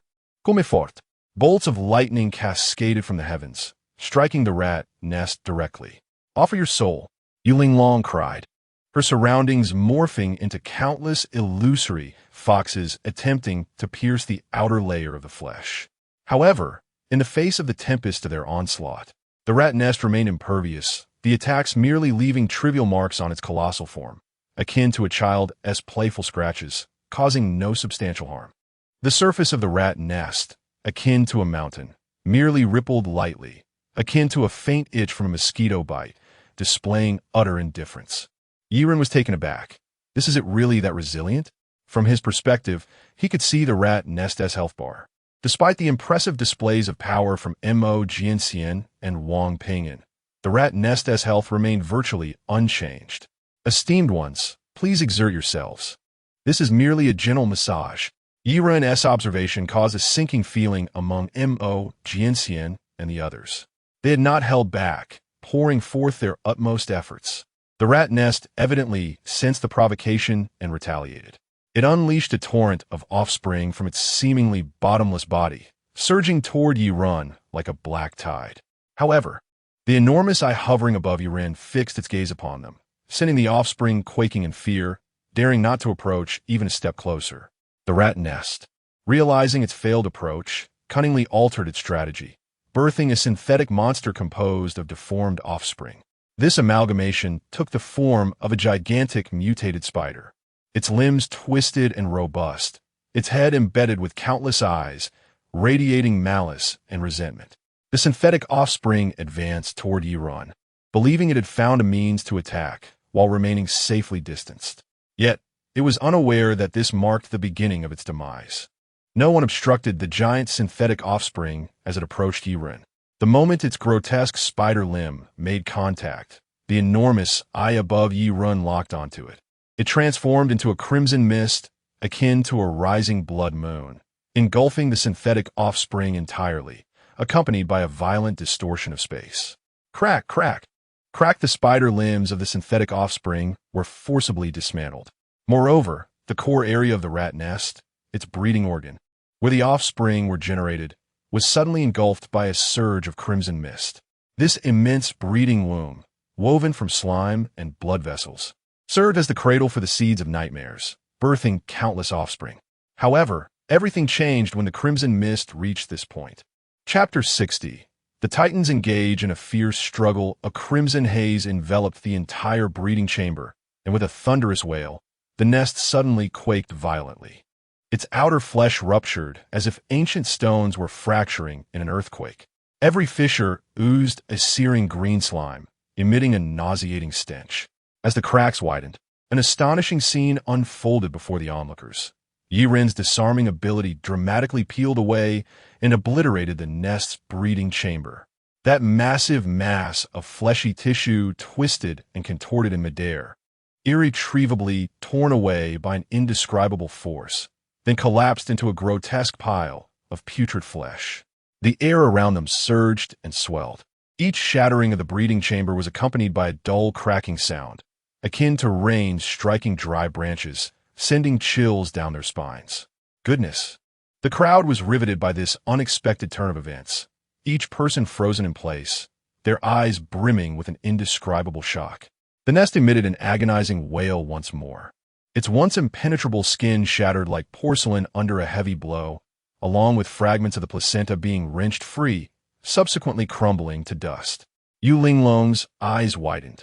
Covering her slightly agape mouth, she murmured in disbelief, "Heavens, little Yi actually. He disarmed the nest womb used for producing offspring? Is there still a law? Does justice exist? This is outrageous." Yiren grinned broadly, flashing a smile reminiscent of a toothpaste advertisement, and gave a thumbs up to the crowd, exclaiming, "It's all disarmed, folks." As the scarlet mist dissipated, the mournful cries of the nest echoed in their ears. The once mighty organ that had birthed countless offspring had now devolved into a chaotic mass of blood and flesh. Portions of the fleshy structure dangled helplessly from the massive wound. Yiren continued to beam with delight. "Why, you all have been scraping for so long, and still haven't dealt as much damage as my single disarmament." Despite the relentless assault from Mo, Jianxian, and others lasting nearly a minute, they had only managed to inflict minor damage. In contrast, Yiren's action had directly yanked the womb from the nest, causing its health bar to plummet by nearly 1/5. Yiren turned to the still dumbfounded titans beside him. "So, what now?" Wang Pingyin's hand hovered in the air, his fingers trembling slightly after casting a spell, his brow furrowed as he quickly scanned the group, silently seeking consensus. "I shall speak." The venerable Mr. Zhong broke the brief silence. "Since we have come this far, we should not retreat. We must not allow the nest any respite. While it is weak, we must eradicate it completely." His voice, though aged, resonated with authority, each word imbued with a palpable aura of determination. Mo Jianxian flexed his wrist, feeling slightly fatigued from the earlier exertion, and inquired, "I concur with Mr. Zhong, but destroying the nest may prove challenging." Indeed, he spoke the truth. Their collective might had yielded only minimal damage, their efforts falling short of Yiren's disarmament. Yu Linglong's delicate brows knitted together, her beautiful eyes shimmering with resolve. She first glanced at Yiren, then turned her gaze to Mr. Zhong. "The vitality of abyssal creatures is indeed remarkable. Little Yi has created an extraordinary opportunity for us. Missing this chance would make it exceedingly difficult to eliminate it later. I support Mr. Zhong's proposal. Rather than nurturing a future threat, we should sever its roots." After she spoke, the gazes of the Titans, including Mr. Zhong, suddenly fixed upon Yirun. "Comrade Little Yi, it appears the task falls to you." Yirun exclaimed, "Huh? I am to take on the nest?" Though his earlier disarmament had cost the nest a fifth of its health, it was not foolish. Such an opportunity was rare. Just look at the nest now, still wailing. It surely dare not attack Yirun again. Mr. Zhong's aged face cracked into a bittersweet smile. "No, what I mean is from here on, we shall all unleash our full strength against the nest. Once it meets your conditions for a kill, the remainder will be left to you." The Titans, all well acquainted with Yirun's formidable prowess, nodded in understanding. "Let's proceed." With Mr. Zhong's commanding call, Mo Jianxian was the first to launch an assault. As the purest output anomaly among the assembled Titans, he shouldered at least 50% of the team's offensive responsibility. The sword-like control by Mo Jianxian erupted with a chilling brilliance, countless sword beams darting across the battlefield like phantoms. Each movement was accompanied by a thunderous force, slicing through the air, repeatedly striking the nest's lacerated abdomen, now vulnerable due to Yirun's disarmament. However, those seemingly lethal sword strikes had little effect against the nest's formidable vitality and defenses. The sword energy could not even sever its muscular tissue. It seemed all their efforts had amounted to naught. Wang Ping enchanted incantations, radiant golden talismans swirling around him like meteors in reverse flight, racing toward the nest. Thunderbolts. "Aid me." Each talisman detonated upon contact with the nest's surface, bursting forth with blinding light and fierce electric arcs, yet they sank into the abyss, leaving no significant mark on its massive form. The other Titans also unleashed their abilities. Some deployed electromagnetic pulse cannons, while others summoned countless paper cranes to infiltrate the nest's core. Lu Gao, a spatial anomaly adept, attempted to distort the nest's spatial existence, utilizing the cutting characteristics of spatial transfer to inflict damage. Yet, regardless of the assault, none could shake the very foundation of the nest. Even spatial bubbles left only fleeting impressions on its resilient surface. This thing, goodness, is it truly this tough? Yirun swallowed hard as he witnessed the scene. In his view, the health bar representing the nest's vitality remained steadfast, while the Titan's efforts merely brushed against it, causing not a ripple. Surely, even a nuclear bombardment would yield no results.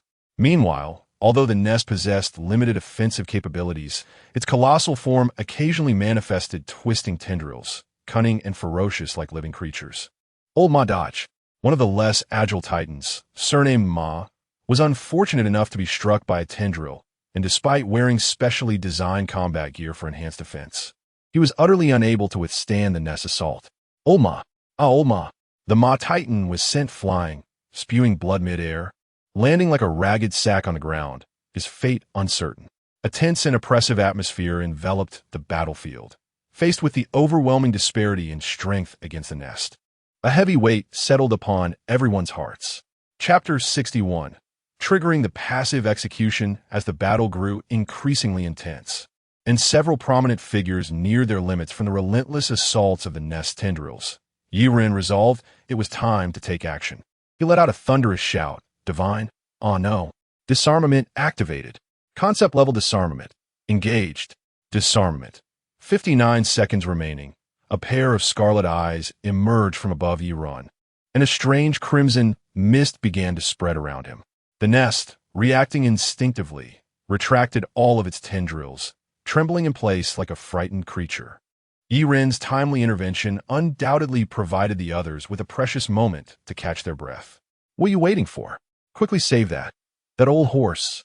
Not only was the nest immobilized, but the prominent figures were also frozen, paralyzed by fear. It was only when Yirun spoke that they managed to shake off some of their terror, lifting the nearly lifeless Ma Xing figure out of the combat zone and administering a life-saving injection. As the 60 seconds elapsed, the massive eyes above Yirun vanished, and once more, the prominent figures launched a fierce assault on the nest. As they unleashed a flurry of attacks, Yirun could only watch anxiously. The nest had grown increasingly cunning, targeting those who strayed far from him, making it impossible for him to timely activate disarmament to alleviate the pressure on his comrades. With the passage of time, Yirun became acutely aware of the brutality and difficulty of this battle. He witnessed the battered forms of his allies beside him, their injuries escalating his feelings of anxiety and inner turmoil. Cough. It hurts terribly. Yiren supported the exhausted and bloodied Yulinglong, hesitating to propose a retreat. What if we fall back? The nest can no longer produce offspring. At least the surface world is temporarily safe. If we continue, I fear we may lose lives. However, upon hearing this, Yulinglong stubbornly shook her head, blood trickling from the corner of her mouth. Yet her eyes sparkled with a hint of mirth. Since the day the abyssal calamity emerged, the nest has been our nightmare. If we can eliminate it in one fell swoop, the surface world will be much safer. We, the lantern bearers, have never feared sacrifice. What we fear is failing in our duty. Yirun, somewhat angered, retorted, Is life more important than duty? Yulinglong gazed at him with her beautiful eyes, and after a moment, she chuckled softly. Are you concerned for your sister? Aren't you afraid of making Xiao Jiang jealous? Yiren replied, I am part of the harem. Huh, you're quite bold for your age, she laughed, but the movement caused her to wince in pain. Meeting Yiren's worried gaze, she continued, If we shrink back, who will protect those innocent civilians without any means to resist? Her words illuminated the darkness like a morning star, resonating with every prominent figure present. In that moment, a silent consensus was reached, even at the cost of their lives. They would employ every means necessary to reduce the nest's health to 30, enabling Yirun to trigger the execution condition and finally bring an end to this protracted conflict. Enduring her pain, Yulinglong playfully winked at Yirun. Her smile, though pale, radiated warmth. Little Yi, please prepare for the execution. We will do everything we can to create an opportunity for you. Seize it. Yiren remained silent, but he seemed to comprehend the gravity of the situation. Ultimately, sighing softly. So this is what it means to be a lantern bearer, willing to burn oneself to protect others. As time slipped away, his heart grew heavier. Nearly 4 hours had passed. The prolonged struggle had transformed the scene into a gruesome tableau, saturated with blood, both cruel and heroic, rendering it almost unbearable to witness. Is it truly necessary to go this far? Yiren murmured. He gazed at Ping-yin, draped in tattered robes, his once ethereal visage now obscured by dirt and blood. His left arm had completely vanished, evidently severed by the nest tendrils, leaving only his right arm to wield a feather duster. Mo Jianxian was riddled with deep, bone-revealing wounds. The once resplendent sword, floating life, now lay dull, smeared with his own blood and the nest's viscous secretions. His stamina was nearly depleted, yet he persisted through sheer force of will, his gaze becoming numb as each movement of Chapter 62. The value of conceptual levels continues to rise. The sword Qi seemed to possess a life of its own, wielding an unstoppable force that violently tore through the earth, leaving behind a deep chasm as it surged towards the nearby rat nest.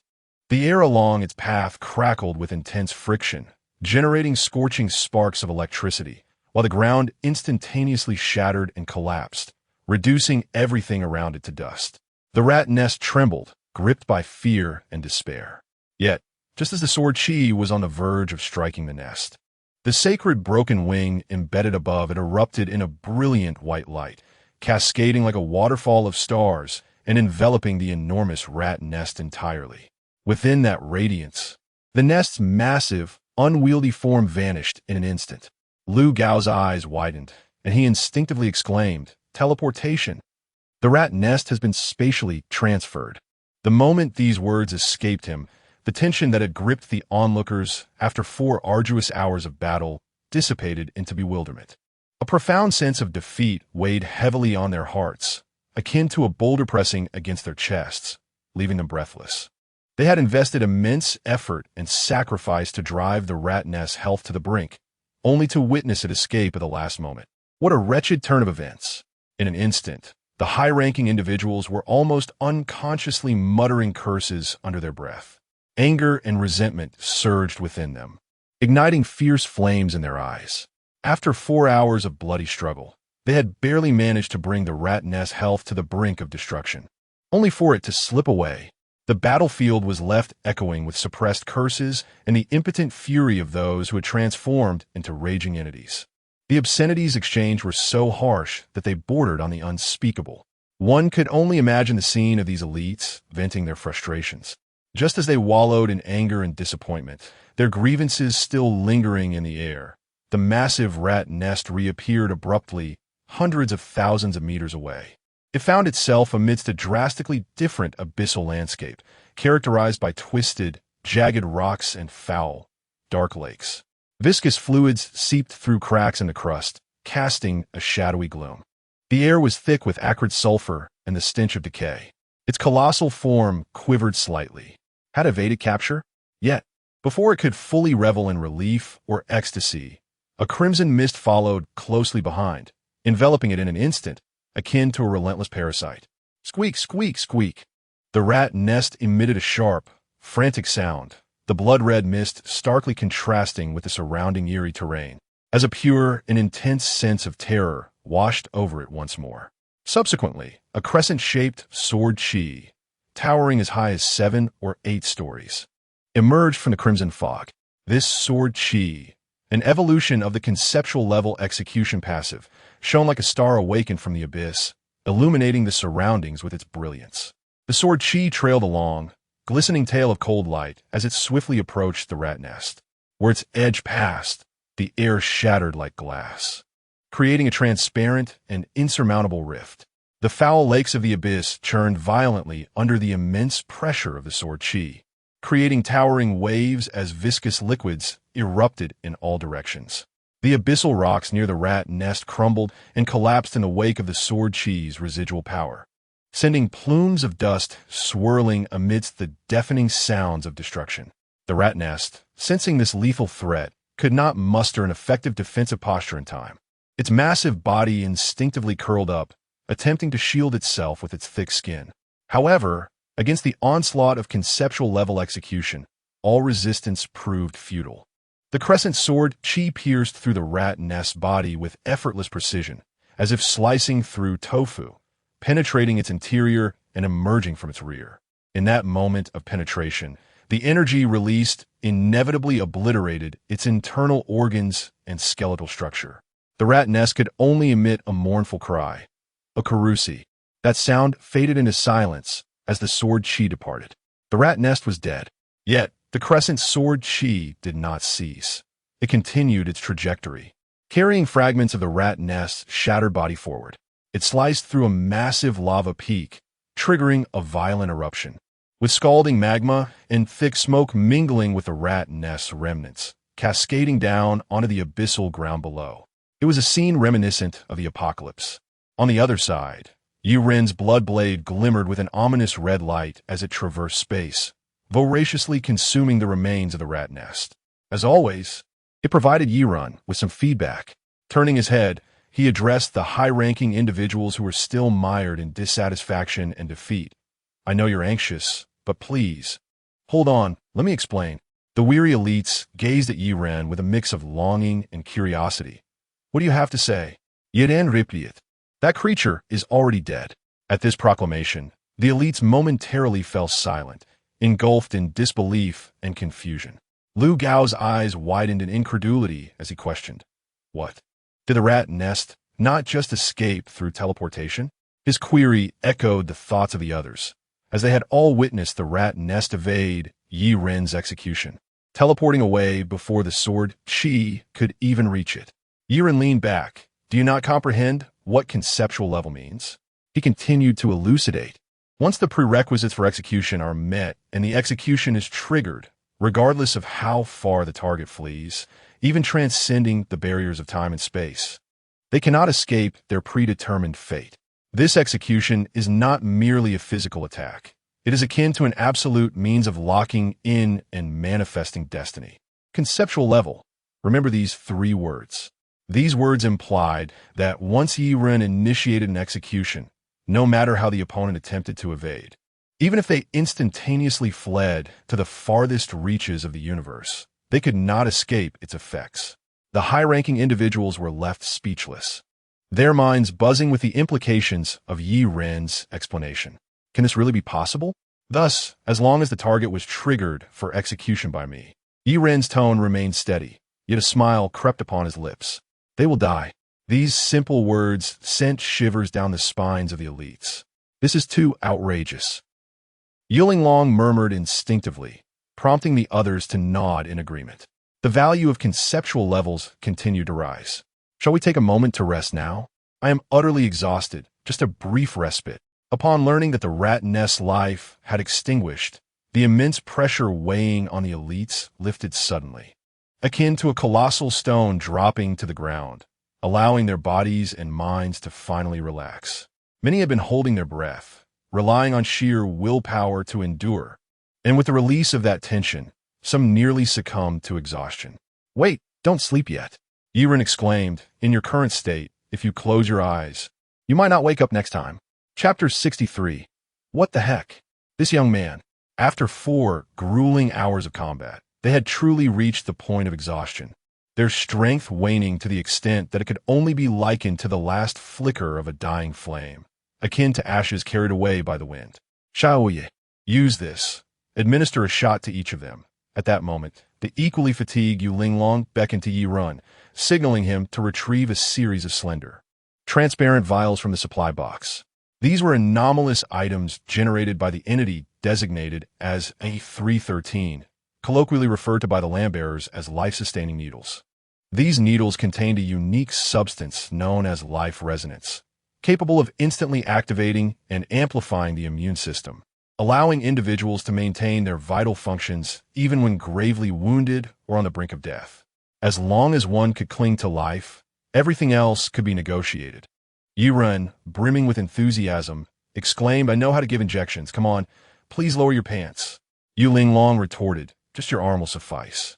Yiren administered the life-sustaining needles to each of the esteemed figures, and as the anomalous effects took hold, their pallid complexions gradually regained some vitality. Once the leaders had somewhat recovered, Lu Gao utilized his peculiar abilities to summon a vast spatial bubble, transporting everyone instantaneously to the precise coordinates of the fallen mouse nest. As they regained their composure, the sight before them was startling.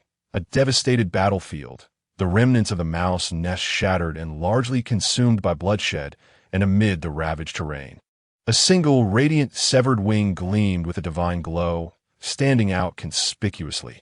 The mouse nest was dead. It was only upon witnessing the remains of the mouse nest that the leaders murmured in disbelief. Who among their families could understand? Since the year the abyssal catastrophe emerged, the mouse nest had cast a shadow over the people of the Dragon Kingdom. To mitigate the dangers posed by the mouse nest, the lamp-bearers had to regularly enter and eradicate its offspring. They were even compelled to establish outposts in the area, sacrificing thousands of lamp-bearers each year just to maintain a semblance of stability in Region B, 51. But now, the mouse nest was gone, obliterated by Yi Ren's sword. Truly splendid. The leaders gazed at the mangled remnants of the mouse nest, their emotions undoubtedly complex. At that moment, Yi Ren raised his hand and inquired, "Leaders, what level of abyssal creature do you think the mouse nest constitutes?" In response to his question, Wang Pingyan and the others exchanged glances, and after a brief deliberation, they replied, "It should be classified as a high-level abyssal creature. Within the abyss, even among creatures of the same tier, differences in evolutionary stages, innate talents, and adaptability to the environment could result in staggering disparities in power.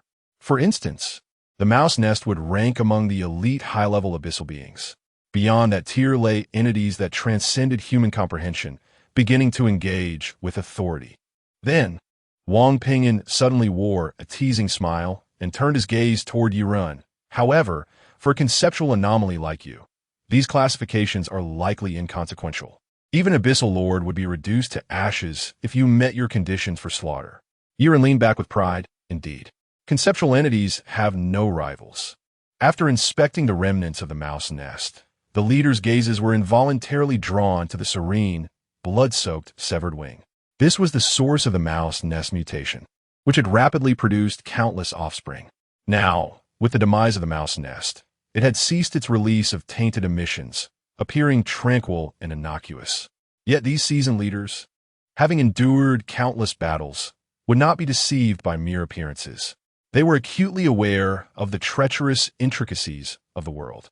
Everything is a trap, Elder Zhong, an astute and cunning veteran, scrutinized the sacred severed wing with piercing insight, furrowing his brow as he solemnly stated, "First, we can confirm through the process of elimination."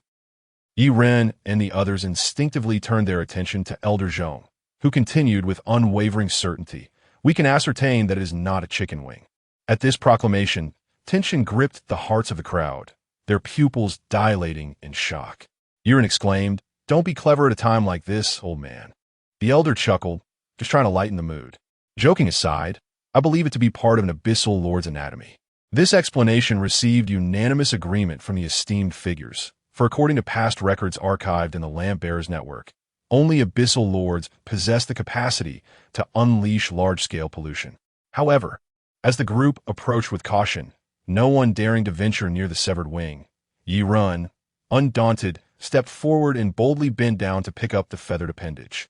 Its purity reminiscent of jade. The leaders gasped in astonishment, their mouths agape, unable to articulate their shock, their expressions reflecting an intricate web of emotions. Elder Zhong, feeling a headache coming on, glanced at Wang Pingyan. "Is this child always this fearless?" Wang Pingyan rubbed his temples. "I don't know, but I do know that his records indicate he has already slain several projections of abyssal lords. Is this the confidence of a conceptual anomaly? To approach an entirely unknown aberration without fear?" Realizing the gravity of his actions, Yi Ren looked at the leaders. Should I not be handling this directly?" The leaders exchanged complicated glances. Wang Pingyan sighed, "It's all right, go ahead and play with it."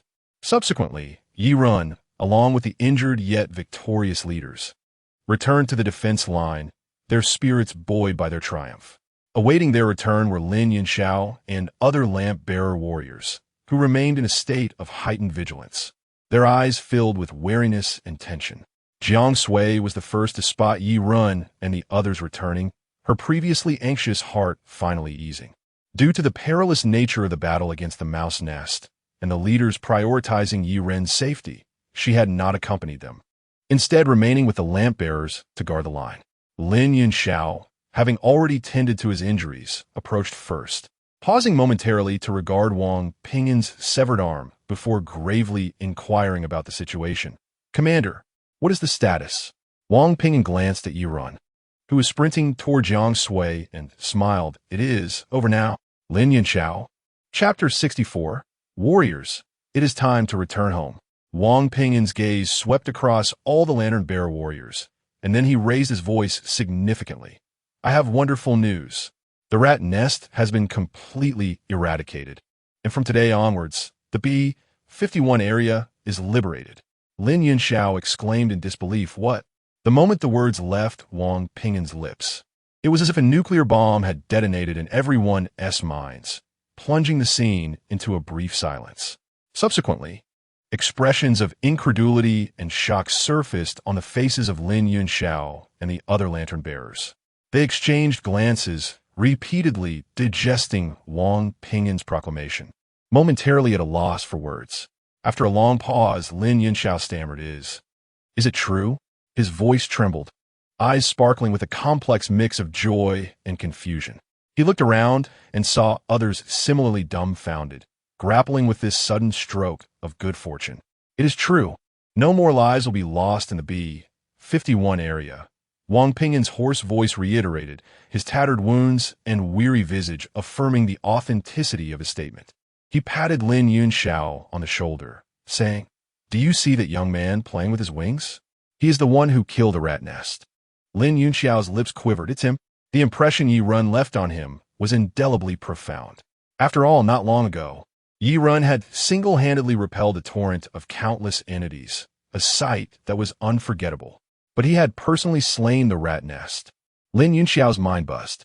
In an instant, the lantern-bearers erupted into a flurry of discussions, some shaking their heads, murmuring in a trance, likely comforting their fallen comrades. Others, with tears in their eyes, spoke of never having to cleanse the entities again, that no one would die anymore. The majority of the warriors, however, jubilantly embraced one another, celebrating this victory.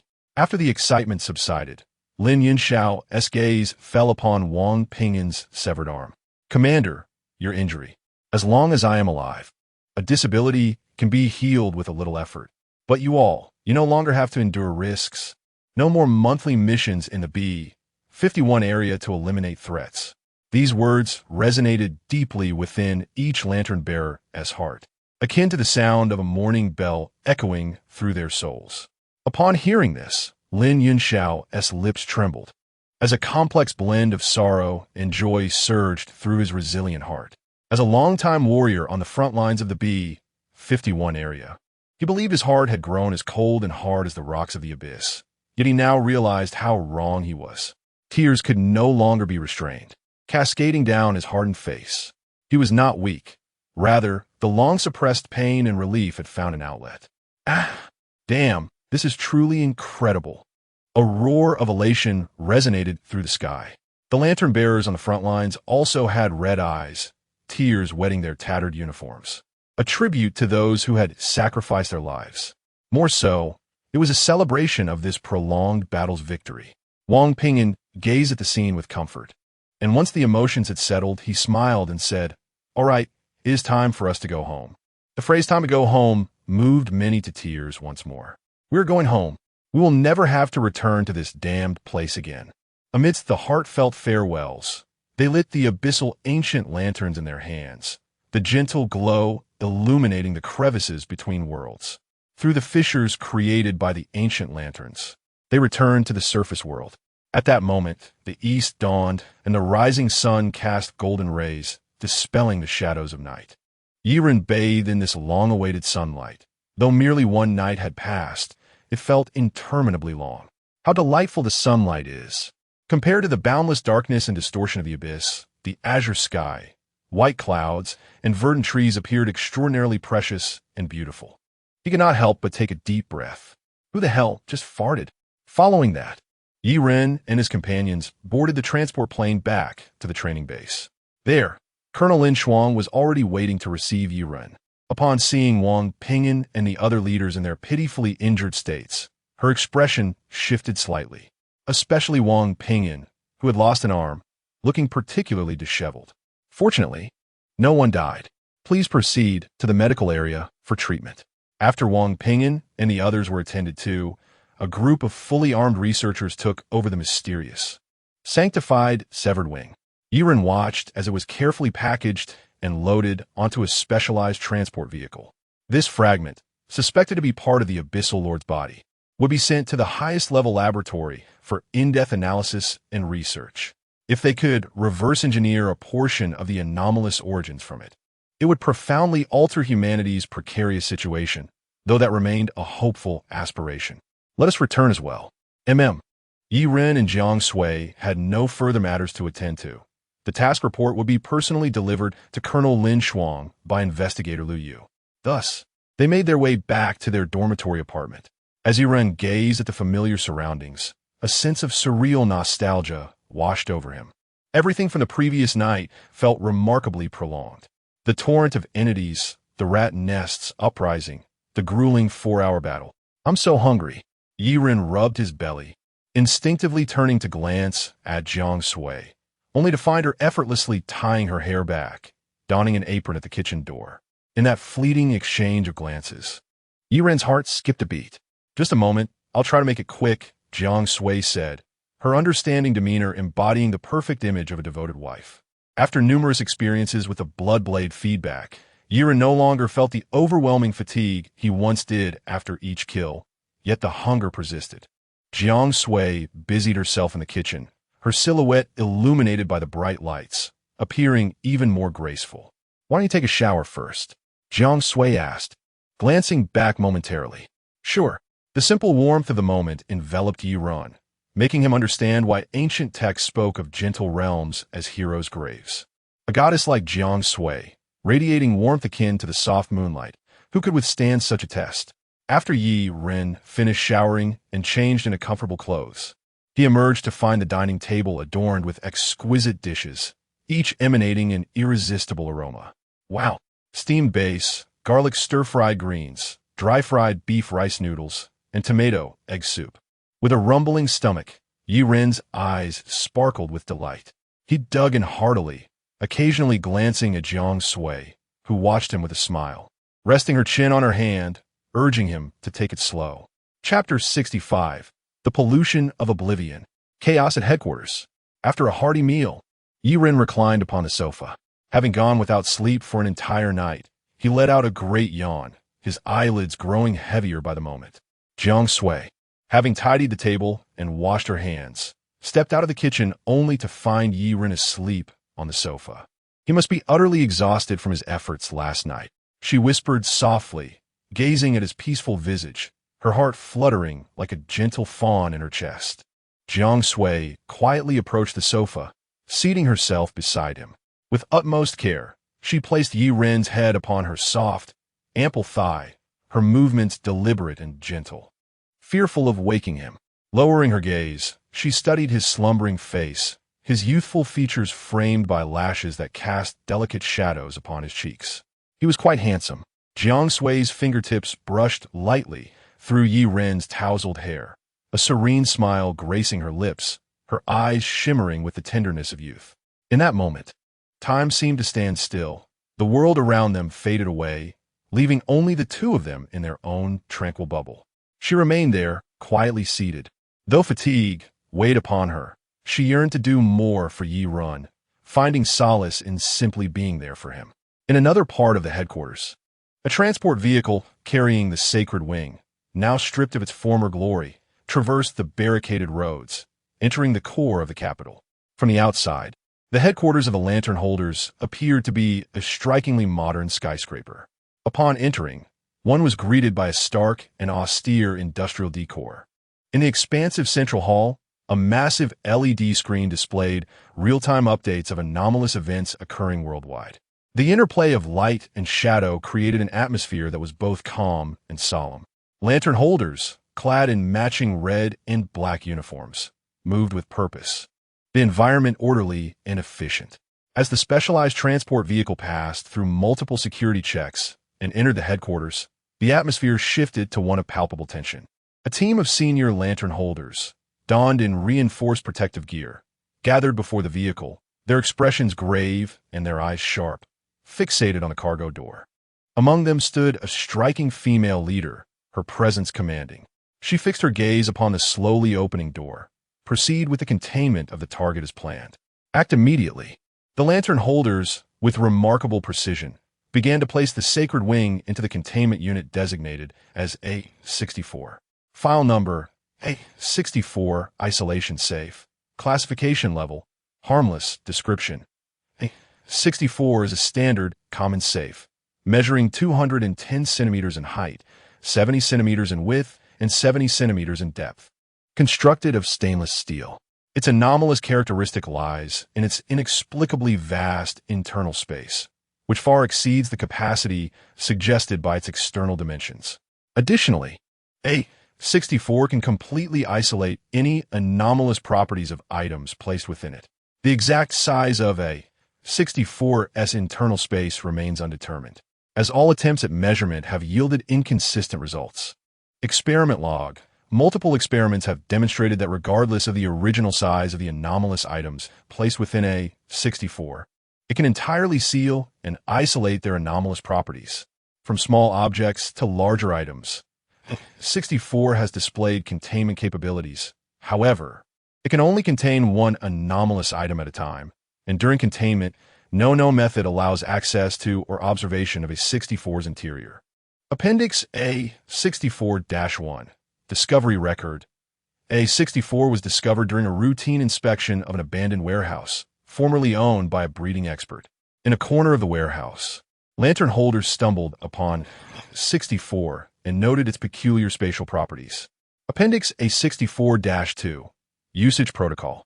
The use of A64 must adhere to strict protocols. Before placing an anomalous item into 64, documentation and analysis of its properties must be conducted.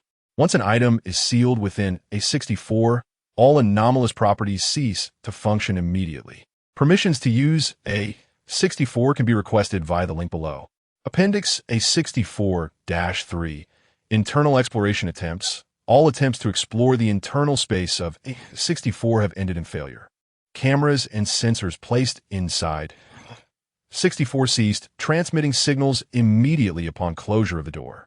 Currently, the internal structure and spatial principles of A64 remain a mystery. First, secure it, and then professionals will take over. As the sacred wing was enclosed within the A64 safe, the attractive female leader and her team of senior lantern holders exhaled in relief. However, unbeknownst to them, within the concealed space of A64, a mysterious pollution of oblivion began to spread insidiously. The sacred wing exclaimed, "Woo, let us make waves." The status of A64 clearly paled in comparison to that of the sacred wing, and thus it failed to isolate the anomalous properties of the latter. As the once bustling headquarters descended into unprecedented chaos under the influence of the pollution of oblivion, the security personnel suddenly stood frozen before a door, hand grasping the handle. Yet unable to move, his eyes widened as he struggled to recall the familiar action of opening the door. At that moment, his fingers felt rigid, as if severed from their connection to his muscles, rendering even the simplest of actions bewilderingly foreign. Meanwhile, a researcher fixated on a computer screen filled with complex data and graphs, only to find himself unable to comprehend the symbols before him.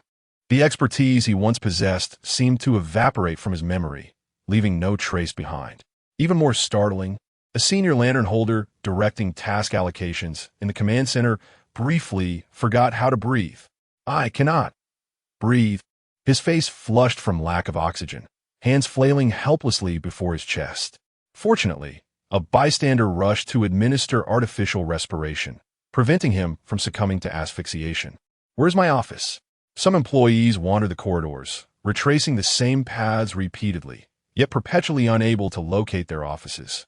"What am I looking for? What am I doing? What is happening to me?"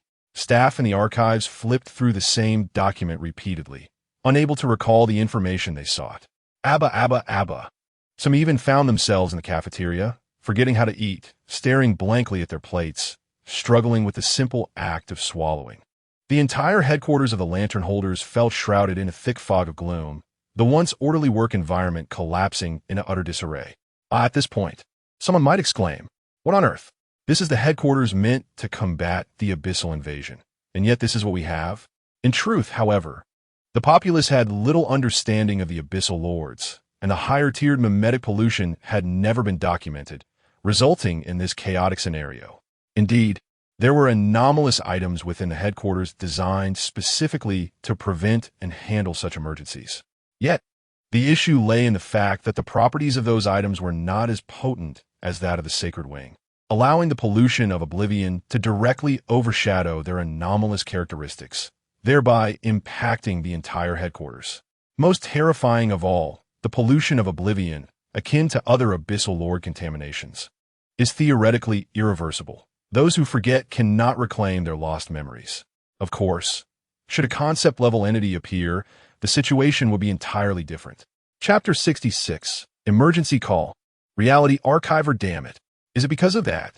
Soon, Lin Jinyu realized that the chaos was caused by the holy severed wing. As the director of the anomalous containment site too, she maintained her usual composure and decisiveness, rapidly contemplating countermeasures. She needed to restore order. The situation had escalated severely. Lin Jinyu scanned the chaotic crowd within the building, her temples throbbing.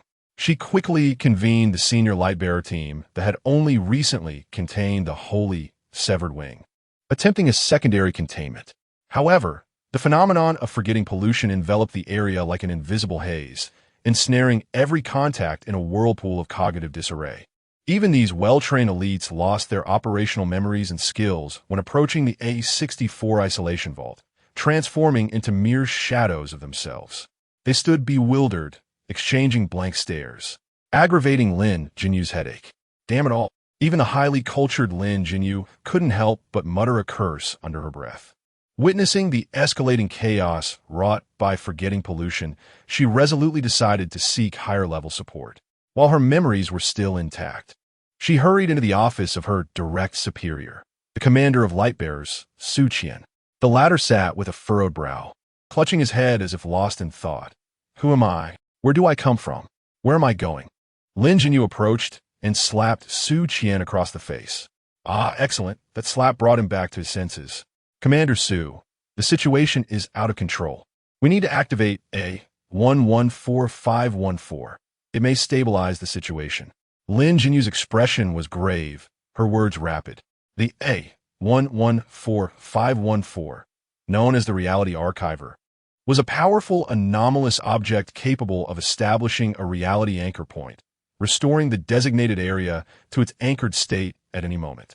Su Qian touched his face where the slap had landed, and after a moment of silence, he spoke. Who are you? Why did you hit me? What is A114514?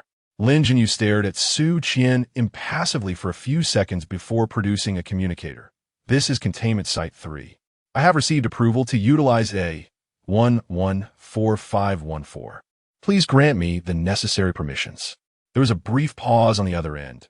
Understood, but please exercise caution. Use A114514 according to the guidelines to avoid reality overlap effects. Lin Jinyu wasted no time, sprinting through the chaotic crowd towards the subterranean containment levels of headquarters. She could not accurately perceive what she was forgetting. Hence, time was of the essence. Fortuitously, everything proceeded smoothly.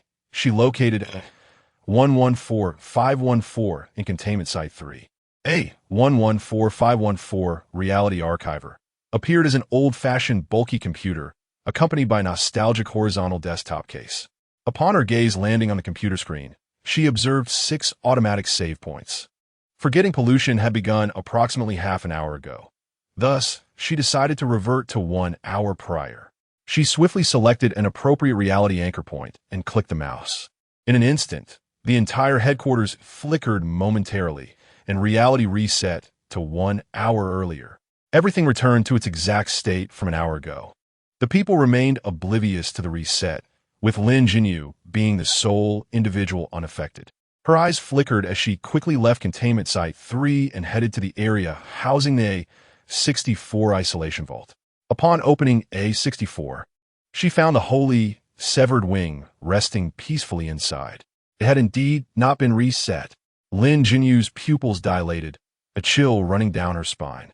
This meant that as time passed, as long as the holy, severed wing remained in A64, forgetting pollution would resurge, and everyone would once again experience the same chaos and oblivion.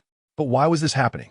Logically, after using A114514, reality should have been reset, and the holy severed wing should not be here.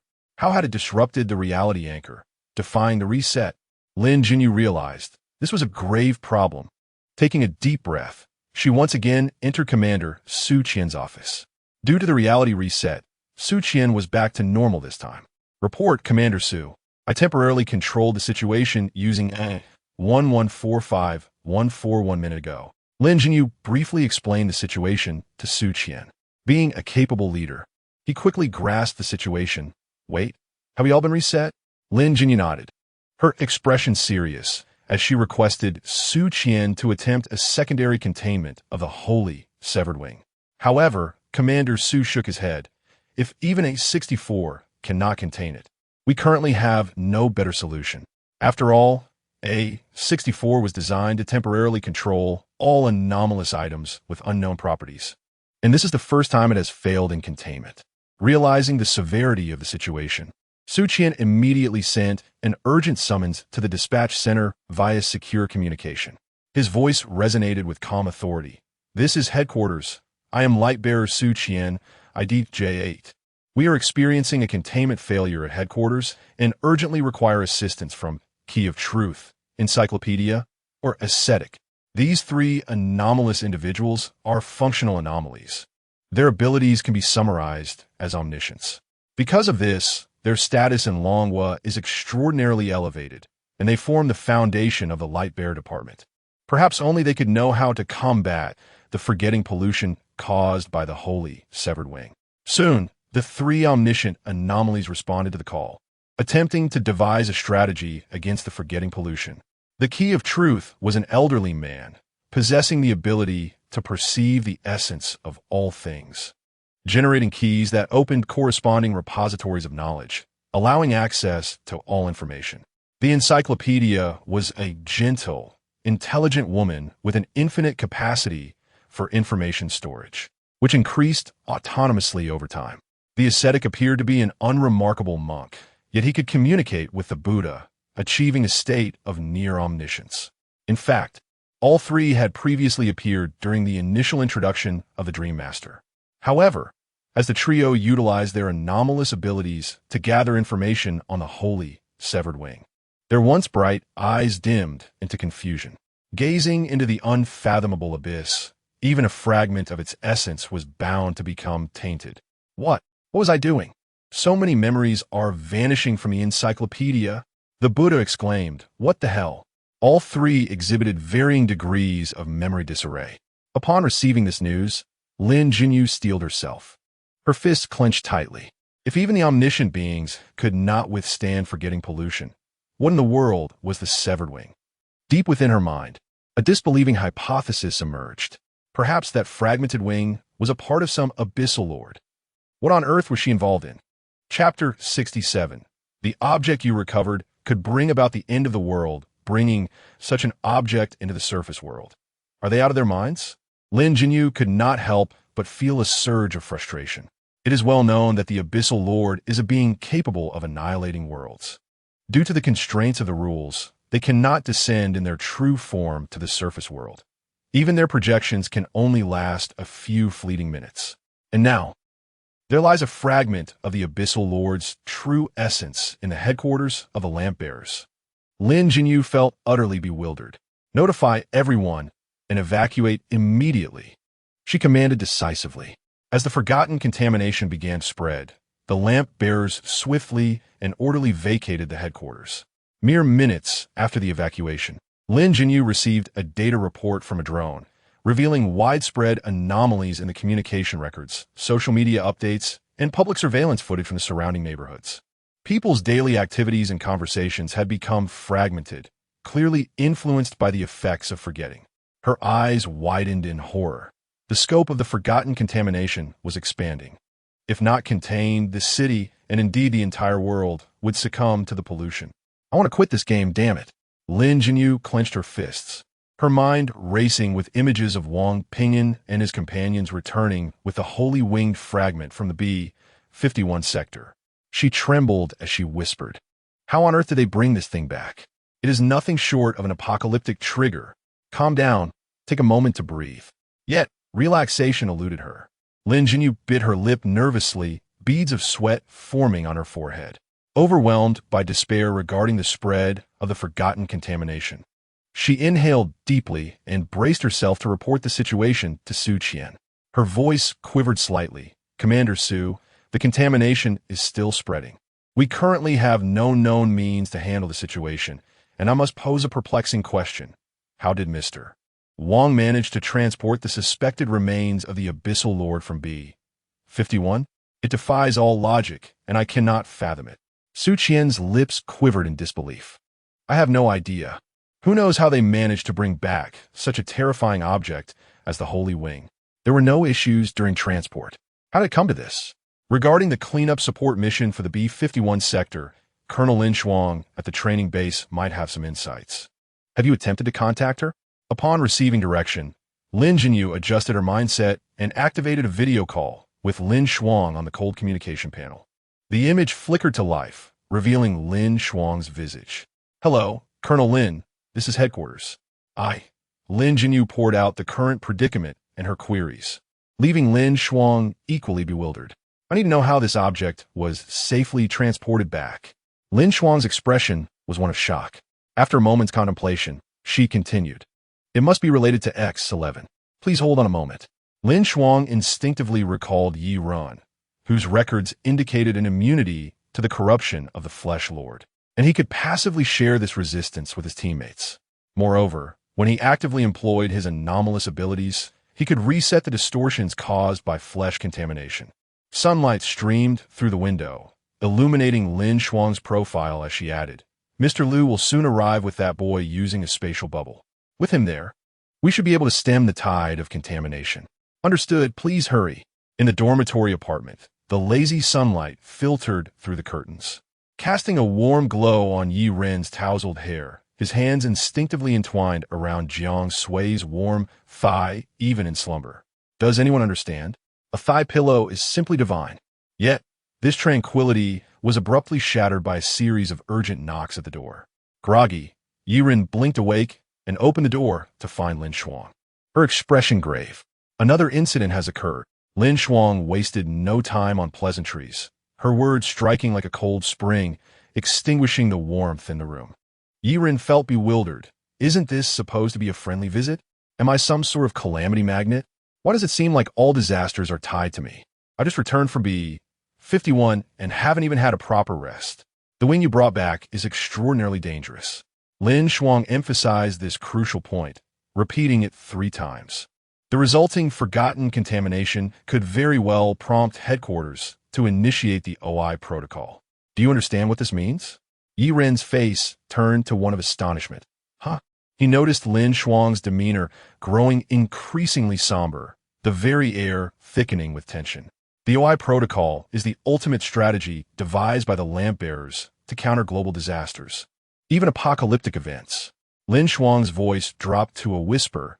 It signifies that we have reached the precipice of human civilization survival.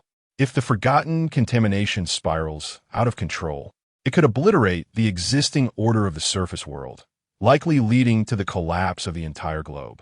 Lin Shuang gently closed her eyes before reopening them, revealing a complex mix of resignation and defiance. The OI protocol is in essence a desperate measure to combat anomaly with anomaly, a gamble of sorts. After all, when faced with the end of the world, the situation cannot possibly worsen. Yiren stood there, momentarily stunned. He grasped that the OI protocol involved utilizing some anomalous object discovered by the lamp-bearers that was utterly uncontrollable to avert the apocalypse. Yet, the outcome remained shrouded in uncertainty.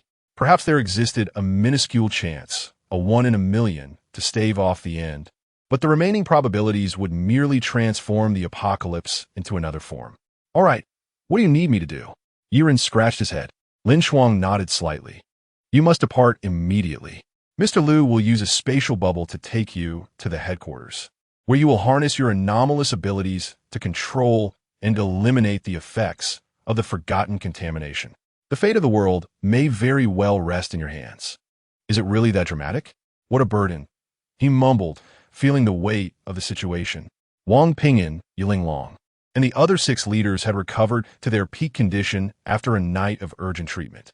As anomalies, their vitality far surpassed that of ordinary individuals. With the assistance of healing-type anomalies, as long as they had breath left in them, it would be nearly impossible to perish. Shortly thereafter, Mr. Liu released a spatial bubble, successfully transporting everyone to the periphery of the tightly controlled headquarters of the lamp-bearers. Wow, it's so empty here? Yiren instinctively remarked. The area was eerily silent, with nearby residents evacuated to safety under the government's emergency broadcasts, leaving only a few fully armed lamp-bearers guarding the headquarters. The surrounding streets lay deserted, save for a few leaves fluttering in the gentle breeze. The atmosphere was overwhelmingly oppressive. Chapter 68. I am professional. I fear not. Lin Jinyu stood gracefully near the headquarters building, her striking eyes instantly locking onto the dissipating spatial bubble. When Yiren's figure came into her view, she felt a slight surprise at his youthful appearance. Before seeing him in person, she had subconsciously imagined Yiren as an older man, akin to Wang Pingyan. She then extended her right hand towards Yiren, introducing herself. Hello, I am Lin Jinyu, the Lantern Keeper of Containment Site 3. Their hands gently touched, and in that fleeting moment, Lin Jinyu's pupils widened as she experienced an indescribable sensation, akin to a clear spring washing away the influences of the pollution that had tainted her thoughts. You truly are as remarkable as Colonel Lin described. It's astonishing, Lin Jinyu remarked, retracting her hand, all evident in her eyes. Once you approached, I felt my mind clear significantly. It's simply incredible. Though composed, Lin Jinyu felt a sense of relaxation upon Yiren's arrival, believing that he could traverse the challenges ahead. Even A-64 could not sever the taint of the pollution. Yet he could. What did this signify? It meant he could toy with the catastrophic force of the pollution as casually as one would with chicken wings. I will accompany you inside." With Lin Jinyu and 6 other prominent figures, Yi Ren's group entered the headquarters building. The vast interior was enveloped in an eerie silence. Yi Ren quipped, "I never anticipated that my first visit to the Lantern Keeper's headquarters would be under such circumstances." They descended via the elevator to the underground containment levels. Protected in the center of the group, Yi Ren navigated the corridor flanked by heavy steel doors, each adorned with intricate electronic locks. At the end of the corridor, Yi Ren spotted a sign labeled Containment Area 1. The air was tinged with a faint scent of disinfectant, and the floor gleamed spotless. Surveillance cameras were installed in every nook and cranny. As they moved deeper, the security measures intensified, with biometric access and multiple alloy barriers lining the corridor. An invisible pressure enveloped them. Suddenly, Lin Jinyu stumbled, feeling the weight of the pollution growing as they neared the containment area for the A-64, also known as the Sacred Broken Wings. The influence of the forgotten pollution intensified, reminiscent of their previous encounter in the B-51 region against the Rat's Nest. The expressions of Wang Pingyan and the other 6 prominent figures twisted, their eyes flickering with confusion and disarray. Their memories felt as if they were being erased by an eraser, with each passing moment leading to more forgotten recollections. Even with the strongest will, it was impossible to remain lucid amidst the pollution. Lin Jinyu bore the brunt of the taint, her steps faltering, her complexion pale as paper, her eyes filled with fear and helplessness. Clenching her fists, her nails dug into her skin as she trembled. "I feel so anxious." Have you ever experienced the sensation of preparing to do something, only to forget it in the blink of an eye? No matter how hard you try, you just can't recall it. That chaotic sense of anxiety can drive one to the brink of madness. Wang Pingyan and the others were nearing their limits. Turning to Yi Ren in unison, "Young man, draw your blade." Only the fear generated from Yi Ren's blade could reset the effects of the forgotten pollution. But Lin Jinyu was unaware of this. In her position, she lacked the clearance to view Yi Ren's files, leaving her perplexed by this sudden turn of events. With anxiety and confusion, she looked to Yi Ren. "What do you mean? Draw my blade?" Yi Ren flashed a grin. "Prepare yourself mentally. What I am about to do may frighten you." Despite the confusion caused by the forgotten pollution, Lin Jinyu, a senior Lantern Keeper of Site 3, instinctively replied, "Fear? I am professional. I do not fear." Upon hearing her words, Yu Linglong stifled a laugh. "Lin Jinyu, hey, what does your laughter imply? Why do the prominent figures look at me with such teasing eyes?" Lin Jinyu suddenly realized that the situation might be askew. Then, Yi Ren drew his blade. The very moment he unsheathed the bloodied edge, it was as if a rift was torn between reality and the abyss, unleashing an indescribable wave of terror. Centered around him, the surrounding area was instantly shrouded in an intensely rich crimson mist. This blood mist surged forth like a living entity, rapidly engulfing the entire corridor, transforming everything within sight into a scarlet purgatory. Within the blood mist, the Corruptor's corrosive powers spread like a dark plague. Black threads akin to tentacles emerged from the depths of the fog, intertwining and writhing, each imbued with malice. Simultaneously, the endless gaze of the flame of Nodos sparkled within the crimson haze, resembling stars fallen to the mortal realm, illuminating the chaotic scarlet. These eyes were not corporeal, but composed of myriad minuscule points of light, each twinkling like a star. They danced within the blood mist, sometimes converging, sometimes dispersing, creating a surreal and breathtaking spectacle. The features of the flesh monarch, Naxxus, manifested in a far more visceral and chilling manner. Countless layers of flesh and blood structures emerged from the mist, twisting and merging to form grotesque mountains of muscle, fascia, and veins. The surfaces of these tissues were moist and sticky, as if freshly emerged from the abyss, reeking of decay and death. They pulsated and contracted as if alive, weaving horrific three-dimensional patterns within the blood mist. Amidst the intertwining characteristics of the Trinity of the Abyss, the oppressive sensation of the crimson fog peaked. Lin Jinyu was utterly petrified by this sudden manifestation. She had never witnessed such a horrifying scene. It was not merely a visual assault, but a profound torment to the spirit. Her throat felt constricted, her mind blanketed by fear. Tears welled in her eyes, rolling down her cheeks, falling to the ground, instantly concealed by the scarlet mist. Her body trembled helplessly, emitting faint sobs. This usually calm and composed sister figure, reliable in times of crisis, now displayed a stark contrast to her usual demeanor. Who understand? Here she was, a high-ranking director at the Lantern Keeper's headquarters, reduced to tears from fear. As Run retracted his bloody blade, the crimson mist receded like a tide, restoring tranquility. The prominent figures gradually emerged from the haze of fear. Though pale, their eyes no longer bore confusion or chaos. Once again, it is you, Young Yi. The disordered memories have been restored. Thank you, Young Yi. Goodness, truly an impressive young man, remarkably skilled. Chapter 69. Summoning the Dream Master, the distinguished individuals gazed at Yi Run, collectively giving him the thumbs up. Yi Ren, however, felt a sense of discontent.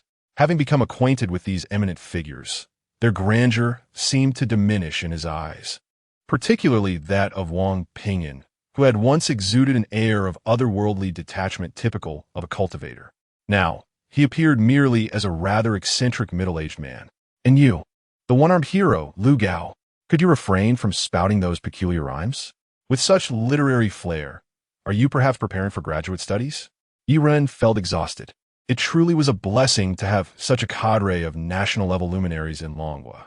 Meanwhile, Lin Jinyu leaned against the wall, her breath still somewhat hurried, tears yet to dry on her cheeks. She exerted every ounce of willpower to avoid collapsing to the ground. I. Her words faltered. Yi Ren flashed a grin at Lin Jinyu, then leaned back strategically. Do you understand what a conceptual level is? Lin Jinyu's pupils constricted. Conceptual level? Seeing her reaction, Yu Linglong hastily cleared her throat. Ah, is that something we can discuss? Lin Jinyu, being perceptive, immediately raised her right hand. I didn't hear anything. Yet, a tempest brewed within her. Good heavens, at a conceptual level? Wasn't that a tier that existed solely in theory, an unprovable rank surpassing that of abyssal lords? Did it truly exist? Lin Jinyu's gaze towards Yi Ren became immensely complex. She suddenly comprehended why even someone as prominent as Mr. Wang would serve as Yi Ren's bodyguard. And not just one, but 6 of them. Initially, she thought their presence was to curb the spread of the forgetting pollution. It now appeared that they were simply there to protect Yi Ren. Before long, they arrived at the storage site for A64. The metallic floor before the isolation safe reflected a cold, stark white light. Lin Jinyu stepped forward from Yi Ren's side, approaching the front of A64, slowing her breath, and cautiously opened the safe. The cold light from the ceiling illuminated the still form of the severed wing within. At that moment, the severed wing appeared peculiarly tranquil. The unsettling aura of pollution that once emanated from it had vanished, leaving only a profound silence. As Lin Jinyu prepared to alert everyone to remain vigilant, Yi Ren strode forward. He seized the severed wing and, without hesitation, delivered a resounding slap to it. The sharp sound echoed through the spacious containment room, causing a jolt in everyone's hearts. Lin Jinyu.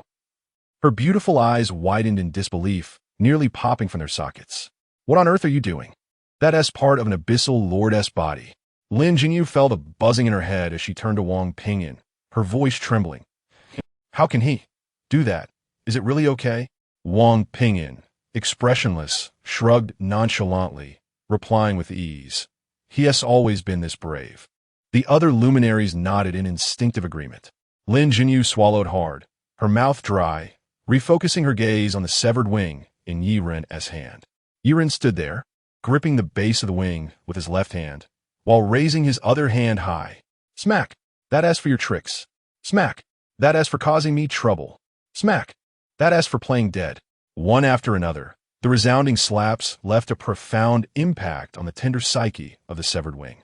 In response to Yi Ren's formidable onslaught, the severed wing did not unleash the forgetting pollution as it had before.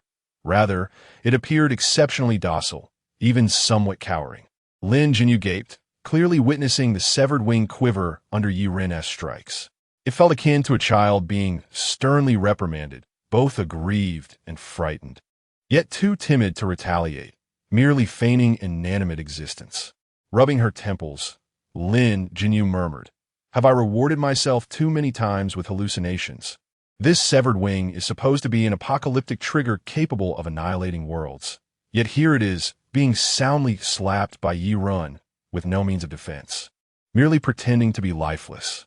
Yi Run shook his hand and suddenly turned to Lin Jinyu. "Director Lin, may I inquire if you have any insight into what this thing is?" Lin Jinyu paused for a moment before shaking her head. Originally, the headquarters planned to dispatch a research team for comprehensive study and analysis, but before we could act, the forgetting pollution erupted, plunging everything into chaos. Yiren pondered the severed wing thoughtfully. After a brief moment, he exclaimed audaciously, "I have a bold idea. Why not summon TT and ask directly? After all, he and this wing are both products of the inner world. Perhaps he could provide some clues?" Lin Jinyu looked bewildered. "What are you talking about? What TT?" At that moment, Wang Ping'an clarified for Yirun. "Little Yi intends to summon the Dream Master." Silence. After a brief 3-second pause of stunned quiet, Lin Jinyu's eyes widened suddenly, her mouth agape, yet she could not produce a sound. After a considerable pause, she finally stammered, her mind in disarray. "Wait, are you referring to the Dream Master I'm thinking of? You're going to summon him to the outer world?" Yiren grinned. "Indeed. Lin Jinyu, is this even remotely sensible? Shouldn't we discuss the implications of your words? You fool. Summoning an abyssal lord to the outer world? That would be tantamount to declaring the apocalypse." As Yiren stood amidst Lin Jinyu's incredulous gaze, he retrieved the blood blade from behind him. An extreme and pure sense of dread surged anew, accompanied by the spreading crimson mist enveloping the hearts of all present. Yiren flicked his wrist, and the blood blade traced intricate and enigmatic paths through the air. These trajectories left clear red scars that coalesced into a tangible entity, intertwining, swirling, and merging in the air. Ultimately, they gradually converged into a complex, targeting incantation. All set, Yiren grinned. At the very moment the targeting incantation was completed, a suffocating transformation swept across the sky of the capital. The once brilliant sunlight seemed to be obscured by an invisible giant hand, vanishing in an instant. And the entire city was shrouded in thick darkness. Confounded by the sudden onset, people looked up in terror, only to see a starry night sky. Why is it so dark? It's barely past noon. An indescribable, eerie atmosphere began to permeate the city. The boundary between dreams and reality began to blur and intertwine, creating bizarre and surreal scenes. On the crosswalk, some witnessed enormous butterflies flapping their wings like elephants, while others beheld ancient temples rising from the distance, replacing steel skyscrapers. The pavement transformed into a shimmering lake, yet people stood upon its surface, unfalling, only generating gentle ripples. In that moment, the delineation between reality and dream was utterly obliterated. Everything became devoid of logic. Above the inky darkness, a dramatic rift tore through the fabric of the worlds. The projection of the Dream Master, Noxthus, he had arrived. Chapter 70. Negotiating with the Abyss. Similar to the previous encounter with the Dream Master, the projection of the Dream Master was ensnared by numerous stout chains from the Abyss, coiling about like colossal serpents, each chain glinting with a chilling metallic sheen. These chains bound the Dream Master's movements, firmly trapping him at the juncture between the Abyss and the surface world, closely adjacent to the rift. Upon glimpsing the Dream Master's projection, the inhabitants of the city immediately prostrated themselves on the ground, for the Dream Master is not to be gazed upon directly. Any soul daring to meet his gaze would succumb to eternal slumber, ensnared by the taint of dreams, remaining unawakened until the final moment of death. This, of course, was not the Dream Master's intention. It was merely a consequence of the vast disparity in status between humanity and the Lord of the Abyss. However, there was no cause for alarm. As a benevolent entity summoned by Yi Run, the Dream Master would awaken all those who had succumbed to slumber due to his presence before departing. Subsequently, the Dream Master exercised his authority, rendering the headquarters building as transparent as crystal. At that moment, Yi Run and his companions gazed through the translucent edifice, confronting the black star that loomed in the heavens. As Lin Jinyu, Wang Pingyan, and Yu Linglong's gazes intersected with that of the Dream Master-esque projection, an indescribable sense of oppression bore down upon them like a mountain. It was a shudder that emanated from the depths of their souls, a feeling of impotence and helplessness in the face of an existence far beyond human comprehension. They instantaneously felt their own insignificance and humility. Yet, at that moment, Lin Jinyu observed Yi Run raising his hand, grinning up at the sky. "Hey, long time no see. My friend." Lin Jinyu, huh? In the headquarters, silence enveloped the group, with only the sound of their heartbeats resonating among them. Thanks to Yi Run's unique characteristics, those in proximity to him experienced minimal effects from the dream taint. Wang Pingyan then cautioned Lin Jinyu, "Lower your head. Do not stare directly at the Dream Master."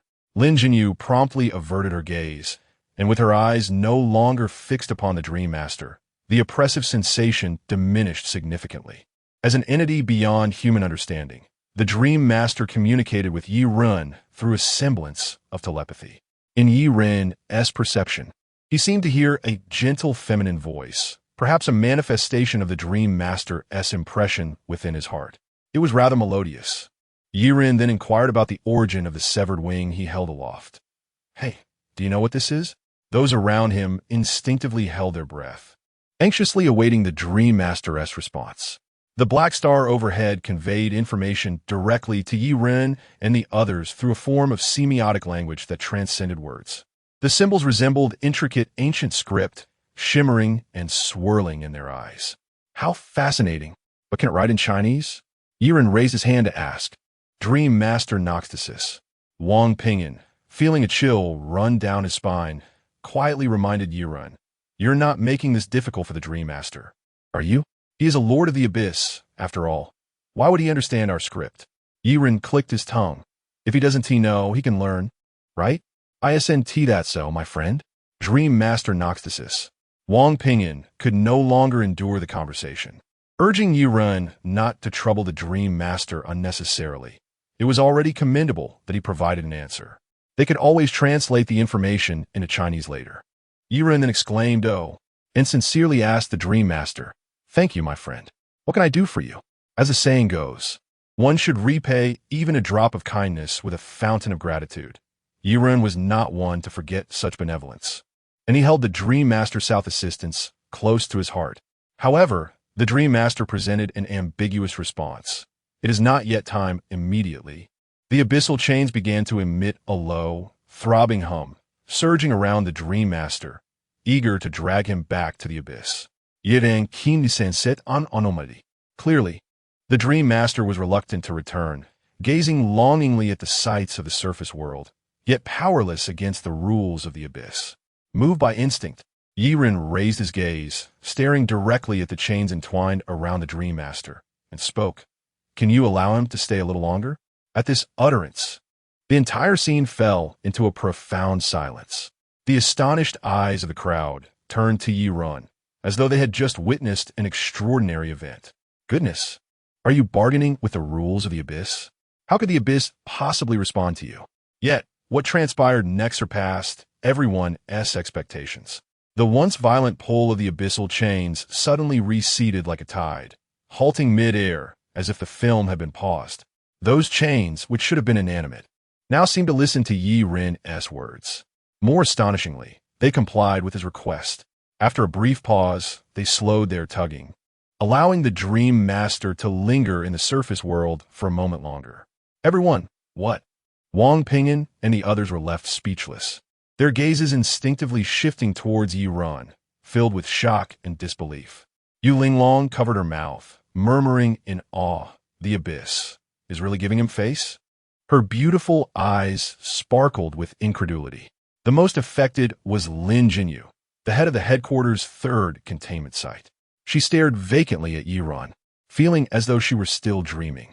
Does anyone understand? Today, I was fortunate enough to witness a deity-like Lord of the Abyss, and now Yi Run has commanded the rules of the Abyss. Yi Run himself was quite astonished. He looked blankly at the Dream Master, Is he really so accommodating? Yet, the Dream Master cast a profound and enigmatic ripple from the void, seemingly indicating to Yi Run that everything was not mere coincidence. However, just as the tides rise and fall, the Dream Master must ultimately return to the inner world.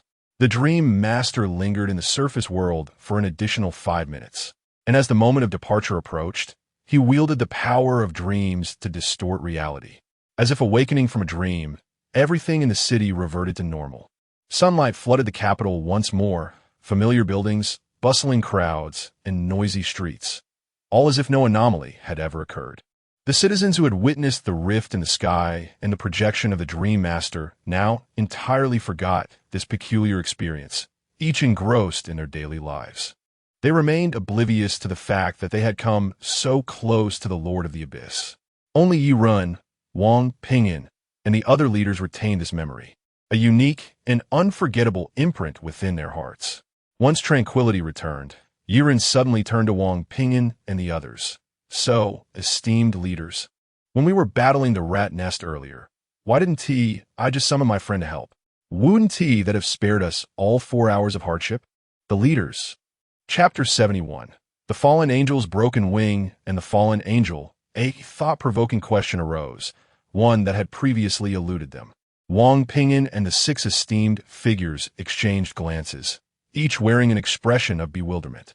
Ultimately, it was Wang Pingyan who, clearing his throat, spoke on behalf of the group. Xiao Yi, this situation is akin to playing a game of do di zhu. One cannot simply discard the ultimate trump card at the onset.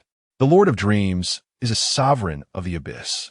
Employing him against a mouse nest would be like using a nuclear weapon to swat a fly.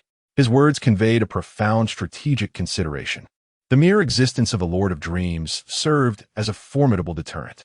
Such a being, capable of annihilating worlds with ease, akin to a deity, should not be employed frivolously. It is a card that must be preserved for critical moments. Moreover, summoning the Lord of Dreams is not without its costs. As the ancient adage goes, all gifts from fate come with a hidden price. Yi Run raised an eyebrow. Are you sure it's not simply because we forgot at that time? The esteemed figures fell silent, contemplating. Indeed, it seemed they had genuinely overlooked it. Had they allowed Yi Run to summon the Lord of Dreams directly, the mouse nest would have posed no challenge, and even the abyss could have been traversed with ease. At this realization, Yi Run's eyes sparkled. Oh, does this mean I now have a powerful ally? What dangers could I possibly face in the abyss henceforth? The leaders hesitated, their thoughts swirling. Could it truly be so? With the Lord of Dreams guarding him, Yi Run's safety in the abyss would likely surpass that in the surface world. Upon this revelation, Yu Linglong's expression turned complex. The Dragon Kingdom had already dispatched their 6 most elite protectors to serve as Yi Run's bodyguards. Yet, in comparison to a sovereign of the abyss like the Lord of Dreams, well, they were simply not on the same level. The Lord of Dreams was a cataclysmic entity, comparable to an ancient god. To the abyssal sovereign, humanity resembled a colony of ants dwelling in an anthill. A mere act of the abyssal lord could obliterate the very planets upon which humanity relies for survival. Are you truly human? A timid voice momentarily stunned the assembly. Lin Jinyu blinked and, noticing the collective gaze upon her, quickly waved her hands. I was just rambling. Please pretend you didn't hear that. However, Yi Run himself now felt a twinge of doubt. Yet, soon enough, a grin spread across his face. Humans have their limits. I shall not remain merely human. Having undergone countless experiences with Bloodblade, he had long surpassed the biological confines of humanity. Yi Run now resembled a beast clad in human skin. Who else could barehandedly bend alloy as he did? As time struck 2:57 in the afternoon, the headquarters of the Lamp Bearers resumed its operations. Yi Run did not return to the training base, but remained temporarily with Lin Jinyu at headquarters to embark on a crucial task, utilizing an anomalous item, codenamed C-818, to decipher the symbolic records left by the Lord of Dreams. Why was Yi Run required to stay, you ask? Please refer to the VCR. Initially, when the researchers cautiously took the broken wing from Yi Run's hands to place it in a specially designed containment device, the previously tranquil wing suddenly trembled, as if alive, struggling against their grasp. Almost immediately, the broken wing emitted feeble yet distinct psychic waves, conveying a vehement desire to avoid isolation. Simultaneously, it began to release a wave of forgetfulness contamination. Faced with this unexpected turn of events, the experts on site were left astounded, and Lin Jinyu swiftly organized personnel to attempt to pacify the broken wing gently. However, all efforts proved futile. How was this predicament ultimately resolved? Yiren stepped forward and delivered several sharp slaps to the wing, which promptly ceased its struggles. Yiren was taken aback. Could this thing have awakened some formidable attribute? It was identified as being associated with the game Ism. Experimental results indicated that any attempts to forcibly separate Yiren from the broken wing would trigger the release of forgetfulness contamination. To prevent the situation from worsening, the lamp bearers had to urgently revise their containment measures. After a tense discussion and analysis, the leaders unanimously decided, given the broken wing's unique dependence on Yiren and the severe consequences of forced separation, the safest and most effective solution was to allow the broken wing to remain by Yiren's side. Here is its file. Take a look, Lin Jinyu said, having already prepared the documentation for the broken wing, inviting Yiren to view it with an unusual expression. File of the Fallen Angel's Broken Wing. File number, X13-1. Threat level, World Ender. Description, X13-1 appears as a wholly angelic wing, exhibiting a broken form. The feathers are delicate and smooth, akin to the finest jade, emitting a soft glow even in the absence of light. The broken edge of X13-1 seems to pulsate with an unknown abyssal energy, which partially interferes with electronic devices. Discovery record, X13-1 was discovered in the abyssal region B51, embedded atop a high-level abyssal creature known as the Mouse Nest. It only fell after X11 eliminated the mouse nest, subsequently being retrieved for containment. Characteristic record, forgetfulness contamination. X13-1 possesses the contamination ability typically held by abyssal lords, with an unmeasurable range of influence. Within this range, all living beings will continuously lose their memories, and this loss is irreversible. Appendix 1. Initial containment record. Shortly after X13-1 was initially contained by A64, a containment failure occurred. The forgetfulness contamination released by X13-1 rapidly enveloped the entire headquarters of the lamp bearers, resulting in significant memory loss among numerous personnel. X13-1 has the potential to act as an apocalyptic trigger, posing a catastrophic threat to all of human civilization. Fortunately, X11 intervened in time and successfully recontained X13-1. Appendix 2. Behavioral characteristics. Experiments have shown that X13-1 exhibits a unique dependency on X11.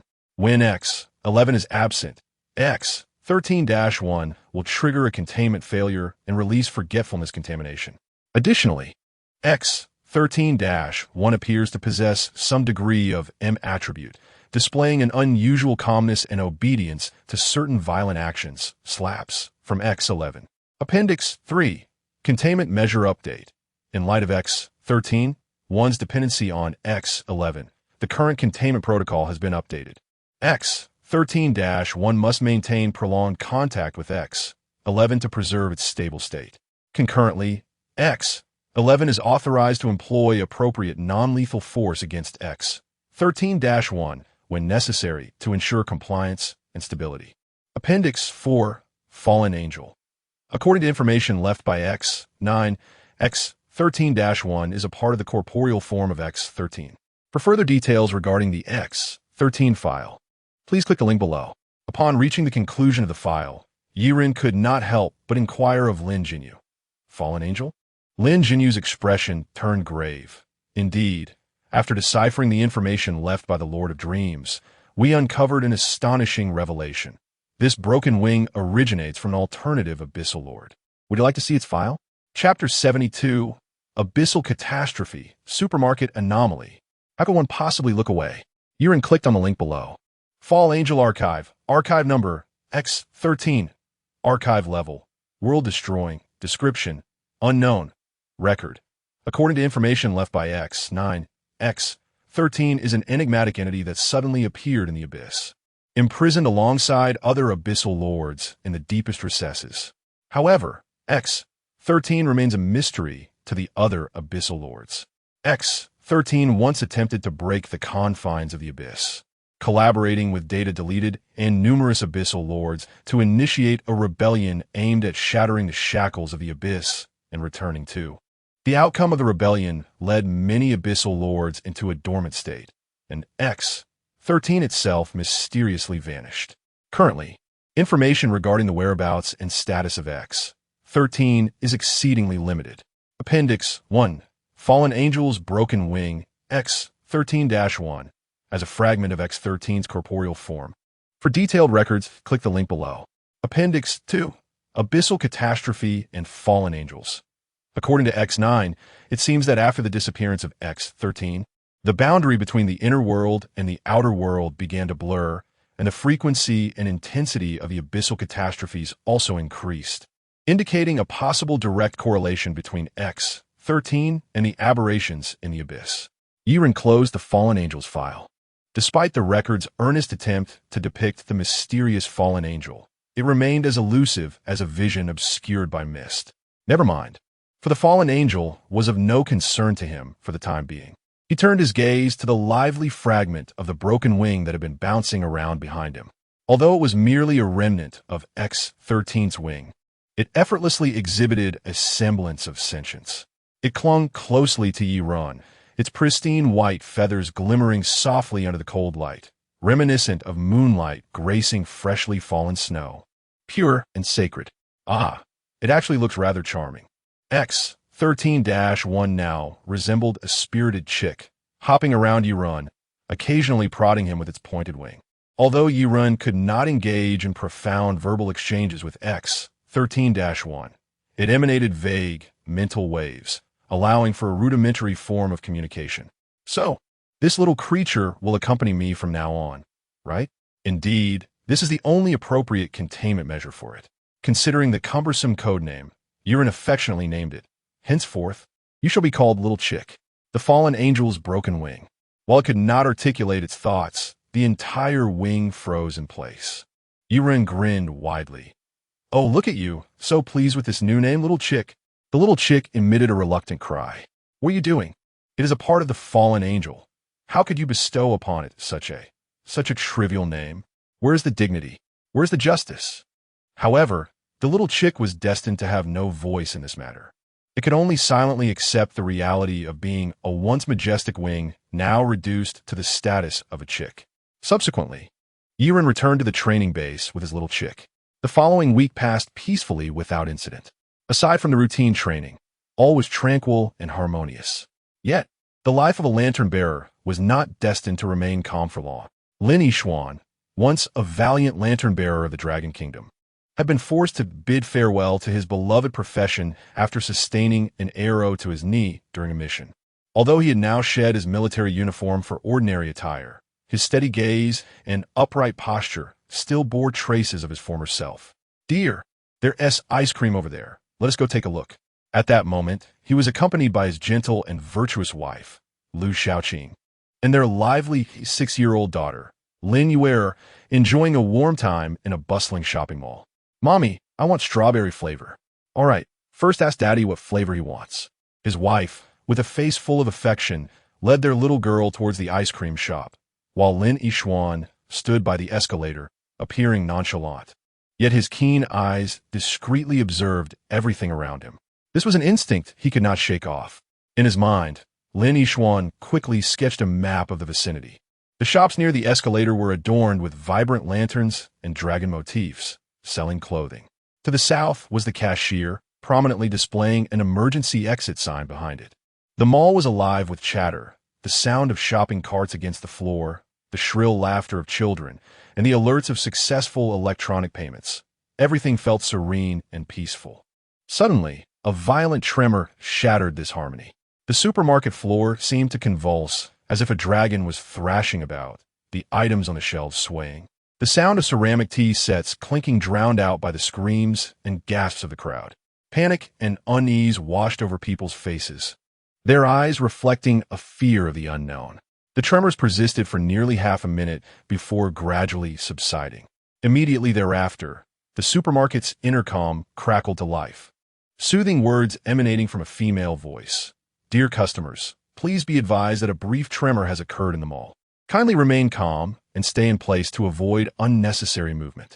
We will investigate the situation as soon as possible." However, the broadcast's reassurances failed to quell the growing panic among the crowd. Those who have been conditioned by viral videos and news coverage to fear the abyssal catastrophes found it increasingly difficult to maintain their composure. The atmosphere of dread spread like wildfire, the previously orderly flow of people devolving into chaos. Why is there no signal? What's going on? I can't even get through to the police.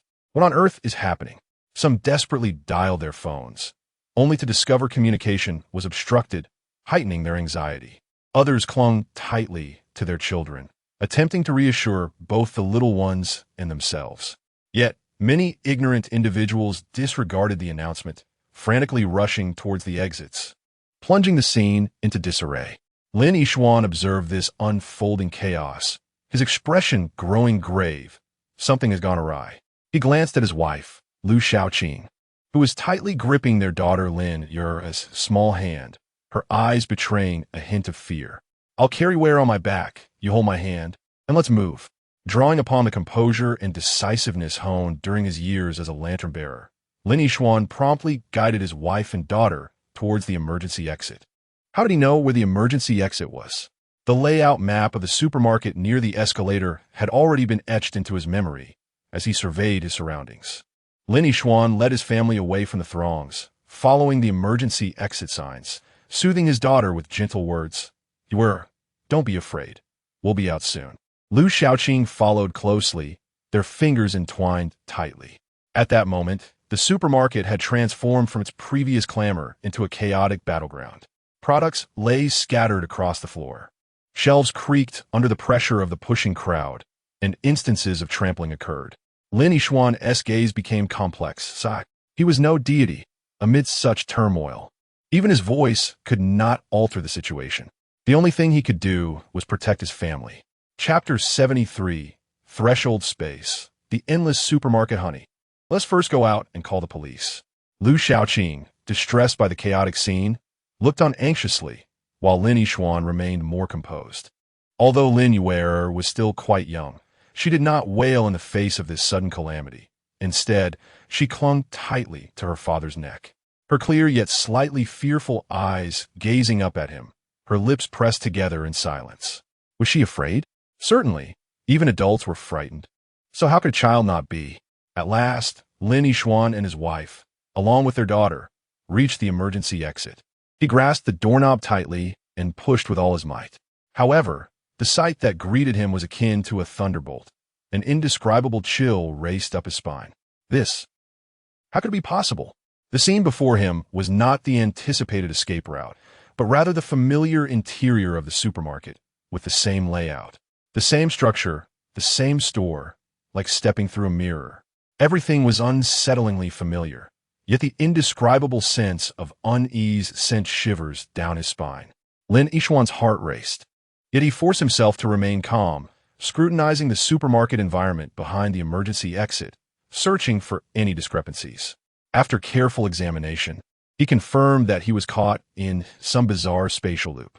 Indeed, it was a cataclysm from the abyss. Any phenomena beyond the comprehension of ordinary people stemmed from this disaster, as the physical laws of the inner world diverged from those of the outer world. At this moment, the panicked crowd began to sense something was amiss. Initially, they surged towards various exits, hoping to escape the quaking mall.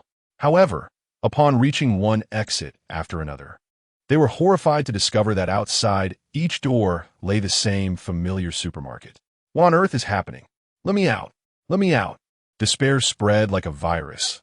The once raucous voices gradually replaced by suppressed sobs and uncontrolled wails. Lin Yixuan watched as the crowd transitioned from initial shock and confusion to utter breakdown.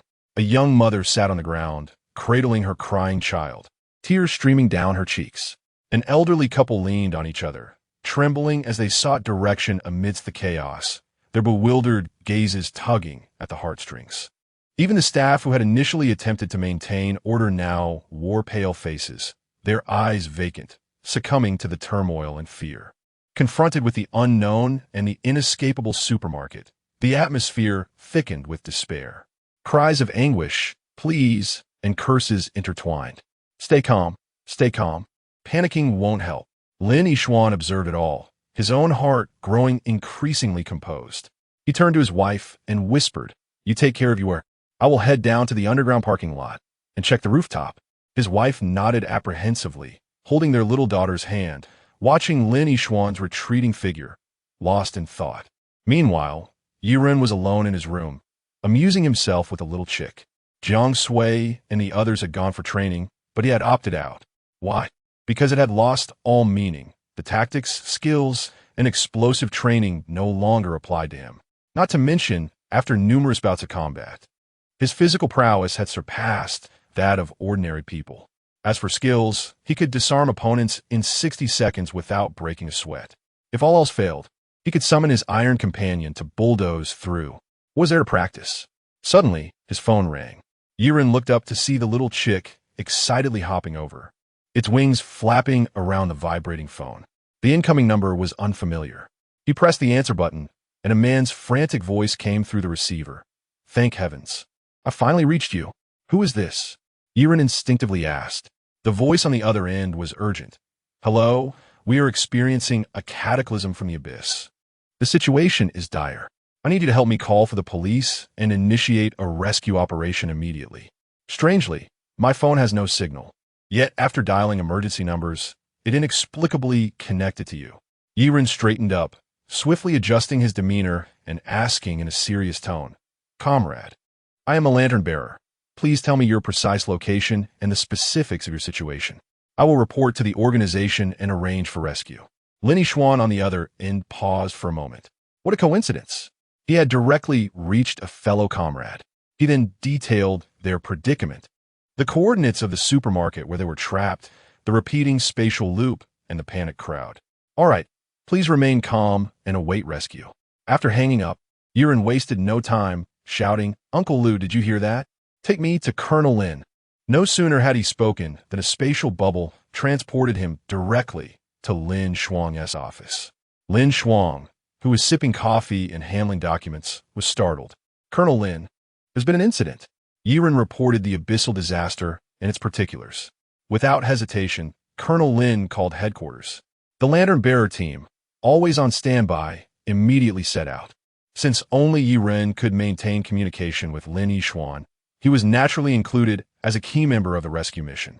"Stay safe," Colonel Lin instinctively cautioned Yiren. But then he recalled that he was surrounded by 6 elite protectors, their prowess sufficient to handle various emergencies. Furthermore, Yiren possessed the conceptual ability to disarm threats. Not to mention, he could summon the Master of Dreams to descend. Well, in this world, there are likely very few who could threaten him, unless one day the inner and outer worlds merged completely, allowing the Lord of the Abyss to descend directly. Before long, Yiren followed the lantern-bearer rescue team to the designated coordinates of the supermarket, but the scene that unfolded before him made him gasp in shock. Good heavens! The once bustling shopping plaza was now engulfed by a thick, dark abyssal sludge, resembling the dark blood flowing from the earth's wounds. The surface of the sludge undulated, exuding a chilling breath as if it were alive. The supermarket had been dragged into the inner world. We must enter immediately. In the face of this bizarre phenomenon, the lantern-bearer rescue team displayed their expertise, lighting abyssal lanterns to open a fissure leading into the inner world. At the captain's command, the team members leapt in without hesitation. Inside the abyss, the supermarket appeared as a forgotten island, half submerged in a fleshy ground, surrounded by twisted sights and chaotic absurdity. They first circled the supermarket to observe, peering through the outer entrance. Yet, the entire interior of the supermarket was eerily empty, a profound silence enveloping it. This uncanny stillness weighed heavily on their hearts. Chapter 74. Illuminating the darkness, becoming the light, Yiren retrieved his phone and dialed Lin Yixuan's number once more.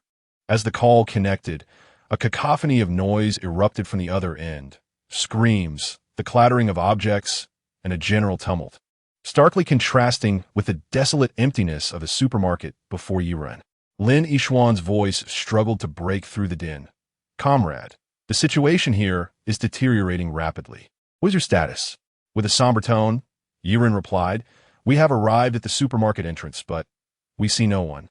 There was a momentary silence on the other end. Lin Yishuan then informed Yiren, "People are crowding at the exit. Can you not see us?" Instinctively shaking his head, Yiren realized that from the perspective of the masses, all that lay before them was a haunting stillness and desolation. Listening to Lin Yishuan's description, an epiphany struck Yiren, and he boldly conjectured, "I understand now. The internal space of the supermarket may be undergoing an anomalous effect, cyclically extending and folding upon itself, resulting in countless supermarkets superimposed within the same space. Each cyclical layer acts as an independent spatial slice, and you're trapped in different slices, which do not correspond to the layer we perceive. Have you heard of threshold spaces?" This revelation rippled through the members of the Lantern Bearer rescue team, who exchanged astonished and bewildered glances. The captain furrowed his brow and quietly inquired, "If that is the case, how can we locate and rescue all those trapped?" "That is a pertinent question," Yiren shrugged. "I have no idea." Although he was a conceptual deity, his conceptual skills were currently limited to slaying and disarming, leaving him powerless against the anomalous threshold space. However, that did not render the situation entirely hopeless. If absolutely necessary, summoning Iron was an option. Yet, for now, we could establish temporary observation outposts outside the supermarket and prepare with C-91 before venturing into rescue. Yiren's proposal was accepted by the captain. Soon, a logistics team arrived on the scene, equipped with various supplies and C-91. The anomalous item designated C-91 was codenamed Endless Tape. Its peculiar characteristic ensured that no matter how it was utilized, its length would never diminish. This proved to be an exceptionally useful tool for marking and navigating within the complex and ever-shifting space. The Lantern Bearer rescue team adeptly and swiftly set up a temporary outpost around the supermarket. Subsequently, everyone secured the tape to their bodies and entered the supermarket. However, the instant Yiren stepped inside, the tape on him abruptly snapped. "What?" Yiren stared at the broken tape, a chill creeping into his heart. Turning around, he beheld the supermarket exit, which should have led to the outside world, now transformed into a brand new doorway, revealing yet another view of the supermarket's interior. It was evident that once they entered, they would become ensnared in an endless loop. The silver lining was that at least his teammates had not scattered, which brought Yiren a slight sense of relief. The esteemed figures, Wang Pingyin, Yuling Long, and others, were still present. As their gazes met, a sense of gravity settled over them. This anomaly was unlike any they had encountered before. "How do we get out?" "I don't know. We'll take it one step at a time." Within the supermarket, Yiren was safeguarded at the center of the formation, proceeding cautiously alongside the Lantern Bearer rescue team. Everything within the supermarket appeared utterly normal, save for the absence of life, plunging it into a profound silence. Yet, this excessive normalcy fostered an inexplicable sense of dread, as if something sinister lurked beneath the facade. As they wound through the aisles, the products were displayed as usual, but the absence of human presence replaced warmth with an icy quietude. An unsettling anxiety began to pervade the air, and some had already started to break into cold sweats.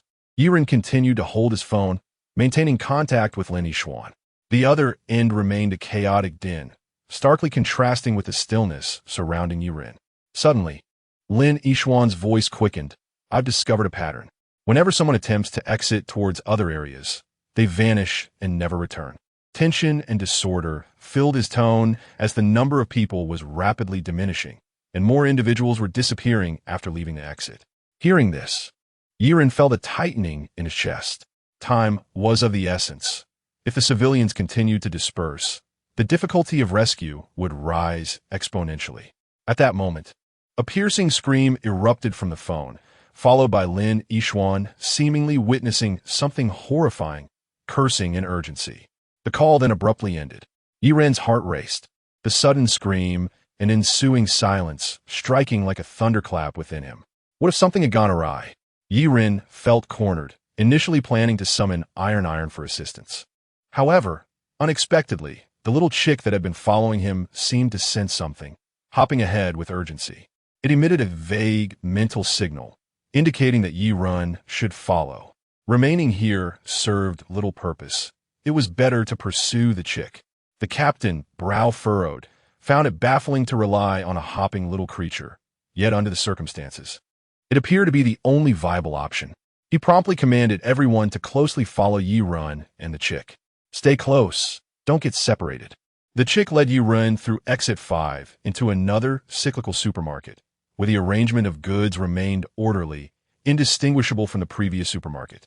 It then swiftly turned towards exit 3, repeatedly traversing various parallel spaces, as if time had lost all meaning. After dozens of crossings, finally, upon exiting the supermarket once more, a tumultuous clamor surged into their ears, the panicked cries and screams of humanity. How we found them. The captain's pupils dilated, and the rest of the rescue team mirrored his astonishment. The civilians within the supermarket wore expressions of terror, but upon seeing the rescue team, their eyes sparkled with indescribable joy and hope. They've come. Are they the police? Have the police come to save us? It's the lantern bearers. We are saved. It's the lantern bearers. In an instant, the crowd surged towards Yi Run and his companions. The team members worked diligently to stabilize the emotions of the people, while the captain, holding a megaphone, spoke with a calm yet authoritative tone to reassure the trapped crowd. Everyone, please remain calm. We are here to take you home. Please gather in an orderly manner. We will ensure the safe evacuation of every single one of you. His voice pierced through the veil of panic, becoming a beacon of hope for those in despair. The lantern bearers had come to guide them back home. Chapter 75. The shadow demon between the pupils. Yi Run cast a sweeping glance over the crowd and once again dialed Lin Yixuan's number. At that moment, a sudden commotion erupted among the throng, as a strikingly beautiful woman, her eyes glistening with tears, pushed forward, clutching a timid young girl by her side. The little girl clung tightly to her mother's hem, her large eyes filled with fear. Please help my husband, the woman choked out, holding a phone in her hand, its screen illuminating the fact that Yi Run was attempting to make a call. She tearfully informed Yi Run that Lin Yixuan seemed to have discovered something moments ago, but then he suddenly ran off and never returned. Yi Run took the phone from her, his brow furrowed in concern as he asked for the last known whereabouts of Lin Yixuan. Sister, do you know which direction he ran? The woman merely shook her head, her face a mask of helplessness. At that moment, the little chick seemed to sense something anew, its broken wing quivering slightly before it hopped forward, bouncing towards the side. It emitted a mental wave, signaling Yi Run to follow. The captain ordered a portion of the lantern bearers to remain behind to maintain order while leading another group, with Yi Run in search of Lin Yixuan. Following the little chick's guidance, they traversed through the dazzling array of merchandise, ultimately arriving at the frozen warehouse in the fresh produce section. The door had been damaged, and the scene inside immediately weighed heavily on everyone's hearts. The interior of the cold storage was in disarray. The once sealed iron door was twisted and deformed as if it had endured a violent blow. Cold air seeped out, mingling with a metallic scent of blood that sent shivers down their spines. Freezers lay toppled, goods strewn across the floor, a chaotic blend of crushed ice and blood. At the farthest end of the warehouse, Lin Yixuan lay weakly, a ghastly wound gaping in his abdomen, blood soaking the ground around him. His breath was faint, the flicker of life within him appearing on the verge of extinguishing. What are you waiting for? Save him. Yi Run shouted, his heart racing as he witnessed the scene, immediately calling for assistance. But just as they stepped into the cold storage, an oppressive gloom descended silently from the ceiling, enveloping them. It was a suffocating sensation, as if the weight of the very space had multiplied in an instant. A shadow, accompanied by the grating sound of metal scraping, suddenly descended from above, its speed so swift that it almost reached them in the blink of an eye. Disarm. Yi Run instinctively activated his disarm skill, swiftly turning his body to push a nearby team member outside the cold storage. In that moment, time seemed to slow, every pupil widened in terror, and all movements became rigid and sluggish. A massive, Crimson Eyeball materialized above Yiren's head. With its appearance, the surrounding space warped under an indescribable force, and fear surged like a tidal wave within the cold storage. A blood-red mist emanated from Yiren, spiraling outward, ensnaring the cold steel shelves and seeping into every fragmented ice brick. The entire warehouse was instantly shrouded in a thick, almost corporeal blood mist. The air, turning viscous as light, was devoured. What truly embodies fear? Is it the low moan emanating from the once quiet freezer? Or the bloodstains on the floor that seemed to writhe with life? Or perhaps the expressions of the lantern bearers contorting in horror, their bodies trembling uncontrollably yet remaining immobile? Fear is simply fear itself. The abyssal creature appeared to be shackled by invisible chains, its body rigid, yet succumbing to inertia as it fell. The moment it touched Yiren, it was held in place by an irresistible force. In the blink of an eye, the crimson eye locked onto its target. Simultaneously, swirling crimson mist manifested, as if alive, wrapping around the creature's body where it made contact with Yiren. The air was filled with a horrifying tearing sound as parts of the creature's body were mercilessly stripped away, exposing its innards and flesh. The warehouse echoed with a lament of agony and terror. The onlookers were horrified witnesses to this spectacle, only regaining their senses when the creature crashed to the ground, revealing its true form. The captain's voice trembled with disbelief and shock as he struggled to utter its name, Shadow Demon. It's a shadow demon. They were a highly intelligent species of abyssal creature known for their notorious ability to conceal themselves within human pupils and teleport through their line of sight. Undoubtedly, they were among the most cunning and troublesome of all known abyssal beings. As they gazed at the writhing shadow demon on the ground, cold sweat trickled down their faces. Although this one had been disarmed and severely injured by Yiren, it was crucial to remember that shadow demons were social creatures. The appearance of one signified the presence of many. Shadows began to seep from the corners of the cold storage, from the ceiling and every crevice, revealing at least a dozen more shadow demons. Cold sweat cascaded down their cheeks, as if an invisible hand was tightly gripping their hearts. The captain suddenly bellowed, "Don't look at them." Instinctively, everyone shut their eyes, yet it was too late. Yiren clearly saw the visage of the shadow demons. They were grotesque, hideous in myriad forms, yet bore a resemblance to humans. Their skin, shriveled like old tree bark, appeared ghastly pale, with exposed tendons and bones barely concealed beneath the thin layer. They resembled humans, yet were distinctly not. A sense of indescribable curiosity sent chills down Yiren's spine. What was that valley called again? The Big Bottom effect had struck. Several shadow demons vanished silently from sight, embedding themselves within Yiren's pupils, weaving through his line of sight and infiltrating the ranks of the lantern bearers. Their sharp claws sliced through the air with a piercing sound as they launched an attack on the unsuspecting team members. However, in that critical moment, golden talismans coalesced into a protective barrier, encircling the group and thwarting the shadow demon's initial assault. Truly, Wang Ping'an was reliable. Meanwhile, Yu Linglong deftly waved her hands, manipulating the souls of the shadow demons, temporarily restraining their movements and granting the team a precious respite. Everyone close your eyes. The shadow demon's parasitic nature made it exceedingly difficult for the group to cope. Any inadvertent eye contact could become a lethal breach. In this dire moment, Yiren's voice rang out, "Get ready, I'm about to draw my sword." Although uncertain of how to confront the shadow demons, he knew that drawing his sword to control the field was undoubtedly the right choice. As Yiren reached to grasp the blood blade at his back, crimson mist enveloped him, and the taint of fear once more blanketed the cold storage. In an instant, dozens of shadow demons stood rigidly in place.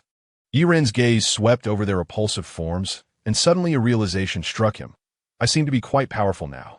He abruptly recognized that through the repeated feedback from the Bloodblade, he was no longer the ordinary person who couldn't even breach the defenses of a mid-tier abyssal creature. Now, he could tear through metal with his bare hands. Thus, Yiren's eyes fell upon the nearest shadow demon, and with a swift motion, he struck. Chapter 76. Oh my, have I truly become this powerful?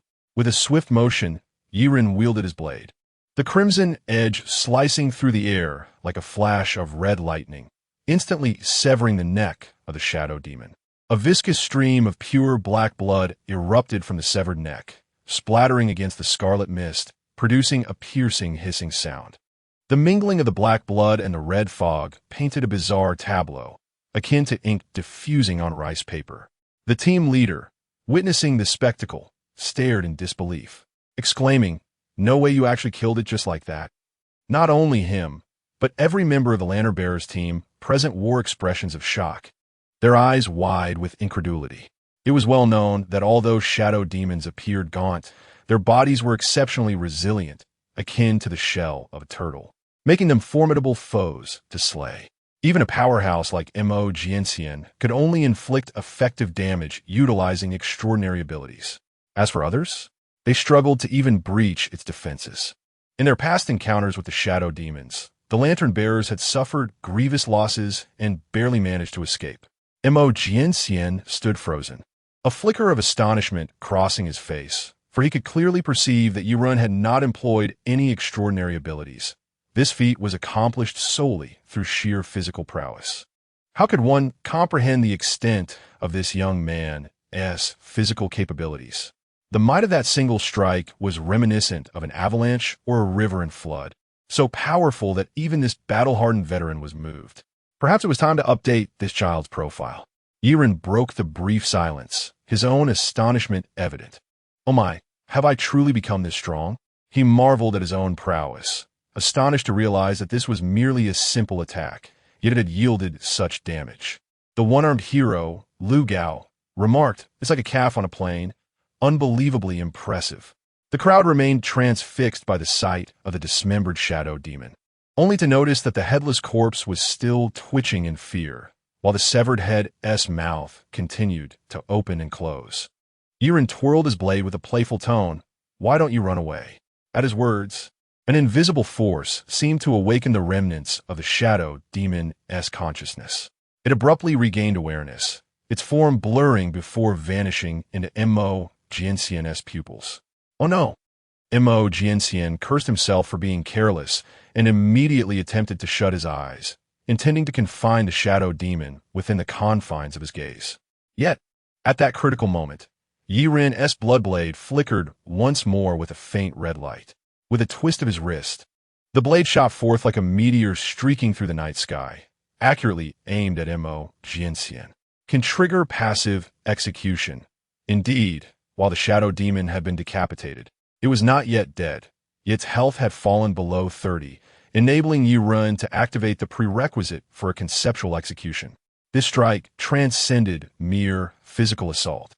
It was a conceptual execution. Do you understand the value of a conceptual execution? Tactical leaned back. Mo Jianxian, who had not yet closed his eyes, was suddenly overwhelmed by a flash of red. As the brilliance of the blood blade engulfed his vision, the ferocious sword energy seemingly piercing through his eyeball, reaching the depths of his pupils. "Wait, are you really attacking me?" Mo Jianxian was taken aback. Instantly, he felt an intense itch from within his eyes. An unprecedented sensation, as if something was being stripped away, devoured. Subsequently, wisps of blood mist quietly seeped from his pupils, drawn into Yiren's bloodblade by an unseen force. Montak Yangxian. Mo Jianxian stared blankly at Yiren, his mind still buzzing. Yiren grinned, twirling his blade once more, and casually remarked, "Did you really think you could escape?" This was evidently a taunt directed at the already slain shadow demon. Mo Jianxian instinctively touched his eyelid, murmuring, "It's already escaped into my eyes. How could you possibly kill it?" It was common knowledge that shadow demons had the ability to slip into human eyes, and unless they chose to emerge, they were virtually invincible. The only way to harm them was to shatter the hostess' eyes. However, Yiren's actions were nothing short of extraordinary. Ultimately, Mo Jianxian could only utter those two words in a dry voice. Incredible. After Yiren had effortlessly and bizarrely slain a shadow demon, the remaining ones, witnessing the gruesome fate of their companion, were struck with terror. The intelligence of the shadow demons was not to be underestimated. They too could feel fear. Trembling under the influence of dread, their bodies shook like withered leaves in the wind, their previously ravenous and ferocious gazes now replaced with sheer panic and trepidation, their low growls transforming into piercing shrieks. Look at them. These creatures of the abyss that had been twisted and deranged moments ago now resembled frightened, broken hounds. Yiren suintet. Oh, aren't you going to flee? Considering the overwhelming number of shadow demons and the fact that Lin Yixuan was nearing his limit in a corner, Yiren decided against prolonging the confrontation. Thus, the shadow demons, as if granted a reprieve, swiftly slipped into the eyes of the nearby lantern bearers, utilizing their host's vision as a passage to vanish from the scene, disappearing into the depths of the supermarket. With a swift stride, Yiren reached the corner of the warehouse, quickly retrieving a slender, elongated, life-extending needle from behind him. Without hesitation, he plunged it into the near-lifeless Lin Yixuan. As the needle punctured Lin Yixuan's skin, its extraordinary properties rapidly spread through his bloodstream. Lin Yixuan's previously ashen face suddenly flushed with a hint of color. His body shuddered, escaping the clutches of death and returning to the realm of the living. I'm still alive? As the effects of the life-extending needle took hold, Lin Yixuan's breathing gradually steadied, and his once feeble heartbeat began to regain its normal rhythm. Slowly, he opened his eyes, initially clouded with confusion, but soon clarity returned. Gazing at the surrounding lantern bearers, he recognized their familiar red and black uniforms, his expression a complex tapestry of emotions, intertwining joy and anguish. The joy stemmed from realizing that his comrades had pulled him back from the brink of death. Yet, the pain was equally profound, etched deeply in his gaze. His lips trembled slightly, as if he wished to speak, but words eluded him, leaving his eyes dimmed and his pupils void of life. Noticing the unsettling change in the atmosphere, Yiren felt compelled to inquire. At that moment, the team leader suddenly spoke with sorrow. I'm sorry. We arrived too late. You've already succumbed to the later stages of corruption, Chapter 77. My friend, do you also have affinity for tentacle creatures? Lin Yixuan shook his head, a bitter smile gracing his lips as he spoke with heartfelt sincerity. I am indifferent.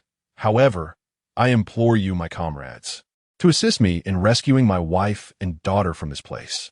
The weight and resolve behind his words tightened the hearts of all present. Yiren, taken aback by this declaration, approached Lin Yixuan and whispered, What do you mean, my friend? Do you not intend to leave as well? Lin Yixuan's bitter smile deepened into something more sorrowful as he struggled to shake his head. I am beyond saving, he stammered, his voice trembling. Not only is my abdomen in ruins, but, worse still, I have already been tainted by the abyss. As he spoke, he mustered his strength, trembling fingers slowly revealing the blood-stained remnants of his garments, exposing a horrifying wound. Yet, even more shocking was what lay beneath. Instead of flesh and blood, dark, ink-like growths twisted and writhed, resembling little tentacles, signifying the dreadful mutation occurring within Lin Yixuan's body. Yiren was momentarily speechless. You could do that too? Lin Yixuan echoed in confusion. What do you mean? In response, Yiren demonstrated what a tentacle creature looked like. Excitedly, he extended his right arm, transforming its flesh into a myriad of delicate tentacle-like appendages, even playfully waving them before the onlookers. Since the last time he vanquished the Flesh Lord, Nexus, Yiren had gained the ability to manipulate his own body at will, a fact that everyone should remember. Yet, due to the grotesque nature of his transformations, both Jiang Sui and Lin Shuang had repeatedly beseeched him to refrain from such antics. For a normal person would be left with lasting psychological scars upon witnessing his tentacle form. Just like now, Lin Yixuan exclaimed, What the hell? The crowd responded in shock. Tentacle creature. Even esteemed figures like Wang Pingyan could not suppress their startled reactions, their scalps tingling at Yi Ren's current appearance. Mo Jianxian turned to Lu Gao, questioning, Is he truly still human? Lu Gao gazed skyward, lamenting, What an education for a young virgin entering a nightclub. It is worth mentioning that Yuling Long was the only one in attendance maintaining a semblance of normalcy, though her demeanor was not entirely unperturbed. Her cheeks flushed, eyes sparkling. She bit her lip as if stirred by some unspoken impulse. What thoughts could she possibly entertain? Lin Yishuan's pallor deepened. Comrade, perhaps you should revert to your original form. Your appearance frightens me. Yi Ren returned to his human form, grinning widely. I never expected you to enjoy tentacle creatures as well. We truly share similar interests. Lin Yishuan retorted. Who likes tentacles? This is not by choice. I am afflicted by the corruption of the abyss, not something I desire, you fool. Yi Ren's antics nearly dispelled the somber atmosphere. In any case, I do not have long to live. Perhaps only a few minutes or hours. Lin Yishuan's voice fell to a grave tone, laced with an unmistakable despair. I will soon lose consciousness and become one of those abyssal monsters we have fought against for so long. Yet, while I still possess control, I have but one wish. Please ensure the safety of my wife and daughter and bring them back to the surface world.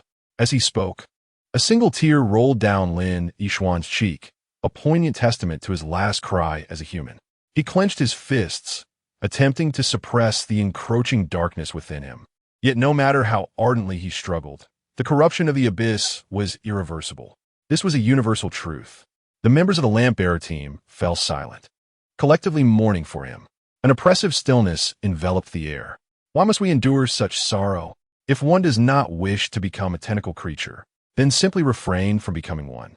Just as the heavy atmosphere threatened to suffocate them, Yi Ren once again disrupted the silence.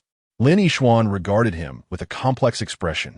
Comrade, unlike you, I cannot simply revert to my previous form at will. Suddenly, a melodic ripple of laughter resonated through the crowd. Everyone instinctively turned towards the sound, finding Yu Linglong covering her mouth, her mischievous gaze darting toward Yi Ren. She winked at him, urging, "You should make your move now." This unexpected scene left the crowd momentarily stunned, especially Lin Yishuan, who was taken aback for a moment. His expression morphed into one of bewilderment.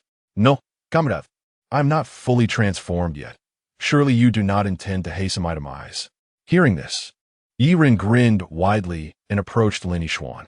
As he reached behind him to draw his sword, a wave of intense fear and corruption flooded the air, casting a shadow over the entire gathering. Lin Yishuan found himself paralyzed with dread as the darkness enveloped him. However, to his astonishment, he soon observed the black growths on his body being forcibly stripped away by an unseen force, his mutated flesh reverting to its original state. The sudden shift left him in disbelief. What is happening? He widened his eyes, watching as the wound on his abdomen gradually healed, transforming back into normal flesh, the once rampant black growths vanishing without a trace. The surrounding lamp-bearers were equally astonished by the unfolding scene, exchanging bewildered glances filled with shock. Wait, what? The corruption is supposed to be irreversible. This is common knowledge. Yi Ren sheathed his blade, grinning as he confessed, "To be honest, even I am uncertain when I acquired this peculiar ability to reset corruption." As he pondered, Yi Ren realized that he had been entirely oblivious to the anomalies within himself from the very beginning. From the initial bloodblade to the conceptual slayings, and most recently, the disarmament, it appeared that he harbored many mysteries within. Yu Linglong interjected, her tone tinged with playful mockery. "I must say, have you all not noticed anything unusual after spending so long in the abyss?" Under a prompting, the squad leader suddenly grew wide-eyed in astonishment. "Indeed, we have been in the abyss for quite some time, yet curiously, there have been no signs of abyssal corruption." Once again, the group instinctively turned their gazes towards Yi Ren, this time filled not only with shock, but also a newfound reverence. However, this atmosphere did not linger for long, as it was abruptly shattered by a sudden chaos from outside. Screams echoed from afar, indicating yet another disturbance within the supermarket. "Report, Captain. An unidentified abyssal creature has appeared at the supermarket exit." Voices rang from the lamp-bearers stationed at the supermarket's entrance, maintaining order among the people. As the group rushed out of the cold storage, they reached the supermarket exit, where the sight before them sent chills down their spines. Chapter 78. Yu Shaoqian, you are still alive? At the exit, a grotesquely contorted mass of flesh and blood sealed the way like a monstrous membrane. Its surface was riddled with tendril-like veins that writhed intermittently, exuding a nauseating aura. The existence of this abomination served as a natural barrier, obstructing everyone's path and instilling terror in the ordinary people who dared approach the exit, causing them to flee in panic. Those guardians wielding lanterns stood resolutely before the crowd, launching a vigorous assault against the creature. Strangely, the monster did not retaliate against the onslaught of the lantern bearers. It merely continued to seal the exit, allowing the attacks to rain down upon it.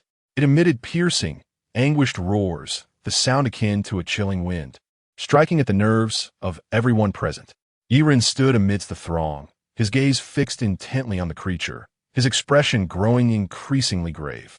Suddenly, his pupils constricted sharply, and a powerful premonition surged within him.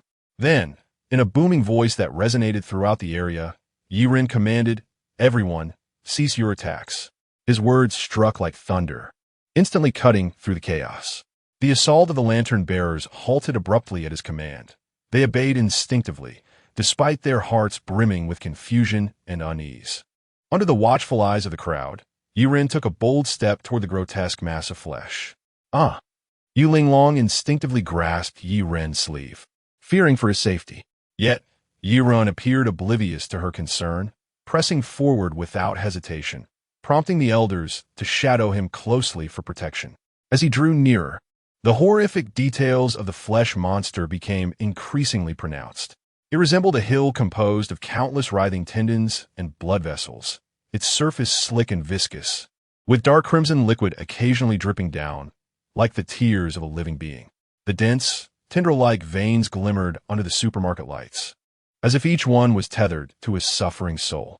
The rancid stench emanating from the creature intensified, almost suffocating. At last, Yiren halted just a few steps away from the monster. He fixed his gaze upon the grotesque membrane, his expression becoming even more complex and solemn. Taking a deep breath, he addressed the monster in a cautious tone. "You Xiaoqian?" The moment the name escaped his lips, the tension in the air reached a boiling point. The flesh creature seemed stirred by the utterance, its entire form quaking violently. It released a low, mournful wail, as if in response to Yi Ren's call. Then, a chilling transformation occurred. The previously chaotic mass of flesh began to writhe violently, as if an unseen force was guiding it to rearrange itself. To the astonishment of the onlookers, the central part of the blood mass began to contract sharply, while the surrounding muscular tissues unfurled like petals. Gradually, a distinctly recognizable facial structure emerged. First, the eye sockets appeared, followed by the nose, and then the lips. This all unfolded with such speed and naturalness, as if this form was its destined shape. Ultimately, a human face emerged before the crowd, an ethereal visage of a young woman, her skin pale as parchment, her features exquisite and delicate. Her eyes slowly opened, revealing an ocean of pain and sorrow, while her cherry-red lips quivered, as if yearning to articulate something yet unable to voice it.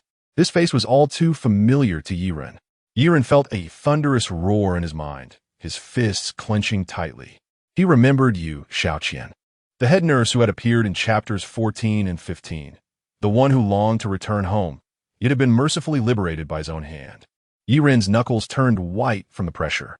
"It truly is you." The contours of Yu Xiaoqian's face twisted amidst the flesh, contorting into a visage of loathing and resentment. Her eyes brimmed with boundless grievances and anguish, and from her dry, parched lips came a raspy whisper, "I wander in solitude within the abyss." Initially, I was filled with fear and anxiety, perpetually living in dread. To survive, I had to learn to hunt those monsters, nourishing this tainted vessel with their flesh. But why? Why, after transforming into a monster, must I retain human consciousness? Why? As she reached the apex of her lament, her voice transformed into a piercing shriek, her once bright eyes now filled with infinite sorrow and hatred. The intensity of her rage caused the lantern bearers behind Yi Ren to instinctively grip their weapons tighter. Yi Ren was deeply pained, acutely aware that words felt utterly inadequate in this moment. He longed to articulate something, yet the sight of Yu Xiaoqian's hateful gaze rendered his voice trapped in his throat. After a prolonged silence, he finally murmured, "I'm sorry." Yet, this apology seemed to ignite the repressed hatred within Yu Xiaoqian. prompting her to raise her voice ferociously, her twisted, grotesque form writhing in a frenzy. Saudi, what use is an apology? I have become this abomination, neither human nor ghost, and I loathe all of you. As Yu Shaoqian appeared to teeter on the brink of collapse, utterly bereft of reason. The lantern-bearers readied themselves for action, particularly the squad leader, poised to issue an attack command. However, Yiren merely gazed mournfully at Yu Shaoqian's contorted visage and slowly remarked, "You despise everything. Yet why do you still protect them?" At this, the crowd fell silent in shock. Yiren gestured toward the ordinary people who had retreated to the far back. "You blocked the exit because you didn't want them to become lost, didn't you? And even when they attacked you, you did not retaliate." Yu Shaoqian, her writhing form gradually regained a semblance of calm. Then she wept. Blood-red tears cascaded down her face, her spirit utterly shattered. The trials she endured to survive in the abyss were beyond the comprehension of ordinary individuals. Though her body had morphed into a monster, her consciousness clung to its humanity. What a torment it was! She detested this world for subjecting her to such an ordeal. Yet still, she chose to protect the ordinary people, enduring their attacks without flinching. Why must I suffer through all of this? It is so unfair. Yu Shaoqian sobbed, her voice choked with anguish. Kind-hearted souls always bear the brunt of suffering. Perhaps if she could relinquish her human conscience, she would not have to endure such torment. Yet she did not, for one conviction remained steadfast within her, to never forget her humanity. "I want to go home." Her cries caused Yiren's fists to tremble slightly. In that moment, Yiren suddenly made a bold move, one that astonished everyone present. Chapter 79, Sorry. We've come to take you home. He took a deep breath, closed his eyes, and focused intently on controlling his own flesh. In an instant, under the command of his will, his flesh began to transform. His once normal skin split open, twisted tendrils of sinew and muscle extending outward like vines. Within mere seconds, Yiren's form underwent a complete metamorphosis. His handsome features were replaced by writhing, grotesque appendages, his limbs contorting into monstrous limbs, until he resembled an indescribable horror clawing its way from the abyss. This act of Yiren's undoubtedly shocked everyone present, especially Yu Shaoqian. Staring at this equally hideous creature before her, she froze in place. Yiren approached her in this form, attempting to convey, "Now we are the same." Shaoqian's expression twisted, her pale face unable to articulate the chaos of emotions within her. "Let me help you." Then, Yiren decided to utilize his anomalous ability to reset corruption to aid Shaoqian. "Step back," he uttered in his monstrous voice to the others. The rest immediately understood. Retreating swiftly, only Shaoqian remained, staring blankly at him. Yiren reached out, and thick crimson mist surged forth, enveloping Shaoqian in an instant. Yet, unexpectedly within the mist, Shaoqian did not revert to her human form. Instead, she fully manifested the true visage of an abyssal creature, a far more profound, far more abysmal state. Shaoqian, paralyzed by sheer terror, curled into herself on the filthy floor, her tears staining the ground beneath her. She had been completely transformed into an abyssal entity, no longer human at her core. Thus, the resetting of corruption was futile. Useless, Yu Linglong murmured sorrowfully. The lantern-bearers witnessing this fell into silence. Yiren retracted his bloodied blade, his gaze fixed on Shaoqian's agonized, despairing expression. A surge of defiance burned within him. Damn it all, there has to be another way. He stepped forward, extending a tendril to gently rest upon the grotesque membrane of flesh Shaoqian had become, his eyes hardening with resolve. Since you could morph into this membrane, it means you have the ability to manipulate your own flesh. Let me teach you how. And coincidentally, Yiren possessed this ability as well, one derived from the Lord of Flesh, Nexithis. He guided Shaoqian to delve deeper into understanding her own body, to perceive, to control, to create. First, he had her sense every inch of her flesh, to feel the rhythm of its existence, the fusion of its cells. Follow me, step by step. Yiren led her in reconstructing human musculature, skeletal structure, even the texture and warmth of skin. I know you're desperate, but stay with me. Then, he demonstrated, his own flesh slowly, methodically rearranging itself. The twisted tendrils and irregular forms reseated, reshaping into a human arm. He meticulously explained each minute adjustment, how to mold living tissue into human form while preserving vitality. Xiaoqian's body trembled uncontrollably, her form twisting further into grotesque mutations. But as time passed, she gradually grasped the technique. Gritting her teeth against the pain, her flesh began to obey her will. What Yiren didn't realize, however, was that Xiaoqian's rapid mastery was due to him inadvertently invoking a fraction of his authority. In essence, Yiren now bore the traits of 3 abyssal lords. In that moment, in the name of the Lord of Flesh, he had granted Xiaoqian the right to manipulate her own flesh. Her back muscles tightened, forming the contours of a human spine. The razor-sharp claws of her fingers retracted, reshaping into soft fingertips. The tumors and tendrils on her face receded, her features gradually sharpening until her familiar visage emerged once more. After 3 or 4 minutes, Xiaoqian had transformed from a twisted abomination back into a human. Though traces remained, her crimson irises, the small horns upon her forehead that refused to vanish. Yet compared to the writhing mass of flesh from before, this was infinitely better. She touched her face in disbelief, feeling the warmth and softness of human skin. Then, overcome with emotion, she buried her face in her hands and wept. Crystalline tears slipped between her fingers. Yiren's voice reached her ears. "Sorry to keep you waiting so long. We come to take you home." Xiaoqian sobbed even harder. Once she had calmed slightly, she recounted how she had ended up in the supermarket. "I was wandering when I heard a deafening noise. Then I saw the supermarket being dragged in." For Xiaoqian, who had roamed this twisted, chaotic wasteland for days, the sight of a supermarket from the surface world was overwhelming. "I rushed inside, but quickly got lost. I tried dozens of exits before stumbling here. When I saw so many innocent people, I didn't want them to suffer as I had, so I sealed the exit." Her expression darkened as she continued, "And I wasn't the only abyssal creature that broke in." Yiren nodded. "I know. I just killed a shadow fiend earlier." At that moment, the little chick nestled beside Yiren suddenly flapped its broken wings, nudging his side. It emitted a psychic pulse, urging him to follow.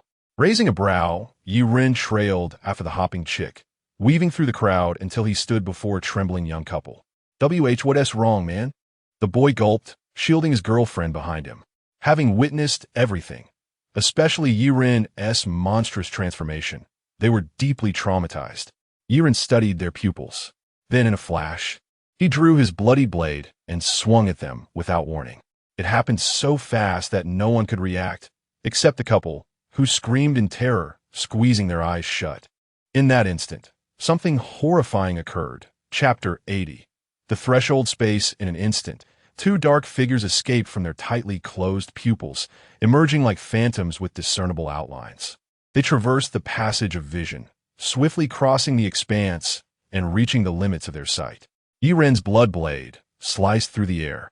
Yet due to the shadow demon's teleportation, it missed its mark. Suddenly, a crisp and eerie sound pierced the silence, reminiscent of sharp bone spurs penetrating soft tissue. It turned out that, at a spatial node several dozen meters away, Yu Xiaoqian had taken preemptive action. Her right arm sprouted 2 slender and resilient tendrils, which darted forth like lightning, accurately pinning the 2 shadow demons that had just escaped. Their writhing forms appeared particularly desperate and powerless in the air. Yiren, impressed, gave Yu Xiaoqian a thumbs up, his eyes narrowing slightly. For in his line of sight, a familiar prompt had appeared. Passive execution can be triggered, as Yu Xiaoqian was essentially a denizen of the abyss. Her attacks bore a unique advantage against the shadow demons. With a mere flick, she had reduced their health to below 30%. Yiren's wrist flicked, and the blood blade in his hand ignited with a brilliant crimson glow, akin to the raging fires of a hellish inferno. Execution. The brilliance upon the sword's edge coalesced to its utmost intensity, forming a magnificent sword aura in an instant. It surged forth like a colossal red dragon, exuding a pressure capable of altering the very fabric of heaven and earth. At that moment, the entire supermarket seemed to be ensnared in a temporal stasis. Everyone's eyes widened, their bodies trembling in place. Within their sight remained only the ferocious sword aura, howling through the void, compelling everything around it to tremble in submission. The path traversed by the sword aura warped the light, compressing air molecules to the brink of liquefaction, creating a profound crimson vacuum corridor. Products upon the shelves appeared crushed by an invisible force. Packaging burst asunder, and metal cans were pierced, causing their contents to evaporate in an instant.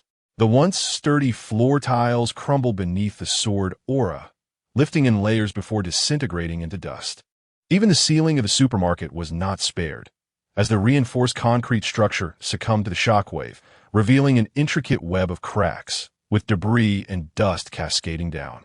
In a silent moment, the sword aura pierced its targets. The two shadow demons attempting to flee were rendered voiceless, torn asunder by this cataclysmic force.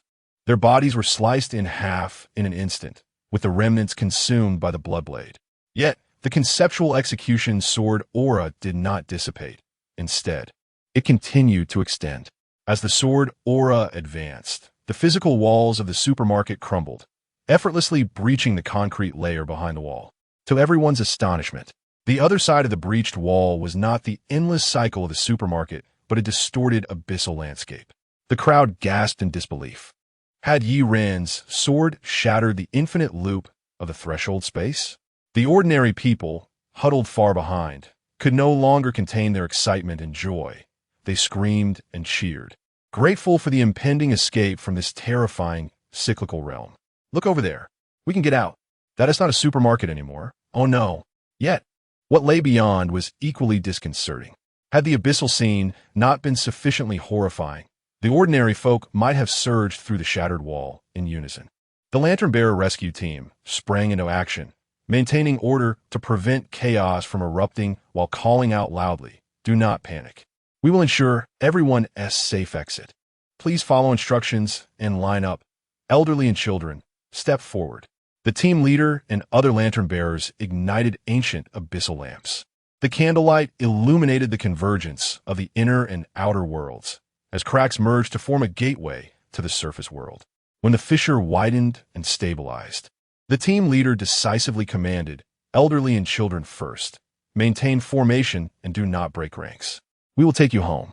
However, during the progress of the line, the astute little chick suddenly flapped its wings, leading Yi Ren to halt several pedestrians who were about to step into the fissure. The pedestrians looked bewildered, unsure why they were being stopped at such a critical moment. The team leader, noticing, immediately cautioned, "Hold on. I fear they may still harbor shadow demons within their pupils. If those demons follow them back to the surface world, the consequences could be dire." Yi Ren responded with a casual acknowledgement, "It's fine. I'll draw."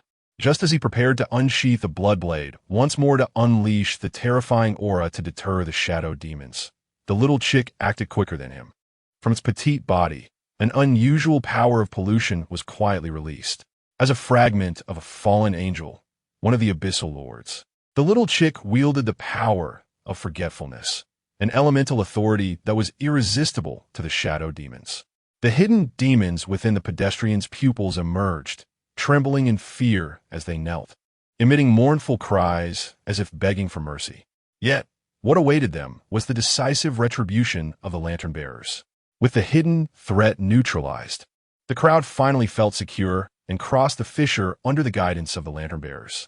At the moment of returning to the surface world, the starlight of the night bathed their faces, and the long-lost sense of safety brought tears of joy to everyone.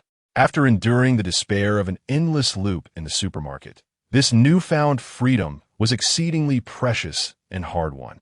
"Thank you. Thank you." The air was filled with expressions of gratitude, and the lantern-bearers could not help but smile. Once everyone had safely evacuated, the rescue team members felt a wave of fatigue wash over them, and the leader prepared to pack up and return home. However, Yi Ren had no intention of concluding his journey just yet. "I wish to return and take another look." At this declaration, the members of the rescue team exchanged uneasy glances. "Are you all right?" After finally rescuing everyone from the endless cycle of the supermarket, "You wish to go back?" Yi Ren glanced at the lantern-bearers. "This is my concern. Your mission has been accomplished. You may return now." With that, he turned to Yu Shaoqian with understanding. You can accompany them back. I need to stay here a while longer. Yu Shaoqian hesitated. She longed to return home more than anything, yet in this moment, she found herself wavering. She knew that her transformation back into human form and her escape from the abyss were entirely due to Yi Ren. So how could she abandon him now? That would be rather inappropriate, wouldn't it? She thought to herself that it made little difference whether she returned early or late, and thus she stated, I will stay with you a while longer before returning. Chapter 81. The Endless Cube. Who on earth is this person? Subsequently, under the protection of prominent figures like Wang Pingyan, Yi Ren re-entered the supermarket. After the endless cycle was shattered by Yi Ren, the supermarket was illuminated only by sporadic flickering lights, creating a desolate and somewhat chilly atmosphere. Chirp, chirp, chirp. The little chick seemed to sense something, hopping up and down despite having just a broken wing. Was it really okay to be so lively like this? What exactly is it? Yu Shaoqian had long suppressed her desire to voice her thoughts. Yi Ren shrugged. As you can see, it is merely a broken wing. Yu Shaoqian responded. And what of it? Who doesn't realize it is a broken wing? But the question is, why does a broken wing jump and act like a pet, being affectionate? Oh, you asked that? It is a fragment of the Abyss Lord's fallen angel wing. Hence, it has developed sentience. Quite normal, really, Yu Shaoqian. Is that normal? Wait, did you just say it belonged to the Abyss Lord? At first, Yu Shaoqian did not grasp the gravity of the situation, but as she processed it, her expression shifted to one of shock, her voice rising instinctively. The Abyss Lord. Yi Ren affirmed, yes. Yu Shaoqian exclaimed, you actually did? This is insane. Having struggled through the depths of the abyss for days, she had come to deeply understand the distortions and horrors of that world, inhabited by countless abyssal creatures. The Abyss Lord was the king whom all abyssal beings revered. They resided eternally at the deepest levels of the abyss, embodying rules and powers. Yi Ren glanced at Yu Shaoqian, whose face was a mask of shock, and smirked. What's the big deal? I've also taken down several projections of Abyss Lords. Yu Shaoqian. Yi Ren continued. Oh, I have a good buddy. Not sure if you know him. The Dream Master, Noxtus. She's really nice. Yu Shaoqian. Winky face. Wait. Her head felt like it was about to explode. The sudden influx of information was overwhelming. Was this even human speech? Taking down several projections of Abyss Lords? And fraternizing with the Dream Master? Holy heavens! Was this a dream, or had she gone mad, or was the world itself insane? Yu Shaoqian's mind spiraled into chaos as she fell silent, needing time to process her emotions. At that moment, the little chick had led Yi Ren to the innermost part of the supermarket, a seemingly forgotten corner by time. Dust danced in the soft light, and the aged product packaging bore the marks of time. At the center of the shelves, an unusual presence drew everyone's attention. A floating cube, its surface mottled and worn, resembling a tattered toy. One corner of the cube showed clear signs of damage, as if a crucial piece of a puzzle was missing. The air around the cube rippled, stirred by an invisible force, forming spirals of rising waves. These waves resembled fog in a dream, continuously morphing shapes as the cube rotated slowly, imbuing the entire scene with an indescribable sense of disconnection. Yu Linglong furrowed her brow. Her experience told her that dealing with anomalous items required strict containment protocols. She leaned closer to Yi Ren and whispered, Yi, we should retreat for now. Once we return to headquarters, we can devise a thorough containment plan and prepare for various possibilities before addressing this cube. Yi Ren nodded in agreement, fully aware of the importance of caution. However, the little chick had already taken action. While everyone was momentarily distracted, it swiftly approached and successfully plucked the cube from the air. After accomplishing this feat, it proudly hopped over to Yi Ren, carefully wrapping its little wing around one corner of the cube, as if presenting a treasure. Instinctively, Yi Ren reached out to accept the cube. The prominent figures exclaimed, wait, don't! Yu Linglong and the others saw this unfold and attempted to intervene, but it was too late. The synergy between the little chick and Yi Ren had been fluid and seamless. At the moment Yi Ren's fingers made contact with the cube, the surrounding space shattered like a colossal mirror struck violently. In those distorted layers of space, countless supermarkets stacked upon one another. Simultaneously, In the eyes of Wang Pingyan and the other prominent figures, Yi Ren's figure vanished without a trace due to the cube's anomalous effect. The spot where he once stood was left with a bizarre ripple, the aftershocks lingering for a long time. Oh no, this is serious. Why didn't we stop him earlier? Panic surged through the group, a cold sweat trickling down their faces as the situation spiraled into uncontrollable chaos. What if Yi Ren was lost? Yet, just as the group was still reeling from the shock, the distorted space suddenly trembled violently. Then, Yi Ren's figure reappeared before their eyes amidst a haze of crimson mist, holding the cube in his left hand and a bloodied blade in his right. The cube quivered in his palm, like a frightened little beast trying to break free, yet utterly helpless. Little problem, everyone, stay calm. Yi Ren's relaxed tone broke the tension in the air. The cube, feeling distressed, had no way to express its plight. Like a 937, the observer's tank, it was an anomalous object with sentience. For hundreds of years, it had languished in the depths of the abyss, finally escaping that nightmarish place, only to find itself back in Yi Ren's hands. Sacred heavens! It could hardly comprehend what kind of being was holding it, wielding powers that only the Abyss Lord could command. Shivering in fear, the cube contemplated retreating from the game. Folks, I think we can head back now, Yi Ren said, toying with the cube as he turned to Wang Pingyan and the others. After returning to the surface world, he gently patted Yu Shaoqian on the shoulder. She nodded vigorously, her eyes shimmering with gratitude and excitement. We're going home. I can finally go home.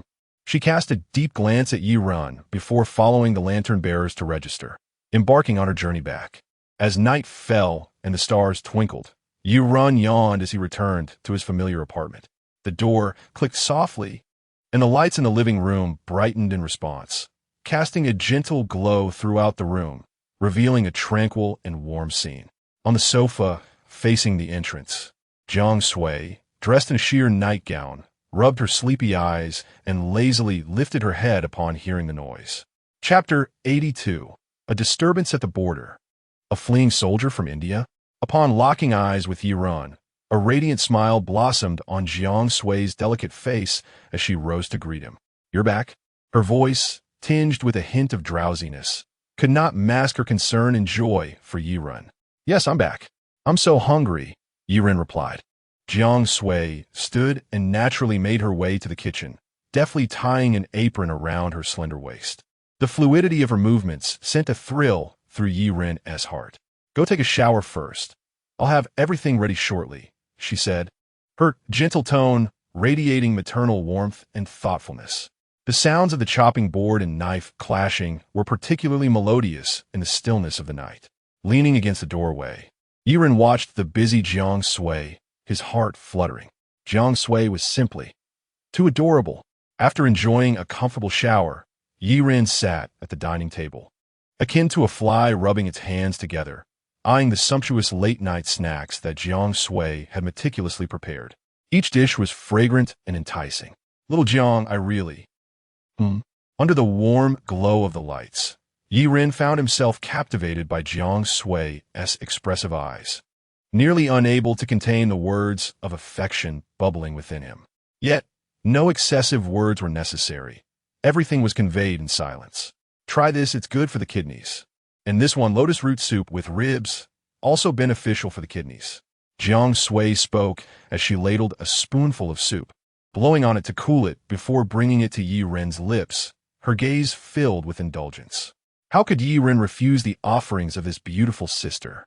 He gently sipped, warmth cascading down his throat and settling deep within his heart.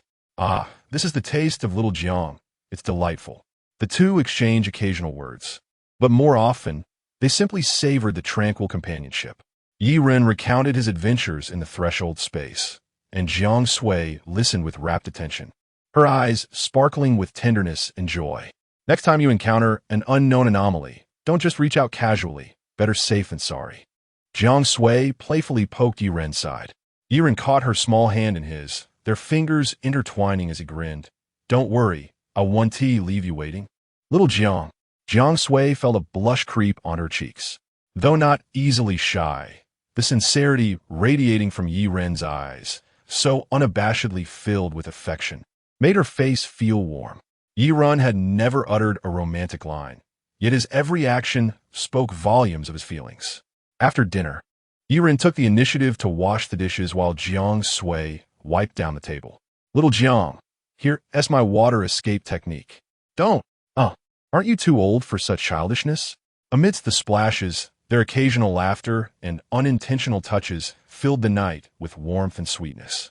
Remember when we talked about wanting to watch the sunrise by the sea? Yi-Run suddenly proposed, casually wiping a bead of water from Jiang Sui's forehead and playfully pinching her tender cheek. Jiang Sui paused. When did we say that? Before she could finish, Yi-Run snapped his fingers. Tomorrow, just the two of us, to witness the most beautiful sunrise in the world. Jiang Sui hesitated, but we have training tomorrow. Training? Is that more important than watching the sunrise with friends? Yi-Run promptly pulled out his phone to call instructor Zhang Tai.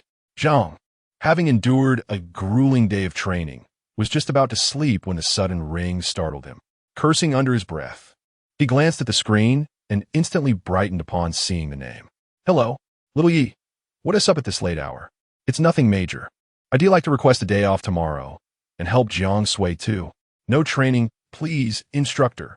On the other end, Zhang Tai's eyebrow twitched at the request. For such trivial matters, little Yi, you can decide for yourself. No need to report to me. After hanging up, Yi-Run flashed a thumbs up to Jiang Sui. Only you could manage this. During training, some people can't even get a bathroom break, Jiang Sui remarked with a hint of melancholy. Yi-Run proudly leaned back. Do you understand the value of a national treasure? I am the only conceptual anomaly. A week later, at the border between the Dragon Kingdom and India, morning mist swirled as border soldier and lantern-bearer Lu Yunsheng conducted his routine patrol, strolling through this tranquil expanse. As a member of the lantern-bearers, Lu Yunsheng was no ordinary individual. He enlisted at 16 and lost his sight at 17 during a mission afflicted by an abyssal calamity, thereafter enveloping his eyes with clean, neat bandages. As the saying goes, a loss may turn into a gain.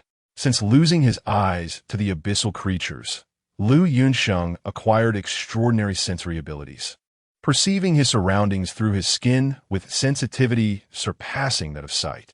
This perception could capture the subtlest shifts in air currents, allowing him to see in darkness with a full 360-degree awareness.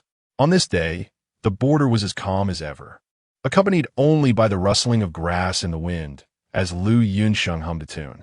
However, this tranquility was soon shattered by a piercing scream echoing from the other side of the border.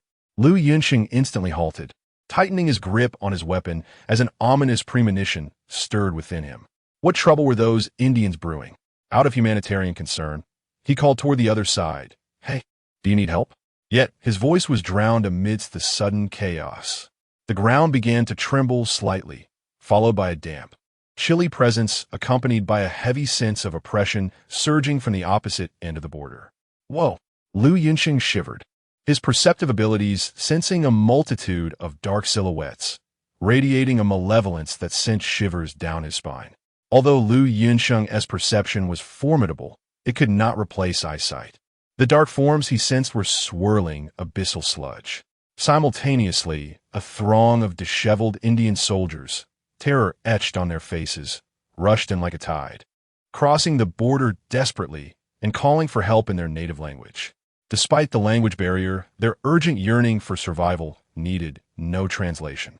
Lu Yunsheng immediately became alert, swiftly adjusting his stance, aiming his firearm at the Indians, and raising his voice in the dragon language, using the simplest terms to warn, stop, do not approach. Crossing the border is prohibited. He endeavored to convey a message of deterrence, but those fleeing were evidently engulfed in sheer panic, their steps quickening towards him. Lu Yunsheng's perception, akin to an invisible net, enveloped the surroundings, capturing every minute change. Just as he hesitated to open fire, an indescribable urgency pressed in from all directions. Lu Yunsheng's skin seemed to feel the encroaching malice, and goosebumps erupted all over his body as his mind momentarily faltered. Chapter 83. Today's dawn is particularly long in this fleeting moment. Lu Yunsheng perceived a vague and swiftly moving silhouette, akin to a tempest. Its speed was so extraordinary that even his acute senses struggled to capture its trajectory. What could that be? Lu Yunsheng involuntarily murmured. Suddenly, he sensed the Indian soldiers, who were frantically charging towards him, abruptly halt. In an instant, those soldiers collapsed to the ground, their heads severed from their necks. The gaping wounds grotesque and jagged, as if something had violently wrenched their heads from their bodies. Along with their spines and neural networks, they fell lifelessly to the earth. Witnessing this horrific scene, Lu Yunsheng's heart raced uncontrollably. He frantically activated the alarm at his waist, sprinting with unprecedented speed back towards the camp, shouting hoarsely, "Enemy attack." Yet, no one responded. The only sounds that filled the air were his hurried footsteps and labored breaths. Upon reaching the border camp, he was met with an eerie silence, almost unable to believe his eyes as he stood at the camp's edge, his body trembling. No, it can't be. Lu Yunsheng's breath came in quick, shaky gasps as he took stiff steps through the ruins of the camp. Though he could not see, he could sense everything around him. The ground was littered with shapes, and a flowing liquid stained the earth. Even without sight, he understood that it was blood and bodies. The air was thick with the acrid scent of rust. Kneeling before a corpse, his weakened legs barely supported him, his fingers gliding over the cold metal nameplate on the chest of the fallen. "Captain! Captain!" Then, a heart-wrenching wail escaped his lips as he desperately crawled towards the other shapes. Each name inscribed on the nameplates represented a life lost. A vibrant memory now transformed into an indelible agony and despair. Lu Yunsheng found himself unable to cry out, feeling as if a massive stone was crushing his heart. The mournful sorrow rendering him breathless. The stench of blood and death hung heavily in the air, a stark contrast to the laughter and banter of days gone by, making today's dawn feel exceedingly prolonged and desolate. Powerlessly kneeling on the ground, Lu Yunsheng clenched his fists, his nails digging painfully into his palms, struggling to hold back the tears. The images of every comrade were vividly etched in his mind. They trained together, executed missions side by side, shared the joys of victory and the bitterness of defeat. Now, all of that had become an eternal memory, shattered by the cruel reality. How could this happen? Lu Yunsheng's whispers echoed in the stillness, laced with despair and unwillingness. Everyone is dead, but why am I still alive? Suppressing his grief, Lu Yunsheng began to carefully sense and scan the camp, attempting to uncover clues amidst the chaos. He noticed that the soil at the camp's edge was unusually soft, as if something had rapidly passed through, leaving behind a trail of varying depths. Following the direction of the marks, a blurry silhouette gradually emerged in his mind, an entity of extraordinary speed and immense power, capable of inflicting such widespread carnage in a short span of time. Certainly not an ordinary being. Abyssal creature, Lu Yunsheng muttered to himself. Just moments ago, that silhouette, which brushed past him without taking his life, had claimed the lives of all the soldiers in the camp. It must be an abyssal creature. With great difficulty, Lu Yunsheng rose, securing the nameplates of his fallen comrades close to him. He then took a deep breath. His stiff fingers moved towards the communicator's button. He fought to suppress the torrent of emotions within him, pressing the call button to report. Emergency Dispatch Center. This is Lu Yunsheng, the Border Patrol lamp-bearer. I report that the border camp has been attacked by an unidentified abyssal creature. All present lamp-bearers, including Captain Zhao Hong, have perished. The situation is dire. I request immediate assistance. On the other end of the communicator, the operator's voice sounded tense yet steady. Received, Comrade Lu. Please describe the specifics of the attack. We will dispatch reinforcements immediately. Lu Yunsheng tightly closed his eyes, using his perceptive abilities to scan the camp one last time. Though he could not provide visual imagery, his description was exceptionally precise. The unidentified assailant is extremely fast, likely a mid-level or even high-level abyssal creature. The method of attack was brutally savage. All were decapitated and slaughtered in a remarkably short time. Understood, the support team has already set out. They are expected to arrive at your location within 15 minutes. Please maintain communication. We will continue to monitor the situation. After the operator confirmed, he swiftly ended the transmission. Lu Yunsheng lowered the communicator, leaning against a corpse, murmuring softly, "Brother Zhao, How could you be gone?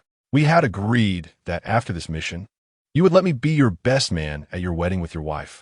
How could you break that promise? Xiao Su, your sister is still in college. If she finds out you're gone, how heartbroken she will be. Zhong Chong, we've never gotten along. You still owe me 200 yuan from our last bet. How could you die? Lu Yunsheng had no eyes to weep, yet the crimson liquid soaked the white bandages that wrapped around his eyes. Soon, the distant roar of armored vehicles shattered the silence of dawn. Lu Yunsheng numbly stood up, watching as 3 armored vehicles approached amidst a cloud of dust. Halting at the edge of the camp, a group of fully armed lamp bearers disembarked, swiftly forming a perimeter. The leader, a middle-aged lamp bearer, strode towards Lu Yunsheng, his eyes reflecting both sympathy and complexity. I am Li Yin, the commander of the support unit. What is the situation, Comrade Lu Yunsheng? Lu Yunsheng briefly reiterated his earlier report, adding hoarsely, I cannot provide more visual information, but my senses indicate that the abyssal creature that attacked us is exceedingly powerful. Its speed may even surpass the speed of sound. Li Yin nodded, turning to issue commands to his subordinates. Everyone, check your weapons and equipment. Conduct a search and assessment of the site, and look for possible clues. The lamp bearers began a meticulous investigation of the scene, discovering, in addition to the bodies, some inexplicable depressions in the ground, seemingly suggesting the movement of the assailant. Li Yin ordered the team to collect samples while strengthening perimeter security to prevent a potential second attack. Wait, that thing is coming back. Just then, Lu Yunqing's sharp, urgent voice sliced through the air, filled with uncontrollable terror and disbelief. The world within his perception suddenly became chaotic. Several indistinct silhouettes flitted through the camp like invisible harbingers of death, extinguishing the sparks of life in their wake. They moved too swiftly. Every gust of wind, every flicker of life extinguished, was magnified in his senses, allowing him to acutely feel the weight of death. Run! You all need to escape. Lu Yunqing screamed hoarsely, but it was too late. Chapter 84. Quantum Locking Mechanism. The Weeping Angel. Everything transpired with alarming swiftness. He could only helplessly observe as the members of the rescue team around him fell one after another, the sound of their spines being wrenched from their bodies echoing in his ears. In mere moments, the entire reinforcement team was annihilated, including Commander Li Yin, all perishing in a uniform manner, their heads brutally extracted from their necks. Amidst an indescribable torrent of grief and despair, Lu Yunsheng, his face stained with blood and tears, desperately attempted to reactivate the communicator, striving to relay this dreadful news to the command center. However, his trembling fingers could barely press the buttons accurately. At last, he managed to make the call. Report, this is Border Patrol Light Bearer Lu Yunsheng. The abyssal entities have struck again. All reinforcements have perished. Repeat, all reinforcements have perished. The dawn of this day seemed particularly protracted. Within the capital's training base, Yi Ren reclined on the sofa, hands clasped around his phone as he engaged in a spirited exchange with a teammate on the other end. 3 against 1. And you still got killed? Can you even play? This light-hearted banter was abruptly shattered by the arrival of Investigator Lu Yu. His expression was grave, and his steps brisk. Upon entering, he strode directly toward Yi Ren. The contrast between his serious demeanor and Yi Ren's relaxed attitude stark. Yi Ren, their SA situation on the border, Lu Yu stated bluntly, urgency lacing his words. Yi Ren's casual demeanor vanished in an instant, replaced by the alertness and seriousness befitting a light bearer. Lu Gu, please elaborate. It's the Weeping Angel, Lu Yu uttered. Do you understand what that implies? At the mention of the Weeping Angel, a chill ran down Yi Ren's spine. Even within the ranks of the light bearers, this name instilled fear. This abyssal entity was notorious for its elusiveness and absolute lethality. It was said to manipulate space and even distort reality. Previous records of the Weeping Angel had only surfaced abroad. We had never encountered such a phenomenon domestically. Lu Yu retrieved a file from his folder and handed it to Yi Ren. Weeping Angel file. File number 911. Description. 911 is an entity capable of inducing spatial anomalies. Named the Weeping Angel.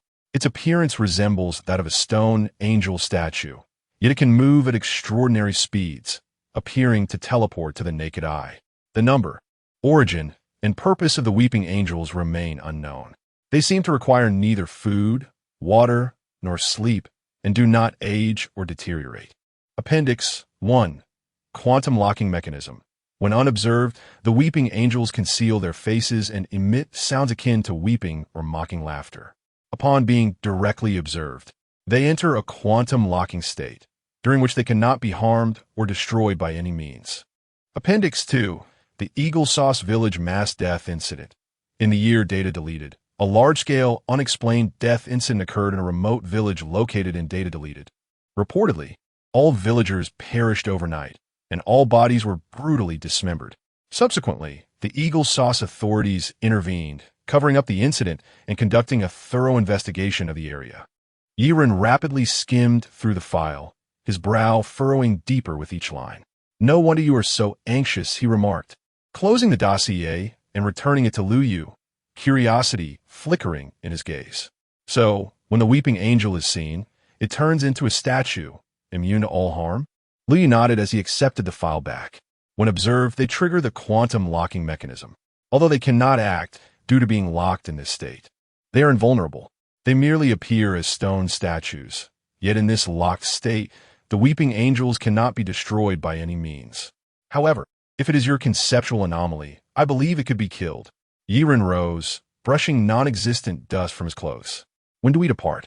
Lu Yu cast a grateful glance at Yiren. Now, the weeping angels are terrifying. When unobserved, they possess an almost teleportation-like speed, able to close in on targets in an instant and extract their heads from their bodies.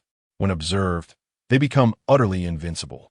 Do you comprehend this? You can only watch as it approaches relentlessly, and in the blink of an eye, you will hear the chilling pop, the sound of your head and spine being drawn from your body.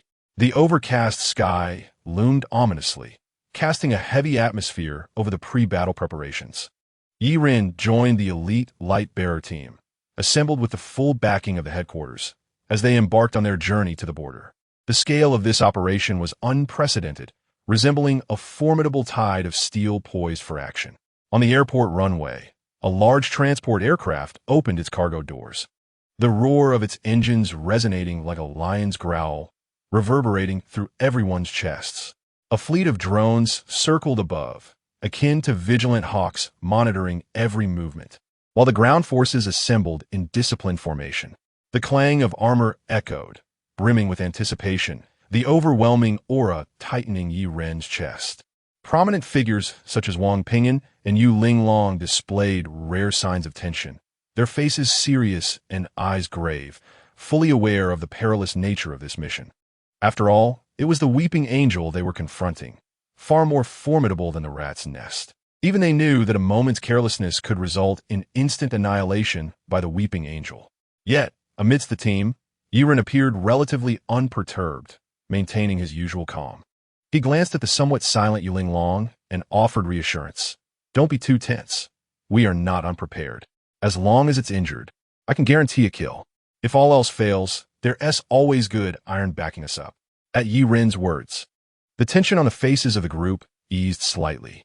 Indeed, if necessary, they had the Dream Master to rely on. Good iron truly was a reliable ally. After a flight that was not overly lengthy, they finally arrived at the desolate border, a scene that was both harrowing and heart-wrenching. The landscape was strewn with chaos, the ground littered with dismembered corpses. All of them had once been light-bearers, now silently lying on the ground, becoming part of this hellish reality. In the shadowy battlefield, the air felt thick with a heavy, rusted scent and the lingering aura of death. Should I summon good iron now? Who plays their trump card first in a game of Dodiju? Not yet. It's not time for you to act. A gentle breeze swept through, lifting fragments of torn clothing and withered leaves. Amidst this desolation, the only survivor, Lu Yunsheng, leaned against a large tree, his body trembling violently, teetering on the brink of mental collapse. Upon sensing the approach of the others, Lu Yunsheng suddenly shrieked like a startled animal, his voice echoing across the desolate battlefield. "Run. They're still nearby. Hurry." Yiren, expressionless, turned to Wang Pingyan. So, should I summon good iron now? Chapter 85. Keep your eyes on it, do not blink. Wang Pingyan's eyelid twitched. He had already cautioned everyone not to rush. Just as Lu Yunxing's desperate cries began to fade, Wang Pingyan's pupils suddenly contracted. He raised his right hand, forming a spell and murmuring incantations. A bolt of lightning roared down from the heavens, striking a shadow not far away. Instantly, all eyes focused intently on the spot where the lightning had descended, their specially crafted weapons aimed precisely at that location. There, emerging from the darkness, stood a lifelike stone statue, silently towering at around 2 meters tall, its surface adorned with deep and shallow textures carved by time. The statue's facial features were rugged and profound. Although it bowed its head, an air of solemn majesty still emanated from it. Yet, beneath its partially obscured stone eyes, its hands were shockingly smeared with fresh blood and mingled with bits of flesh and dirt, indicating its recent involvement in a brutal massacre. The weeping angel. A chill crept up the spines of the onlookers. Wang Pingyan's expression turned grave. His gaze was as sharp as a hawk's locking onto its prey, as he solemnly warned everyone, "Keep your eyes on it. Never let the weeping angel escape your sight." Before his words could fade, the atmosphere shifted dramatically. Dark clouds rolled and converged, as if an invisible behemoth was devouring the entire sky. Thunder rumbled within the clouds, building to a crescendo. Suddenly, a fierce bolt of lightning cleaved the sky, resembling a celestial sword descending upon the earth. The brilliant light illuminated everything around, including the blood-stained statue, which became glaringly pale in an instant. After the intense radiance faded, the crowd was momentarily blinded by afterimages. When their vision cleared once more, they were horrified to find that the weeping angel, once firmly planted before them, had vanished without a trace. A suffocating sense of oppression filled the air, causing everyone to instinctively grip their weapons tighter, their hearts racing, just as Wang Pingyan had just cautioned them. Who could have foreseen that even the heavens would conspire against them at this moment? At that instant, a piercing cry for help erupted from the rear of the team. Behind Yirun, a young lantern-bearer struggled helplessly, his throat gripped tightly by a stone hand belonging to the weeping angel, which had approached silently. Its visage was twisted in a manner that instilled terror, with eyes that seemed to originate from the depths of hell, fixated on its prey. "Save him!" The squad leader reacted swiftly, leading several team members to rush forward to rescue the endangered young lantern-bearer. However, no matter how hard they tried, they could not budge the weeping angel's hand that clutched the lantern-bearer's neck even slightly. In a state of quantum lock, the hand seemed frozen in time and space, impervious to their efforts, leaving them helpless as they watched the young lantern-bearer's face grow increasingly pale. "Let me." As despair settled in and tragedy loomed, Yiren stepped forward. Yet before he could draw his blade, the sky erupted once more with a deafening thunderclap. In an instant, another bolt of lightning struck down, blinding everyone once again with its brilliance. During this fleeting moment of blindness, Yiren's ears caught a chilling sound, akin to fruit bursting, or a taut string suddenly snapping. As the blind chapter 86, Quantum Lock, shattered directly outside, a terrifying force relentlessly battered the iron door. Within seconds, a colossal dent, matching the outline of the weeping angel's palm, marred the surface of the door. The dent penetrated deep into the iron, and with each violent impact, the door trembled violently, as if it might collapse at any moment. "Can I summon iron now?" Let me and the sword merchant try again. Summoning the Abyss Lord is a trump card that must not be used lightly unless absolutely necessary. Inside the room, the lamp bearers exchanged glances, their eyes reflecting deep-seated terror. Each impact resonated in their hearts, and every tremor made their pulses quicken. The pale light flickered erratically with the sudden surge of electricity, illuminating Wang Pingyan's enraged visage as he muttered a curse. "Ignite the ancient lamp. Do not let it slip from view." In an instant, like thunder cracking, the iron door shattered under the immense force, splintering into shards. There stood the weeping angel, resembling a nightmare's eagle, silently poised outside the entrance. Its partially concealed stone visage radiated a chilling malevolence. Zzz. As the light dimmed, it vanished from the sight of the onlookers. It has entered.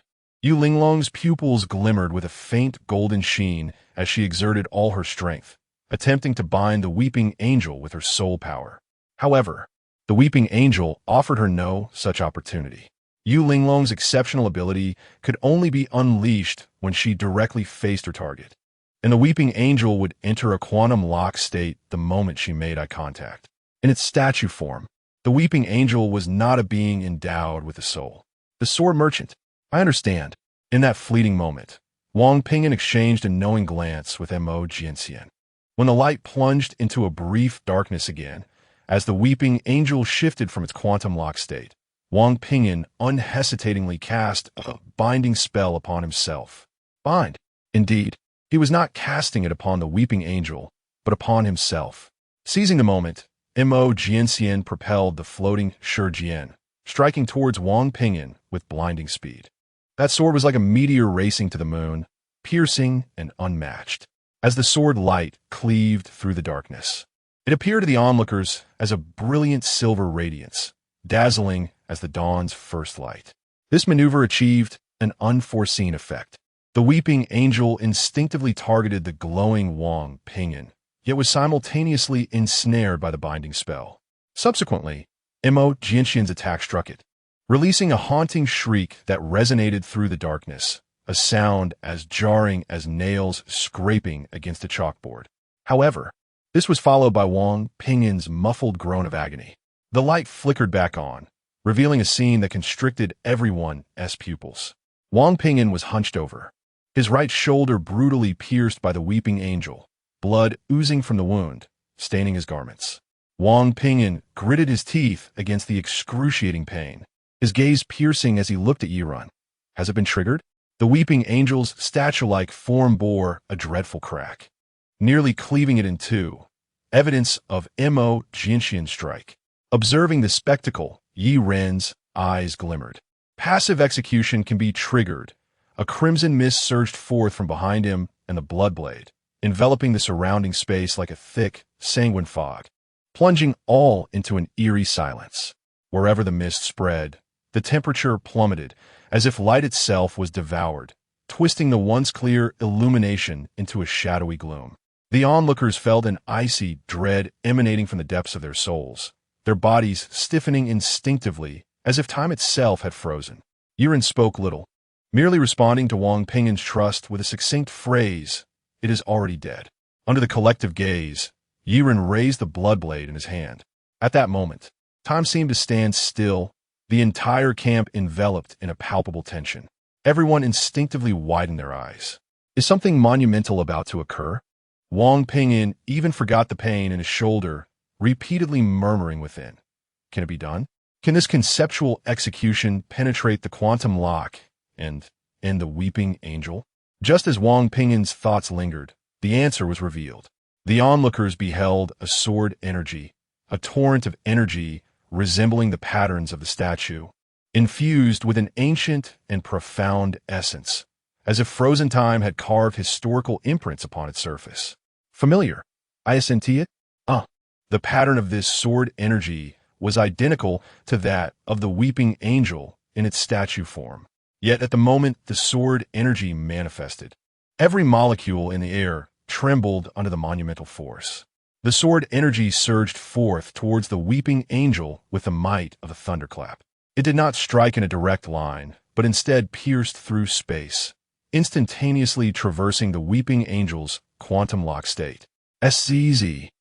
Too fast, astonishingly fast. The onlookers then witnessed the weeping angel's stone body explode in an instant, countless fragments scattering like stars rupturing and falling into the mortal realm. Each shard traced a sorrowful arc in midair, only to be greedily absorbed and consumed by the blood blade, vanishing without a trace. But that was not the end. The sword energy, having passed through the weeping angel, did not cease its advance. Like the aftermath of a colossal wave, it surged forward unabated. The towering pine trees that once stood at the camp's edge instantly cracked, their branches snapping with a sharp sound, before being uprooted and rolling away into the distance. Limbs and fallen leaves whirled in the wind, creating a mesmerizing spectacle, even as the sword energy etched a gash in the ground, resembling a serpentine dragon vein, with soil rolling back to reveal the underlying rock layer. The structures within the camp were not spared from the sword energy's wrath. Steel and concrete were torn asunder into myriad shards, drifting upon the winds. The armory's walls, struck directly by the sword energy, vaporized in the intense heat, leaving only wisps of smoke ascending. The once orderly weapon racks trembled violently, their various arms clashing against each other, emitting sharp metallic cries, sparks flying. When the chaos subsided, the camp resembled a scene ravaged by a tempest, utterly devastated. Only the deep gash left by the sword energy stood out, glaringly illuminated by sunlight piercing through the clouds. The crowd stood in a daze, their eyes reflecting Yi Ren's silhouette. He twirled the sword, sheathing the blood blade behind him. Then he turned to face the crowd, flashing a broad smile that revealed his pearly white teeth. It's all taken care of. Everyone instinctively swallowed hard, feeling a lump in their throats, even their breaths becoming labored. The weeping angel is dead. Wang Ping murmured, clutching his shoulder. Holy crap, that was the weeping angel. Records had never indicated it could be killed. Once in a quantum lock state, it was invincible. Yet, do you comprehend the significance of a conceptual level execution? Yi Ren proudly leaned back. The expressions of the crowd were a complex tapestry. This is indeed the essence of a conceptual level. A certain esteemed figure exhaled deeply, truly. A sharp blade to the backside. My eyes have been opened. Chapter 87. How did one disarm lead to their demise so swiftly? The most profound reaction came from our esteemed brother, Lu Yunsheng. Was it truly that terrifying? Lu Yunsheng murmured in disbelief, his voice laced with an unmistakable shock. Although he was blind, his perceptive abilities surpassed mere sight. To be candid, at the moment Yi Ren wielded his sword, Lu Yunsheng's facial muscles twitched in astonishment for an extended period. Following a brief moment of shock and silence, the lantern bearers swiftly regained their composure. The team members mobilized, diligently engaging in the task of clearing the battlefield. They carefully gathered the remains of the valiant lantern bearers who had fallen, their faces etched with grief and sorrow. Heroes, may your journey onward be peaceful. They wrapped each warrior's body in specially designed body bags, a supreme gesture of respect and mourning for the departed. Meanwhile, other team members began inspecting and organizing the undamaged equipment and supplies within the camp. However, amidst this flurry of activity, Lu Yunsheng, relying on his heightened senses, suddenly froze. His previously steady breath turned rapid, his face paling as beads of cold sweat emerged on his forehead. In a panic, he yelled, "Over there! There are more crying angels!" This proclamation struck like a bolt from the blue, causing the team members to halt their tasks, their gazes fixated on Lu Yunsheng. Tension gripped the air, as taut as drawn bowstrings. One was not enough. There were more. Without hesitation, Yi Ren activated his disarm skill and dashed toward the direction Lu Yunsheng pointed. Under the ominous sky and amidst the ruins of the camp, Yi Ren beheld the crying angels, but the sight left him momentarily stunned. Why are they fleeing? 3 crying angels, immobilized in a quantum lock, had their backs turned to Yi Ren, their petrified forms suggesting a frantic escape. Raising an eyebrow, Yi Ren maneuvered to face them directly, and the tableau that unfolded was even more bewildering. The once grotesque faces of the crying angels were now filled with terror and helplessness, akin to a young girl confronted by a sinister stranger. The other lantern bearers soon arrived, but upon witnessing the angels' demeanor and expressions, they were equally taken aback. Were they truly fleeing? Aren't they supposed to be invincible beings from the abyss? This realization shifted their attention to Yi Ren. Clearly, these 3 crying angels were evading him. Yi Ren scratched his head, pondering aloud. So, should I eliminate them? Do it. Wang Ping nodded emphatically. The threat posed by the crying angels was evident. If allowed to escape, who knew what catastrophic consequences might ensue? Given a night, these 3 angels could easily wreak havoc across an entire city. Step back a bit. Let me handle this. Yi Ren gestured dismissively. He planned to initiate disarmament, wait for them to attack, and then counter with a heavy blow. seamlessly transitioning into a series of lethal strikes. Just look at how fluid that combo would be. Upon hearing Yi Ren's strategy, Wang Pingyin's furrowed brow remained tight. He seemed to wish to argue but struggled to find the right words. Ultimately, he slowly nodded, "Just be careful." After expressing his concern, Wang Pingyin sighed, feeling a blow to his pride. Although they were among the top elite abnormalists of the Dragon Kingdom, the troubles they faced could only be resolved by Yi Ren. This was disheartening, yet unavoidable, considering the significant prowess he possessed. Wang Pingyin, Yu Linglong, and the other elite lantern bearers complied with Yi Ren's directives, gradually retreating to the rear. Before departing, Yu Linglong approached Yi Ren, her eyes reflecting worry. She gently pressed a kiss on his cheek and softly said, "The kiss of the fox spirit can shield you from a fatal blow. Stay safe." Yi Ren blinked in surprise, feeling a tad awkward. How peculiar. He suddenly felt a sense of guilt akin to infidelity. As the others retreated, Yi Ren activated his Disarm skill, and a peculiar large eye appeared above him. He intentionally winked at the crying angels, expecting them to attack. However, he was taken aback when, instead of launching an assault, the angels exhibited even greater fear. Without hesitation, they chose to flee, darting away to a distance of several dozen meters, only to petrify once more upon his opening his eyes. Yi Ren's eyelids twitched, and he drew his blood blade, pointing its tip toward the ground. "If you do not kill me, then I shall be forced to kill you." The crying angels were incredulous. Their emotions were undeniably complex. They had never anticipated being threatened in their existence. As a near-immortal race within the inner world, the crying angels had scarcely encountered the concept of death, save for a few foolish ones who dared provoke the Abyss Lords and were obliterated.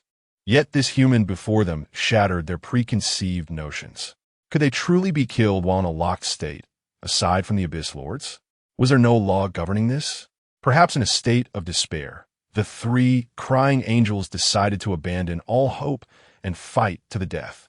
The moment Yi Ren blinked again, he sensed an overwhelming malevolence rushing toward him. 6 arms like bonds of death ensnared his neck tightly. The large eye above Yi Ren locked onto the crying angels. The disarm was triggered. A shattering sound echoed through the air, accompanied by the crackling of breaking stone as the 3 crying angels' arms fractured like fragile porcelain. Their shoulders and heads began to develop spiderweb-like cracks, as if they would shatter entirely at any moment. The conceptual disarmament directly nullified any weapon that threatened Yi Ren. Coincidentally, as the crying angels entered their petrified state, their entire bodies became part of the disarmament process. What did this mean? A radiant smile spread across Yi Ren's face as he clearly sensed the angel's vitality plummeting to below 30%. Was it truly this easy? Yi Ren scoffed. Yet before he could unleash his finishing blow, the health bar above the crying angels' foreheads dropped to 0. Yi Ren. How is it that one disarm led to their direct demise? Chapter 88. Yi Ren once again dragged into the abyss at this moment. The atmosphere within the camp was heavy and tense. Pale light cast shadows on anxious faces, while hushed murmurs among the crowd resembled the discordant calls of night birds in a forest, subtly intertwining. Can we succeed? Who knows? Perhaps we can. I feel uncertain. You all witnessed just how terrifying that encounter was. As discussions reached a crescendo, a gentle breeze dispersed the ominous clouds hanging over the camp, heralding the arrival of Yi Ren's carefree footsteps. The attention of the crowd was instantly drawn to him. Yi Ren returned with a nonchalant swagger, casually gesturing with his left hand while his right hand brandished several fragments of stones glimmering with an otherworldly sheen. "Brothers, it's all taken care of." In the crowd, Wang Pingyin's eyes widened in disbelief as he gazed at the stone remnants in Yi Ren's hand, which seemed to be the remains of the weeping angels. His lips moved silently for a moment before he could no longer contain himself. "You really dealt with those 3 weeping angels just like that?" Before the words could settle, an uproar ensued. Every face was aghast. Yu Linglong's beautiful eyes mirrored the astonishment as she hurried forward to closely examine the stones in Yi Ren's possession, confirming they were indeed the remnants of the weeping angels. "That was too quick," exclaimed a lamp-bearer, rubbing his eyes in disbelief.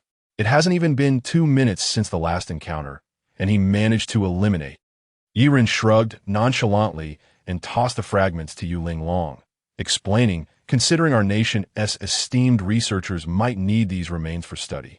I specifically kept them as samples. The crowd exchanged glances, their emotions complex. How could they not be? Just moments ago, a single weeping angel had nearly driven everyone to despair. Yet now, he had dispatched 3 in under 2 minutes? Had they known the capabilities of such an expert, they could have sought his help from the very beginning. After tidying up, they boarded the transport aircraft back to the headquarters of the lamp bearers. The headquarters perpetually exuded an air of solemnity and busyness. At that moment, in the research center, Academician Song was engrossed at the laboratory table, wearing glasses as he meticulously studied a sample from an unknown abyssal creature. Increase the current and add C-17 reagent, preparing for the 3rd trial. Suddenly, a rapid ringtone shattered his focus. With a face full of impatience, he answered the call, but his pupils dilated in shock, as if he had been struck by lightning. What? You say you killed what? His fingers instantly left the experimental apparatus, and he sprang from his chair like a coiled spring, startling his colleagues around him. It was known that Academician Song was notoriously stern and serious. They had never witnessed him this flustered. As he breathed more rapidly, an uncontrollable excitement and joy surged onto his face, a rare sight for this typically composed elder. He nearly shouted, "I'm coming right over." Academician Song turned to his fellow researchers, waving his hand in urgency. "Pause your work. I have an urgent matter to attend to. Carry on with your tasks." Everyone exchanged bewildered glances, pondering what had transpired to elicit such fervor from Academician Song. With quickened steps, he traversed the corridor, the echo of his polished shoes reverberating against the floor. As he walked, he muttered to himself in excitement. How is it possible? How could someone kill a weeping angel? The quantum locking mechanism is unbreakable. As the roar of the transport aircraft's engine gradually subsided, the massive craft smoothly landed on the helipad of the lamp bearer's headquarters. The hatch opened, and Yi Ren and his companions disembarked in succession. The first figure to catch his eye was Academician Song, clad in a white lab coat with graying hair, who hurriedly approached, disregarding Yi Ren entirely. Academician Song's gaze naturally fell upon the distinguished figure of Mo Jianshan in the group. Without delay, he eagerly inquired, "Sword dealer, what on earth happened? How did you break the quantum lock of the weeping angel?" Mo Jianshan awkwardly grinned and pointed to Yi Ren beside him. Actually, it was him who took down the weeping angels. Academician Song was taken aback, his gaze shifting incredulously to Yi Ren. He repeated in disbelief, "So young? This child looks too small to even be a grandson." At that moment, a lamp bearer in the group handed him a sealed box containing the remains of the weeping angels. Taking the box, Academician Song ran his fingers over the cold metallic surface, his inner turmoil and astonishment peaking. He stared at Yi Ren, murmuring repeatedly, "Theoretically, the weeping angels cannot be killed." Mo Jianshan leaned close to Academician Song's ear and whispered 2 words, X11. These 2 words detonated like a bomb in Academician Song's mind, leaving him astounded, almost gasping, before quickly realizing the sensitivity of the matter and covering his mouth. The flickering confusion in his eyes instantaneously transformed into comprehension. Gazing at Yi Ren, he exhibited a mix of awe and realization, softly murmuring, "That makes sense now, that makes sense." The conceptual significance required no further elaboration. After a few leisurely days, Yi Ren strolled through the training base, relishing the joy of idling while others trained. It was a rare occasion for the higher-ups to take a day off, hoping nothing would go awry. So much had transpired recently, leaving everyone on edge. The higher-ups had been granted a brief 1-day leave due to various matters. During this day, Yi Ren was strictly instructed not to leave the training base. Simultaneously, he was prohibited from participating in any lamp-bearer missions without prior permission, emphasizing absolute precaution. However, as if by fate, Yi Ren seemed to encounter unexpected situations precisely during the higher-ups' day off. For instance, at this moment, a distortion in spatial waves suddenly materialized. As if an invisible hand had swiftly grasped him and the unprepared Yiren was instantly dragged downward. He plummeted straight into the inner world. Amidst the chaotic and disordered abyss, resembling a hellish painting, Yiren shook his head in bewilderment. What on earth is happening? Thick fog enveloped the surroundings, and the distorted spatial forms along with writhing dark tendrils composed a chilling tableau. Within the mist, shifting silhouettes writhed. Before Yiren could fully grasp the situation, those figures lunged forth from the fog, bearing their fangs in his direction. Shadow fangs. Yiren instantly recalled the memories from Chapter 4. At this very moment, it was as though time had circled back to that fateful instant. Chapter 89. The abyssal brain sac accelerating the corruption of the abyss. These shadow fangs were strikingly different from those previously encountered. Their bodies were more imposing, adorned with dark scales that shimmered with an eerie dark purple fluorescence, and their sharp fangs glinted ominously in the darkness.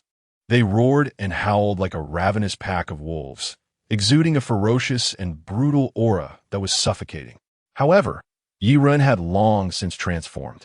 Was he still capable of fear? Though taken by surprise, he swiftly activated his disarmament skill, and in the next moment, he unsheathed the bloodblade. Moving through the darkness with the grace of a specter, akin to a dazzling crimson rainbow, he took the initiative, launching a direct assault. His sword, like a radiant arc, cleaved through the air, each swing accompanied by the anguished cries and shattering of the shadow fangs. Wherever the bloodblade struck, the shadow fangs were dismembered, blood and flesh flying in a scene of sheer brutality and carnage. In the blink of an eye, Yiren had slain 7 or 8 shadow fangs. The remaining ones, sensing the overwhelming fear, promptly lowered their flags and scattered in flight. Yiren spat. This is just like Chow Pai's wife entering the vegetable garden, Zhang pulling up vegetables.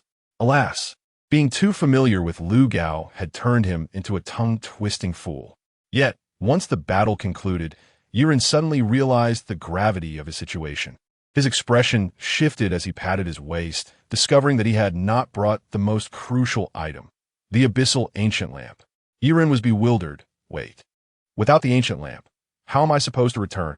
Meanwhile, in the surface world, the sudden pulling of Yiren into the abyss caused Little Chick to anxiously hop about. As part of the Abyssal Lord's fallen angel, the clever Little Chick quickly assessed the situation and took immediate action. Flapping its snowy feathers, it bounded towards the playground in what appeared to be a clumsy yet swift manner, finding Jiang Sui, who was in training. Jiang Sui stared in bewilderment at the Little Chick, which was tugging at her clothing with its tiny wings. What are you doing here? Where is Yiren? She vividly remembered how inseparable the Little Chick was from Yiren. Suddenly, Jiang Sui's expression changed. Something's wrong? The Little Chick quickly hopped a few steps, emitting a vague mental wave that confirmed Jiang Sui's suspicions. Without hesitation, Jiang Sui interrupted her training and dashed after the Little Chick.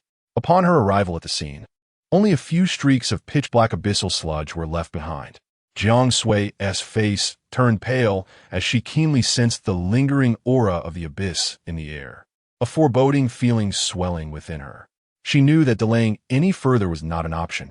Resolutely, she drew the blood-offering dagger. Taking a deep breath, Jiang Sui gripped the dagger tightly and unhesitatingly plunged it into her arm. As the cold blade pierced her skin, blood flowed out like fine threads. Soaking the blood-offering dagger, I will find Yiren. In an instant, the blood-offering dagger emitted a brilliant glow. The power to distort reality began to take effect. Responding to Jiang Sui's wish, a rift tore open beneath her feet, seemingly guided by the crimson blood. The droplets of blood appeared to come alive, weaving a mysterious path in the air, leading to the chaotic abyssal realm. Without a moment's hesitation, Jiang Sui leaped into the rift, plummeting into the abyss. However, there was not a soul around. Yiren, Jiang Sui called out, her voice echoing with no response. The blood droplets from the blood offering reformed in the air, creating an arrow. Where had Yiren gone? In truth, he had intended to remain in place, awaiting rescue. Yet, the whims of fate had a penchant for jesting with him. A void devourer materialized silently nearby. Accounts of the void devourer were exceedingly rare, and it was uncommon for ordinary individuals to encounter such a scarce abyssal being. Its peculiar trait allowed it to instantly displace a targeted individual through chaotic spatial distortion. Fixating its gaze upon Yiran, he felt a blur before his vision recovered clarity, only to find the surroundings had shifted once more. The dark red sky resembled a molten furnace, with countless drifting ripples floating like phantoms. The fleshy ground was marred by patches of viscous, rotting sludge, constantly writhing, with tentacle-like appendages occasionally emerging and retracting. Where has this brought me? Just as Yiran was bewildered, a familiar yet distant voice suddenly reached his ears. Was someone nearby? And speaking the language of the Dragon Kingdom? Yiran's spirits lifted as he rushed toward the sound. As he drew closer, a horrific scene unfolded before his eyes. Dozens of lamp-bearers were backed against a massive abyssal boulder resembling scales, gripping their weapons as they struggled against an unseen foe. By the time Yiran discerned their plight, the lamp-bearers were on the brink of collapse, teetering on the edge of annihilation. Among them, he recognized a familiar face. Do you remember He-Jin? His extraordinary ability allowed him to conjure syringes filled with effective stabilizers, a miraculous concoction that could grant clarity and lucidity, enabling those injected to suppress and delay the effects of abyssal corruption. Yet at this moment, He-Jin looked pale as paper, cold sweat beading on his forehead. Signs of abyssal corruption had already begun to manifest on his body, and despite frequent self-injections, he could not halt the grotesque physical distortions brought on by the abyssal taint. The other lamp-bearers were in similar predicaments, their combat uniforms tattered, revealing bodies that were gradually deforming. All their attacks were directed at a large, repugnant abyssal creature known as the brain sac, a being akin to a nest of rodents, composed of a mass of incessantly writhing flesh, with countless bulging eyeballs embedded in its surface. Its appearance resembled a grotesque brain model, with the eyeballs rotating, focusing, and emitting an unsettling, eerie glow in sync with the creature's movements. The brain sac emitted a piercing shriek, a sound akin to metal scraping glass, drilling into each individual's eardrums. Its existence was a catalyst for abyssal corruption. Each shriek accelerated the corruption process of the lamp-bearers. Hold on, I feel we are nearing our limits. But we must endure. The lamp-bearers attempted to concentrate their firepower to vanquish it. But in the face of the brain sac's formidable vitality and the rapidly escalating rate of corruption, their defenses were on the verge of collapse. Faced with despair, every face bore the marks of resolution and tragic heroism. They strived to maintain their last vestiges of lucidity, pleading with He-Jin to continue administering the corruption-suppressing serum. Give me another injection. Quickly, I can barely control myself. First, inject me. I'm approaching the late stage of corruption. However, He-Jin's face was etched with bitterness, his pallid complexion devoid of color, as he shook his head in agony. It's no use anymore.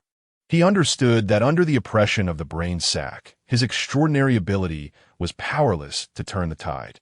Listening to He-Jin's words, a flicker of resignation flashed in the eyes of the lamp-bearers. They exchanged glances, their eyes conveying a sense of determination to fight to the bitter end. Comrades, it is time for us to be tested by the party and the people. Let us perish together with it. We must not allow this thing to reach the surface world. Chapter 90. The Brain Capsule. Astonishingly, the lamp-bearers ignited the ancient lamps of the abyss, flames surging forth, temporarily suppressing the corruption that had begun to warp their forms. The explosion of the ancient lamp was the last resort for every lamp-bearer. By igniting the wick of the abyssal lamp, they could momentarily isolate themselves from the taint of corruption, endowing them with formidable power. Before the flames extinguished, their output capabilities would dramatically increase. However, once the lamp was extinguished, it would irrevocably sever their path back to the surface world. In the distance, Yiren's pupils constricted as he rushed towards them. What the hell?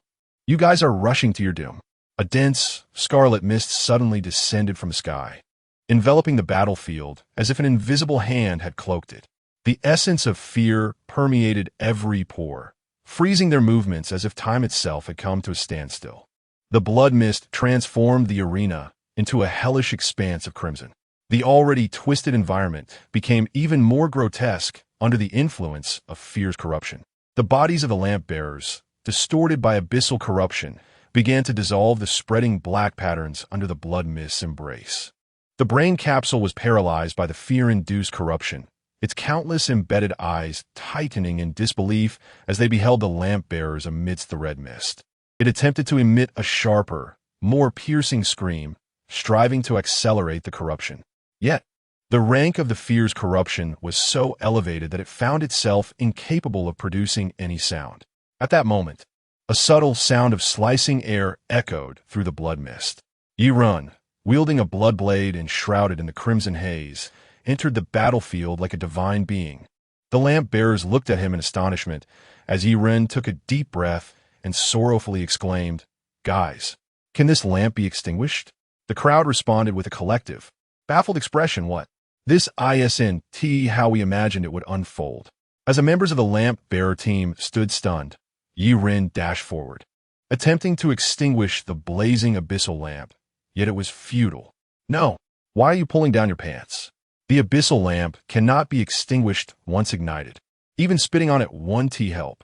The onlookers were bewildered by Yi-Run's distraught expression, except for He-Jin, whose astonishment was beyond words. He could only utter a rough yet emotionally charged phrase in his native tongue. "What the hell? Is that you?"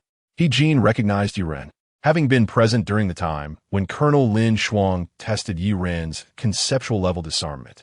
Realizing that the ancient lamp could not be extinguished, Yi-Run, filled with frustration, turned his gaze towards the brain capsule. Something is about to happen. At that instant, the brain capsule quivered as it sensed the ferocity in Yi-Run's eyes, a sense of dread rising within it. In the next moment, Yi-Run's figure darted through the blood mist like a tempest. The blood blade in his grasp glinted with a chilling light as he struck the brain capsule with a swift blow. So fast, so cool, so fiery. The lamp-bearers gasped in awe, their pupils contracting instinctively. The brain capsule emitted a hoarse scream, a mixture of pain and rage, its body trembling. Then, astonishingly, it turned and fled without hesitation. The crowd was left in shock. It ran. The once mighty abyssal creature is fleeing. An enraged Yi-Run pursued closely behind, creating a stark contrast in the chase that left the onlookers in a daze. The lamp-bearers exchanged glances, their expressions a tumult of confusion. Just moments ago, they had nearly faced annihilation at the hands of the brain capsule, yet now they watched it flee in panic as if confronted by a cat. Their hearts were filled with mixed emotions. "Stop right there." As Yi-Run accelerated once more, a massive pupil appeared above him, resembling a crimson moon in the night sky. This sudden sight elicited another gasp from He-Jin. "It has appeared." Disarm. His eyes widened in excitement, his body trembling with adrenaline. Having witnessed the sheer magnitude of Yi-Run's conceptual-level disarmament, at that moment, the brain capsule seemed to realize it could not outrun Yi-Run. In desperation, it turned its grotesque form and unleashed a final attack, transforming into a shadow that surged toward Yi-Run with reckless abandon. With a thunderous roar, dust erupted, and the ground trembled as if the very air had solidified.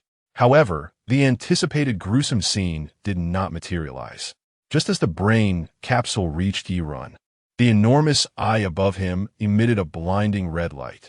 An invisible shackle seemed to snap around the brain capsule, and an indescribable red mist materialized, enveloping every inch of its flesh. With a rolling crimson fog, the brain capsule became immobilized. What followed was a breathtaking spectacle that even caused the lamp-bearers to feel physically ill. Under the shroud of red mist, the brain capsule's exterior began to crack under pressure, the fissures rapidly expanding as though it were being crushed like a meatball. Muscles tore apart with a cacophony of ruptures. Bones cracked under immense pressure, ultimately fracturing into pieces. Its body was forcibly compressed into a chaotic mass of flesh and blood. The fragments scattered through the air, eventually settling on the ground. The sharp scent of blood and a faint whiff of sulfur filled the air, and after a moment of eerie silence, only the blood-stained remnants remained to signify the brain capsule's existence. The crowd stood in stunned silence, eyes wide in horror, their throats constricted as they struggled to voice their astonishment. He-Jin's mouth gaped open, large enough to fit an egg, and, after a long pause, He managed to utter a few words. Holy crap. Is this what a conceptual level means? It's unbelievable, one of the lamp bearers whispered, still shaken. Recalling the terror of being crushed by the monster just moments prior, now confronted with this overwhelming sight. My goodness, someone really is cheating. How are we supposed to continue playing? Eugene was the first to break the silence, lowering his head and clenching his fists in gratitude. Comrade Yi, thank you for saving us. The other lamp bearers echoed their thanks. However, Yiren wore a sorrowful expression, his eyes filled with complexity. With a sudden sigh, he caused everyone's hearts to leap. What is wrong? ISNT adjust. You guys destroy the lamp? How do we get back now? Upon hearing this, the relief that had settled over the group due to the brain capsule's demise evaporated, replaced by a sudden gravity. All right, Team Leader Wong, how do we return? The lamp bearers exchanged glances, and Team Leader Wong, with a wry smile, shook his head.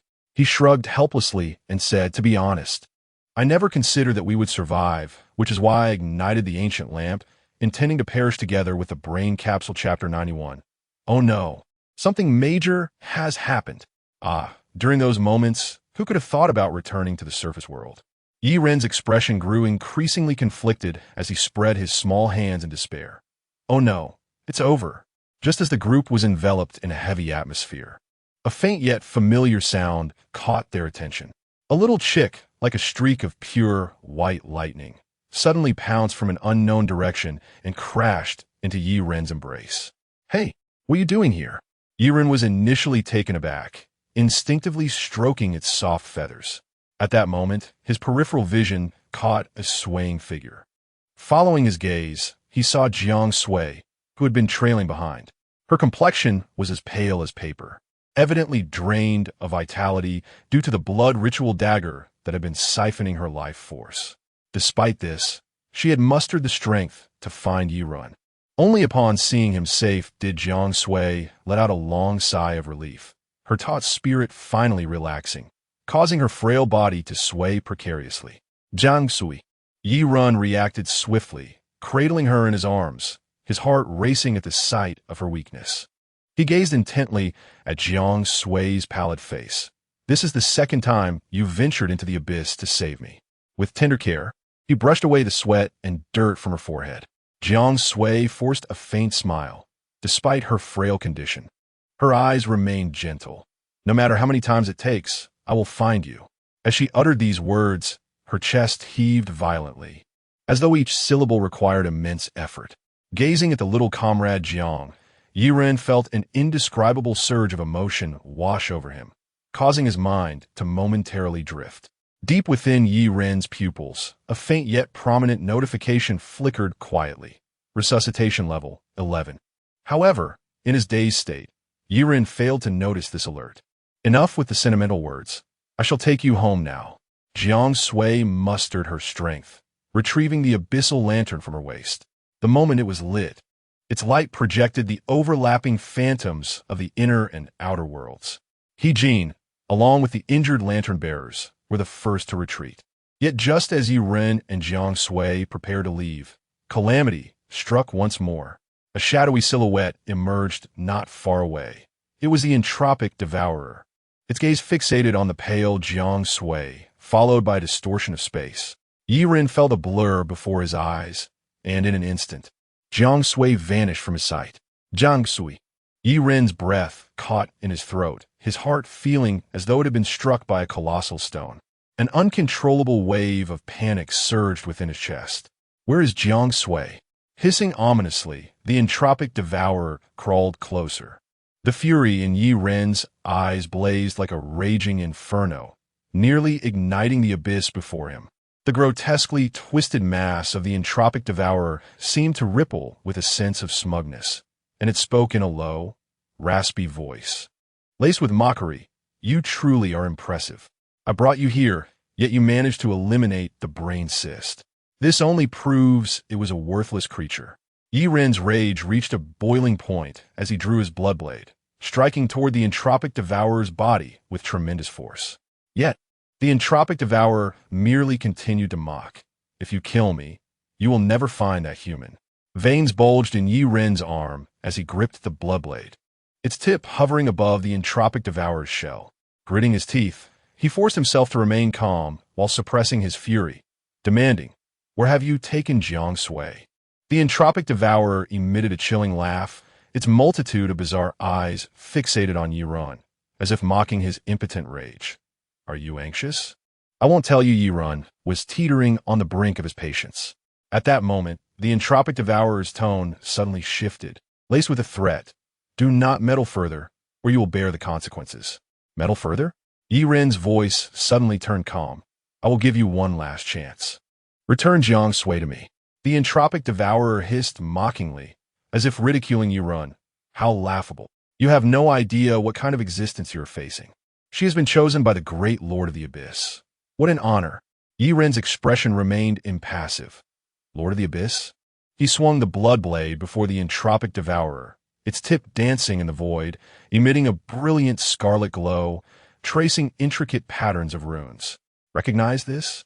It is the targeted incantation to summon the Lord of Dreams." As the incantation materialized, the surrounding scenery grew increasingly bizarre. The already distorted rocks, the boundless darkness, and the lurking flora seemed awakened by a deeper, more terrifying power, stirring restlessly like frightened beasts. Even the very rules of the abyss trembled violently, revealing an indescribable chaos. In an instant, the bottom of the abyss appeared to crack open. Then, the projection of the Lord of Dreams descended. Its immense form, akin to a black star, emanated an indescribable sense of oppression. The once arrogant entropic devourer was instantly struck as if by lightning, its rigid body instinctively bending, its massive head lowering, unable to meet the gaze of the being above. "Yiran looked up, buddy.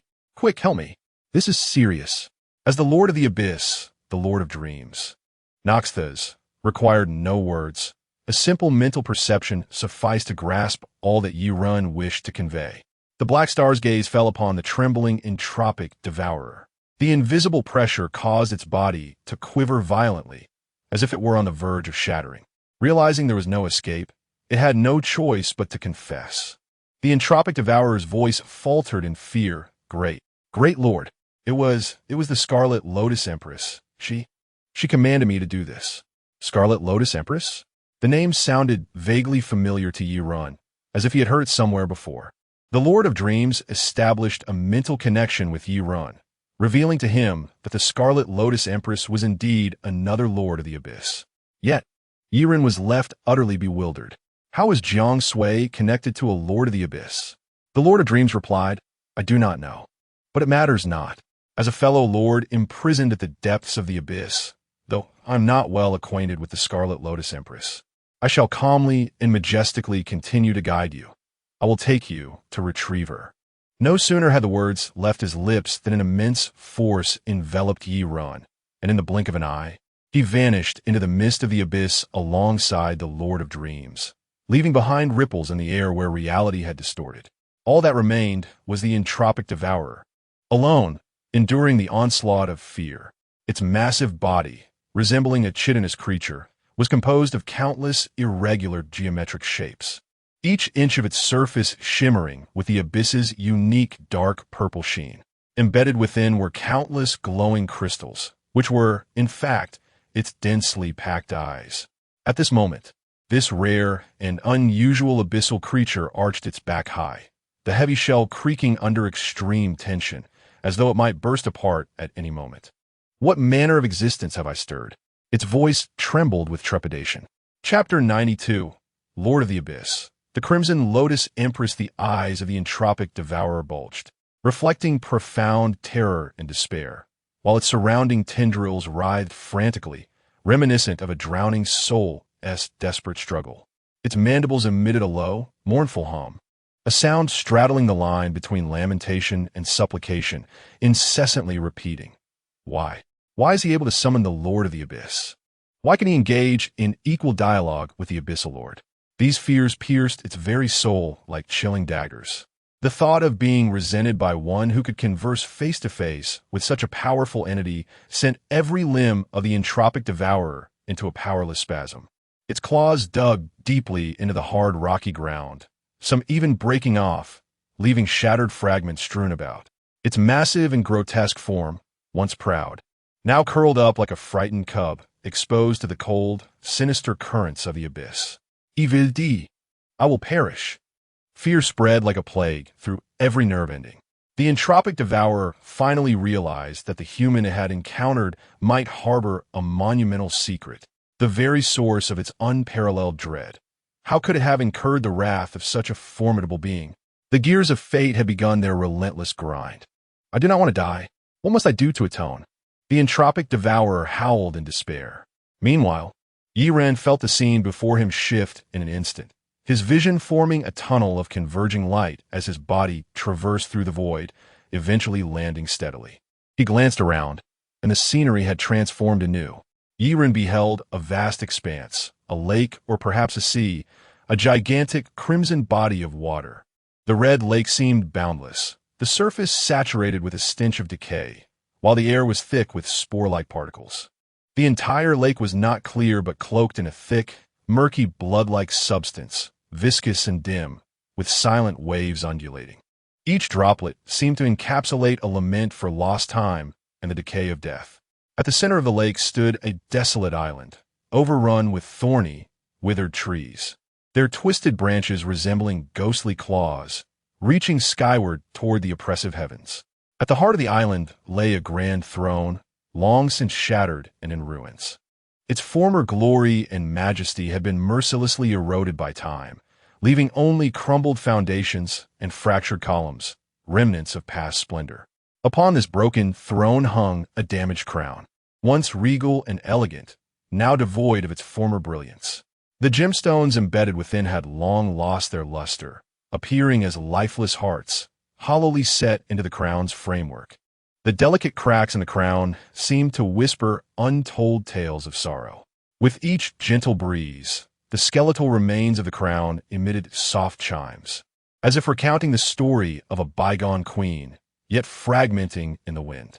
The air around was thickened by this scene, as if time itself had paused, leaving only the relentless tide of the Scarlet Lake. Yiren inhaled deeply. Teat, where have you brought me? Is this still the abyss? In the sky, the Dream Master, resembling a black star, formed a mental link with Yiren. This is the domain of the Crimson Lotus Empress. Then, the Dream Master wielded their power. In an instant, the rotting Crimson Lake began to stir violently. The once tranquil surface was torn asunder by an invisible hand, and rolling crimson waves surged skyward, shaking the heavens. Reality was whimsically folded, kneaded, and reshaped by the Dream Master, presenting a breathtaking spectacle. Just as the Crimson Lake began to pour into the sky, everything suddenly fell silent. A radiant golden halo emerged at the center of the lake, akin to a rising sun, dispelling the pervasive darkness and decay. The halo expanded gently, each ray imbued with an inviolable sanctity. Accompanied by a melodious chime, the halo receded, revealing a figure on the shattered throne. It was a woman, resembling a goddess. Her visage exquisitely sculpted, her skin fairer than snow, akin to ice-carved jade. Though one eye remained closed, it did not detract from her ethereal grace. A grotesque scar wound across the closed eyelid, adding a touch of tragic beauty to her allure. She adorned the crown that once appeared ruined, yet now seemed reborn, still marked by cracks and wear, yet shimmering above her head. The crown and her essence harmoniously intertwined, bestowing upon her an air of unmatched nobility.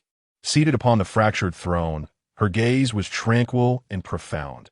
Her remaining eye opened, casting its sight upon the Dream Master above. Then, she spoke. Addressing the Dream Master, she said, "Are you quite mad?" Yiren. In that fleeting moment, a sense of absurdity washed over the scene. The figure of the Crimson Lotus Empress loomed magnificently atop the shattered throne, her form towering at 100 meters. Despite her colossal size, her shape was astonishingly graceful, with a slender waist and elongated legs, rendering her proportions breathtaking. Without a doubt, she was a true goddess of unparalleled beauty. Yet how did her words shatter the atmosphere? Before the Crimson Lotus Empress, the Dream Master confronted her, the powers of two abyssal lords colliding imperceptibly. Although both were lords of the abyss, The Crimson Lotus Empress and the Dream Master had scarcely interacted over countless millennia, but now, the Dream Master had disrupted the Empress's good mood. The Dream Master turned their gaze to Yiran. "I have come for him. You took someone of great significance from him, and I ask that you return them." At this declaration, the Crimson Lotus Empress appeared utterly astonished, her extraordinarily beautiful eyes shimmering with incredulity. "He is your apostle?" "No." With the Dream Master's denial, the atmosphere grew intensely grave. In an instant, the surrounding corrupted lake transformed into an expanse of boundless flames, the inferno merging with the tainted waters, igniting a tumult that could alter the very fabric of reality. The lake churned furiously, waves akin to bloodthirsty beasts lunging toward the sky, then crashing down, each impact shaking the earth as if the prologue to the apocalypse had begun. The vengeful spirits and foul miasma within the Crimson Lake surged, coalescing into swirling black clouds, creating a distorted tapestry. Enough. Yiren's expression hardened like cold iron. "How long will this last?"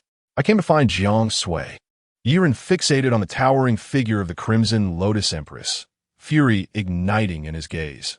"Return Jiang Sui." Chapter 93. A must-see. The dimensional collapse of the universe. The Scarlet Lotus Empress slowly formed a question mark with her expression.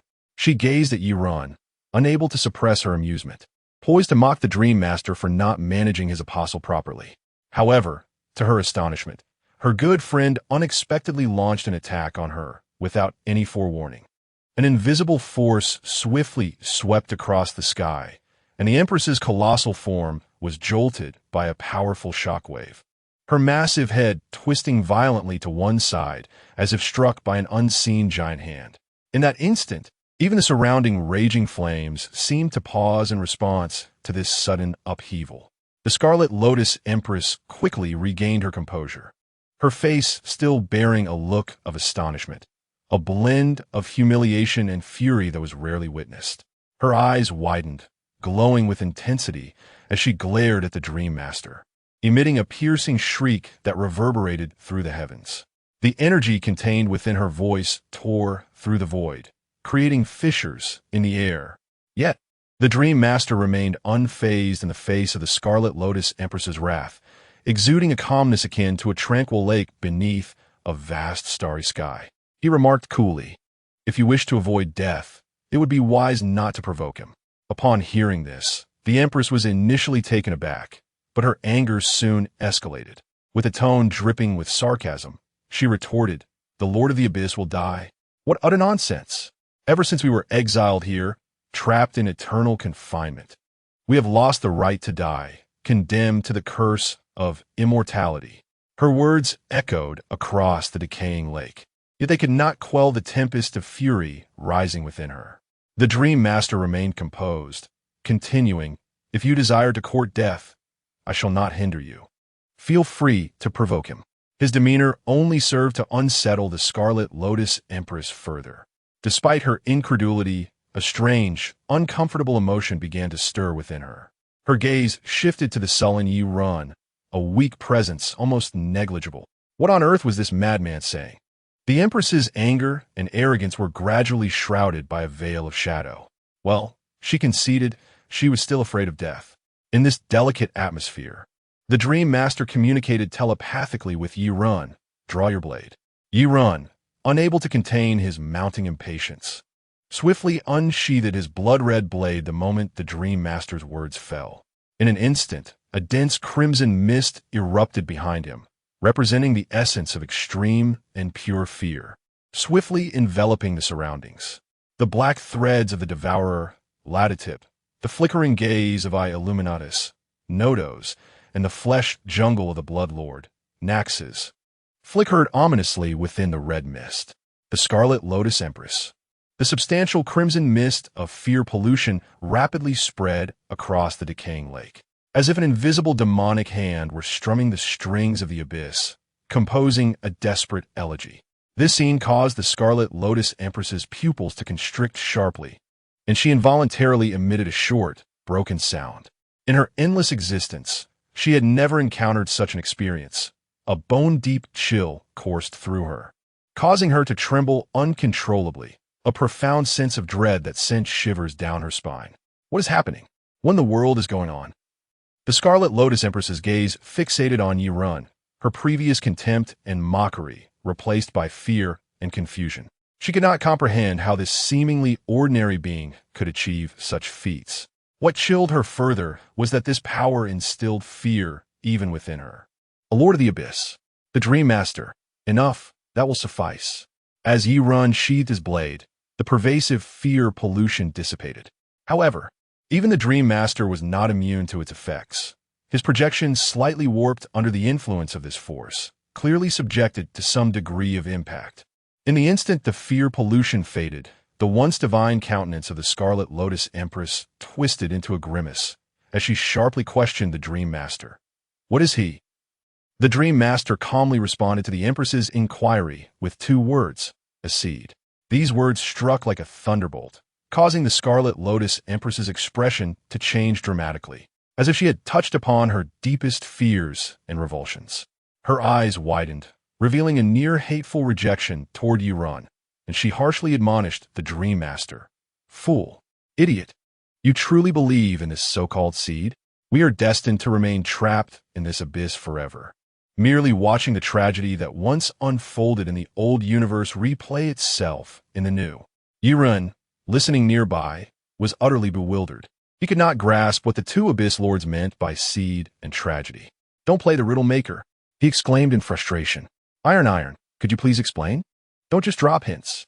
Fortunately, the Dream Master did not choose to play the riddle maker, but instead, his gentle voice resonated within Yi Ren's mind, recounting a tale.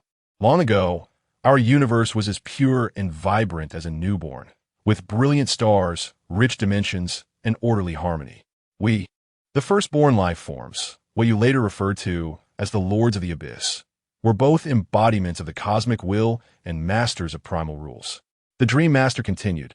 However, a catastrophe struck unexpectedly. We named it the dimensional collapse. The collapse was akin to an eternal night descending. At that moment, the universe began a self-destructive implosion. Dimensions lowered, order shattered, and all things fell out of balance. We, once deities, found ourselves small and helpless in the face of this unstoppable disaster, forced to flee and seek refuge. The process of dimensional collapse acted like a slow poison, silently corroding every inch of the universe, perhaps still ongoing to this day. Yi Ren listened in rapt attention. He envisioned the grand and brutal scene, feeling the despair and resilience that the Lords of the Abyss had once endured. He glanced at the Scarlet Lotus Empress, whose expression now reflected deep sorrow and resonance, rather than the earlier arrogance and rage. Did you suffer from a 2-dimensional foil strike? Yi Ren murmured to himself. The Dream Master and the Scarlet Lotus Empress instinctively exchanged glances, both Abyss Lords appearing bewildered. What is that? Clearly, the universe's dimensional collapse was not the 2-dimensional foil strike of the Singer civilization, but rather a calamity whose origins remain unknown to this day. The Dream Master's story was far from over. He continued. During that catastrophe, a portion of the Lords of the Abyss, myself included, chose to confront the crisis head-on, seeking to explore the roots of the dimensional collapse and initiate repairs. However, as we drew near to the collapsing dimensional source, I lost consciousness. When I awoke, I found myself here. The Scarlet Lotus Empress listened intently, her expression becoming more complex with memories, a flicker of guilt and pain crossing her eyes. Her voice was low, tinged with bitterness as she added, Chapter 94, The Crimson Lotus Empress. Is it ever enough? As I witnessed the universe collapsing into a lower dimension before my very eyes, and heard the mournful cries and shattering sounds emanating from it, fear gripped me, compelling me to flee in a desperate attempt to evade this calamity. She offered a bitter smile and continued. Yet, it became evident that no matter where one escapes, it is all in vain. For the entire universe is succumbing to dimensional degradation, leaving no sanctuary unscathed. I halted, overwhelmed by dread and fatigue, until the collapsing cosmos engulfed my vision, and I lost consciousness, awakening to find myself plunged into an abyss. We had all become eternal prisoners of torment. The Master of Dreams paused momentarily before revealing a profound insight. In fact, I suspect that this abyss is merely the manifestation of the old universe after its dimensional collapse, while the world you inhabit is a new universe. Yiren's pupils dilated slightly as his mind raced, leading him to audaciously conjecture. So, all the beings in the abyss are remnants of the old universe? The Master of Dreams confirmed Yiren's speculation through a mental link, his response tinged with self-mockery and resignation. We are akin to the remnants of a bygone era, imprisoned in this dilapidated world. Forced to gaze through the cracks at the outside, Yiren took a moment to compose himself before pressing further. If that is the case, why have the barriers between the surface world and the abyss begun to fracture recently, allowing some abyssal creatures to invade the surface? The projection of the Master of Dreams trembled in the void, seemingly organizing his thoughts before responding candidly. Perhaps it is related to the fallen angel. Unlike us, he actively stepped into this confinement. He had devised two plans, the second of which involved rallying numerous abyssal lords to assault the cosmic barriers in a bid to return to the surface world. But the outcome was that the fallen angel vanished without a trace, and many abyssal lords fell into slumber, undoubtedly a failure. The tone of the Master of Dreams was laced with a hint of regret and gravity. He fell silent for a moment. The first plan had been in motion for many years. He had meticulously selected numerous special seeds, which originated in the abyss yet sprouted and grew in the surface world. These seeds were meant to develop into a great tree capable of breaching the cosmic barriers, but this scheme had seen no progress, prompting him to implement the second plan in recent years. Upon hearing this, Yiren's internal astonishment surged like a tumultuous tide, rendering him speechless as he pointed to himself in bewilderment. So, you mean to say, I am that? See? It turns out my origins are so significant. The Master of Dreams responded vaguely, perhaps. However, the Crimson Lotus Empress could no longer suppress her inner agitation and rage. Her visage contorted, revealing a fierce disdain and mockery. She coldly scoffed, enough. We both know that is merely a hypocritical lie, one that will only lead to a more devastating fall into despair. Even we, the Abyssal Lords, cannot escape. What grounds do we have to expect a feeble seed to accomplish such feats? She coldly asserted. The seed chosen by the fallen angel was doomed from the outset to bear no fruit, for the seed itself is riddled with flaws and defects. How could a seed born from the inner world possibly blossom in the surface world? It is akin to attempting to grow pea shoots in concrete. This is fundamentally illogical. For this reason, the Master of Dreams did not immediately refute her, yet neither did he endorse the Crimson Lotus Empress's pessimistic viewpoint, after having faced disappointment so many times. I'm indifferent to experiencing a few more. Upon hearing this, the Empress's disdain became increasingly evident. Fool! Their attitudes formed a stark contrast, one optimistic, the other pessimistic. Yet, the Master of Dreams meaningfully added, he is different, entirely unlike the seeds that have appeared before. The Crimson Lotus Empress let out a derisive laugh, her exquisite face adorned with a scornful smile as she regarded the Master of Dreams with piercing eyes, sarcastically remarking, "You always do this. Fully aware of how brutal reality is, yet you choose to evade it, numbing yourself with elusive hope. How utterly tragic."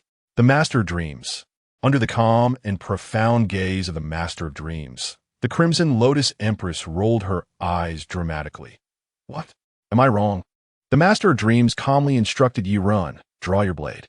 Yiren had long been infuriated by the Empress's arrogant demeanor, particularly the disdainful look she cast upon him. Who would feel good under such scrutiny? Thus, he unsheathed the blood blade once more. At the moment he drew the blade, the Crimson Lotus Empress experienced an overwhelming, primal fear that even she could not withstand. This fear clung to her like a vicious parasite, causing her to widen her eyes in horror, biting her lip as she swallowed hard. Damn it! Again? The Empress, previously poised and proud, now trembled slightly, her confidence shaken by the dread that encroached upon her. She could neither comprehend nor believe how this seemingly insignificant life before her could wield such power. It defied logic. It was utterly nonsensical. It feels as though my brain is quaking. As the Crimson Lotus Empress's complexion paled further, even beads of cold sweat forming on her refined features. The Master of Dreams timely shattered the suffocating atmosphere of terror. But it can be retracted, with the blood blade sheathed. Both the Crimson Lotus Empress and the Master of Dreams exhaled in unison, relieved. Do any of you understand? Two esteemed abyssal lords had just been so frightened that they scarcely dared to breathe. The Master of Dreams glanced at the Crimson Lotus Empress. Have you yielded? The Empress glowered in silence, her eyes filled with murderous intent. Damn it, will this never end? Where is Jiang Sui run? At this moment, Yi Ren was nearing his limit, his expression dark as he pointed at the Crimson Lotus Empress. Now, immediately, hand over Jiang Sui, or I will kill you. This statement caused the Crimson Lotus Empress's expression to change drastically. Kill me. How could she tolerate such an affront? How could she endure someone daring to threaten her? A dignified abyssal lord? This was a colossal insult, as her face flickered between shades of green and white. The Master of Dreams spoke calmly. I advi Chapter 95, Jiang Sui. Do not compete with me for a man. Jiang Sui's icy body gradually regained warmth in Yi Ren's embrace. Her long eyelashes fluttered slightly before she slowly opened her eyes, revealing a pair of beautiful orbs filled with both reassurance at seeing Yi Ren and an indescribable complexity. In truth, Jiang Sui had always been fully aware. She had attentively listened to the entire discourse among the Dream Master, the Crimson Lotus Empress, and Yi Ren, which only deepened her emotional turmoil. Could it be that Yi Ren was the seed capable of shattering the barriers between worlds? The implications were monumental. With this thought, Jiang Sui couldn't help but feel a sense of inadequacy. Yi Ren, oblivious to the depths of Jiang Sui's thoughts, gazed at her with concern. However, upon seeing her conflicted expression, his heart tightened, and he cast an angry glance at the Crimson Lotus Empress. What have you done to Jiang Sui? At that moment, the Crimson Lotus Empress revealed a proud smile akin to that of a victor, her haughty eyes looking down on Yi Ren. Jiang Sui lifted her head, hesitated for a moment, and ultimately decided to be candid with Yi Ren. Little Yi, the Crimson Lotus Empress has offered me an opportunity to become her apostle. Through the powers of the Lord of the Abyss, I could swiftly attain great strength. In that case, I will be able to fight alongside you. Her voice was gentle and soft. Jiang Sui had always been an independent and resilient individual, the epitome of a strong female lead in a romance novel. Yet, she was acutely aware of her limitations.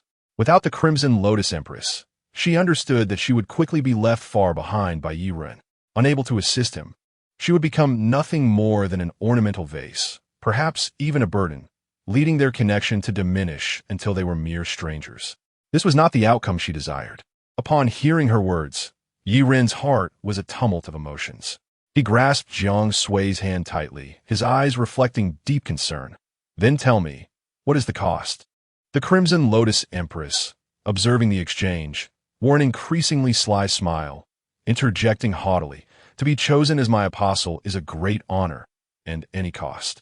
Yi Ren, infuriated, retorted sharply, shut up. His command was accompanied by a sudden surge of crimson mist. The Crimson Lotus Empress was momentarily silenced by Yi Ren's unexpected force, her arrogance diminishing, yet she still feigned composure, casting a sidelong glance at him. Damn it, how embarrassing. The Dream Master's faint laughter echoed in the void, amplifying the Crimson Lotus Empress's sense of humiliation. Her face shifted between hues of anger and shame, fists clenched tightly, her eyes shimmering with indignation. Deep within, she vowed that if Jiang Sui agreed to cooperate, she would repay today's humiliation tenfold. At this juncture, Jiang Sui turned to Yi Ren, continuing with a calm demeanor. The cost is not significant. The Crimson Lotus Empress can sense everything in the surface world through me. All that I see and feel will be relayed to her. Moreover, under certain circumstances, she can temporarily descend into the surface world using my body. Yi Ren furrowed his brow at this revelation, his internal conflict intensifying. On one hand, he was unwilling to see Jiang Sui sacrifice her freedom and dignity for power. On the other hand, he understood her character all too well. After a moment of contemplation, he took a deep breath and softly said to Jiang Sui, I will honor your decision, but you must remember, no matter what, I will always be your strongest support. Jiang Sui's eyes glistened with unshed tears as she softly responded, leaning her head closer to him. Yi Ren felt her lips gently capture his, and he leaned down, savoring the affection emanating from Jiang Sui. The Crimson Lotus Empress. With a look of disbelief, the Crimson Lotus Empress appeared as though she had just encountered an absurdity. How dare they flaunt their affection before the Lord of the Abyss? After a brief yet protracted kiss, Yi Ren lifted his head, his gaze fixed intently on the Crimson Lotus Empress. I respect Jiang Sui's choice, but I must make it abundantly clear. If you harbor any intentions of harming or exploiting her, I will not hesitate to end you. The Crimson Lotus Empress, ignited by Yi Ren's threat, seethed with uncontainable rage, yet the undeniable power emanating from him forced her to suppress her fury. Her eyes flickered between anger and embarrassment, ultimately settling on a glare directed at Yi Ren, as if to pierce him with her gaze. Humph! The furious, impotent Crimson Lotus Empress paradoxically conveyed an endearing contrast. At that moment, Jiang Sui made her decision, delicately brushing her fingers across Yi Ren's cheek, her voice soft. Little Yi, in the future, you can rely on me more.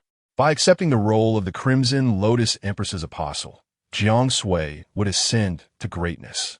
The Crimson Lotus Empress, witnessing this scene, felt a surge of delight within while maintaining an outward facade of restraint, pretending to revel in her triumph. She thought to herself, what good is Yi Ren's pride if his woman is still my apostle? However, Jiang Sui suddenly fixed a determined gaze on the Crimson Lotus Empress, her tone serious as she warned, I am willing to become your apostle, but there is one condition you must adhere to.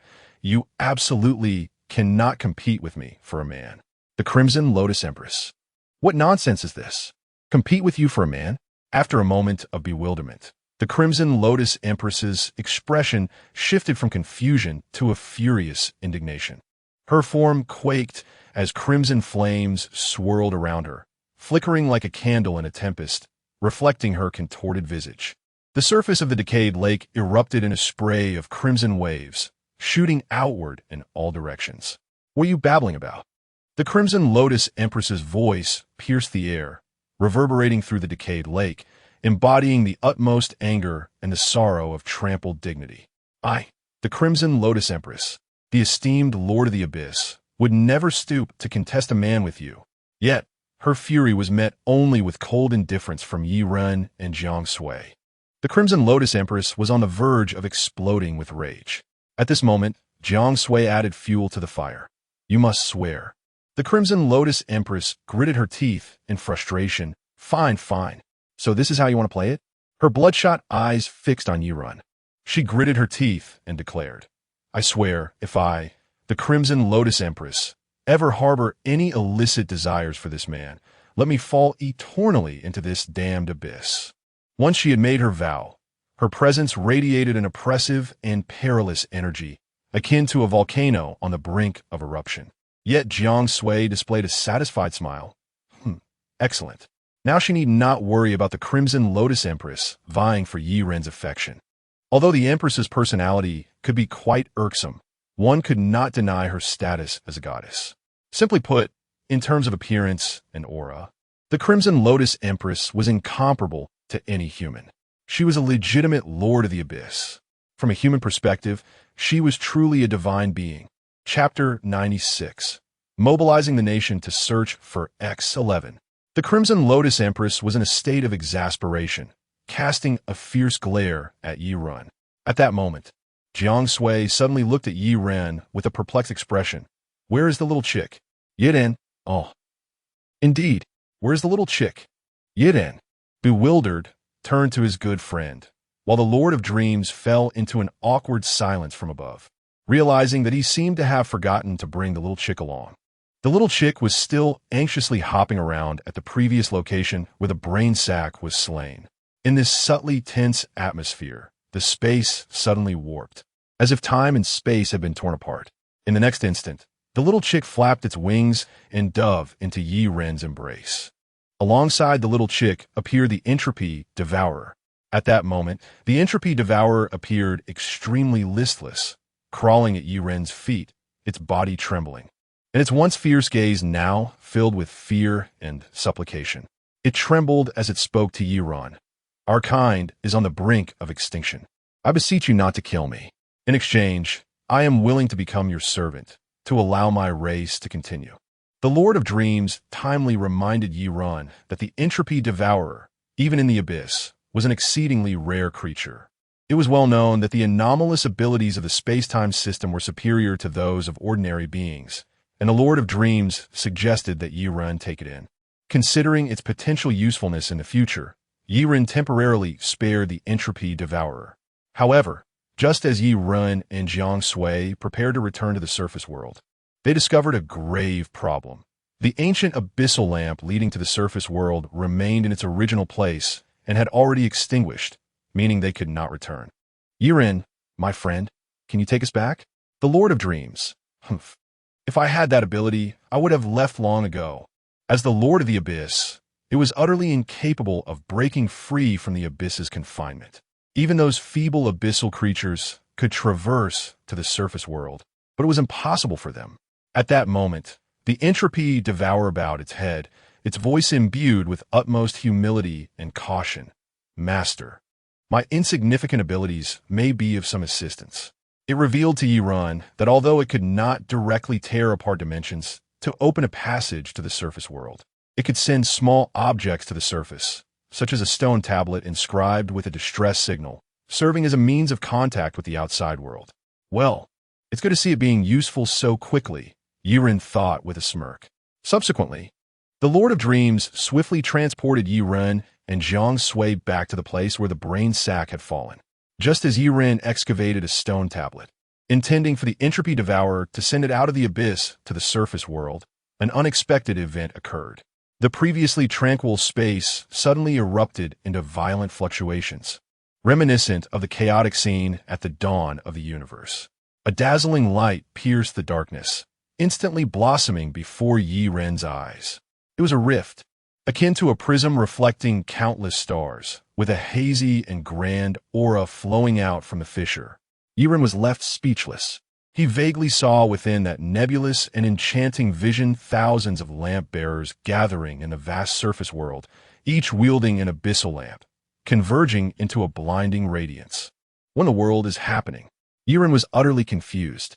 The hands of time rewound, taking us back half an hour, when he, Jean, led a faction of lamp-bearers successfully across the abyss to return to the surface world. He was astonished to find that Yiren and Jiang Sui had not followed closely behind. Jean, oh no, this is serious. Realizing Yiren was missing, he immediately contacted his superiors, rapidly reporting this unexpected situation in detail. X-11 is trapped in the inner world. This news spread like wildfire, instantly capturing the attention of leaders at all levels within the Lamp-Bearer organization, triggering an unprecedented emergency response mechanism within the headquarters of the Lamp-Bearers. The core conference room was brightly lit, the atmosphere as tense as iron. The usually low-profile, high-ranking leader personally commanded the command center, the wrinkles on his face deeply etched with the wisdom of time. His gaze was piercing, and his aged voice steady and deep. Given the severity of the current situation, I hereby order the activation of the National Lamp-Bearer Emergency Response Rescue Plan. Immediately notify all provincial, municipal, autonomous region, and special zone Lamp-Bearer branches. Except for those necessary to maintain social order, all remaining Lamp-Bearer members are to enter a state of heightened readiness, and according to the established plan, assemble into 32 rescue task groups, each with a maximum personnel limit reaching the millions, collectively engaging in this unprecedented large-scale abyssal rescue operation. With the issuance and signing of the directive, classified documents were transmitted like snowflakes via encrypted satellite links to Lamp-Bearer branches across Longhua, reaching the hands of every member with precision. Lamp-Bearers receiving the directive immediately executed strict military protocols, equipment checks, resource allocation, tactical arrangements. Everything proceeded in an orderly fashion, clearly stating that this rescue would be conducted in a large-scale, high-intensity, and highly efficient manner, totaling 32 rescue teams. Each batch would comprise millions of participants, forming a formidable army of rescue forces aiming directly at the abyss, determined to bring X-11 back to the surface world. Under the intense scrutiny of the entire nation, the capital of Longwa transformed into a fortress of preparation for battle. A sense of urgency and solemnity permeated the entire country. As uniformed lamp-bearer teams surged like a tide through the streets, their steps synchronized and their gazes sharp. The entire city seemed enveloped in an atmosphere of solemnity, with even the air thick with tension. At the training base, the first batch of lamp-bearer rescue teams had assembled, with 1,000,000 lamp-bearers lining up in perfect order, resembling an endless sea of humanity. Longshi rifles and heavy abyssal weaponry glimmered under the twilight's glow. These formidable weapons, typically reserved by the National Security Dispatch Center as trump cards, were now being mobilized, signifying the nation's utmost commitment and determination to rescue Yiren. Leaders from the headquarters also arrived at the scene, their expressions grave and their gazes profound. We will spare no effort to bring him back safely. With the command issued, 1,000,000 lamp-bearer warriors simultaneously raised their abyssal, illuminating lamps. The lights intertwined in the night, forming bright trails that ultimately converged into a powerful surge of energy. Like a dazzling galaxy descending to the mortal realm, the brilliance soared into the sky, instantly illuminating the entire evening of the capital of Longwa. As this surge of energy made contact with the barriers of the inner world, it was as if time and space experienced a violent collision, a massive rift tearing open. In that moment, a breathtakingly strange spectacle unfolded before their eyes. The once tranquil reality and the chaotic, mysterious inner world folded over each other like two mirrored surfaces, the boundary between them becoming indistinct under the illumination of the illuminating lamps. The bizarre creatures of the abyss, the distorted terrain, and the shattered laws of spatial reality intertwined with the true scenes of the human world, forming a striking yet terrifying tableau. Chapter 97. In Times of Uncertainty. Summon the Iron. In this extraordinarily magnificent and eerie scene, the morale of the lantern-bearers surged to unprecedented heights. Faced with the dread of the unknown, they displayed no signs of retreat.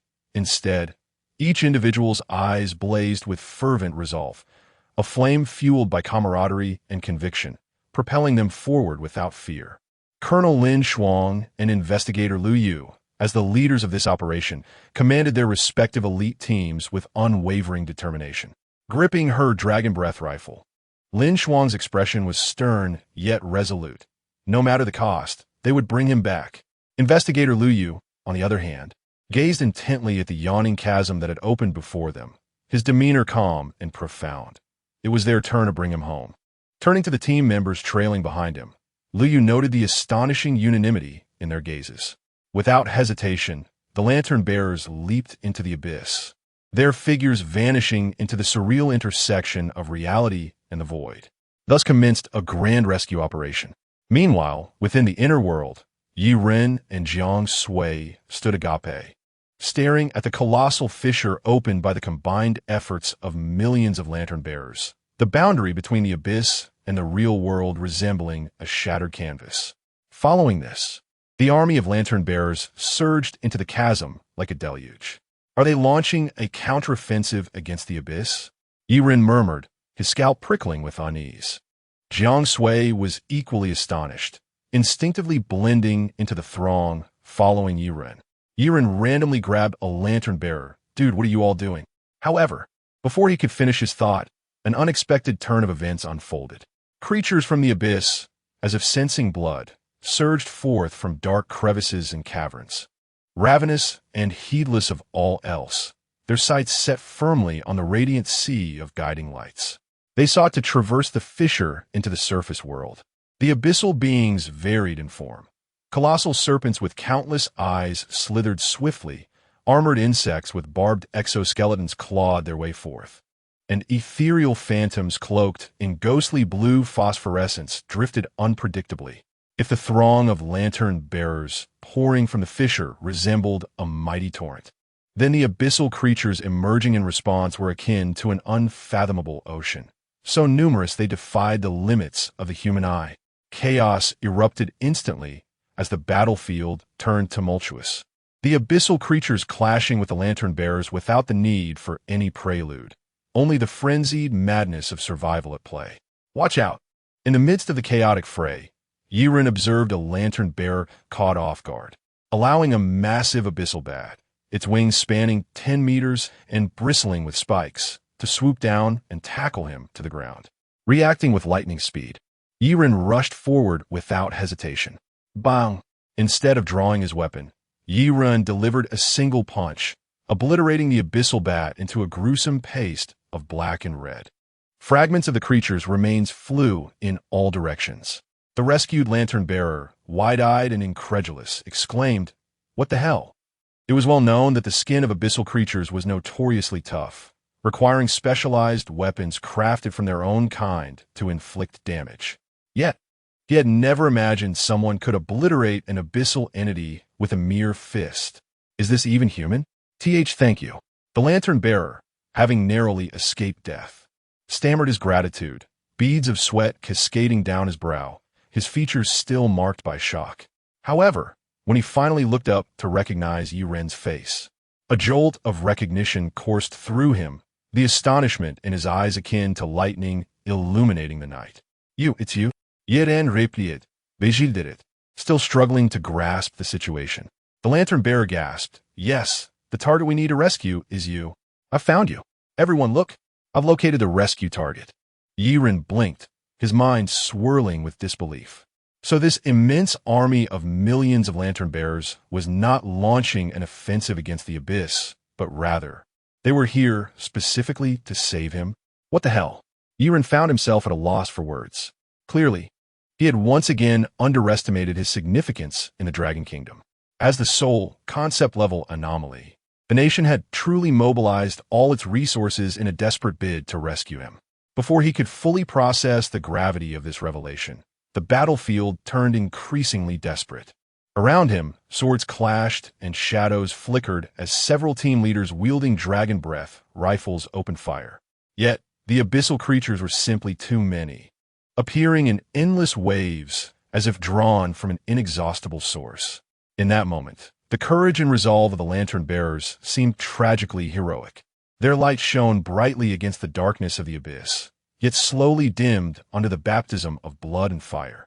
The battlefield echoed with a symphony of wails and roars, each valiant figure reflecting the brutality and mercilessness of this war.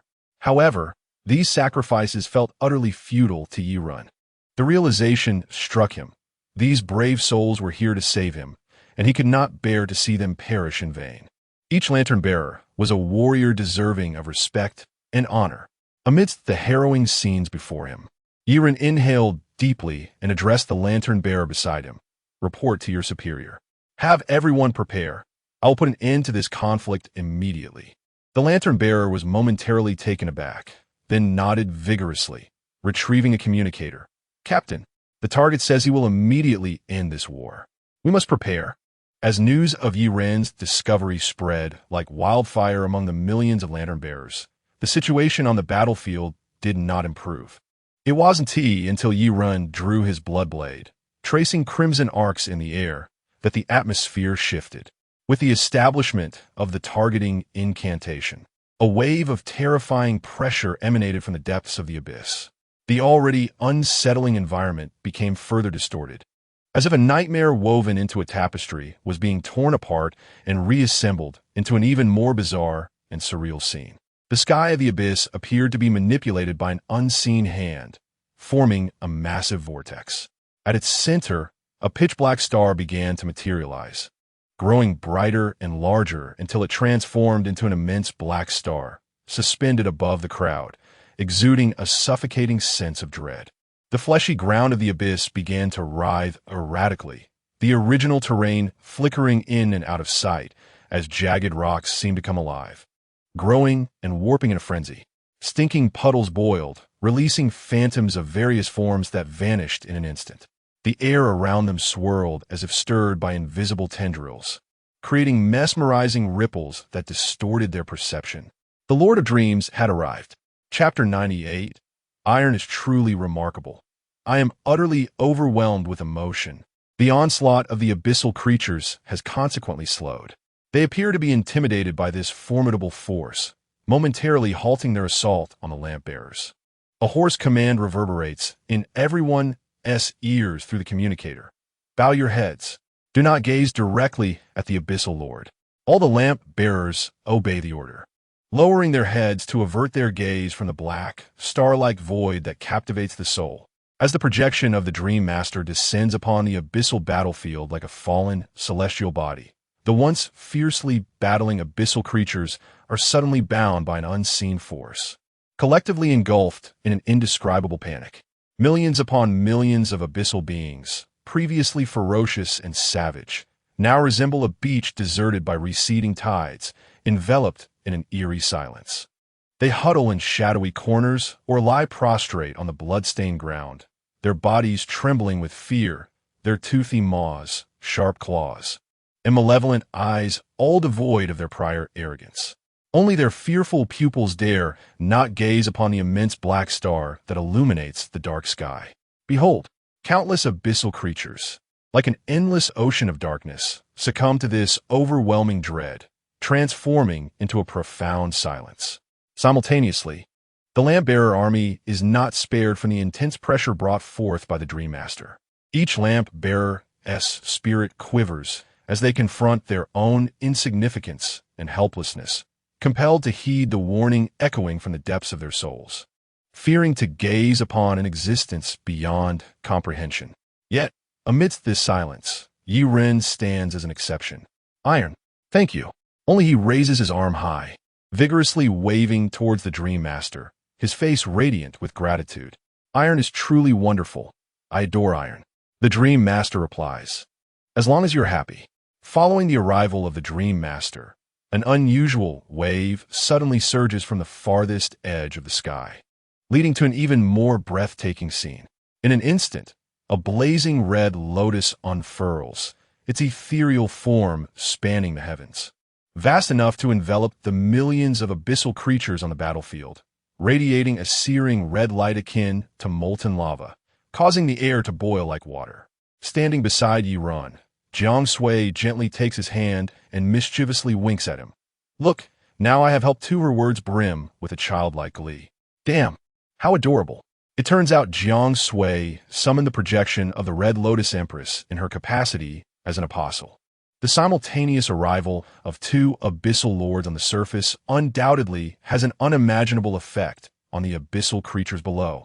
The millions of creatures, once in a frenzy of battle, now feel an overwhelming terror deep within their souls. They wail in agony, their bodies curling up and writhing on the ground. The Red Lotus Empress speaks little, merely releasing a mental wave infused with infinite majesty. Begone, this wave transforms into tangible ripples, instantly penetrating the perception of every abyssal creature, leaving an indelible mark upon their minds. In the blink of an eye, the millions of abyssal beings scattered across the battlefield flee as if faced with doomsday judgment, vanishing without a trace, leaving behind an empty battleground. Only the ground bears the scars of the recent chaotic war. At this moment, the hundreds of thousands of lamp-bearers, who have witnessed it all, are engulfed in complex emotions. They stand in stunned silence, trembling all over, their hearts stirred by an indescribable shock. Who understands our plight? Two abyssal lords, and both have come at once. Good heavens, if this were in the surface world, it would be the end of days. Surely the higher-ups must activate the emergency protocols. Yi Ren sheepishly glances at the Dream Master. Iron, I being too much trouble for you? The Dream Master responds. You are aware of that? Of course, this is merely their inner musings.